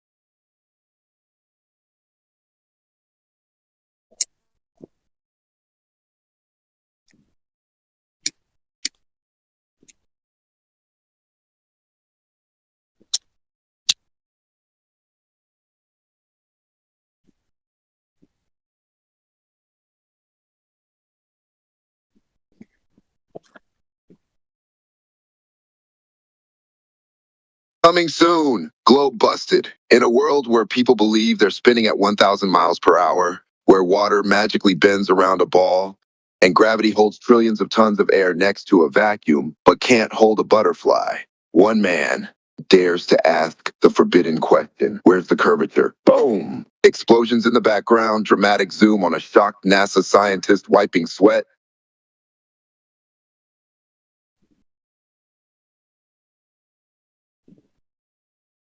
Sounds like me a little.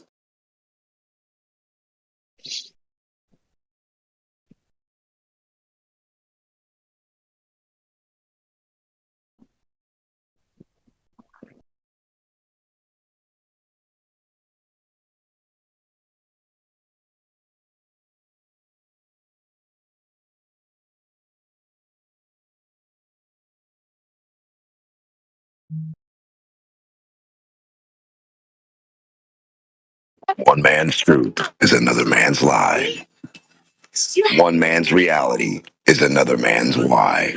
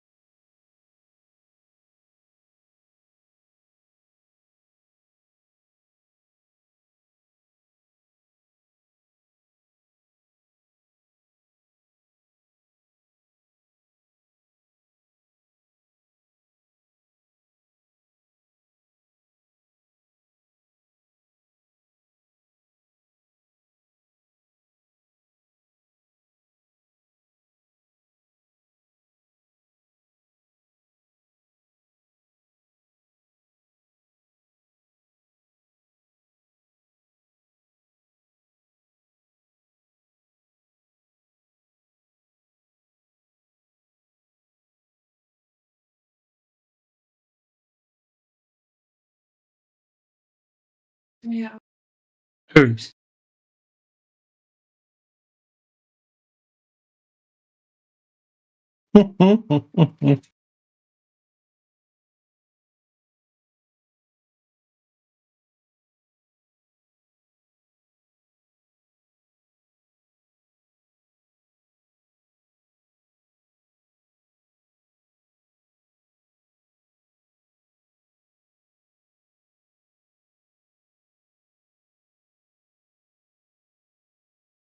Coming soon, Ball Earth, a sci-fi fantasy. In a world where people think they're spinning faster than a bullet, but can't feel a thing. Where water defies physics and magically clings to a ball, but somehow stays perfectly level in a glass. Where rockets fly through a vacuum using thrust with nothing to push against. And NASA scientists keep finding new planets, but can't show us a real photo of Earth. One man has had enough.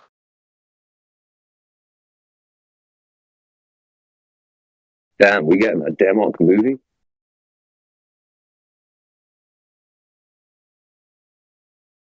What the hell? We got an AI Demok now?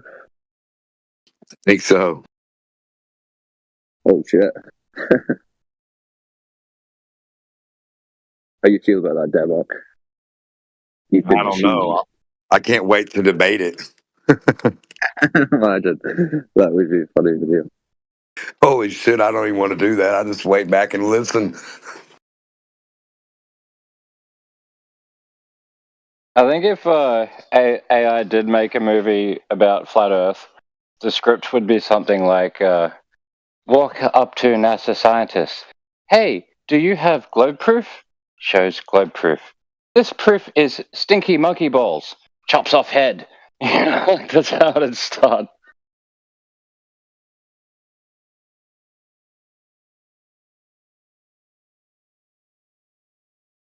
Hey, pal, Slugger, do you have some information you'd like to exchange?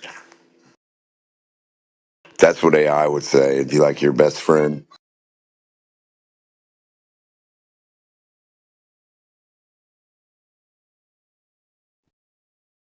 And you tell it something that it doesn't know or actively has the ability to tell you. And it's like, golly gee willikers, Batman and Gadzooks. Yes.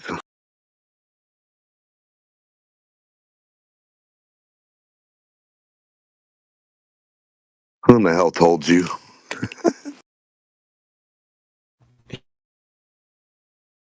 Yeah. Who told you Santa Claus ain't real? I'm gonna kick their butt. That was secret information.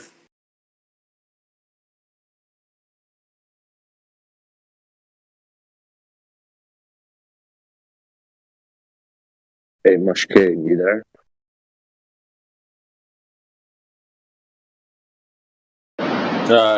Yeah, I'm here.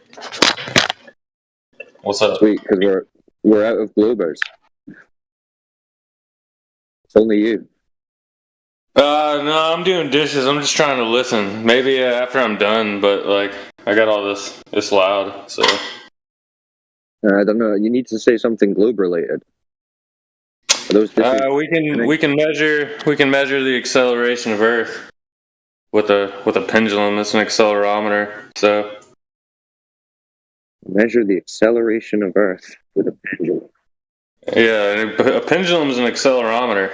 It measures acceleration. So. Acceleration of what? How does it do that? How does it do that? Yeah. By being in the inertial reference frame. And if the Earth is rotating on its axis, it's in the non-inertial reference frame. So if you're in a non-inertial reference frame and inertial How did it get there? Hold on. How did it get to the non-inertial reference frame? Well, that would just be. It didn't get there. It's just rotating. So the inertial reference frame, you have to create it. Hold on a second. Slow down there. Slow down. So all you got to do is rotate. Yeah, if you're rotating, then you're in the non-inertial reference frame. So if I spin this little toy top, it's gonna tell me that Earth's moving. No, you don't spin it. So now you don't rotate it. No, Spinning you don't is rotating, is it not? No, you don't rotate it. So now don't rotate it. So don't rotate the object. Okay, now what else are we going to do with this pendulum? Yeah, it swings back and forth in its plane like a. No, how did it get away from the Earth? How did it become not a part of Earth when it's attached to the ceiling of the building that's in the base foundation of the dirt? You put it in a free rotating clutch that gets it as close as freely rotating as it can, like like a thin film of oil on a ball bearing. Or you could even think of like, they have those like giant rocks on those little water things, and you can just like tap the rock and it'll spin because it's got that water at the bottom of it, makes it freely rotating. So you can detach. You said they don't rotate it. It just rotates by itself. No, I didn't say that. I thought you said you don't rotate it. Yeah, you don't rotate it. So you just leave it there and it starts to swing. No, you let Hold on a second. I thought you said it was in a different reference frame than Earth. If that's the case, let me clarify. Yes. You let the bob go, and it'll swing. You're swinging it. Yeah, you're giving it inertia. The inertia. Essentially. Yeah, you release it. Yeah. Okay. You said you don't rotate it. Yeah, you don't rotate it. You don't spin it. The Earth is spinning beneath the pendulum, and the pendulum is in its plane of swing. Well, how can you make that claim that the Earth is spinning beneath it? How do you know that? Well, you don't know it, and the reason you do the pendulum is to see if that coincides with what you think is happening. You know it, because you would just be rotating a pendulum. What's that? Say that again. But you don't know it, and then you swing a pendulum, and then you do know it. Is that what you're saying? No, I would say you'd know it after. See, this is what needs to happen is there needs to be a pendulum frenzy. We need a pendulum frenzy with pendulums all over the world at different latitudes, constructed to the same specifications, and then get that data. And then once you have that data, it'll put an end to it. Either it'll be rotating or it won't. But that would put an end to it. Already did that, dude. Would this be the final? Would this be the final experiment? It would be the penultimate experiment, is what it would be. Okay.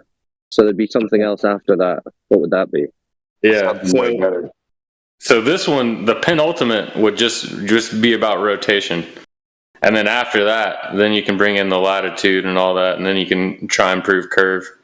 You got anything else? So you think in the future they're going to prove rotation of the Earth, and then after that they're going to prove curvature? Well, I mean, they say they already have, but I've yet to see enough pendulums and evidence to substantiate that claim. There are those that are working on them, though. Peter Lean. You're saying they could prove rotation, and then they could prove curvature. Meaning you haven't seen that they have proven those things yet. Well, it wouldn't be proof, but it would be highly suggestive evidence if pendulums do behave as they would if the Earth was spinning. It wouldn't be definite proof. Though, like I've looked into the study of pendulums when they're looking for something called synchrony, and what they find is there is a synchrony, but I don't know how you'd use that to derive the Earth. But what you're saying about like mass pendulum concurrent study at the same time, they've done that for a bunch of different researchers. Well, the Earth is spinning free from the building that's attached to, free from the pendulum or the string that's pulling it tight back the other direction, and then back the other direction, and back the other direction from its action. So just the sheer action or reaction of this mechanism is why it do, and that's why it do what it do, not because of the Earth. Now, do you have another? Hold on, bro. Slow down a minute. Okay. Let me finish. Do we have another mechanism that you and I could think of? I know what it is. I know the answer. That's no resistance, that goes left to right, and you could use. No resistance. Yes. A mechanism that has no resistance. Yes. The thing you're actually looking for. What is that? Superconductor. A superconductor has no resistance left or right, horizontally. It only has resistance vertically. This is the very thing you would need to test or see or prove whether the object that the superconductor plate is on moves underneath the superconductor's little disc that would rotate above it. So what you do is you mark a color where you put the disc above it. So if the earth is moving, these two things aren't touched, they're not connected at all. There's no string to anything. There's no chain to shit. You're not moving shit. Now the earth, if the earth spins underneath that, there's no resistance from the earth's bottom piece to the top piece of the superconductors, the plates. So if Earth's spinning, you just fit the plate there, and you would watch it move from its position. It would stay still, and the room would move underneath it, meaning the orange dot that you marked on the ground would move to the right or left at 15 degrees per hour. You could be slightly off. I'll give you a little bit, but it has to do that. Now put that underneath your pendulum and let's go. I mean, that sounds like an interesting. Yeah, I'd be interested in something like that. I don't know too much about superconductors. I've been studying a little bit about superfluids. So yeah, all that kind of stuff is kind of above my pay grade. But yeah, whatever you're talking about, Democ, is interesting. So yeah, when you touch the superconductor, it goes that way, and it's locked, and it goes zoop, zoop, zoop, zoop, zoop, zoop, zoop, keeps going. There's no resistance for it to ride left to right or right to left, east to west or west to east. So if you just place it there and move your hand, you don't have to move it any. If the earth is moving, the plate underneath it will move, and you'll see the position change. You'll see the dot that you marked where you sat it above. One of these things will differentiate from the other if the earth is moving. If not, where you sat that thing, it's just going to stay there unless an earthquake or something happens. That's my prediction. It's just going to sit there on non-moving earth. Did you come up with this kind of experiment on your own, or have you heard other people like talk about this? No, I'm the only one. Ask anybody you want. I've been saying it for years, and I'm the only one. Superconductor. Yes, sir. He got it from the AI version of himself. Oh yeah, that'd be a good bot, AI Democ. Yeah, we call one. So your position is that if there was to be a massive pendulum experiments, then they might be able to show an inference that the ground is moving.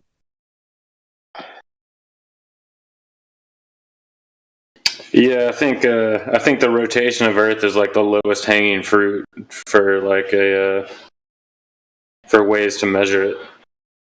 No, it's not. Not with the superconductor. No one's been able to even prove that it's something that can be measured, that it's something that even exists. Doesn't really seem like low-hanging fruit. They still haven't been able to bite it.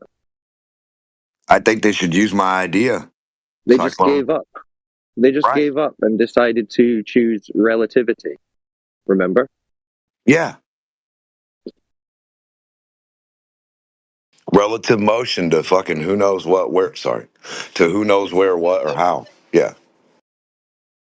So now it's just, it seems like everything else is moving, but we don't know that. It could just be us moving, so we'll just assume it's us moving. Could be the pendulum moving. We'll just assume the earth is moving because we let the pendulum go from a position we put it at. So we took it at a place of unequilibrium and then dropped it to try to equilibrate the pendulum. And then equilibrium is called earth rotation. Get the heck out of here, son. But Rush, how can you be saying that the earth rotates underneath a pendulum when it doesn't rotate underneath a helicopter, a plane, a hot air balloon, a drone? Why is it just the pendulums?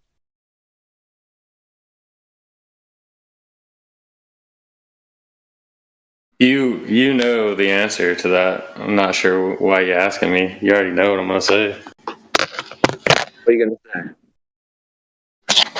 It's not in the inertial reference frame. It's moving large volumes of air. The reason a pendulum is hard to construct is because that mechanism is not easy to make. It's got to be very sensitive. If you're trying to measure the acceleration of Earth, it's got to be extremely sensitive. It's got to be as close to the inertial reference frame as possible. And obviously, Well, isn't quick in there. question. How are you going to get that measurement without affirming the consequent?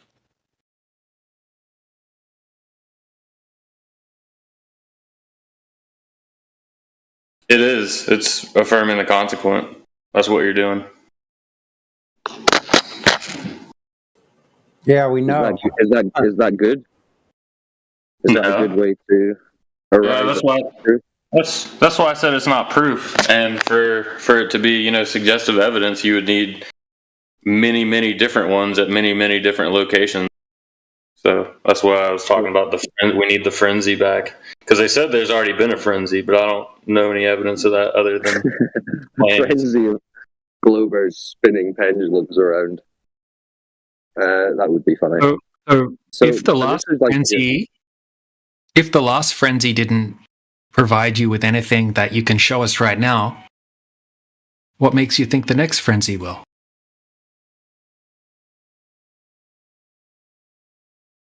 Because the last frenzy was before, it was like in the mid 1800s, so there wasn't like video cameras and recordings and things like that. It's just like written documents. But if you have a frenzy of people affirming the consequent, it's still people affirming the consequent. Yeah, but they're in a frenzy, so it could be true. And now it's affirming the consequent with the bandwagon fallacy. Sorry, Aether, I didn't mean to. We got some lag going on. Yeah. How does the pendulum react during an earthquake when the earth really is moving? That's what I want to record without a human touching it. So just drop the pendulum down, let it do its thing. Earthquake happen, record what the pendulum do. When earth actually moves, then we'll see. For centuries, they told us a swinging ball proves another spinning ball. They said, look at Foucault's pendulum, proof we're on a globe. But what if it was all just a load of swinging nonsense? One man dared to ask, why does it move sometimes and sometimes not? Why do they have to start it manually? Why do different pendulums swing in different directions? The globe lies begin to unravel. Why they have to restart it? That's my question.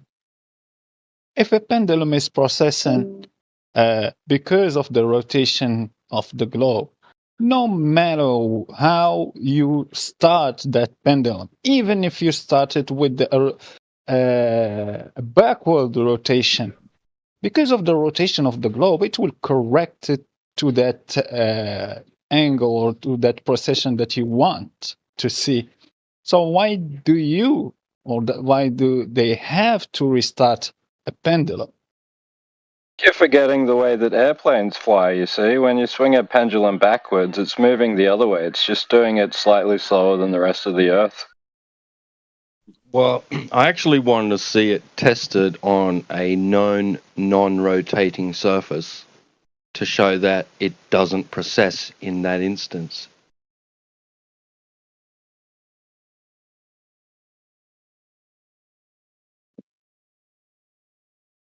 Isn't that how you falsify things?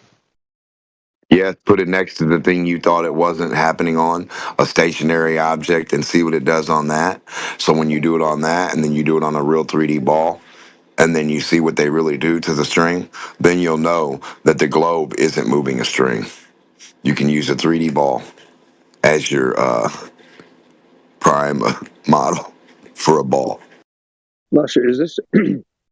Is this really what you're holding out for after coming to the realization that they haven't given you sufficient proof that Earth's a spinning ball? You're waiting for guys to start pulling pendulums out in 2025? No, of course not. But like if they should. No, not you. Mushkane. Though. Oh, Mushkane. No, it was Mushkane because what I kind of put him on the spot, to be fair, but I said we need a globe point because there's no globers in. And he brought up the pendulums, and he said, the test he's waiting for is for a load of people to go out and swing pendulums around. So that's like the main thing he's holding out for. A very pendulous notion, if I've ever heard one.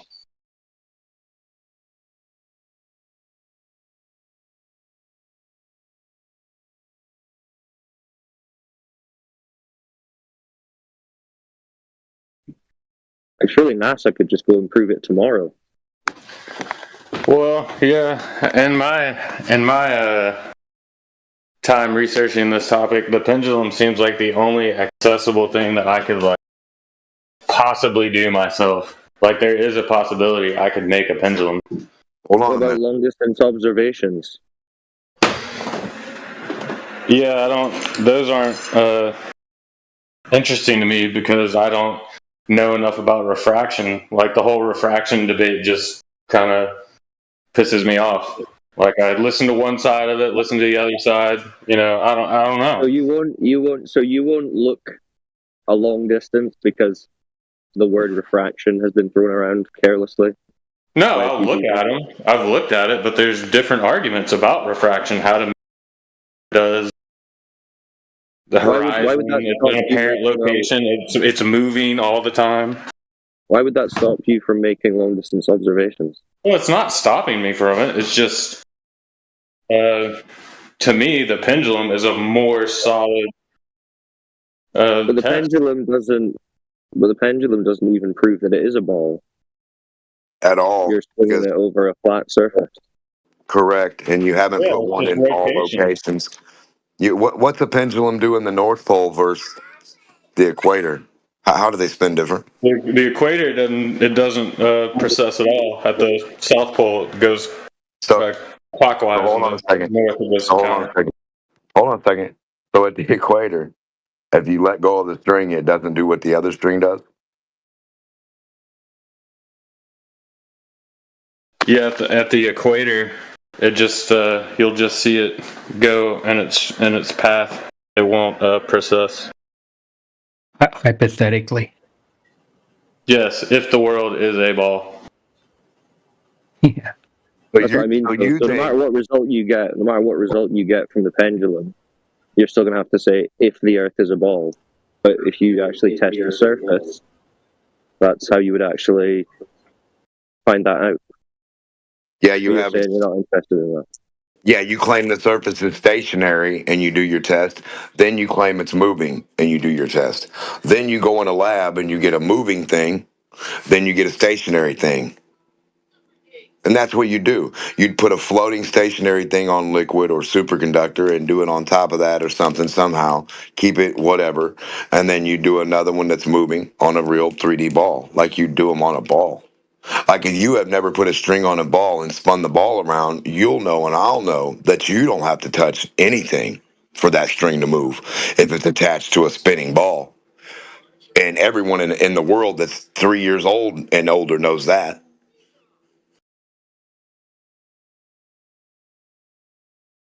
Any object has equal and opposite action or reaction.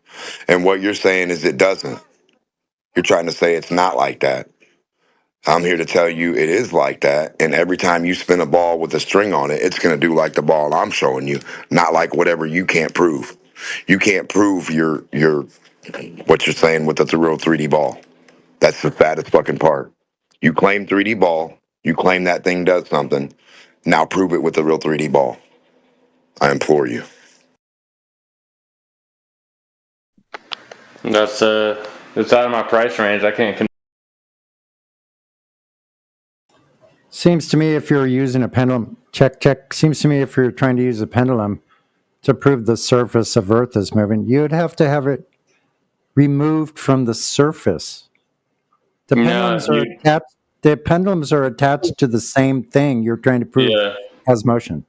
Yeah, I was confused about that too when I first started looking into this. I was like, how, if the pendulum is attached to the Earth, how are you out of the reference frame?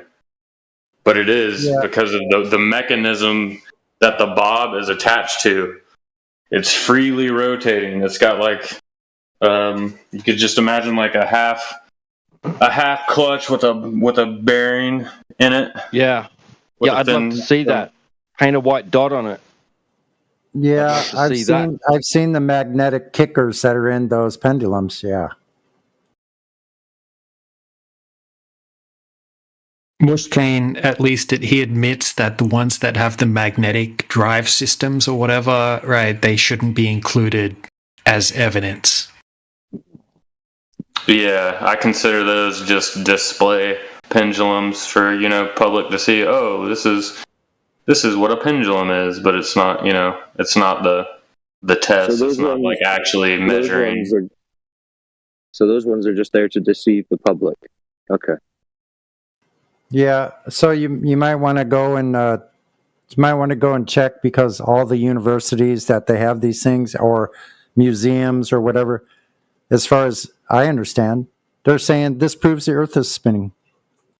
Well, yeah, the pendulum. The reason they have to do that, because otherwise, I mean, this is, like I said, it's a very tedious process. You have to set it up. You have to make sure everything's right. Then you have to let it go.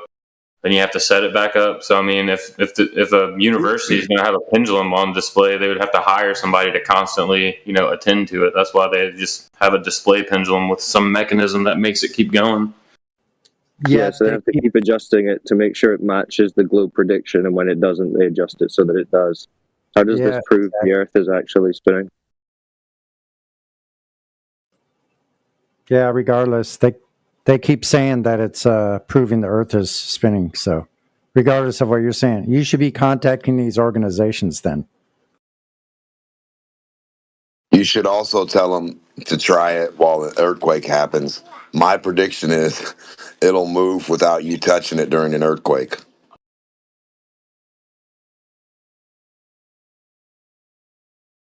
My name is Mushkane, and I'm a closet flat earther.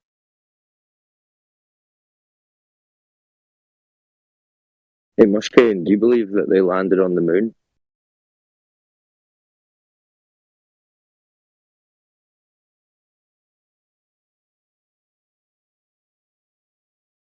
Mushkane?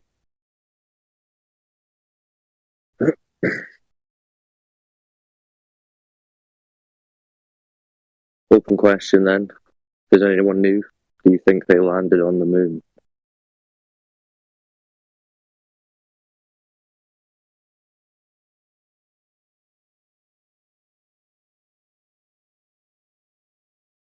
I'll take that as a no. Yeah. Sorry, I didn't hear. What? Did you ask me something? Yeah, I asked if you believe if they landed on the moon.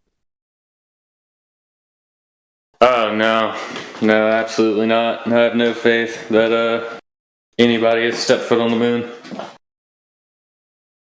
So, you think NASA lied about it? I mean, I've seen evidence that they have, so. So, why do you think they were lying about it?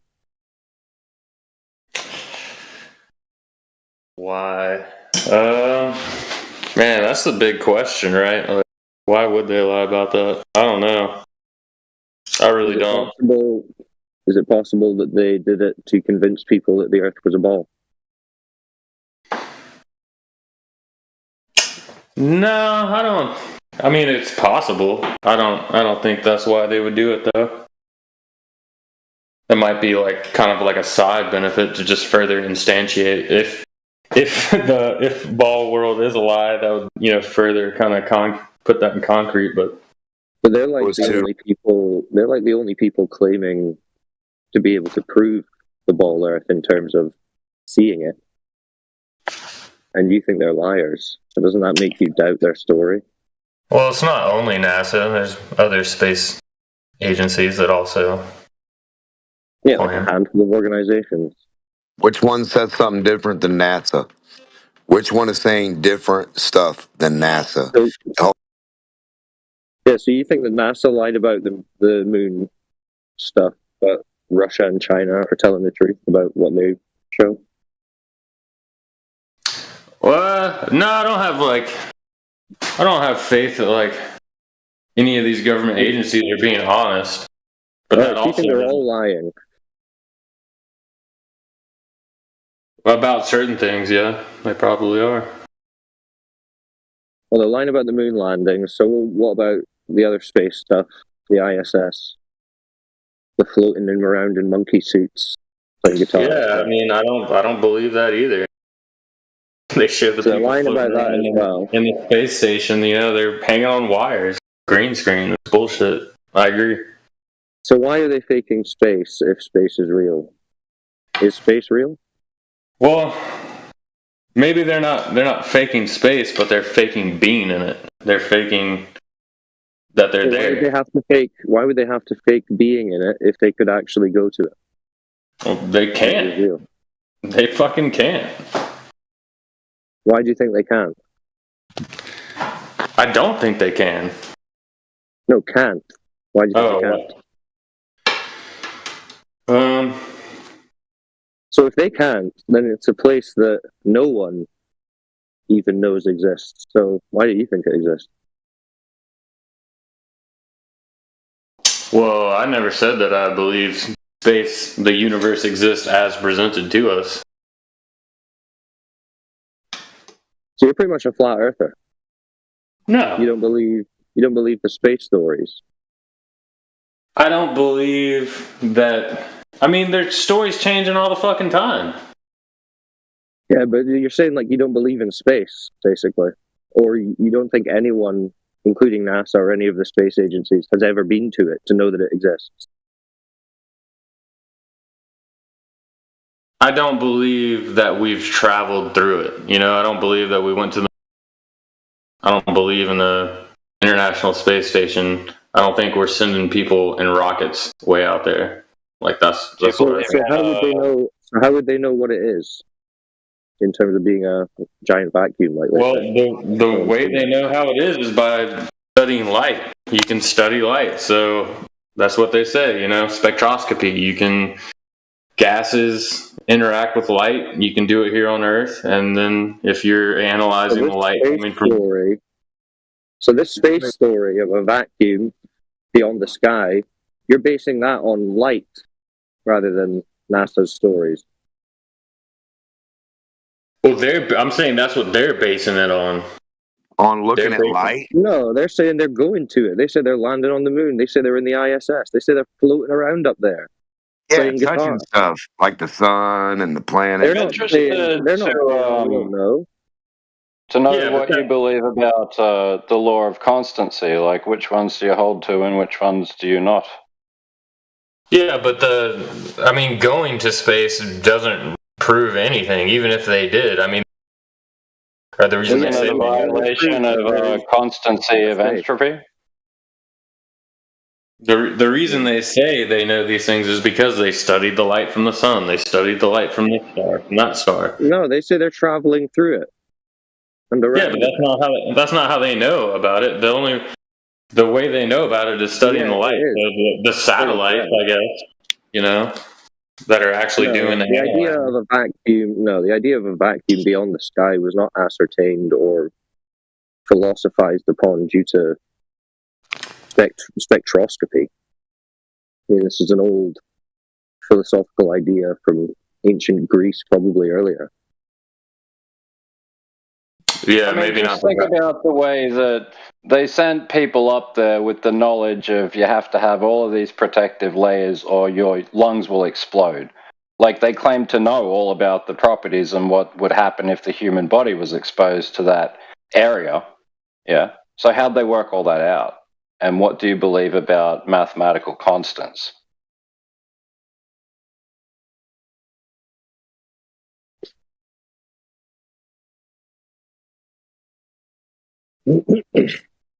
Just seems strange that at the point where you're rejecting the ISS, the moon landings, and all the space stuff that all the governments are attempting to show us, that's not making you question the globe. I mean, I think you are, but... Well, yeah, obviously I'm interested in the topic, or I wouldn't, just be like, but I know, but you can understand. I see your points. I understand what you're saying. Yeah. That's all right. Anyway, good talk. I'm going to go on mute for a bit and then Hit the hay. So good to hear all of you guys.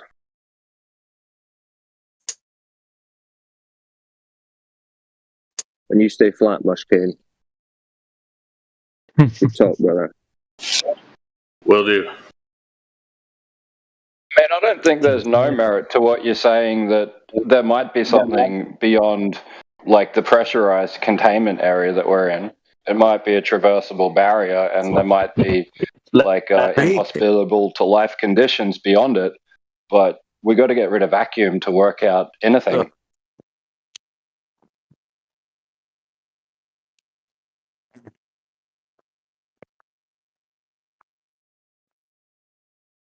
Hey guys.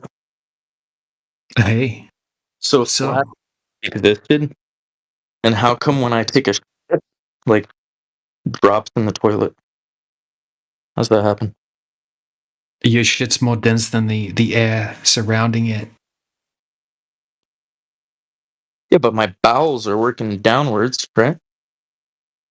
Yeah. No. Yeah, when it drops out of your bowels, bro, it's more dense than the surrounding medium, right? If you did helium shit, it would float. It does float. When he farts in the tub, it floats up. I promise him. Like around Earth, because it's like if it was flat, when Maybe we're all farting helium all the time. Maybe that's instead of going source of down, all it would go helium. flat on my ass. Who knows? I just told you when you fart in the tub or underwater, the gas goes up. Poop can go down, poop can float, gas will go up. Why is that? I'm not talking about gas, though. You're not talking about gas? Well, that's the thing you have to talk about. You have to be able to show how gravity can hold gas down or a shape in a vacuum. Do you have that handy? Vacuum? Yeah, like they Yeah, if you claim believe that in it. we're in a vacuum, bro. Not the type of vacuum you're talking about. Really? What type of vacuum is deep space? Show us. I mean, I have a vacuum, but it's not the vacuum you want. Well, we need the one that it is. Why are you going to show us what it's not? They claim that the Earth is in a vacuum, right? Like a vacuum chamber. More powerful than any vacuum chamber that we can make on Earth. 10 to the negative 17 torr. Deep space vacuum. They say the Earth is inside that with a gas pressure system around the Earth. Yeah. Which is impossible unless you can demonstrate that. I can't demonstrate shit. I'm not like a astrologist or not an astrologist. Astrologists don't demonstrate gas in a thing. What are you talking about? Meteorologist. Meteorologists don't demonstrate gas in a chamber. They can A measure vacuum stuff. chamber. No, they don't. Where they do that at? Show us where you've seen any. Slow down. Show us any video you have of any professor or anyone putting a sphere of gas in a vacuum and having it stay there and hold its shape. We'll take a peek. It wasn't not the vacuum I'm talking about, but they measure for gas definitely. Brother, what? Stop. If you keep saying the vacuum, you have to be able to produce the vacuum you're talking about. If you can't, then what the hell are you talking about? I need to produce the vacuum to prove your point. No, to prove your point, Goofy. You're the one that has the magical vacuum dragon. We didn't bring that to the table. You and space and NASA think that thing is the magic vacuum dragon. Now, how do you prove that space is the vacuum you say it is? I don't know. I never put that into contention. I don't know why you're asking. Maybe you should, because it's impossible. If you can't produce it to happen anywhere on a micro scale, how do you think it's happening on a macro scale? You all right? Am I all right? Yeah, are you okay? Yeah, I'm walking. Okay, well, what you should be doing is demonstrating this globe stuff to yourself, some kind of globe physics somewhere that someone showed you for you to believe Narnia. You believe in a vacuum. You're telling us all about a vacuum that it's not. Well, it's not like this vacuum in my vacuum. What do you mean? I never vacuum. Bro, So you don't believe space is a vacuum? Globe-proof.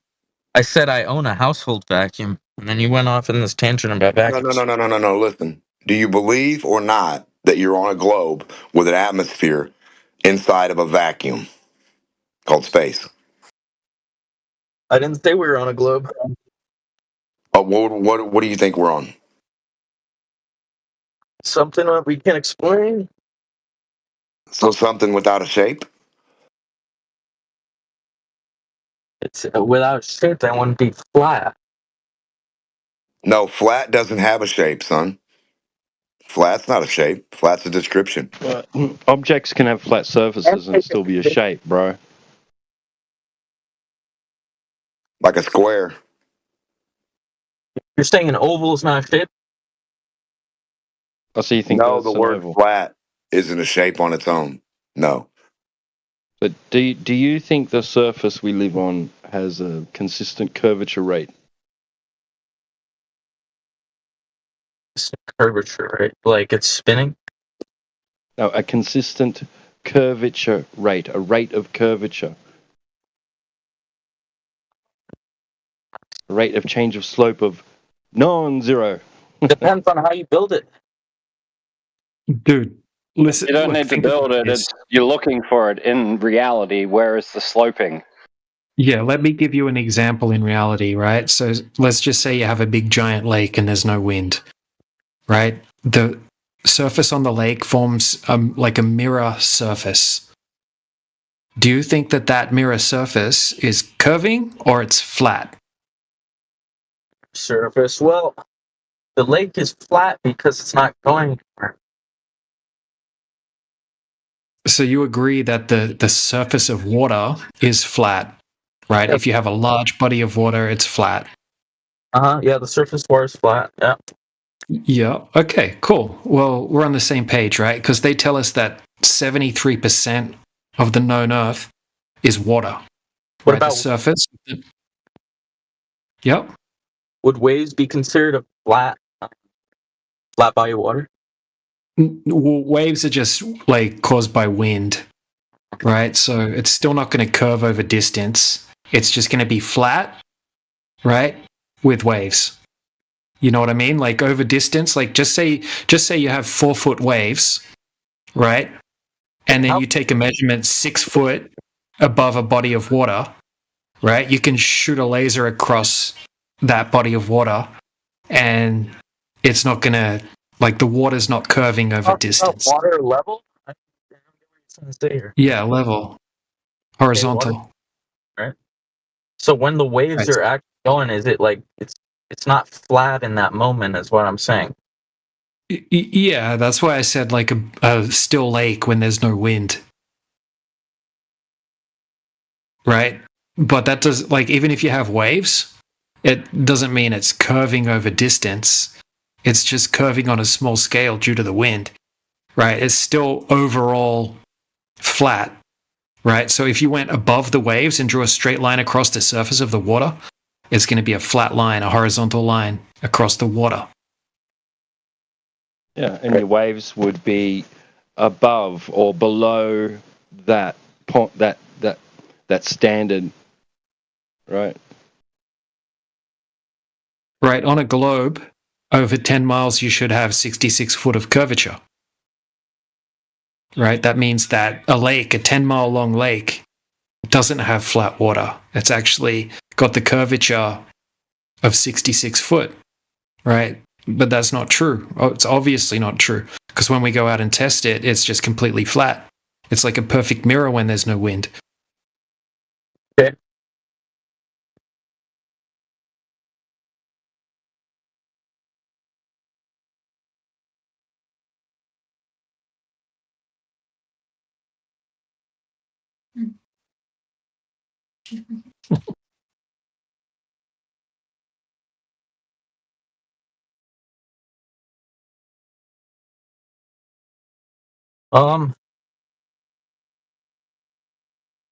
I don't know, guys.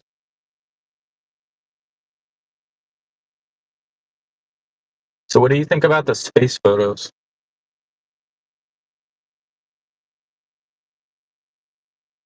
Oh, yeah, I like science fiction.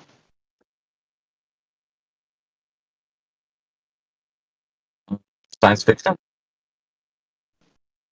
Yeah, I think it's cool. What makes it science fiction?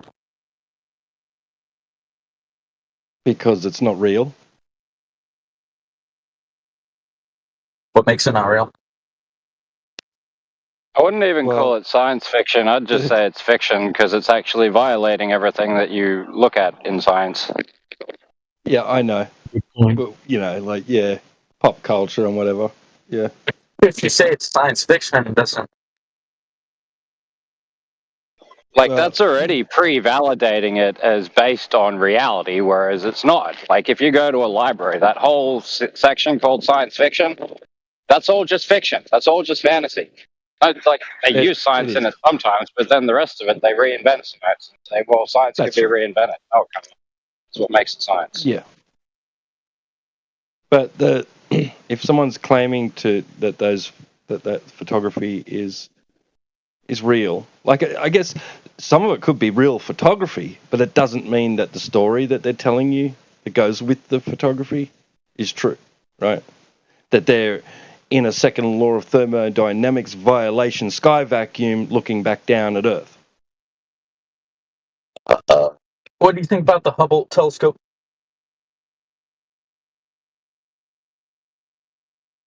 Dude, just have a look at the pictures of it. Like, type in Hubble telescope and look at the pictures of it. Right. Looks like a little model, right? Looks like they've wrapped a can of baked beans in some tin foil. Taking a photo of If it. you're looking at space photography and all the deep space photography they say comes out of those deep space telescopes, if you get an average microscope and look at an average crystal, you'll see the exact same thing. Exist? No, like you can get yourself a microscope instead of looking at things from some giant telescope out in space. You'll see the same world as inside of subvisible layers. Yeah, but those aren't actual photographs. They're just it's spectroscopy data that they interpret. So I don't think you're on the right track there. But when they look through it through the telescope, it shows them the curvature. Right?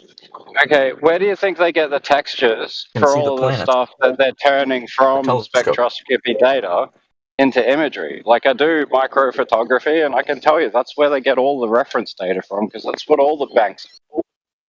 Like, when I'm talking like data banks. You know?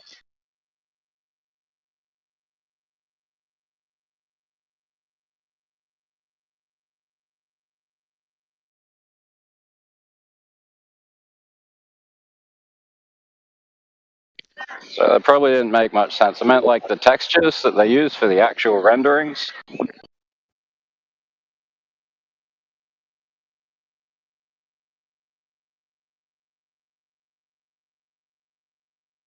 Wait, so what are you guys saying about the telescope thing?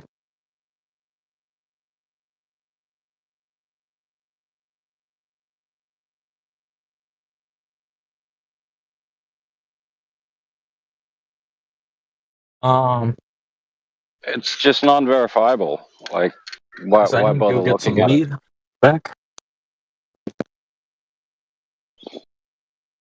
Those images of deep space are not. I mean, they're created images. It's not like a photograph. Can't take photos in space. No, it analyzes light. It takes light, puts it through a prism, separates it, and then you analyze what's called the spectra. There's no air out there. There's no air out there to take photos through. Yeah, it's Yeah, not you a can- photo. That's what I'm saying. You can just make it in Canva if you want. Skip the whole process that Mushkane's talking about. Just go to canva.com. You can make it in like 10 minutes. Bro, have a look at what I just posted in the side chat there, right? That's claimed to be from the Hubble, right? I shouldn't need to explain that that's obviously just CGI. That looks like a Christmas tree zoomed in or out. So I can show you a microscopic photo of an opal, and in the right light conditions, it'll look very, very similar. And that's what I'm saying. That's where all the textures come from.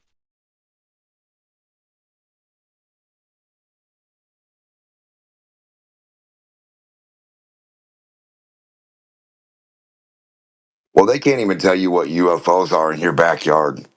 So next time you see a twinkly light or something over the street or down the road or in the sky somewhere and you don't know what it is, spectroscopy that mug. Tell us all about it, how much it weighs, what it consists of, what the chemical makeup of it is, how far away it is, the denseness or properties of its makeup. Spectroscopate that son of a buck, would you? The UFO.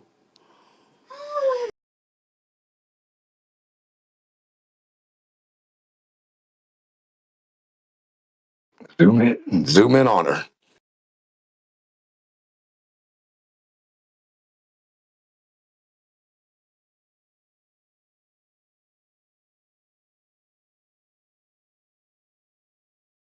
One thing you guys should be spectroscopying is UFOs, and that's what you're not doing. What the hell? What's going on here?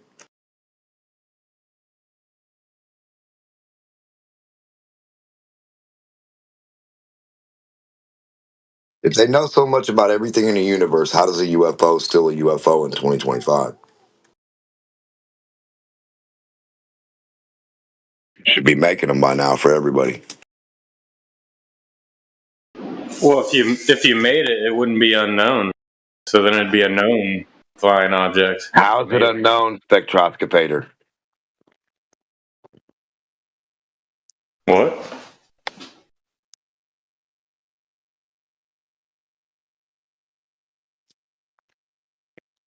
All right, I'm back to talk about the telescope. Spectroscopy is not working.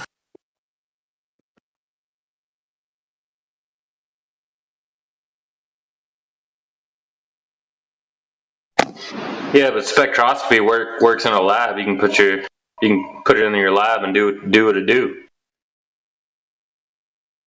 Well, just show us the raw unprocessed data.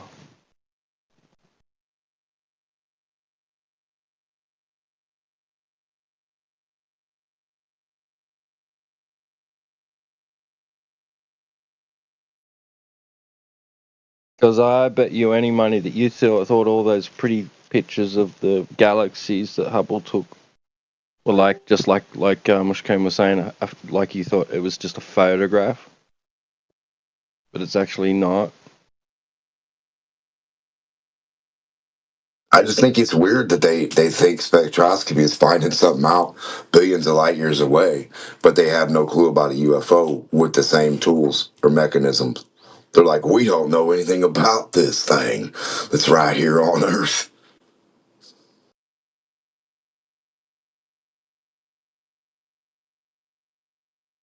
With UFOs, you don't know when they're unidentified by chance that you see them, and then How they're could they usually be? Are they not made of protons or electrons?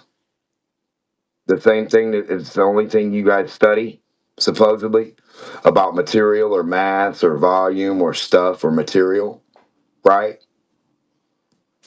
So if it's made of that, they should very well know the chemical makeup and stuff. Spectroscopy.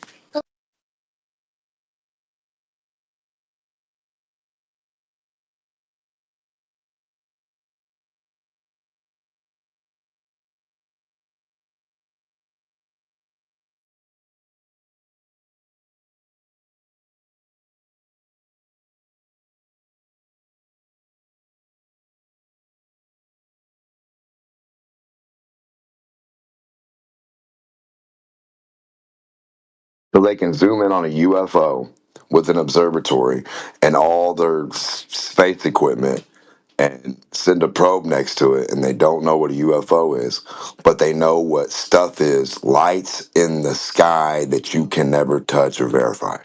This is the weirdest shit that you guys believe. It's just like the opposite of reality that it could ever be. What, that aliens exist, or? What the hell is aliens? You guys can't even figure out what a UFO is. Now you're bringing living other type of organism type things into the picture that you wouldn't like. What the heck? Organisms that have been crashed at Roswell. Grab me one. Come over with one. Drive to my house with one. Sorry, bud. Oh, sorry, your magic dragon doesn't exist. Project Blue. This guy said, "Grab me one." Look up Project Blue Book. There you go. Over 11. Well, bring one over. Bring a blue book with you. Take a peek. Got the Blue Book, buddy. That's what you got. So you're reading more fairy tales, huh? I got a Dr. Seuss book that's blue. It's about globes. What are unidentified spectral lines in the interstellar medium?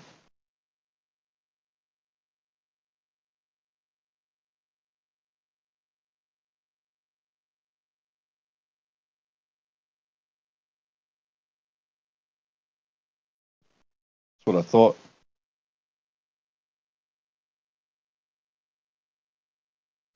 It's unknown. They're unidentified. We don't. I'm actually gonna go somewhere else. Well, why not? Just point the Hubble telescope at it and find out what it is, right? If it's so great.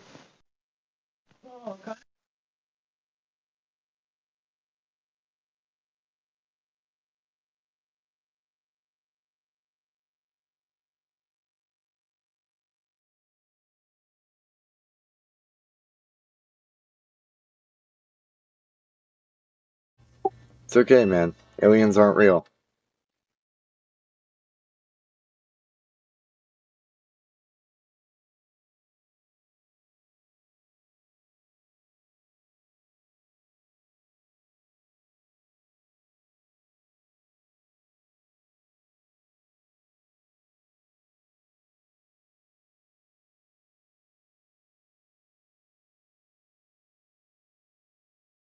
So this dude not only believes in fairy tale space aliens that don't exist, now he believes that they caught their ship and they still don't know what it is.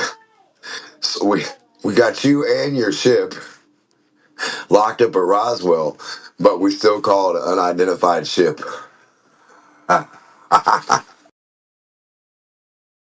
It identifies as unidentified.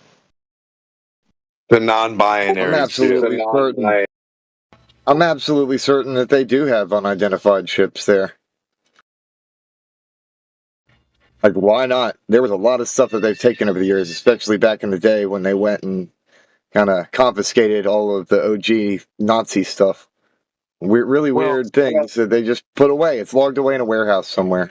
Well, do you Not a know big those deal. little things that the guys send up, like over there, like a third world country? They get this little tube and they fill it with shit and then they light it and it goes straight up in the air. And the air goes straight up in the air vertically. Pretty damn good, I might add. So people might see that from far away at night and think, man, that's a UFO. But I mean, you never. I mean, so yeah, I understand what you're saying. Unidentified to you and me, like, damn, I don't know what that thing is, and they might have a lot of garbage and stuff that, or not garbage, right? Something that you and I could have made in our backyard that flies. That people are like, I don't know what the hell that thing is because I've never seen that as a flying thing before. Yeah, 100%. But I don't know if they got magical lights that they're getting inside where you and me can go fly the light around. Well, if you notice in all of the sci-fi stuff out there, the UFOs that have the classical UFO are always built by human beings. And I mean, considering it's a set, they're all built by human beings.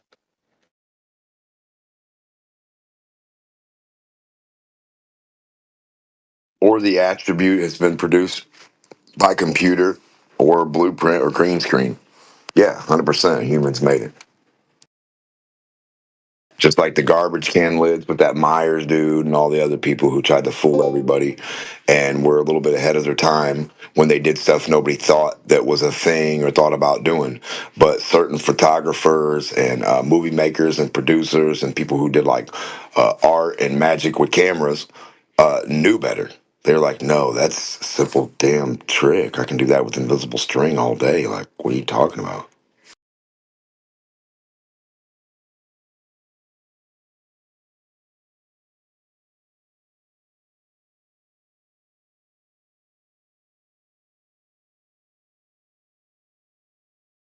It's like my micro photography shots. I think that one at Opal kind of looks like a field in space photography.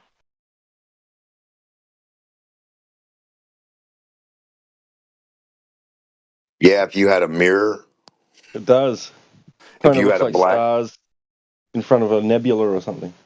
yeah, if you had a mirror in a black room, like you turned out all the lights in a room and you had a big mirror on the wall, and you had that rock like reflecting to that room, and the Yeah, light. and Yeah, yeah, it'd create all the light blooms that they'd say are like, solar events and things like that. It'd be very easy to do with just emerald, but I mean, finding the right stone to do it with, and then you can just tweak the color because all of the magical pattern that's just going to change its hue. Which is a funny thing about precious stones, actually. They don't have color, they shift light out, and they only let a certain amount of light through. So that's why they look like they have color, but they don't have pigment. some guy used to zoom in and out on a big Christmas tree. It was a real dark Christmas tree. He had all these lights, green, red, blue, whatever, and like, yeah, you could even frost the Christmas tree different colors if you wanted. Then he would zoom in and out on it, like with red, fluorescent, whatever, and like it would look exactly like a galaxy. It would look no different. Well, if you do like electroplating to crystals, you get like an anodized burn effect across it, and that's like a blur zoom on one of those types of surfaces. And you can see right there, it looks definitely like deep spacey. Like, this is what I'm saying. It's the only place you could go on Earth to get all of the textures that they use for the renderings is in the mineral world. Well, look in water. Look in water how you can have little stuff floating around. And like, I mean, even in there, you can have dust particles and stuff reflecting light, but it's not, I don't think it acts like any type of star. So I wouldn't compare the dust particles per se, but I would compare certain reflections or things in water because the water can move and give you the appearance that stuff on the bottom is moving, but it's not. It's weird, man. Even the light above your head, if you see water shake and shimmer, the reflection shakes and shimmers with the water, even though the source of light isn't moving at all. And that's what I keep Okay, trying to well, stress. if you look at that last one I showed you, it's a zoom on an agate, so it's maybe like 1 millimeter of an agate. But you can see how it looks like you're looking down at an atmosphere, or you might say it's a shot of the rings of Saturn or something. A star It trail. gives you Time lapse. enough material to fake anything, because stones are like one little stone that's like an inch big. You can get like tons and tons of imagery out of one stone. Yeah, it reminds me of a star trail pattern, time lapse, doesn't it? Yeah, you're quite right there, I'd say. That's pretty cool.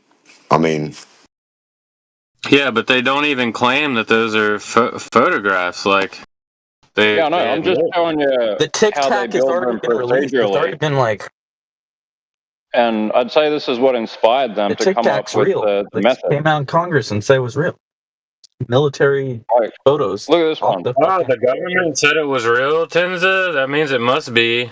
You're onto something. I mean, That but one if I it's just actually shared taken is by a fighter jet the most. camera inside the cockpit, or outside wherever the camera is, that's pretty credible. I don't know. Yeah, the camera with like less than 1080p, like 480p resolution. You see a little something go in and out of the frame. Yeah, that's a ironclad. So what? It just like created an image out of thin air? Is that what you're saying? Yeah, we wouldn't. It doesn't seem. I don't think it would be too hard to create that image. What image are you talking about, bro? A video, not an image. Which one? The Tic Tac video. Tic Tac. Yeah, the famous Tic Tac one. Yeah, which like I just started listening. Like, who made it? Where can I find it? Just look up Tic Tac video. Okay. It's flying in there on some sort of like thermal imaging. Tic Tac video. Yeah. It's like a 15, 20-second video. Oh, it's like some like UFO video. Is that it? Pentagon Yeah, that's officially releases UFO videos. That's the one. Yeah. Wait, let me have a look. I to jaki? Teraz światłowód plusa za darmo przez rok. Sprawdź, czy jesteś w zasięgu.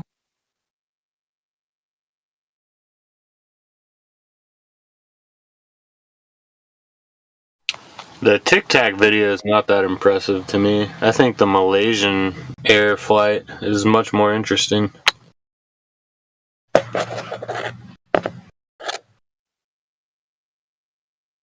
You think it disappeared through a portal? I think I've got the best space photography here. Look at that. Looks like it did.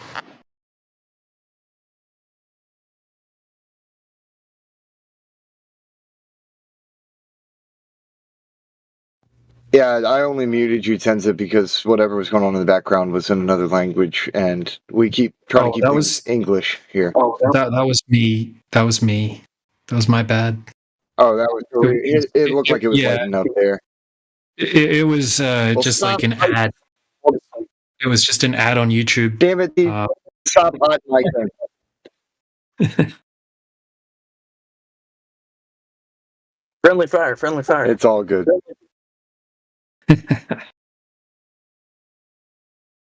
Yeah, I forget my audio comes through my microphone automatically.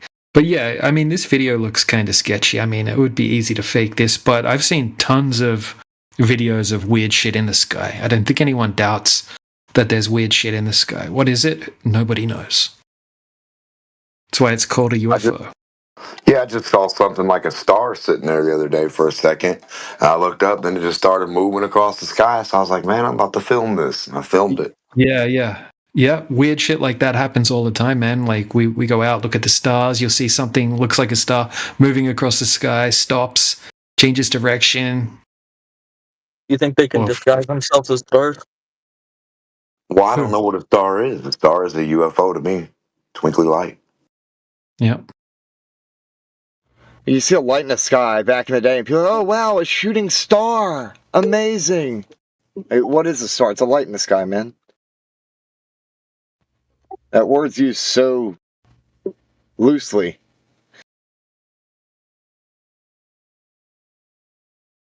What, the word star?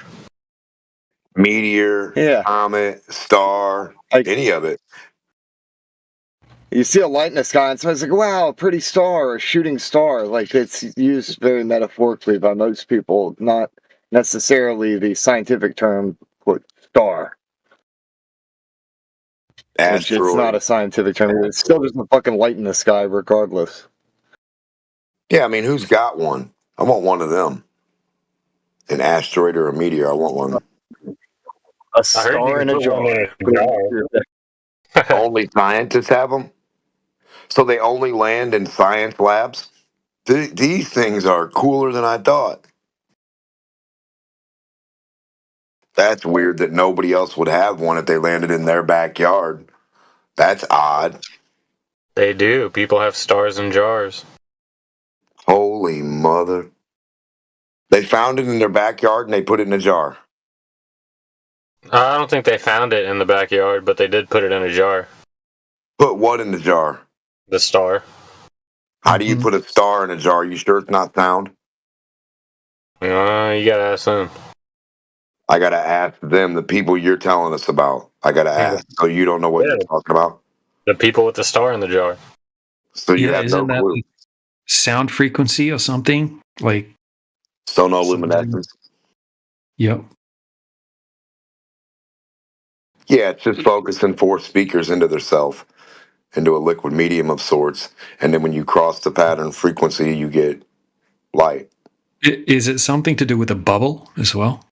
Yeah. Well, cavitation with a pistol shrimp, it has the cavitation bubble that causes the heat of the sun, supposedly, in the little... That's crazy. So, Mushkane, what do you think makes more sense? Burning ball of plasma in a vacuum chamber? Or solar luminescence? I mean, I don't know. Either one of those could be true to me. I'm not sure. Which one of those two can we replicate in a lab?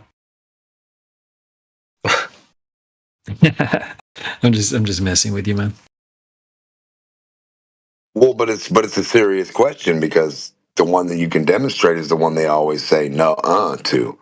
And then the one they can't demonstrate is always the one they say, that's the thing that's real, you guys, believe me. The one we can never demonstrate, it has to be real. Trust me, you guys. All these things no one can demonstrate has to be real. But everything flat earthers demonstrate in the lab, that's pointless. Why?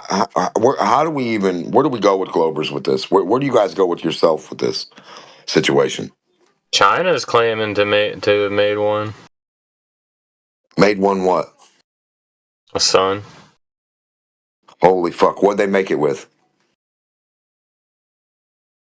Shit, probably. They probably made it with like a million hours of. Made it with. You're breaking up. They didn't make it with hydrogen and helium.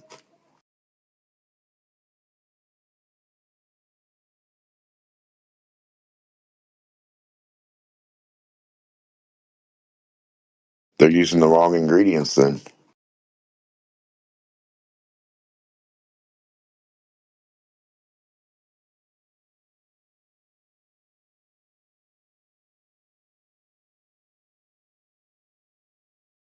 Am I breaking up?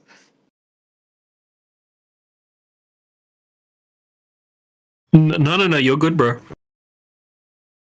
Well, they say hydrogen and helium makes the sun in a vacuum, but then they say Earth is in a vacuum surrounded by hydrogen, but the Earth's not a sun.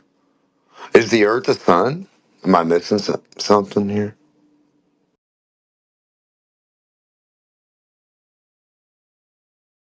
So the vacuum can't make the Earth's hydrogen into a sun, but it makes the sun's hydrogen into a sun?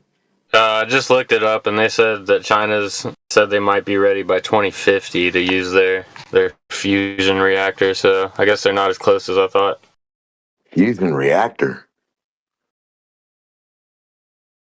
You mean a microscopic dot that they light up at the end of a sparkler?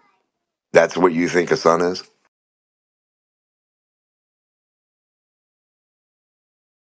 So you think walking across the carpet and touching the doorknob is a sun? This is odd, man.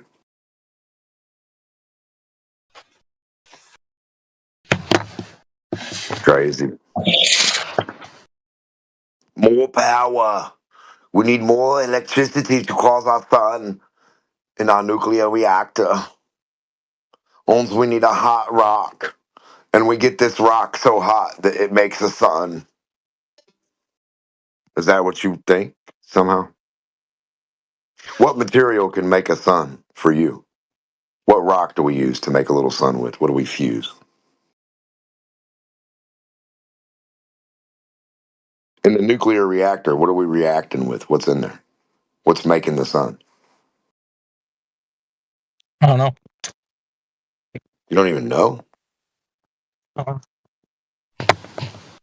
think there's some helium in there. I think it's water. I think water does all you need for a nuclear reactor. What else you got? My money's on water. Horse number H2O. Doesn't it have a mini black hole? What's got a black hole? The reactor? No, because the reactor wouldn't exist. Because if you make a mini black hole, it would suck the reactor into it and all the light and everything else. So how would you see what was happening?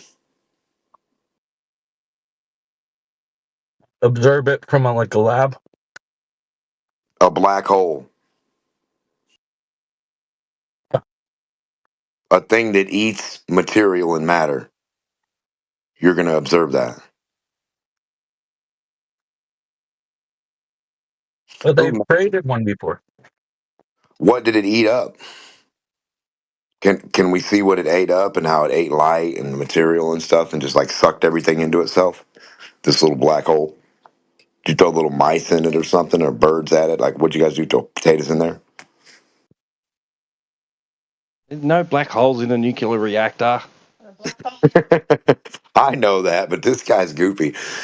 I'm just playing with him. It's like Scrooge McDuck. He paints a little circle on the ground. and then he jumps into it. Yeah, this guy's got There's some nuclear black reactor. holes created before. What the hell is a black hole made of?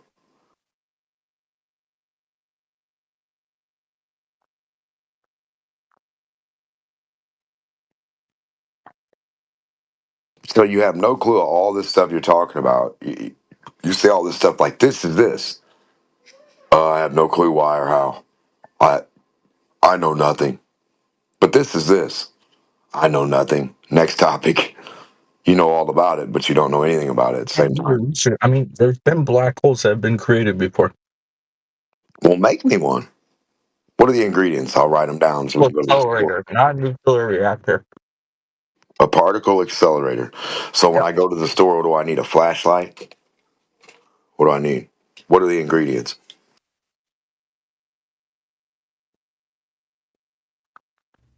Without the assistance of an artistic rendition, show me an actual photograph of a black hole. Cartoons not accepted.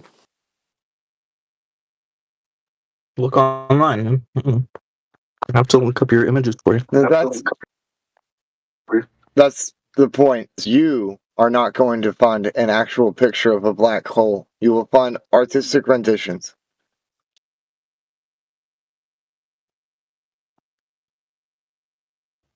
They aren't doing what you think they're doing, bro. Like, and they even admit it. You think that they think, you know, those, like, what's that nebula? The fucking Crab Nebula or whatever it is. Do you think all those pretty colours is what they see? They just like point the camera at and take a photo and they go, wow, look at that. No, that's all fucking painted in. That's all coloured by people.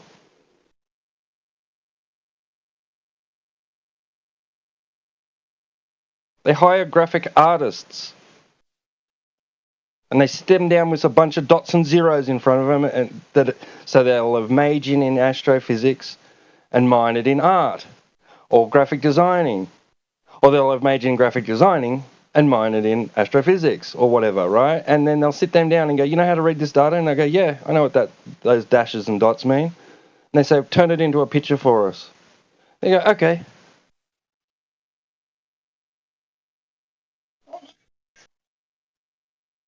How do you transfer the depth of an O and a 1, or the color, or the distance, or the speed?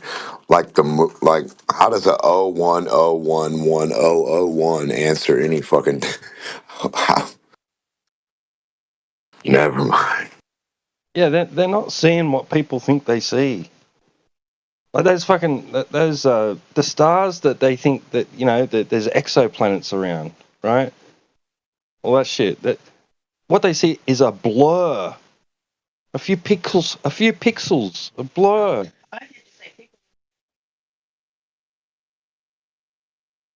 I want to see some data telemetry, and I want to see who can read it from around the curve of Earth. Like people just see the headlines, like, you know, oh, new exoplanet discovered, you know, Kepler 666 or whatever, and then, you know, there'll be a pretty picture of this planet, this exotic-looking planet out in space, and people think, whoa, look at that, they took a photo of it, dude. No, they didn't. It's a fucking artist's rendition of a blur and a few pixels. Seriously, look into it, bro. There's actual photographs. Oh my God, no, they're not. Yeah, there are. Photographs of the Earth from space actually exist. Why don't you zoom into the ISS? That's a cool story. If you can, right? It's a really cool story because we can't zoom in on UFOs and see what they are in your own backyard. That's 10, 20 foot, a mile away, whatever. You understand what I'm saying? Right above your head. And you can't zoom in on the ISS and watch any spacewalks. And you can't zoom in on the ISS from high altitude. So if you can see it from the ground with your own eyeballs, why the hell would you be 5 miles to 7 miles to 14 miles closer, up to 70 to 80,000 feet, and the highest flying thing that they, usually have that goes up there like a plane. And you can't zoom in on the ISS flying over your head every 90 minutes. You can never get it. You can never slow motion photography it. You like in nature, they take slow motion photography of everything that's really fast. The little spores that happen so fast they can't really see them within a blink of an eye. They film it and they watch it slowly. Now, where is the footage of that from an airplane or another object up high, looking up at the ISS that's supposedly above that position of 35,000 feet? If that's not proven, it's not up there, sonny boy. There are actual photos zoomed in, and you can see docking. I want on the you ISS. to get on an $18 flight and go zoom in and find it from the airplane. Stop talking about the ground, stupid. We are not talking From the about the ground. ground. You can zoom into the ISS from the From ground. an airplane. From which airplane? You dumb You can bitch. see it from the ground. I just told you we're not talking about the ground here. Don't be a retard. You can see it from the ground, though.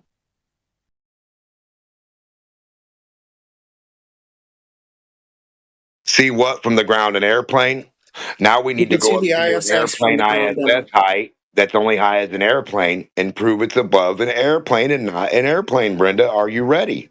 You can see the ISS from the ground, and you can zoom in and see ships docking with the ISS. Well, take your little zoomer, get on an airplane, and zoom in up at the ISS. Why? Because you can't. Because it's not up there. If it was, you wouldn't be asking why. You'd take an $18 flight and go do it. Then why can I see it from the ground? I don't care what birds you're looking at from the ground. Stop watching birds. We want to prove something's 250 miles up, not 2 miles or not 10 feet, bird watcher. We want to go to a higher elevation to prove they're above that elevation. Once you prove they're above 7 miles, then we can say, it's at least above 7 miles. We can agree on this. But how come I can see it from the ground and I can zoom Brenda, I don't know what you're looking at, bird watcher. Stop looking at butterflies in the sky and moths light up. Birds, it's the ISS, dude. Prove it. Prove it by high altitude footage. Proof. Brenda. It doesn't prove Stop it. looking at birds from the ground. Not looking at birds. I'm looking at the ISS. Go up there and zoom in on it, liar. Are you dumb? Are you dumb? You're dumb, liar, because you're the one that can't fly up and zoom in on it, Dumbo. You can't figure You're the out. Dumbo that can't prove your own thing figure it out? exists up higher than 7 miles. Stupid. Why can I see it from the ground? Why can't you see it from 7 miles up is the question, dummy. We're looking for proof that it's above 5 miles, Brenda. Why don't you have that, Andy, in 2025? That doesn't prove anything.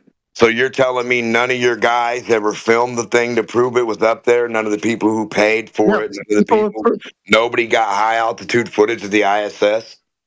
Why do you have to have high altitude? You can see it from the ground. Why don't they have high altitude footage of the ISS is the question, Brenda. Where is it at?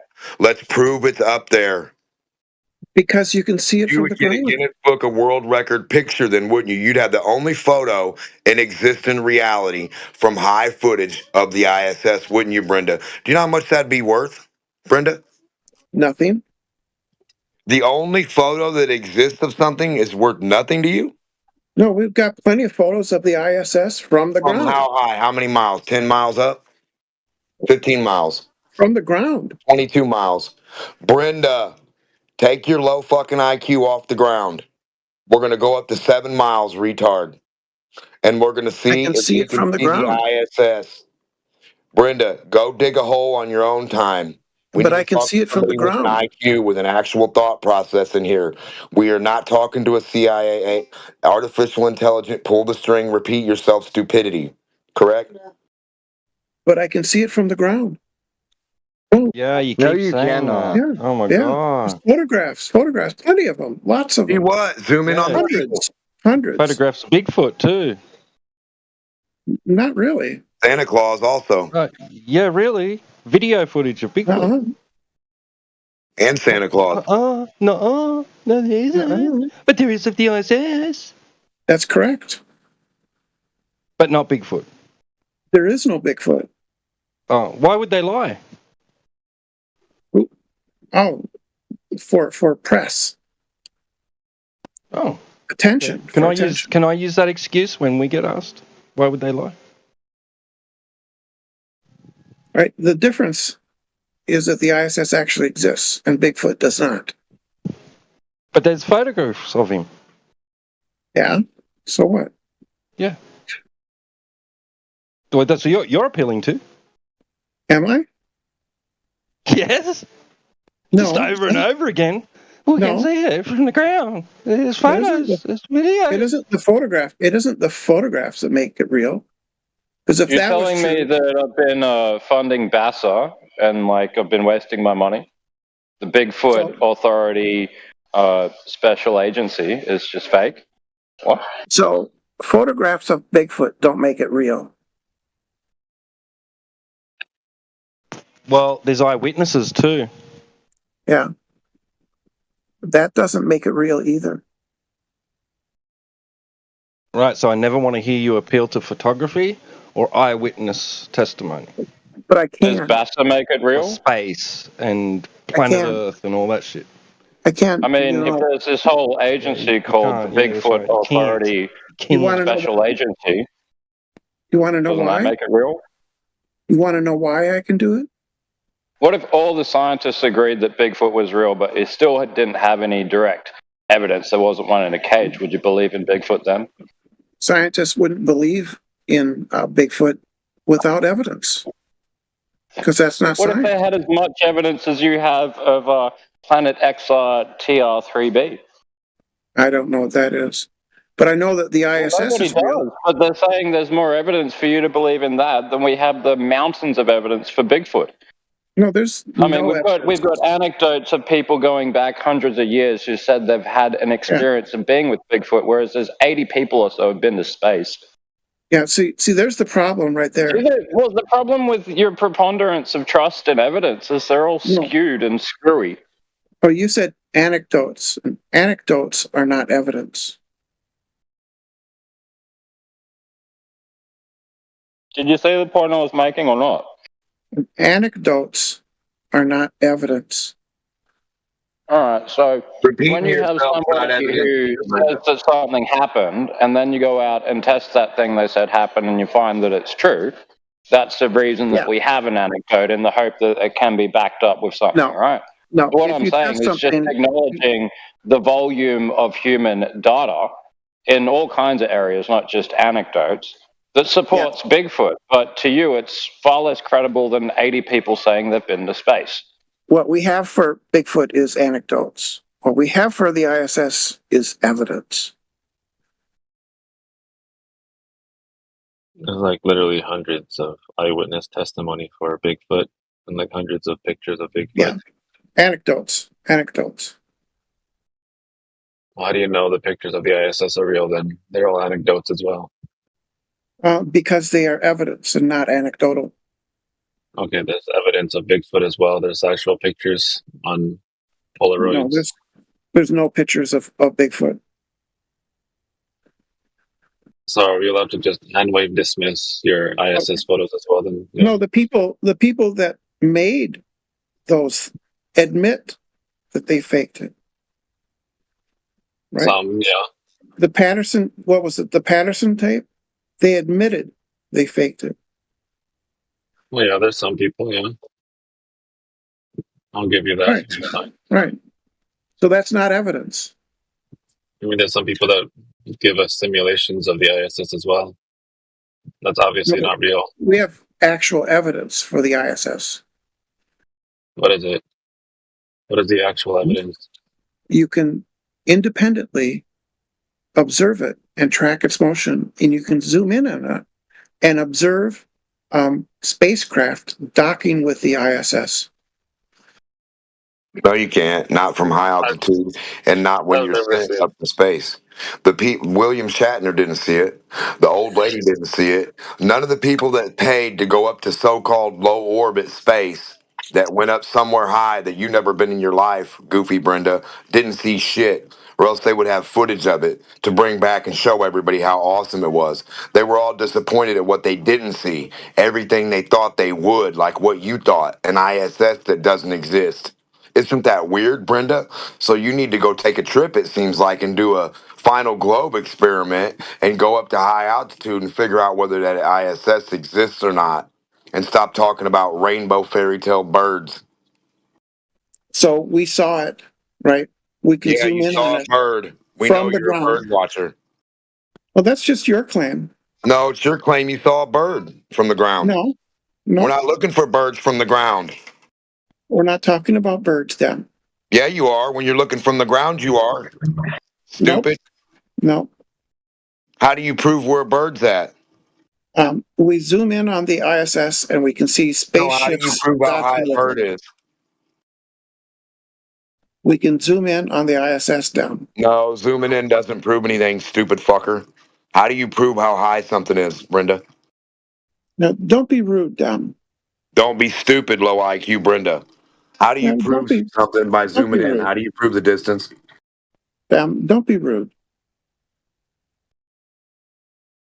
Have a little decorum.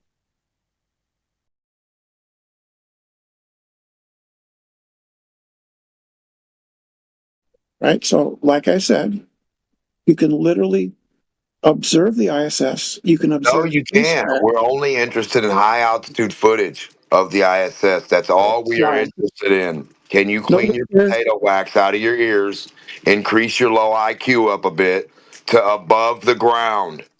Nobody Brenda, cares about away your from the claim. dirt, Brenda. What is this? Is this hard to comprehend for you? Why is Nobody it so hard cares for you to about not your understand? high altitude footage. Nobody cares about that. Just be a pal and meet us at the same altitude.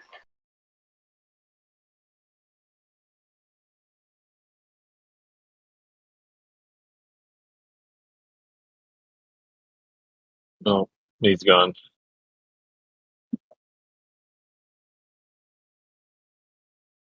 A bad pun will drive away even the surliest of adversaries.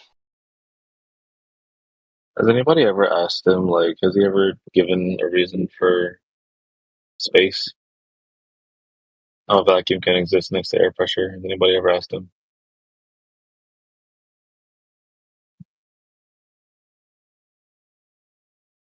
I think they say gravity is the container. I think I've heard him say that before.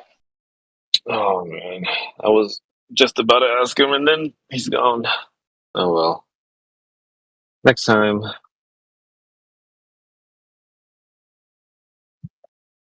I don't understand how some of these people made out of kindergarten. Brenda, what's 2 plus 2? 0. None. 5. 900. Brenda, no. 900. No, Brenda. A shoe. Dog bones.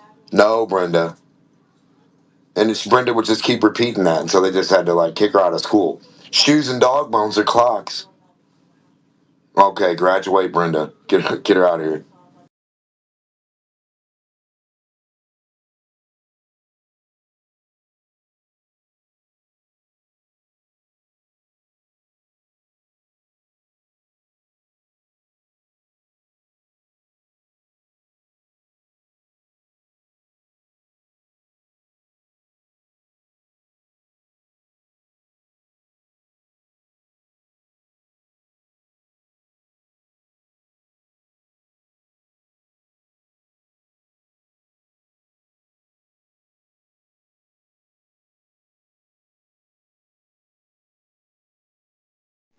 Yeah, this is a lot more interesting.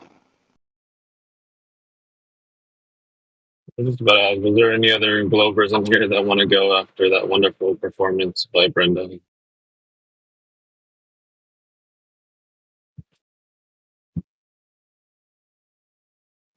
Well, I'm eating right now. I'm listening. All right. Well, maybe when you're done, then. All right. But I know Brenda's like, she's one of the OGs. She's been around here forever.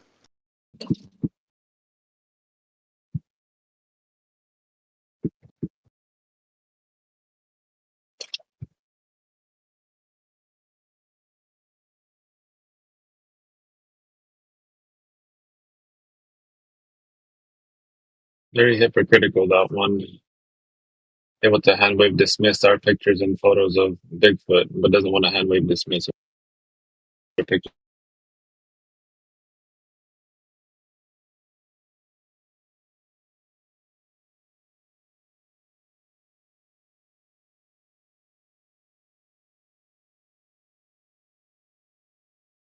Hey guys, if the Earth is present here, could you say the Earth is around?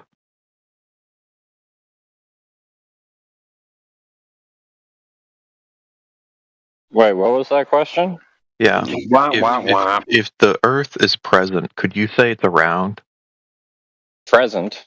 Yeah, it's present. How do you mean? Present as in, here. It's around, You ever been around? Oh, no, now I see. Sorry. Yeah. All good.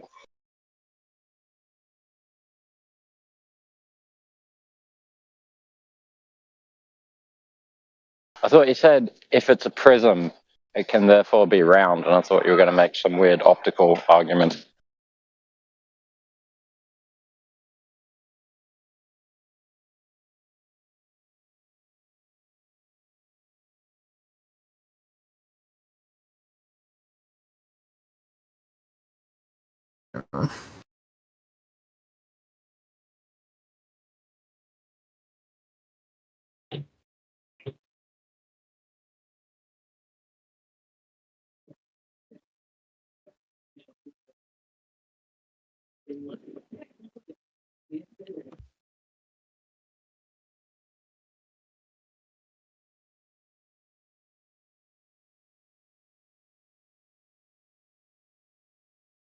So do you believe it's a ball or not?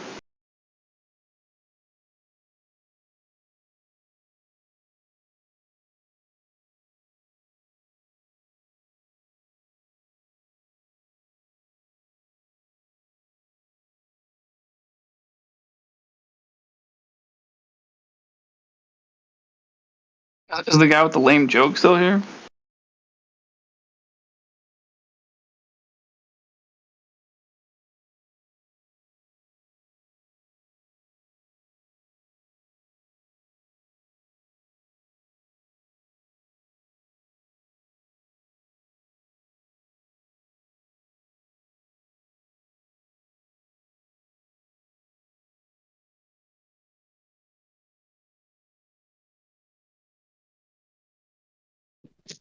I think you're going to have to be a bit more specific than the guy with the lame joke. That's everybody. The guy who said a lame joke in the last 5 minutes. Well, even then, there was like 3 people. Narrow it down. I only heard one joke in the last 5 minutes.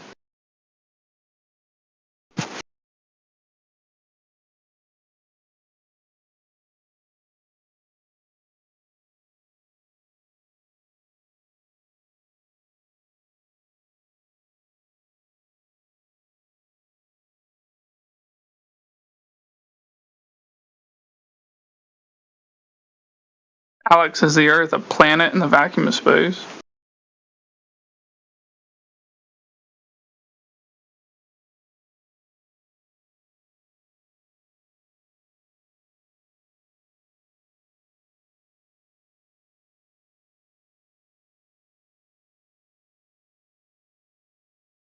Everybody knows it is, but they don't know how.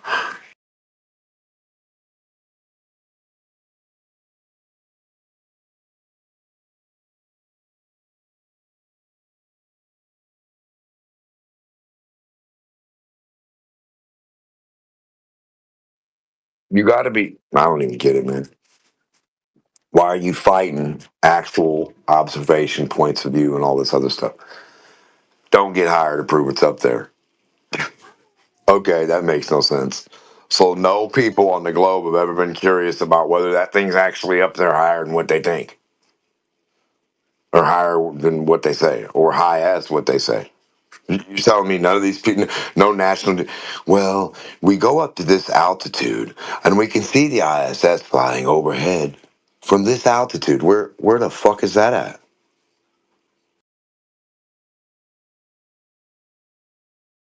You can't stick a camera on top of the planes and wait for it to fly over them? Play it back in slow motion? What are we talking about right now?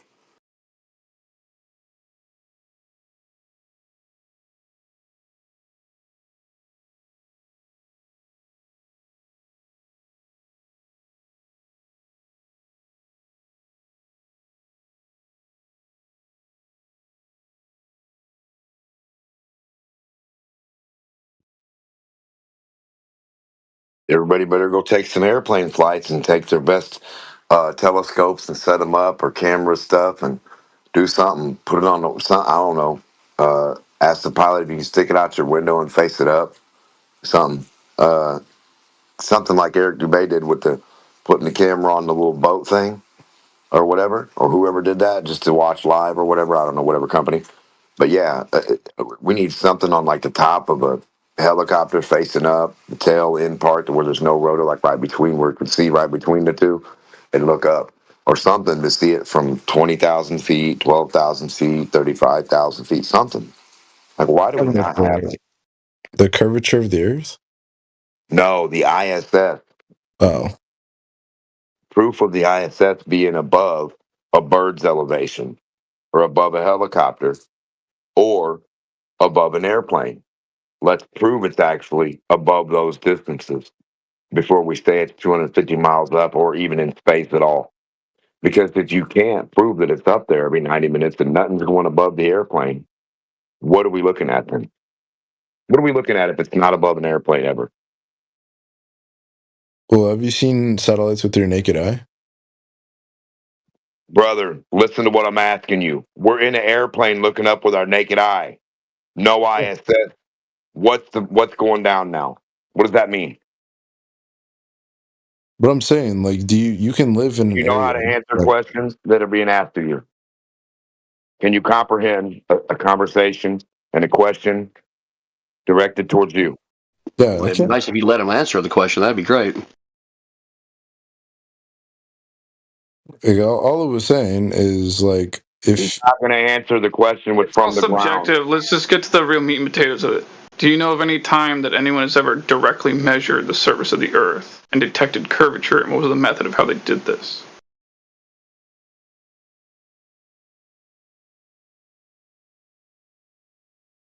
Like, we can talk until the cows come home about shit in the sky, sun, moon, stars, what you believe are satellites, whatever. Who gives a fuck? Has anyone measured the Earth and detected curvature? What was the method of how they did that? Care to enlighten me? Think you know it's a ball? It's called geodetic surveying, I guess. Alright, so geodetic surveying is planar surveying, but they mathematically insert pi after they do the surveying.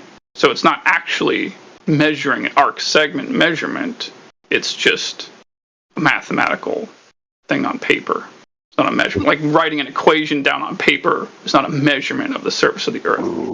It actually is. I mean, like, they measure, like, you know, forward and back, and like on the measurement stick, it is different. So, I mean, So are you trying to tell me that math always reflects reality? Is that what you're trying to tell me? a lot of the time. But it doesn't all the time, does it? Well, I mean, what ways does it not? I guess I don't know. Well, I can write down on a piece of paper 5 apples minus 10 apples equals negative 5 apples. The math works out on paper, but I can't physically hold in my hand negative 5 apples. Now, can I? But you know what negative 5 apples would look like, right? Oh my god, dude! I can't fucking do it. I can't hold negative 5 apples. Like, you're missing the point. If you can't understand this point, you owe me 5 apples. You owe me 5 apples. I'm not talking about debt, dude. I'm talking about physicality, not debt. Do you know what physicality is and what debt means? I'm not talking about debt. I'm talking about physicality. When it gets, well, then, just because you're not talking about physicality, it doesn't matter. Like, if there's 10 or 5, then minus 10. You owe me 5. There's 5 that are okay. Again, you're talking about debt. I am not talking about debt. I'm talking about physicality. Do you know the difference between these two words in the English language? They're both. I don't think you fucking do, dude. You seem to be getting them confused pretty well. He's an ass. For real, like seriously, like you don't get like -5 would be. No, I get it. I'm saying you can't. Let me ask you this: can you, yes or no? Can you hold in your hand -5 apples? Yes or no? Nope. The answer is no. No. So in physicality, that doesn't fucking exist. Now fucking does it? But if you added 6 to it, you have Who the one fuck in is your cussing hand. so much? Shut the fuck up, you stupid fucking nigger. Fucking shut up. Shut your dumbass fucking mouth, you retarded piece of shit, before I deport you back to your European country, you fucking faggot. Whatever. The point is, you obviously can't hold -5 apples in your hand. Fucking duh. Wow, but you know what -5 looks like, though. You know what you can comprehend -5, And math, right? Okay, so now we're on the same page. Now we can both agree that math does not always reflect reality. So you cannot use math to demonstrate reality when it comes to extraordinary claims. Now, can you? Yeah, you're wrong. So what does 1 Bigfoot plus 2 Bigfoot equal 2 Bigfoots? Thus, Bigfoot is real? Is that the fucking logic you guys are believing in now? Isn't that what you believe in? No, I'm saying math doesn't always reflect reality. I'm saying you cannot prove these extraordinary claims with equations on paper. That's what I'm saying to you. You guys are saying, oh, the math on paper works, thus X must be true. No, X can be whatever the fuck, dude. Yeah, you're just wrong. Are you saying negatives can never apply to reality? I'm saying you can't hold -5 apples in your hand. Yeah, but are you saying? But if you believe that you can, go ahead and believe that. I don't I'm not care. saying you If can't. you really think you can hold -5 apples in your hands, then buddy, you should just go and eat some crayons or something. I don't know what to tell you. Do you or do you say that negative properties can apply to reality? Yes or no? In regards to what? You're being vague. What are you talking about? Like in general, when are you saying in general math, you're being vague. In general, you got to be specific. Ask a specific fucking question. Do you know what a specific question is? What are you talking about? I'm asking you. You're saying okay. So think of it like this: if we say a property of the sea level, I could equivalent that anything above sea level could be of a positive integer, and anything below could be negative off of an axis. Okay, and does that apply to reality? Yes or no? You can be below sea level. So, sure, I suppose in that instance, the math may reflect reality since you can go below sea level in reality. So, sure, in that example, sure. Math reflects reality. You're not really dealing with something of quantification when you're using 0 in that manner.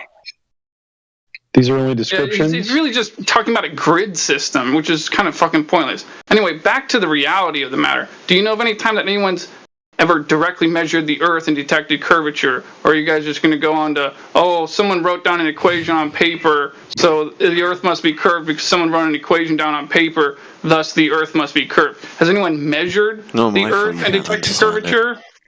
Or is it just numbers on paper? Is that all we got for evidence for the Earth being a ball? Just numbers on paper? I think numbers on paper is pretty damning. I can calculate how fat your mom is. Does that mean your mom's fat? Come on, dude. Think about this. Think it through, for God's sakes. Probably. Dude, go to another room. If you're that stupid, go to another room. What are you talking about? What? Like, I can write 1 million plus 2 million equals 3 million. That doesn't mean I have $3 million, does it? Are you on drugs? No, he's trying to ask you if you are. What the fuck? How is this? Let's just ask them this. Let's just ask them this. Hey, Globers, what would prove wrong the globe for you? Or is it an immovable belief, a cult belief on your part, that the Earth is a ball? What would you have to see to no longer believe the Earth is a ball?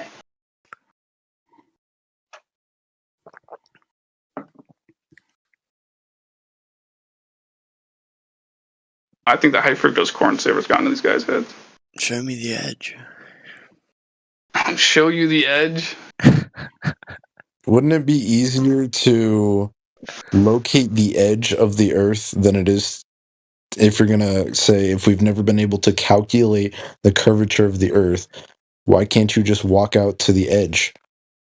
Well, let me ask you this. Are you under the impression that you can freely explore everywhere on the surface of the Earth?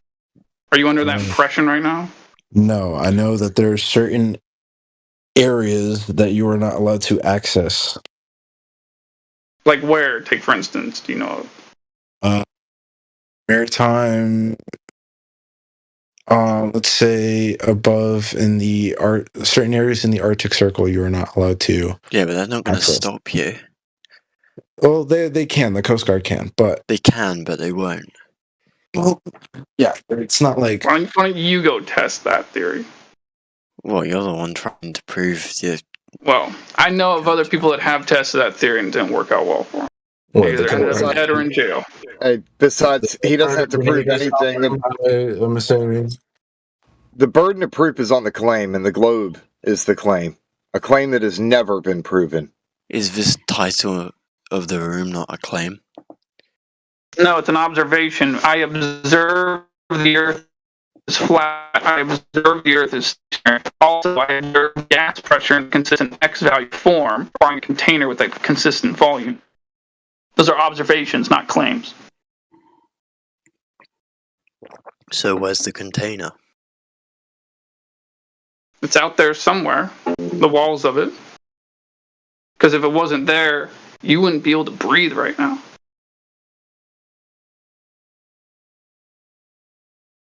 Yeah, like if I was eating a piece of like beef steak and I was trying to tell you, look, I've got some beef steak, and you were like, bullshit. Right? Where's the cow? Yeah, but you still haven't proved that. It's a nice analogy. That we need a container. Yeah, but we got the steak, bro.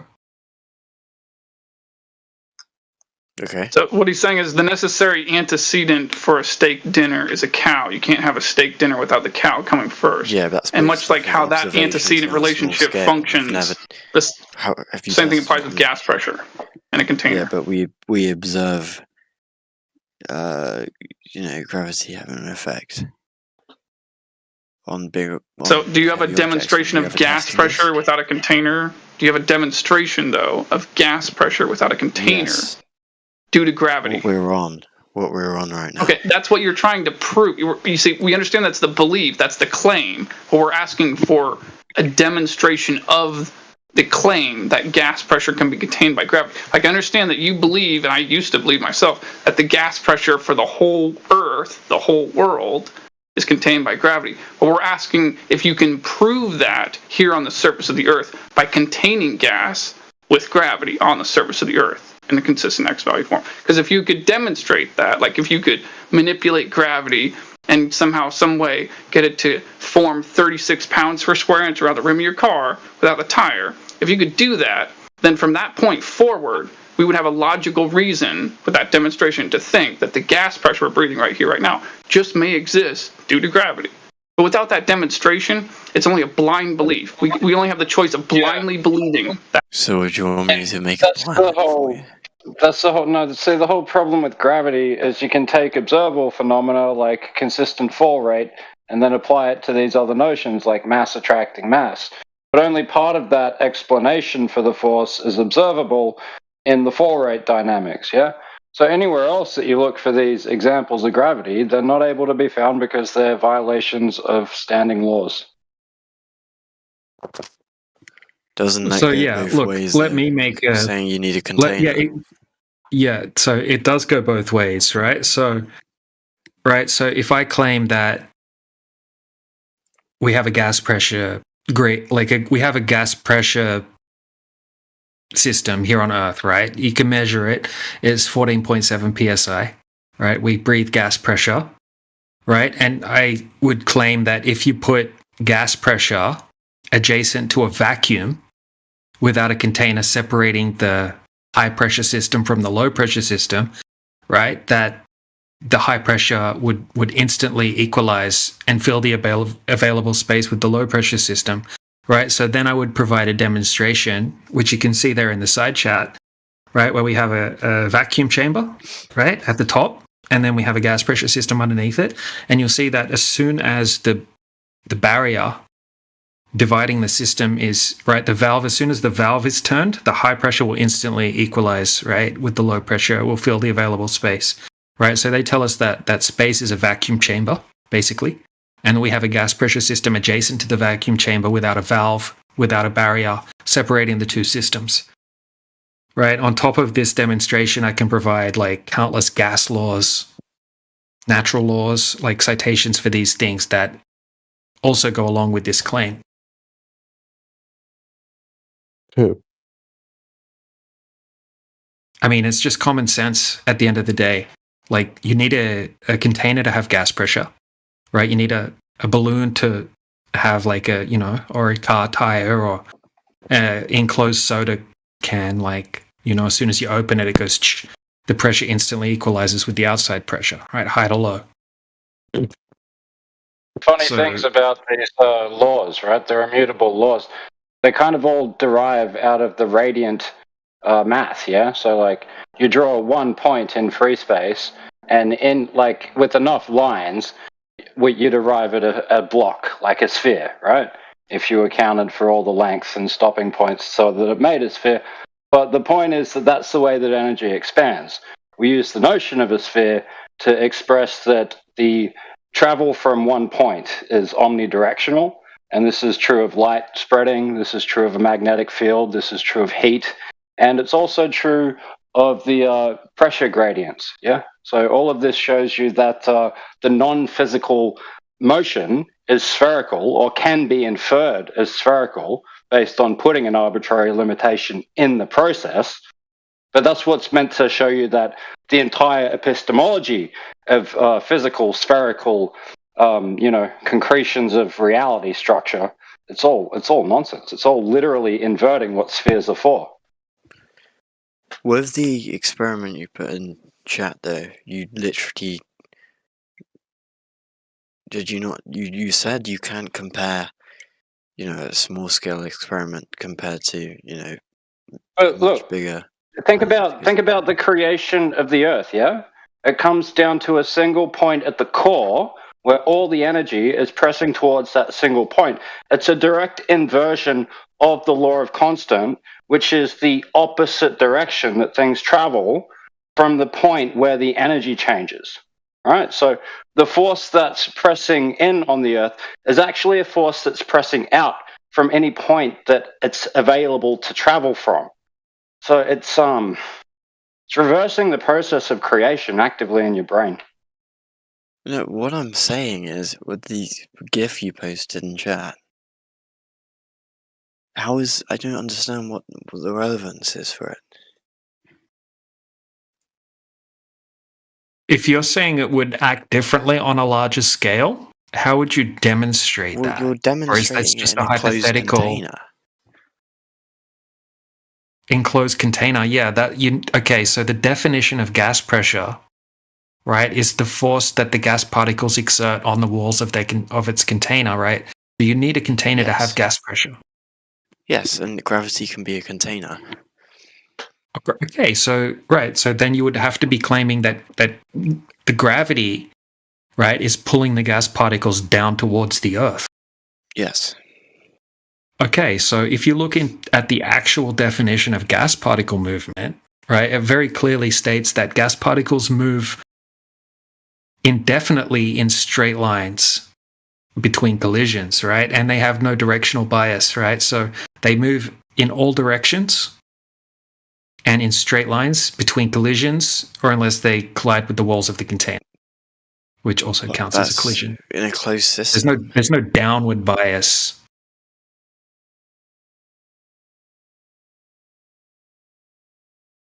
Unless you want to provide some kind of citation or demonstration, or, I mean, preferably a citation and then a demonstration that backs up the citation, that gas particles actually are pulled towards the Earth.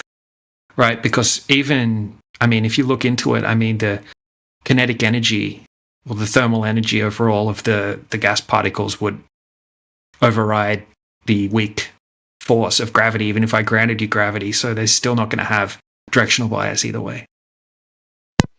I mean, it can still move randomly, but not necessarily up. Like, it doesn't have to. It can still basically move randomly without just traveling up. Because then, are you not? Well, it would have infinite potential energy if it could just keep traveling up, and it has mass. Mm-hmm.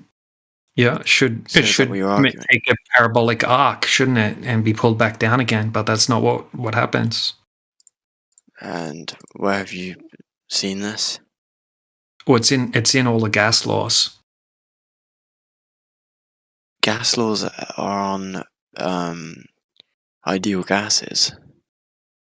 Mm-hmm. So it's not what we actually. What's an ideal gas in nature? Yeah, so there isn't an ideal gas in nature. Well, the gas that we're talking about, right? This is just for gas particles in general. Heavily estimated. I mean, this is what it's going to come down to. So, yeah, I mean, if you have that works on a large scale, if you have a container of gas, right, and you take the lid off the top of the container, right, you're not going to retain pressure like above 1 atmosphere inside the container. Yeah. Right, so the gravity is strongest at the ground level where the gas is produced. But gases don't just stick to the ground. Why would they? Stick to the ground. Because, well, you're saying that gravity pulls the gases down towards the ground. Well, because there's a gradient. A gradient of what? Gas pressure? Yes. Right, so all the gases are created at ground level. All the gases that make up the air are created at ground level. And then the gas particles move at random in all directions to try to fill the container. Obviously, we live in a dynamic system, so we're going to have a gradient. Just like a terrarium or a vivarium has a gradient, right? Because you have an ecosystem and you have energy within the system. So it's not like a static system, like a balloon or something like that, right? It's a dynamic system, completely different. You have energy within the system. You have different gas cycles, different cycles.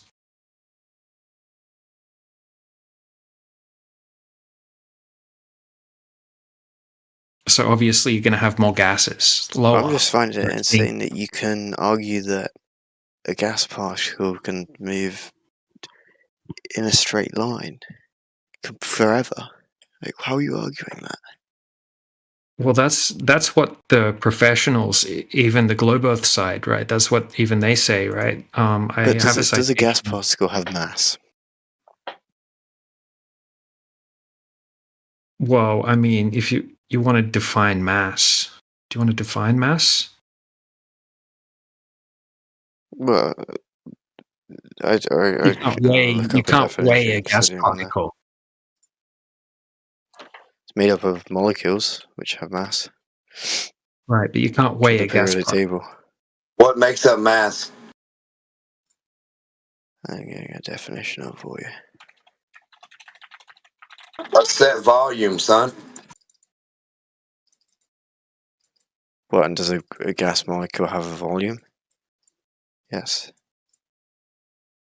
Well, you're going to need a volume to create gas pressure in the first place, right? You can't have the gas pressure without the container. And you're going to have a container, you're going to have a volume of the container. Yeah, but you're arguing that gravity can't be a container. Are you not? No, I'm arguing that the definition of gas particle movement says that they don't have a directional bias. So therefore not being pulled down.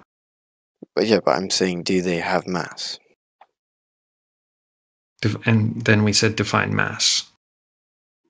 Let me find an actual good definition.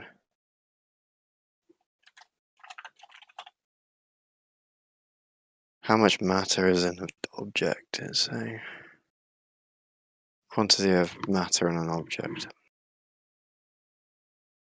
All right, here we go. This is the citation or quote I was looking for. Right, so this is one of the all-time greats in the field. So it says gases are distinguished from other forms of matter, not only by their power of indefinite expansion, so as to fill any vessel, however large, and by the great effect heat has in dilating them, but by the uniformity and simplicity of the laws which regulate these changes. James Clerk Maxwell. But yeah, it clearly says there that by their power of indefinite expansion as to fill any vessel, however large. So okay, I gotta go, but you're right, bro. Yeah, no worries, man. Come back anytime. It's good having a conversation with a polite person like you. All right, see ya. See you, bro.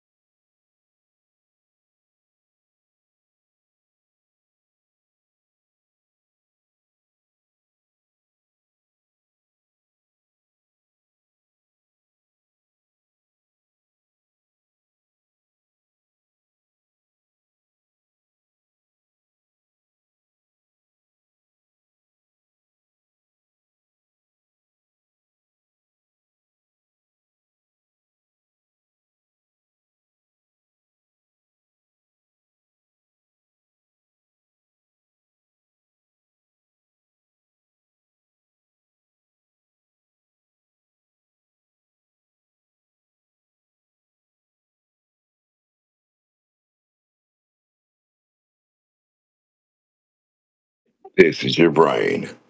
This is your brain on globe. Smash, smash, smash.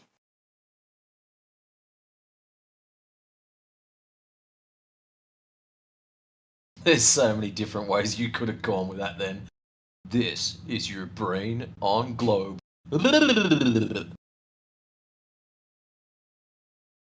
Now you've entered the Twilight Globe. We control your audio, your visual, your volume, the horizontal and the vertical. Don't touch that dial.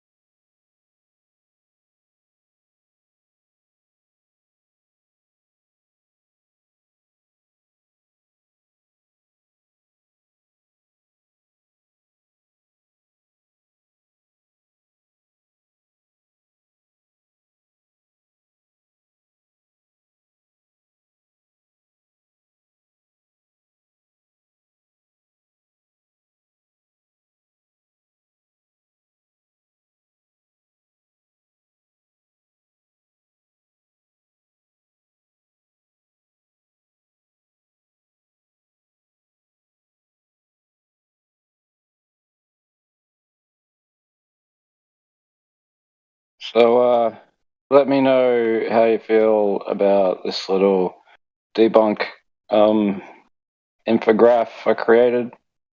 That's the right word.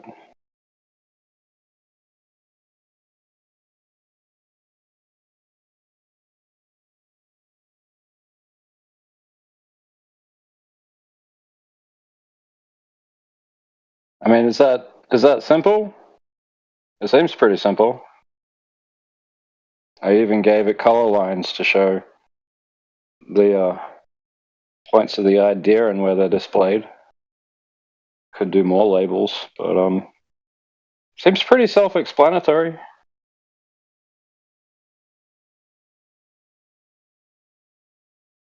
I don't know if you might have a problem with that law of expansion idea, but I just didn't have a better phrasing for the start of it.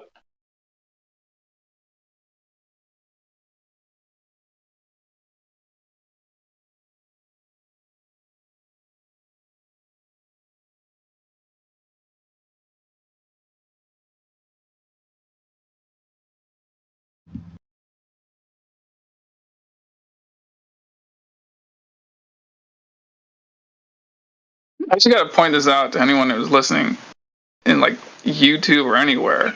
Like a little while ago, I was arguing with a guy on here, and instead of just admitting that the Earth is flat and stationary, he instead thought it would somehow be more dignified or whatever to say, "Yeah, I can hold -5 apples in my hand. Yeah, sure, yeah, definitely, I can do that." That's less crazy of a thing for him to say in his mind. That's less crazy than just admitting the Earth is flat and stationary.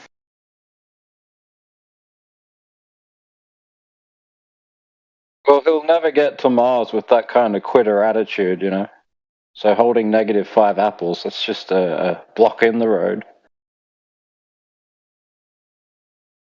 I mean, I don't believe he's stupid enough to actually believe that. Like, I think he's just saying that because, he just somehow it feels like he's going to be butthurt or something, or somehow compromise himself if he admits the Earth is flat. Like, he's just saying it because he doesn't want to say the Earth is flat. Look, don't give him too much credit. Does he believe that? We went through this yesterday, or at least I went through it, and people were following along. Like when you dream, yeah, you're the god of your own universe, and everything they teach you is about how, dream physics apply to everything in reality. So if they just put themselves in that mindset, then the dream continues while they're awake, which we call daydreaming, but they call a science.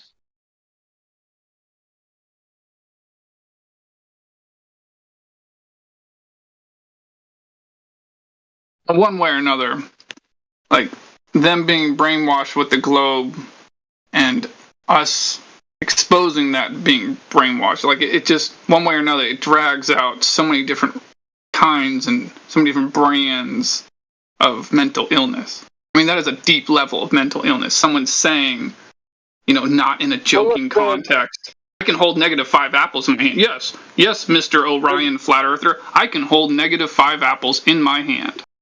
Like, think this is what about I'm that saying, level of fucking wackery. It seems like mental illness because these people are awake and talking about still living in a dream, That's why it doesn't really make sense. I can't see it. Yeah, there's my graph in the chart, but like the cognitive dissonance is that simple.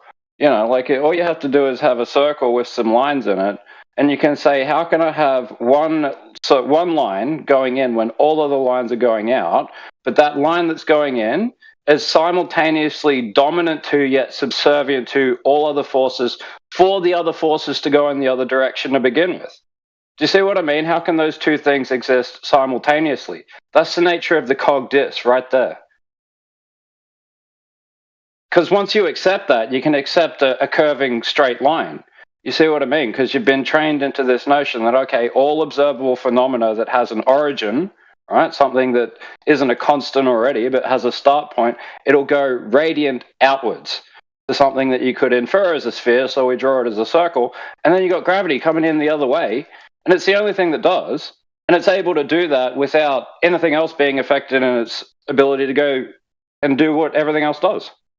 So it's just inverting reality. It's a very funny little thing that they do because, like, the dream when we're asleep, that's an inverted reality, and we spend about half our time there. So it's how to control people. Just get them to continue the dream experience, continue the fantasy where they're God, and they're in this active heliocentric model creation full of physics-breaking notions. You know, you can break physics in your dreams quite easily. I've had dreams where I'm literally Goku fighting the U.S. military. You know. But yeah, that is a good point. I mean, it really is, in essence, equally crazy to say level is curved, which half the Globers that come in here say exactly that. And then we got to ask them, is level curved? And they say yes. And then we're like, okay, well, we should just put you in a straitjacket and commit you now. I mean, level is not curved. Like, they're two different words for a reason. Because they mean two different things in the English language. I mean, it really does sound like talking to Einstein. It'd be what talking to any of these people is actually like. You know, you walk up to him and he's like, oh, I had this great idea. And you're like, okay, what is it? He's like, well, I had it in a dream. And you're like, oh, do you remember it? Well, I did, but I forgot it in another dream. So I'm just trying to get the next dream where it'll come back to me. And then it'll all make sense why my equations are out there where you can't detect them.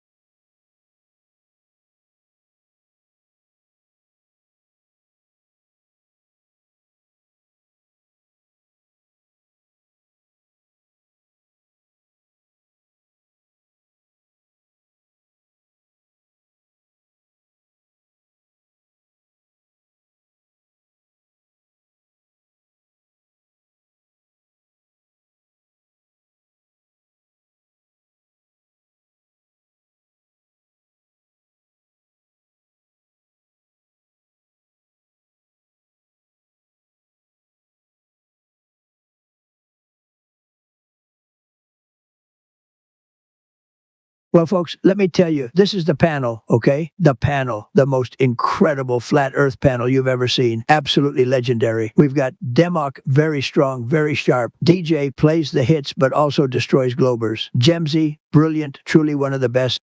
Grisp, huge brain, folks, really huge. Jenna, fantastic, absolutely fantastic. Majin, a total powerhouse, just tremendous. Matrix, sees through the lies like nobody else. Mick, knows the facts, doesn't take nonsense.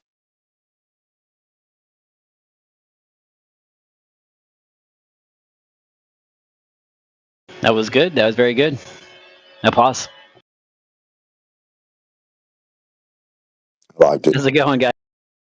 Shaggy, zoinks, but in a good way. T-Dub, the OG, a true warrior. T, total legend. Wooly, rock solid, tremendous. Ethergrass, wait, no, scratch that. We don't do ether. And Yapendos, fantastic, just fantastic. These people destroy the globe, absolutely obliterated. Globers come in thinking they're smart, and let me tell you, 10 minutes later, they're crying in the corner, folks. It's sad. Absolutely epic panel, the best. And honestly, NASA,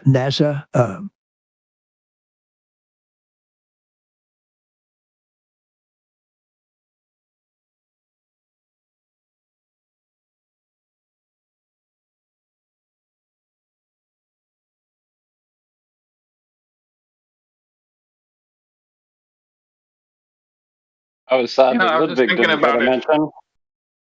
I think the guy a little while ago who said believes he can hold -5 apples in his hand.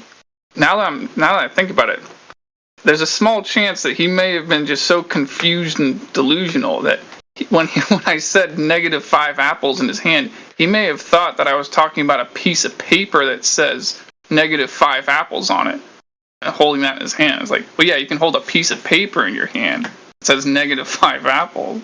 But you can't physically hold in your hand -5 apples. Like, I don't think he actually thought that, but like the way he reacted to my question, it's almost like he thought I was asking that. It's like, globes are just out of their mind.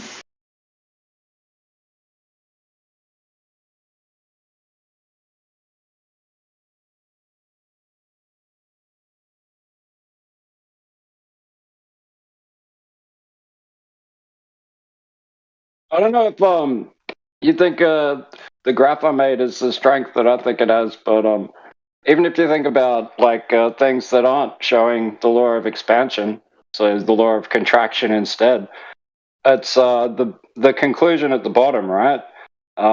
Gravity follows an inverse path, which would make it necessarily subservient to all other forces because it isn't real.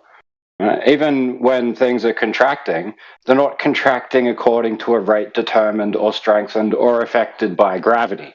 That's its own group of forces called the contractive forces.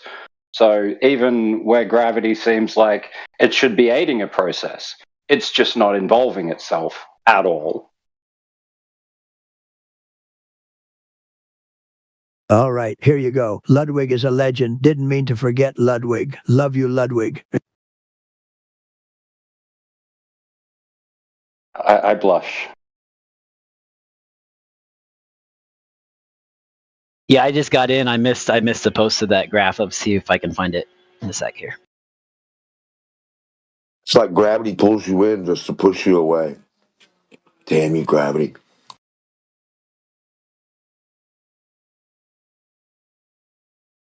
It's like all they have to do is put gas in a bottle. Wait, no, that didn't work. Never mind. I'm trying to think if there's a way to prove it like physically, like gas in a bottle and like have somehow make gravity affect it. You can't really do that though, so it's kind of hard to. Yeah, I just finished entailing that even like when you have contractive forces, they're not affected by gravity, whereas they should be. If there's already this force that's going into the radiant point, then that force should be aided or strengthened or affected, but the rate is determined by those independent forces, which might be cold, causing a contraction, might be magnetism causing a contraction, might be pressure. But nowhere do you see gravity involving itself in either emission or contraction.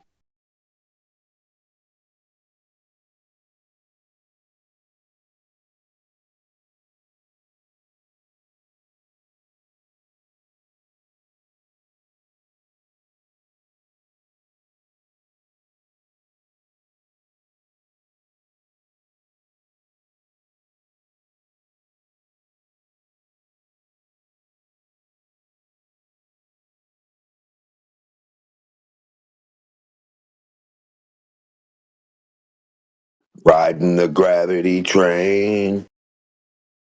Oh.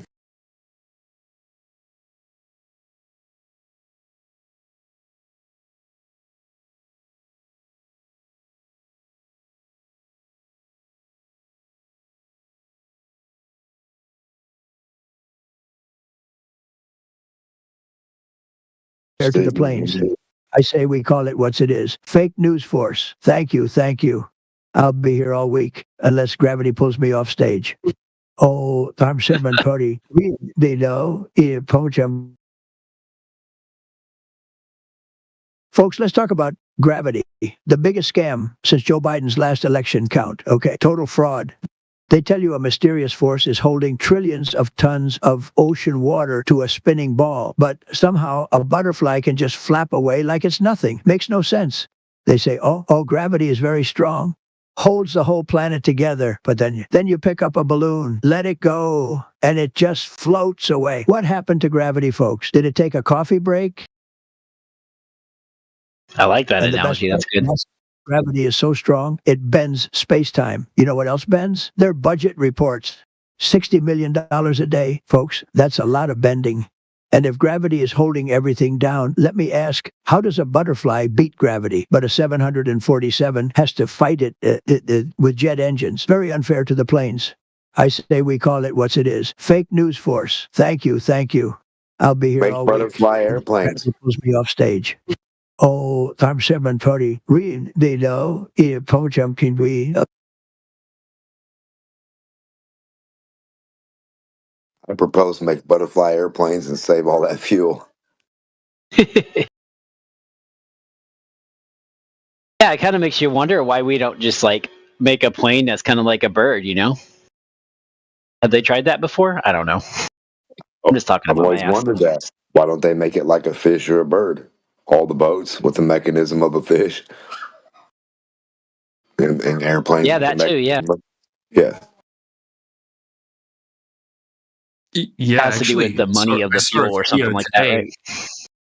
I saw a video today. It was like I don't know if it was real or not, but it was like drones that mimic birds. Just like flaps its wings, looks like a bird flying, but really it's a drone. I think it's Kind of smart. sucks how that birds aren't real conspiracy kind of blew up in the past 18 months, and now they've got these super advanced drones that they're actually using, which are indistinguishable from real birds. That whole chain of events seems sus to me. It gets so much. Dude, they do. I've seen those, but it also gets weirder when you look at the history of people using actual birds to take high altitude pictures. Send them up, they snap some pictures that are on a timer, and they go and retrieve the bird, and it's some weird stuff, dude. Yeah, all natural drone. There we go. Birds with cameras. That's pretty funny. Yeah. Messages forever, you know, with pigeons. So why not, right? Where's the Tesla self-flying remote bird that it just knows it's got your tag on it and it flies away and then comes back to your tag? Solar Technically, panel. pigeons could do that, right, with their whole homing thing, right? Yeah, right, but mimic that. Solar panel, homing tag, whatever, you know. Yeah. Now I want a bumper sticker that says the birds are real, but they have cameras attached to them. Put solar panels on the birds. They're getting tired. The birds are running out of fuel. Yeah, I think there's something about the solar panels that way too much, though, right? Something like that. At least with current technology. Something's got to stop those dang birds from farting in the air like that and using all their energy to create heat. Damn it. Come on. Those global warming birds. What the heck? That's funny. Solar panels on the birds and flies and butterflies and bees, huh? Self-flying bird. It'd be just like the Elon Musk car in the air.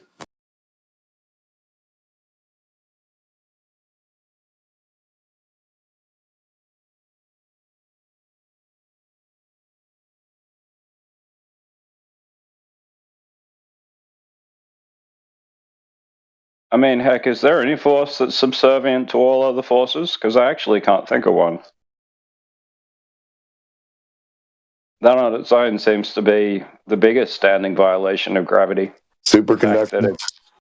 It's apparently underneath all other forces, not affecting them, and yet superior to all other forces because of just the fact that the Earth has a lot of it. And how the Earth has a lot of it, and a lot of it making its field profoundly bigger, is just ridiculous. You know, it's really ridiculous. You can size up a magnet and have a bigger magnetic field, but the magnetic field is quantifiable when it's very small.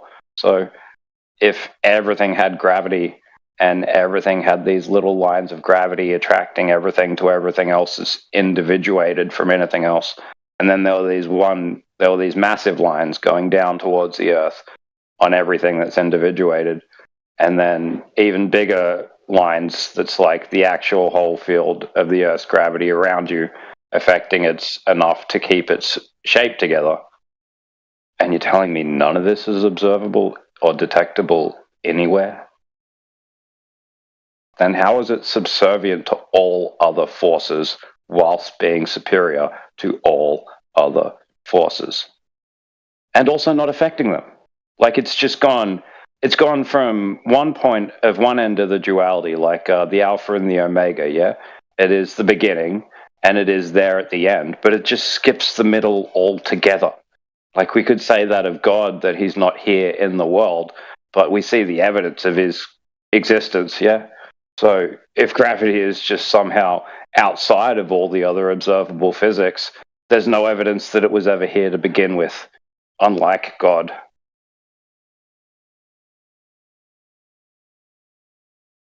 Yeah, that's it's weird.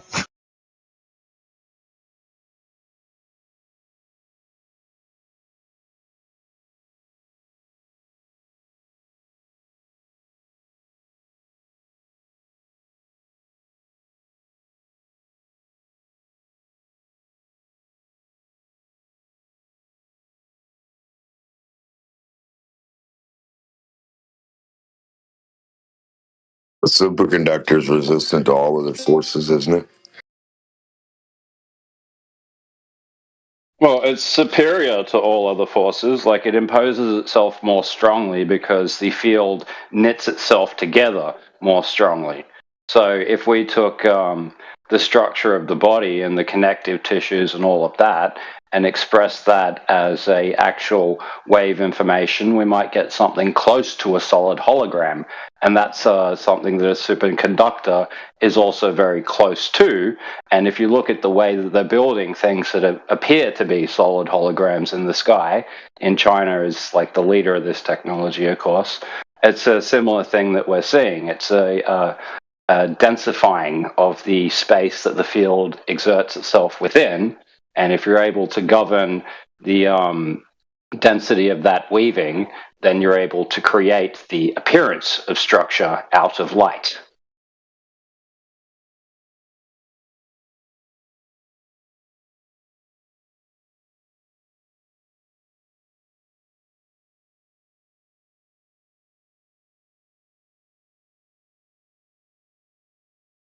And it's funny because when you think about that mentally and you picture, say, a laser grid filling up a glass cube room, and suddenly you've got so many lasers that there's very little space to see between them.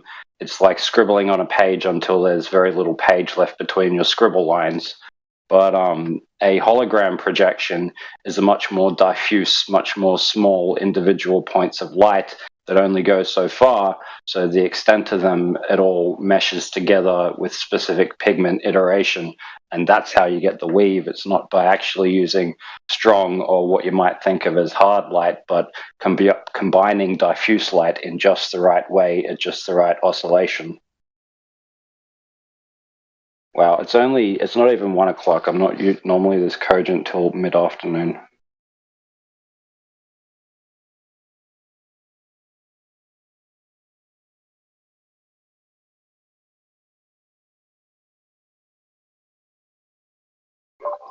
But yeah, I mean, I guess the upshot of what we're saying is that the stronger a field gets, the more densely it's knitted together, the more observable it becomes, and the more detectable and the greater effect it has around it, on the space around it. So gravity is meant to be the king of all of these forces, and yet the least detectable.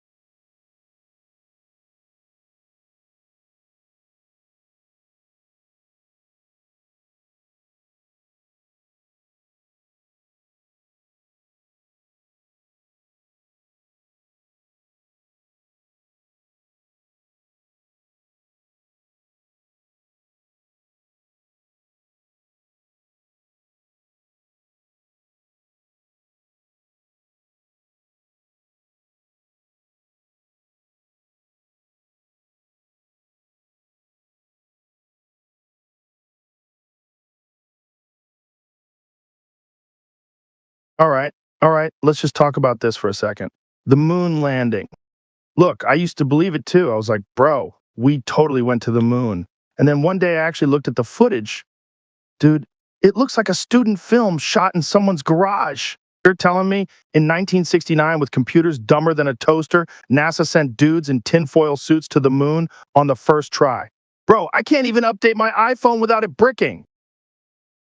And the best part, somehow, in 1969, they had a live video feed from the moon, but in 2024, I can't get cell service in a parking garage. Explanation needed. And the shadows, different angles, man. Looks like Brick was behind the camera yelling, "All right, Neil, give me more bounce in that moonwalk." It sounded like Jaron They say Campanella. they lost the original moon landing tapes. Dude, I've got emails from 2003 I can still find, but NASA misplaces the greatest achievement in human history? Bruh, the whole thing is faker than a vegan pretending they don't miss bacon. Wake up. Well, I don't miss bacon, but I do agree.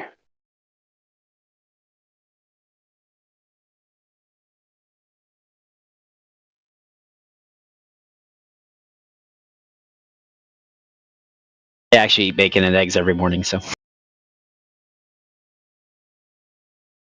Well, I mean, I can cook bacon and eggs if I want. I'll just cook a vegan version, and I could put it in front of you. You wouldn't know the difference, but if I told you beforehand, you'd tell me you would.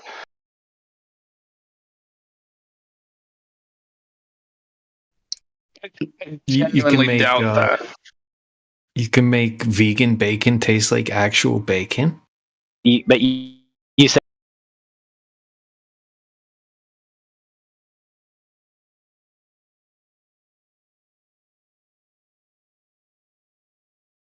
More specifically, he said he could get someone to think that it is. Maybe he's talking about hypnotizing them beforehand.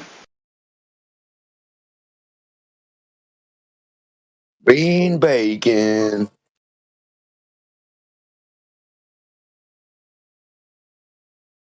This plate of tofu is a steak dinner. Watch me as I dangle this pocket watch back and forth. Corn stalks with a little bit of salt, pepper, and some butter. Tastes like steak. No, I don't know.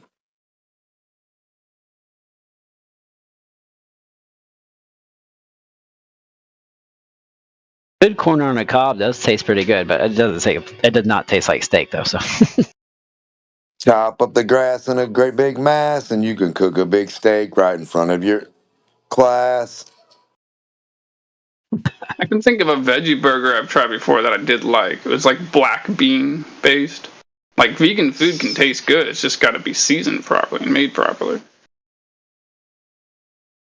Yeah. Definitely. What the hell do you think makes meat taste good? If you lick the back of your hand, that's unseasoned meat right there.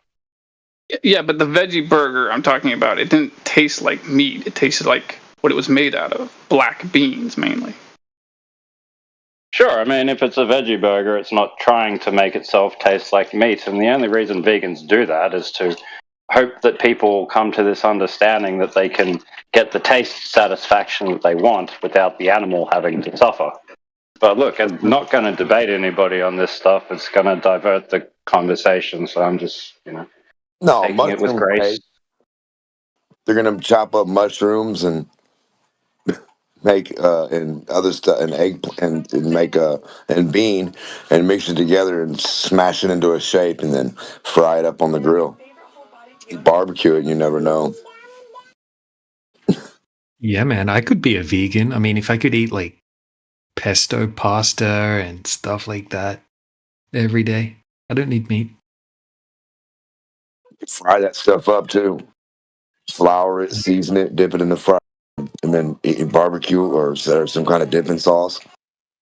Hell yeah, man. I mean, I'm in Poland. You can just go out into the forest here and you can pick like bags full of mushrooms, all different types of mushrooms that are edible. Yeah.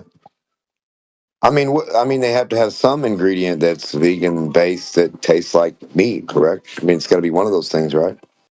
Yeah. I was waiting for all the shrooms comments. Blue moonies, gold tops. Yeah. I ate a mushroom in my backyard recently that looked like a golden top because they are common to the region. And I don't know if it was or not, honestly. It was kind of small. Was it good to eat, or was it like it wasn't poisonous? Was it? Is this mushroom like I've got in the house with you now? I've got knowledge of like botany stuff like taxonomy. I've also got an app that I run it through just to check it against noxious varieties that might be slightly similar. But it was one of 3 different mushrooms, and one of those is in the family of psychedelics. So it was that, or it was just a common garden mushroom. But I felt a little bit weird, but I've had mushrooms so many times that it could just be psychosomatic at this point, you know.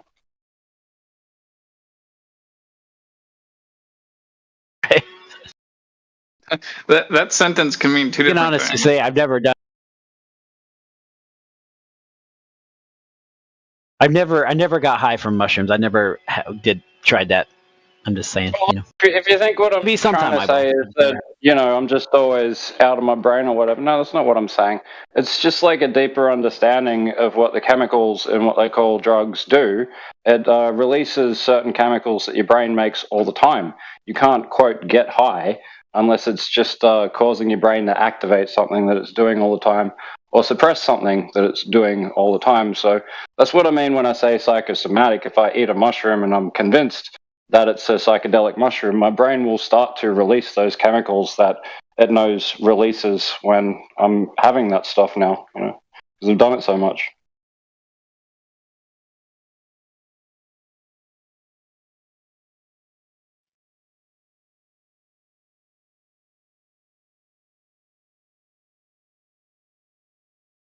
Yeah, It's well, something I how's try that to flat Earth explain to going? people.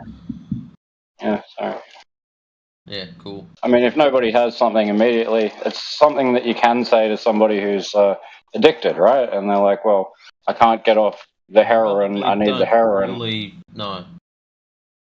Not really that worried about it in here. There's plenty of other rooms that are probably much more interested in that kind of stuff.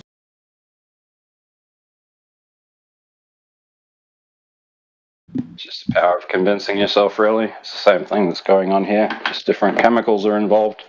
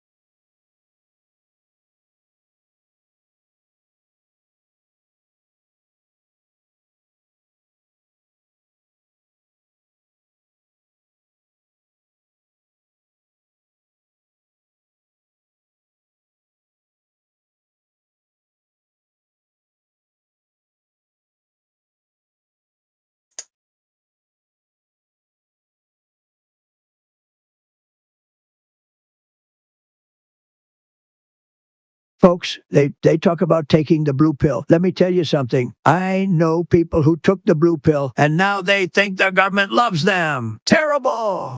They take the blue pill and suddenly NASA is real. CNN tells the truth, and Joe Biden got 81 million votes. Give me a break. Honestly, the blue pill is for low energy people, very low energy. You want to wake up, you take the red pill. Because if you're still believing the globe, the moon landing, and gravity, you didn't take a blue pill, folks. You took the whole bottle. Sad.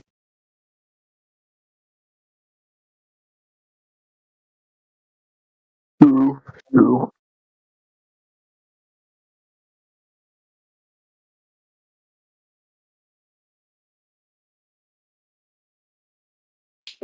Take the red pill, Globies.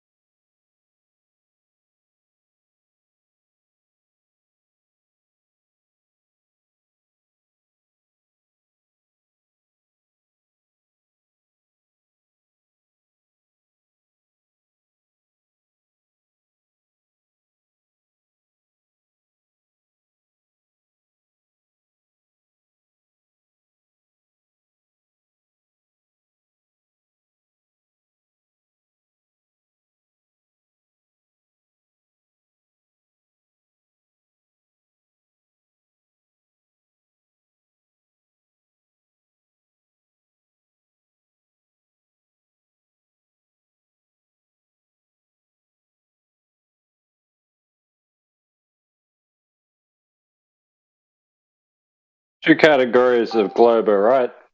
There's science fiction authors and fantasy writers. And the people who tell you that they're a scientist are actually science fiction authors because they publish things, literally.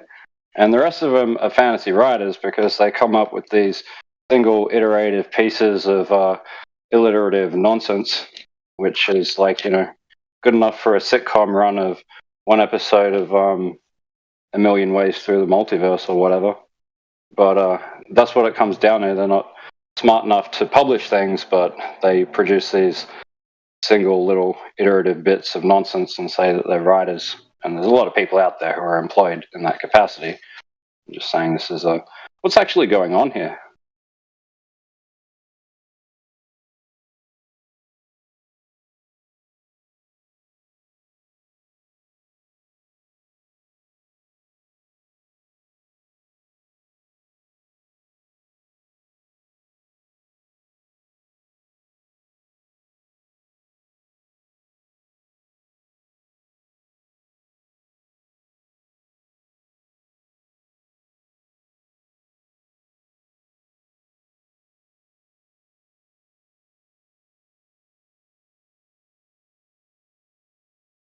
Any non-flat earthers in here?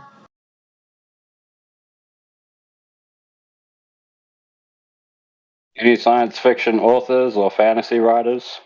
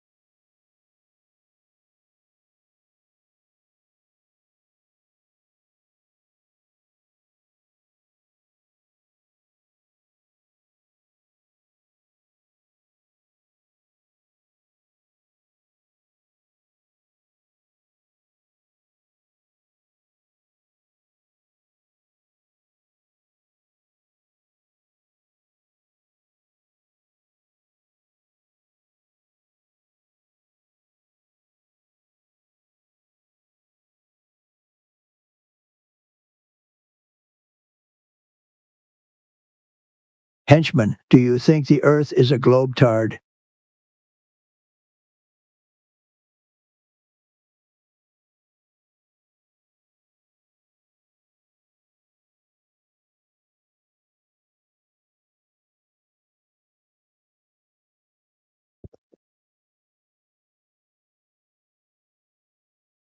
Hello.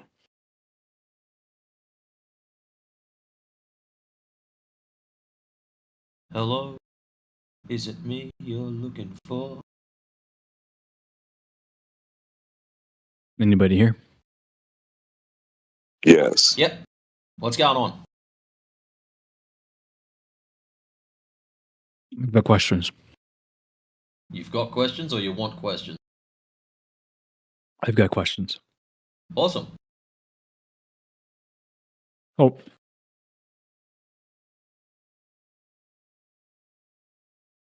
Do you subscribe to the reason that boats in the horizon are eventually not discernible? The only thing I subscribe to is a couple of things on YouTube. That's about all. Oh, you're not talking that kind of subscription? No. Awesome. Right.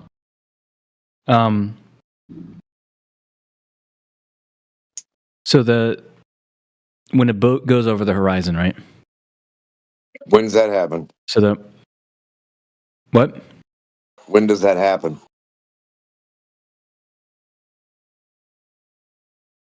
When? Yeah. Yeah. When does the boat go over a horizon? I mean, what I'm trying to discern, right, is we don't know what's going on. When does the boat? I feel like I'm not finishing a sentence here. I'm trying to ask you to clarify your sentence.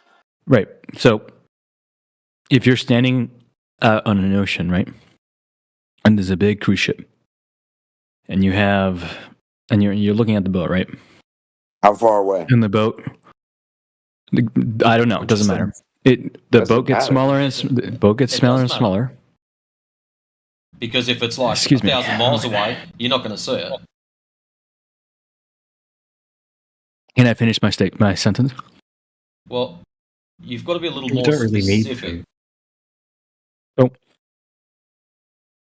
if I'm standing, right, and I'm watching the boat go away,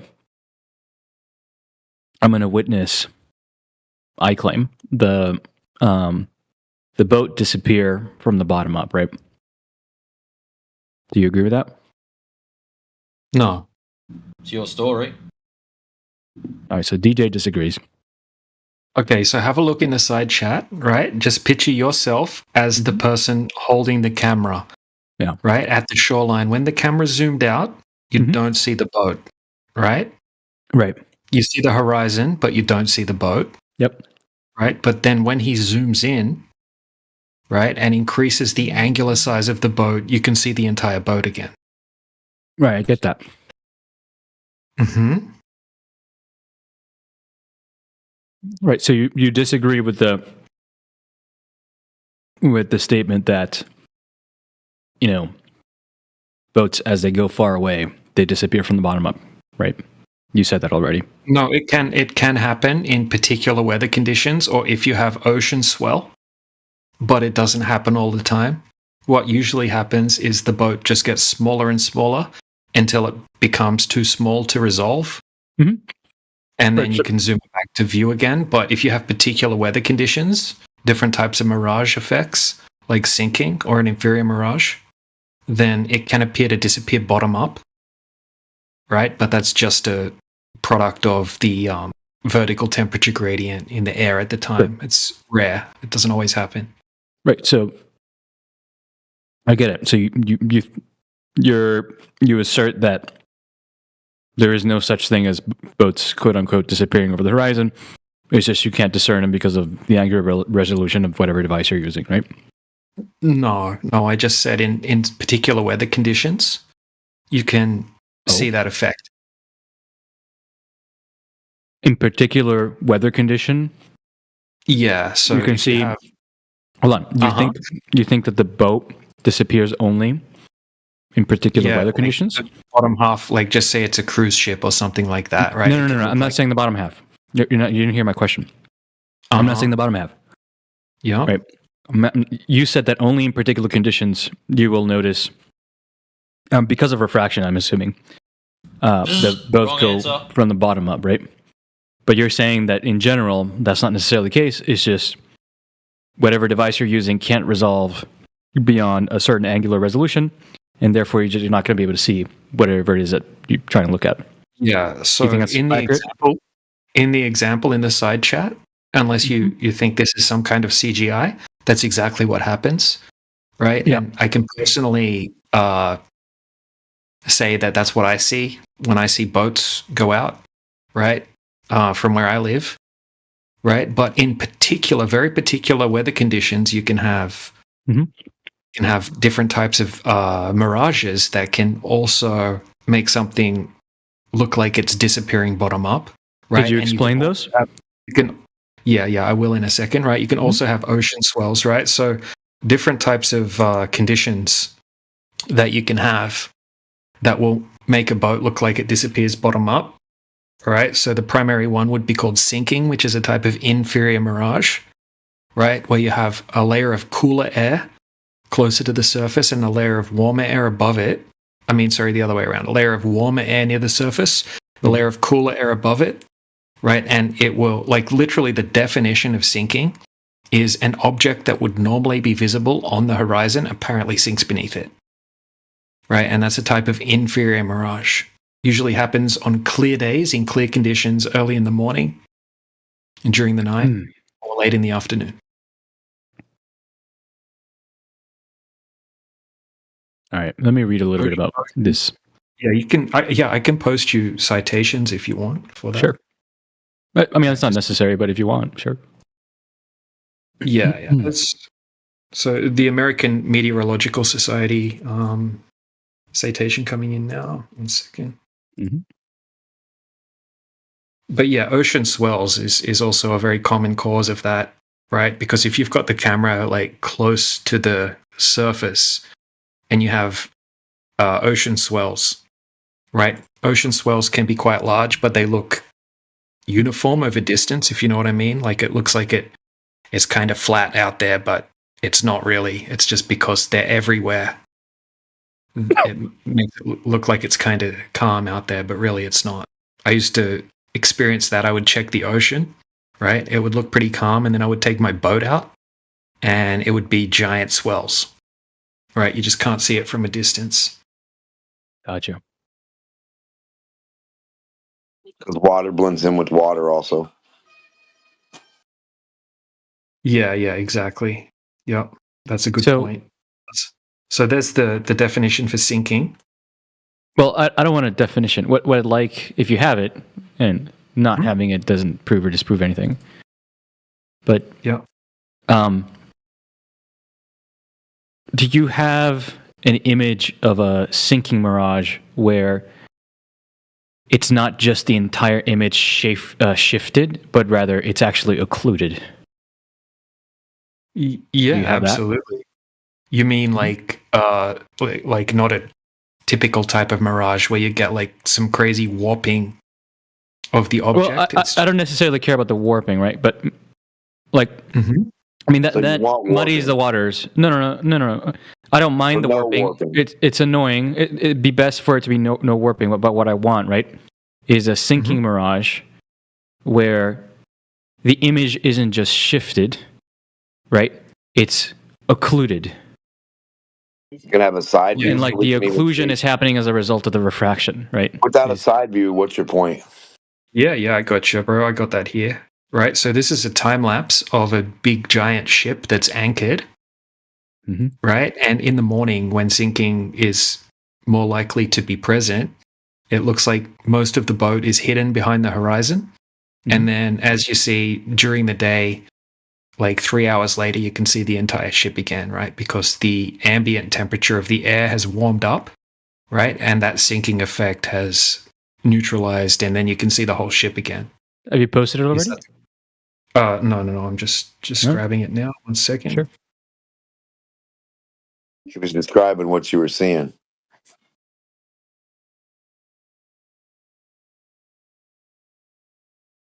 I want to know if we've got any side views of any globe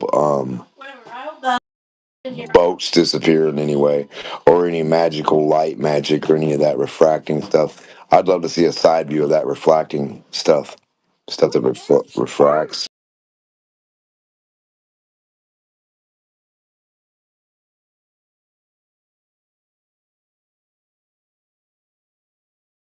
Refracts, dips. Oh, I've seen this one before. Is this the Black Swan? No.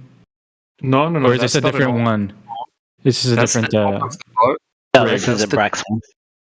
Yeah, so this isn't a Black Swan, right? That's in the top image. You'll see just the top of the ship that's in the bottom of the image, right? Mhm. The bottom photo is 3 hours later than when the top photo was taken. Mhm. The boat hasn't moved. There's a video that goes along with it. Just upload that. It'll just take a second to upload. Oh wait, that's yeah. a boat? I thought it was a rig. Okay. Yeah, it's a boat.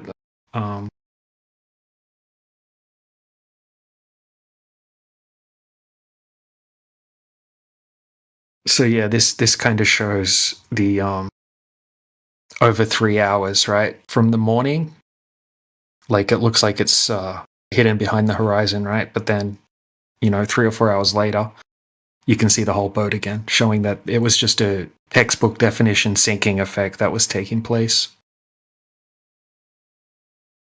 And there's always a bit of traditional inferior mirage involved as well. Like you'll be able to see in that top image that you can see a little bit of mirroring in the surface just above where the horizon is. Do you Almost have like the a Black little Swan video by any chance? Yeah. Do you have it? a whole bunch of them. Yeah, I got a whole bunch of them. I got a good one here. So Well, the one that I'm thinking about is the one with the rig. If you have that one, yeah, that'd be this great. this one's with the rigs. Yeah, 1 second.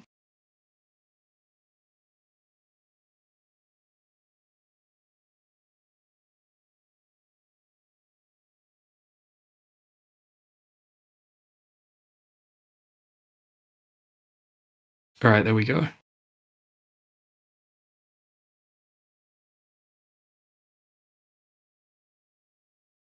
Hello. Do you have the actual link to the video? Oh, this is a Yes. GIF. Okay. Yeah, I got the full video as well, if you want that. Sure. I'm here to help with information and questions, but I can't provide or access.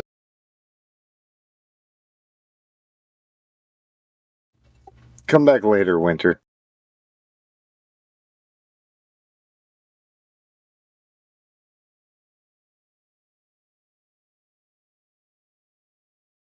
There we go.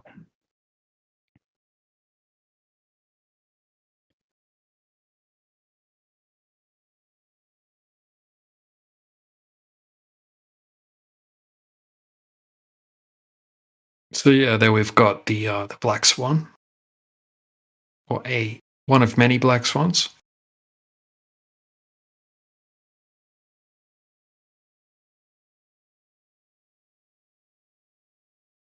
This isn't really the one that I was thinking of, but whatevs. I mean, this is the same as the other one, the original one, except this one's later in the afternoon. So it's there's less like heat to contend with, less humidity to contend with in the air. So it's a bit clearer. So I have a question for you. So if you admit that refraction and make a flat Earth seem have this far out object seem occluded by the Earth itself, right? Wrong. Because light bends. Yep, so what's the second What- medium it's bending through? Side view? Can I ask my question? Yep. What is the second medium that the light is allegedly Can I, refracting? Matrix? Can I ask my question to DJ? Is it all right if I You've mentioned continue with my refraction. question? So if you're talking of refraction, at least know what it is. What is the second medium that the light is bending through? Hold on. In the flat Earth, right? Do you not agree that refraction is what's causing the inferior mirage, the sinking? Well, they're called mirages, right? I mean, what Mhm. Matrix is getting at is that Snell's law, which is the law of refraction, requires two transparent mediums and a sharp boundary between them, right? So this isn't quite what you would call refraction. It absolutely is. Yeah, It but absolutely is. So how many mediums are right? being divided? Mirages, No, right? A medium. very similar thing, right? So what you have is you have like a gradient between two different Gradients temperatures. Where you have a different refractive index in the cooler air and in the warmer air, and you'll have different types of mirages. So I can agree that when you have warmer air closer to the surface or cooler air closer to the surface, then you'll have different effects, right? Which are different types of mirages, like sinking, stooping, looming, towering, sinking, all that sort of thing. It's all refraction. Yeah, some citations say that it is atmospheric refraction, right? So it's not Snell's law, it's not the law of refraction. Like you can debate, right? It would be a debate, and you would be like fighting over like which citations citations counteracting each other sort of thing. So it's fairly simple, right? It's Snell's law. It's not fairly simple. It absolutely is. No, it's Snell's not. law. Where your walls are medium, where your horizontal gradients going that way. Would you like me to expand why I think it's simple, or do you just want to? Well, you're supposed to demonstrate to everybody. That's what I'm trying to do, but you guys keep interrupting. No, you're not. Listen, can you listen to a sentence? Clearly, you can't even follow 3 seconds. Demonstrate the gradient change going horizontal. What is that? I don't know what you mean by the gradient change Going horizontal. forward toward the horizon from you out that away, buddy, to the boat. Horizontally. That's not the direction of the gradient change necessary for the curvature of light bending. There's no gradient change horizontally. I didn't say that there wasn't any. I'm saying that's not the gradient change necessary in order for there to be looming. So you don't need a gradient change. The gradient is the orthogonal direction, right, from you to where the object is that you're observing. Up. We're not looking up at a boat. We're looking forward horizontally, stupid.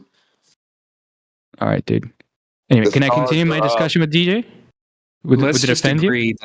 Let's just agree that mirages happen, right? I don't think anyone's going to deny that mirages happen, and we can recreate how they happen on a smaller scale, which is by having temperature differentials and having different index gradients, right? Let's just leave the word refraction out of it. Okay, index of what then? Refractive index. For mirages? Yeah. Okay, so you admit that indexes of refraction are heavily involved in mirages, but somehow it's offensive to mention that the effect is refractive in nature? It's not offensive to me, but it's offensive to some people. So. Okay, so I'm asking you a question, DJ. So you cannot demonstrate what you are talking about. DJ, I would like to ask you a question. Is it all right if I do that without being interrupted by DMOC or Matrix? Yeah. Okay. So if you recognize that mirages can happen, and that can make objects seem occluded by the Earth when it's really not, right?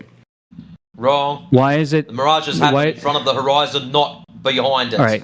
So, is this just not going to happen? Are you going to moderate, or? Well, stop being a weasel and just ask the fucking question outright. You've claimed refraction. We've already proven that it's not. So, all right. So it sounds like you're not. The question is a fail. All right. So please try something else. Yeah, so you would have to define what you think the horizon is. Do you really need your guys to defend you on this, or are you not capable of having the conversation with me? Yeah, Aren't they doing that right now? You're talking to there's other moderators talking at the moment, right? It's an open panel. So I'm not gonna. Right, but I'm explicitly asking DJ a question. It's an open panel. Well, it sounds like it's convenient that you wanted multiplex to all of you so that you can all interrupt Sounds me. like you're doing meta right now. I am. Yeah, facts. I absolutely am. So anyway, I'll ask you the question again. If you can recognize that looming happens on a flat Earth, making it seem as though there is an occlusion. The Earth is occluding the object that it is that you're looking, right? Looming's the opposite of that. Yeah. So looming would sinking. Sorry. Yeah. Did I mix up my terms? Yeah. That's fine. Yeah. So sinking would be the opposite of looming. Yeah. Sure. So if you recognize that sinking happens on a flat Earth, right? Do you recognize that there's nothing about the globe Earth that prevents it from happening there as well? Yeah, it would happen on either. Okay, excellent.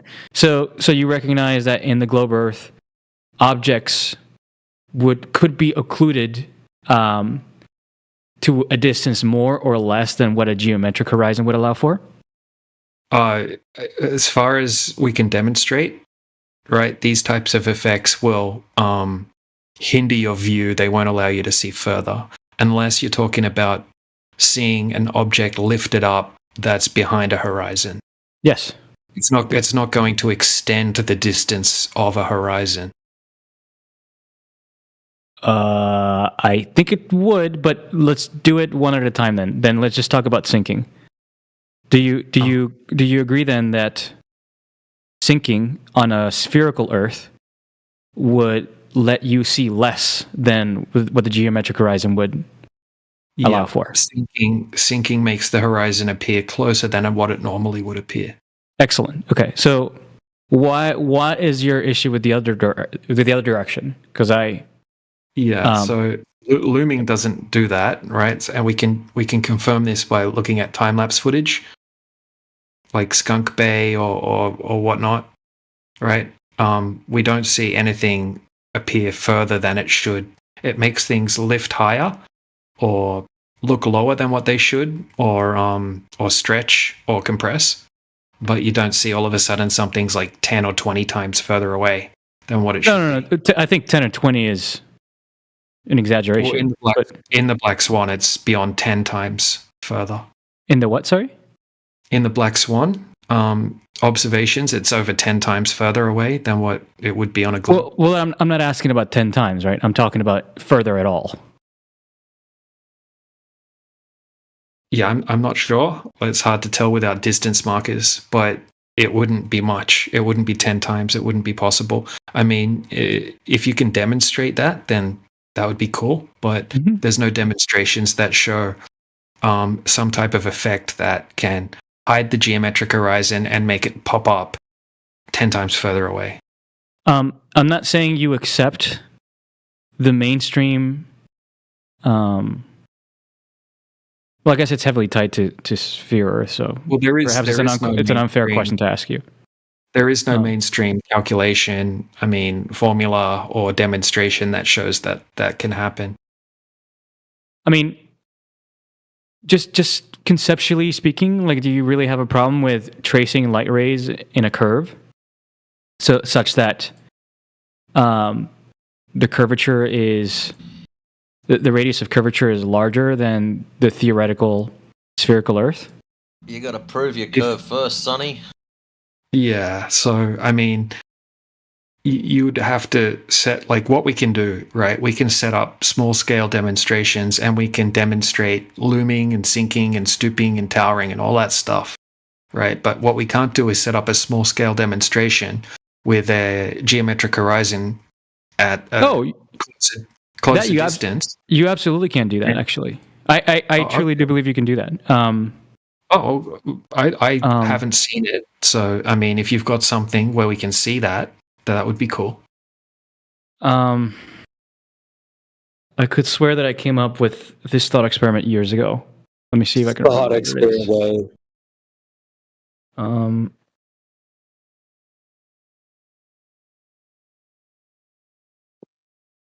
Just give me a moment. Is it a thought experiment?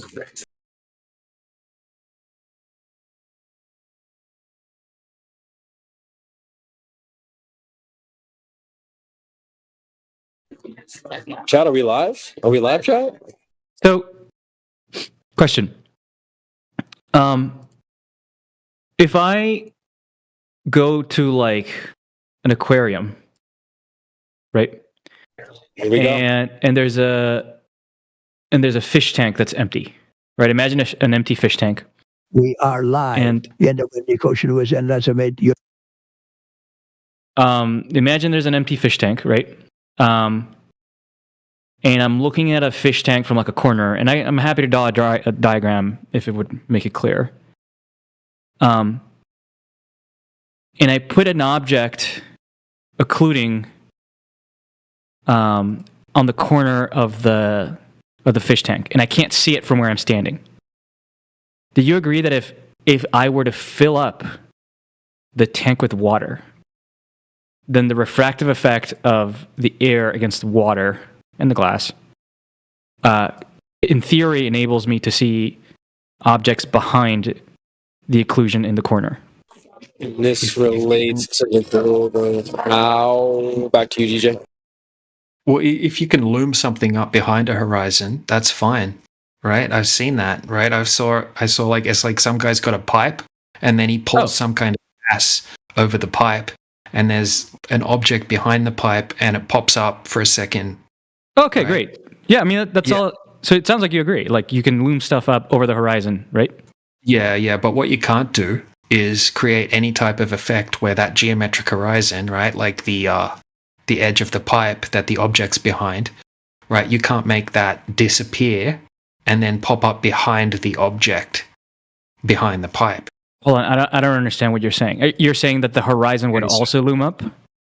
Yeah. So in the Black Swan, the horizon has to be at 3.5 miles from an 8-foot observer height, right? Right. So we've got a 10.1 mile object, which is the oil platform, and the horizon's behind the oil platform. Right. So on a globe, the geometric physical horizon is at 3.5 miles. Right. But we're seeing a horizon behind the object. Right. So you wouldn't. I understand, but hold on. When you say raise above the horizon, you agree that you can loom something above the horizon. Do you mean it needs to have been visible already? Like, are you saying that in the absence of the looming, you can't make the object be occluded by the horizon? What do you mean? I mean, do you agree that you can have an object in a spherical Earth? In a spherical Earth, do you agree that you can have an object be occluded? Do you agree that you can have an? You've got an item. Do you agree that you can have an object occluded by? Chill. Oh, God. Charlie, you've got an item behind something else. Yeah, I'm talking. Now, what's going to happen is one of these special effects is going to happen. I'm talking to. Let Matrix talk, Charlie. One of these special effects, sinking, looming, or whatever one you want to call it, magically makes item A in front appear 10 miles behind the back item, the one that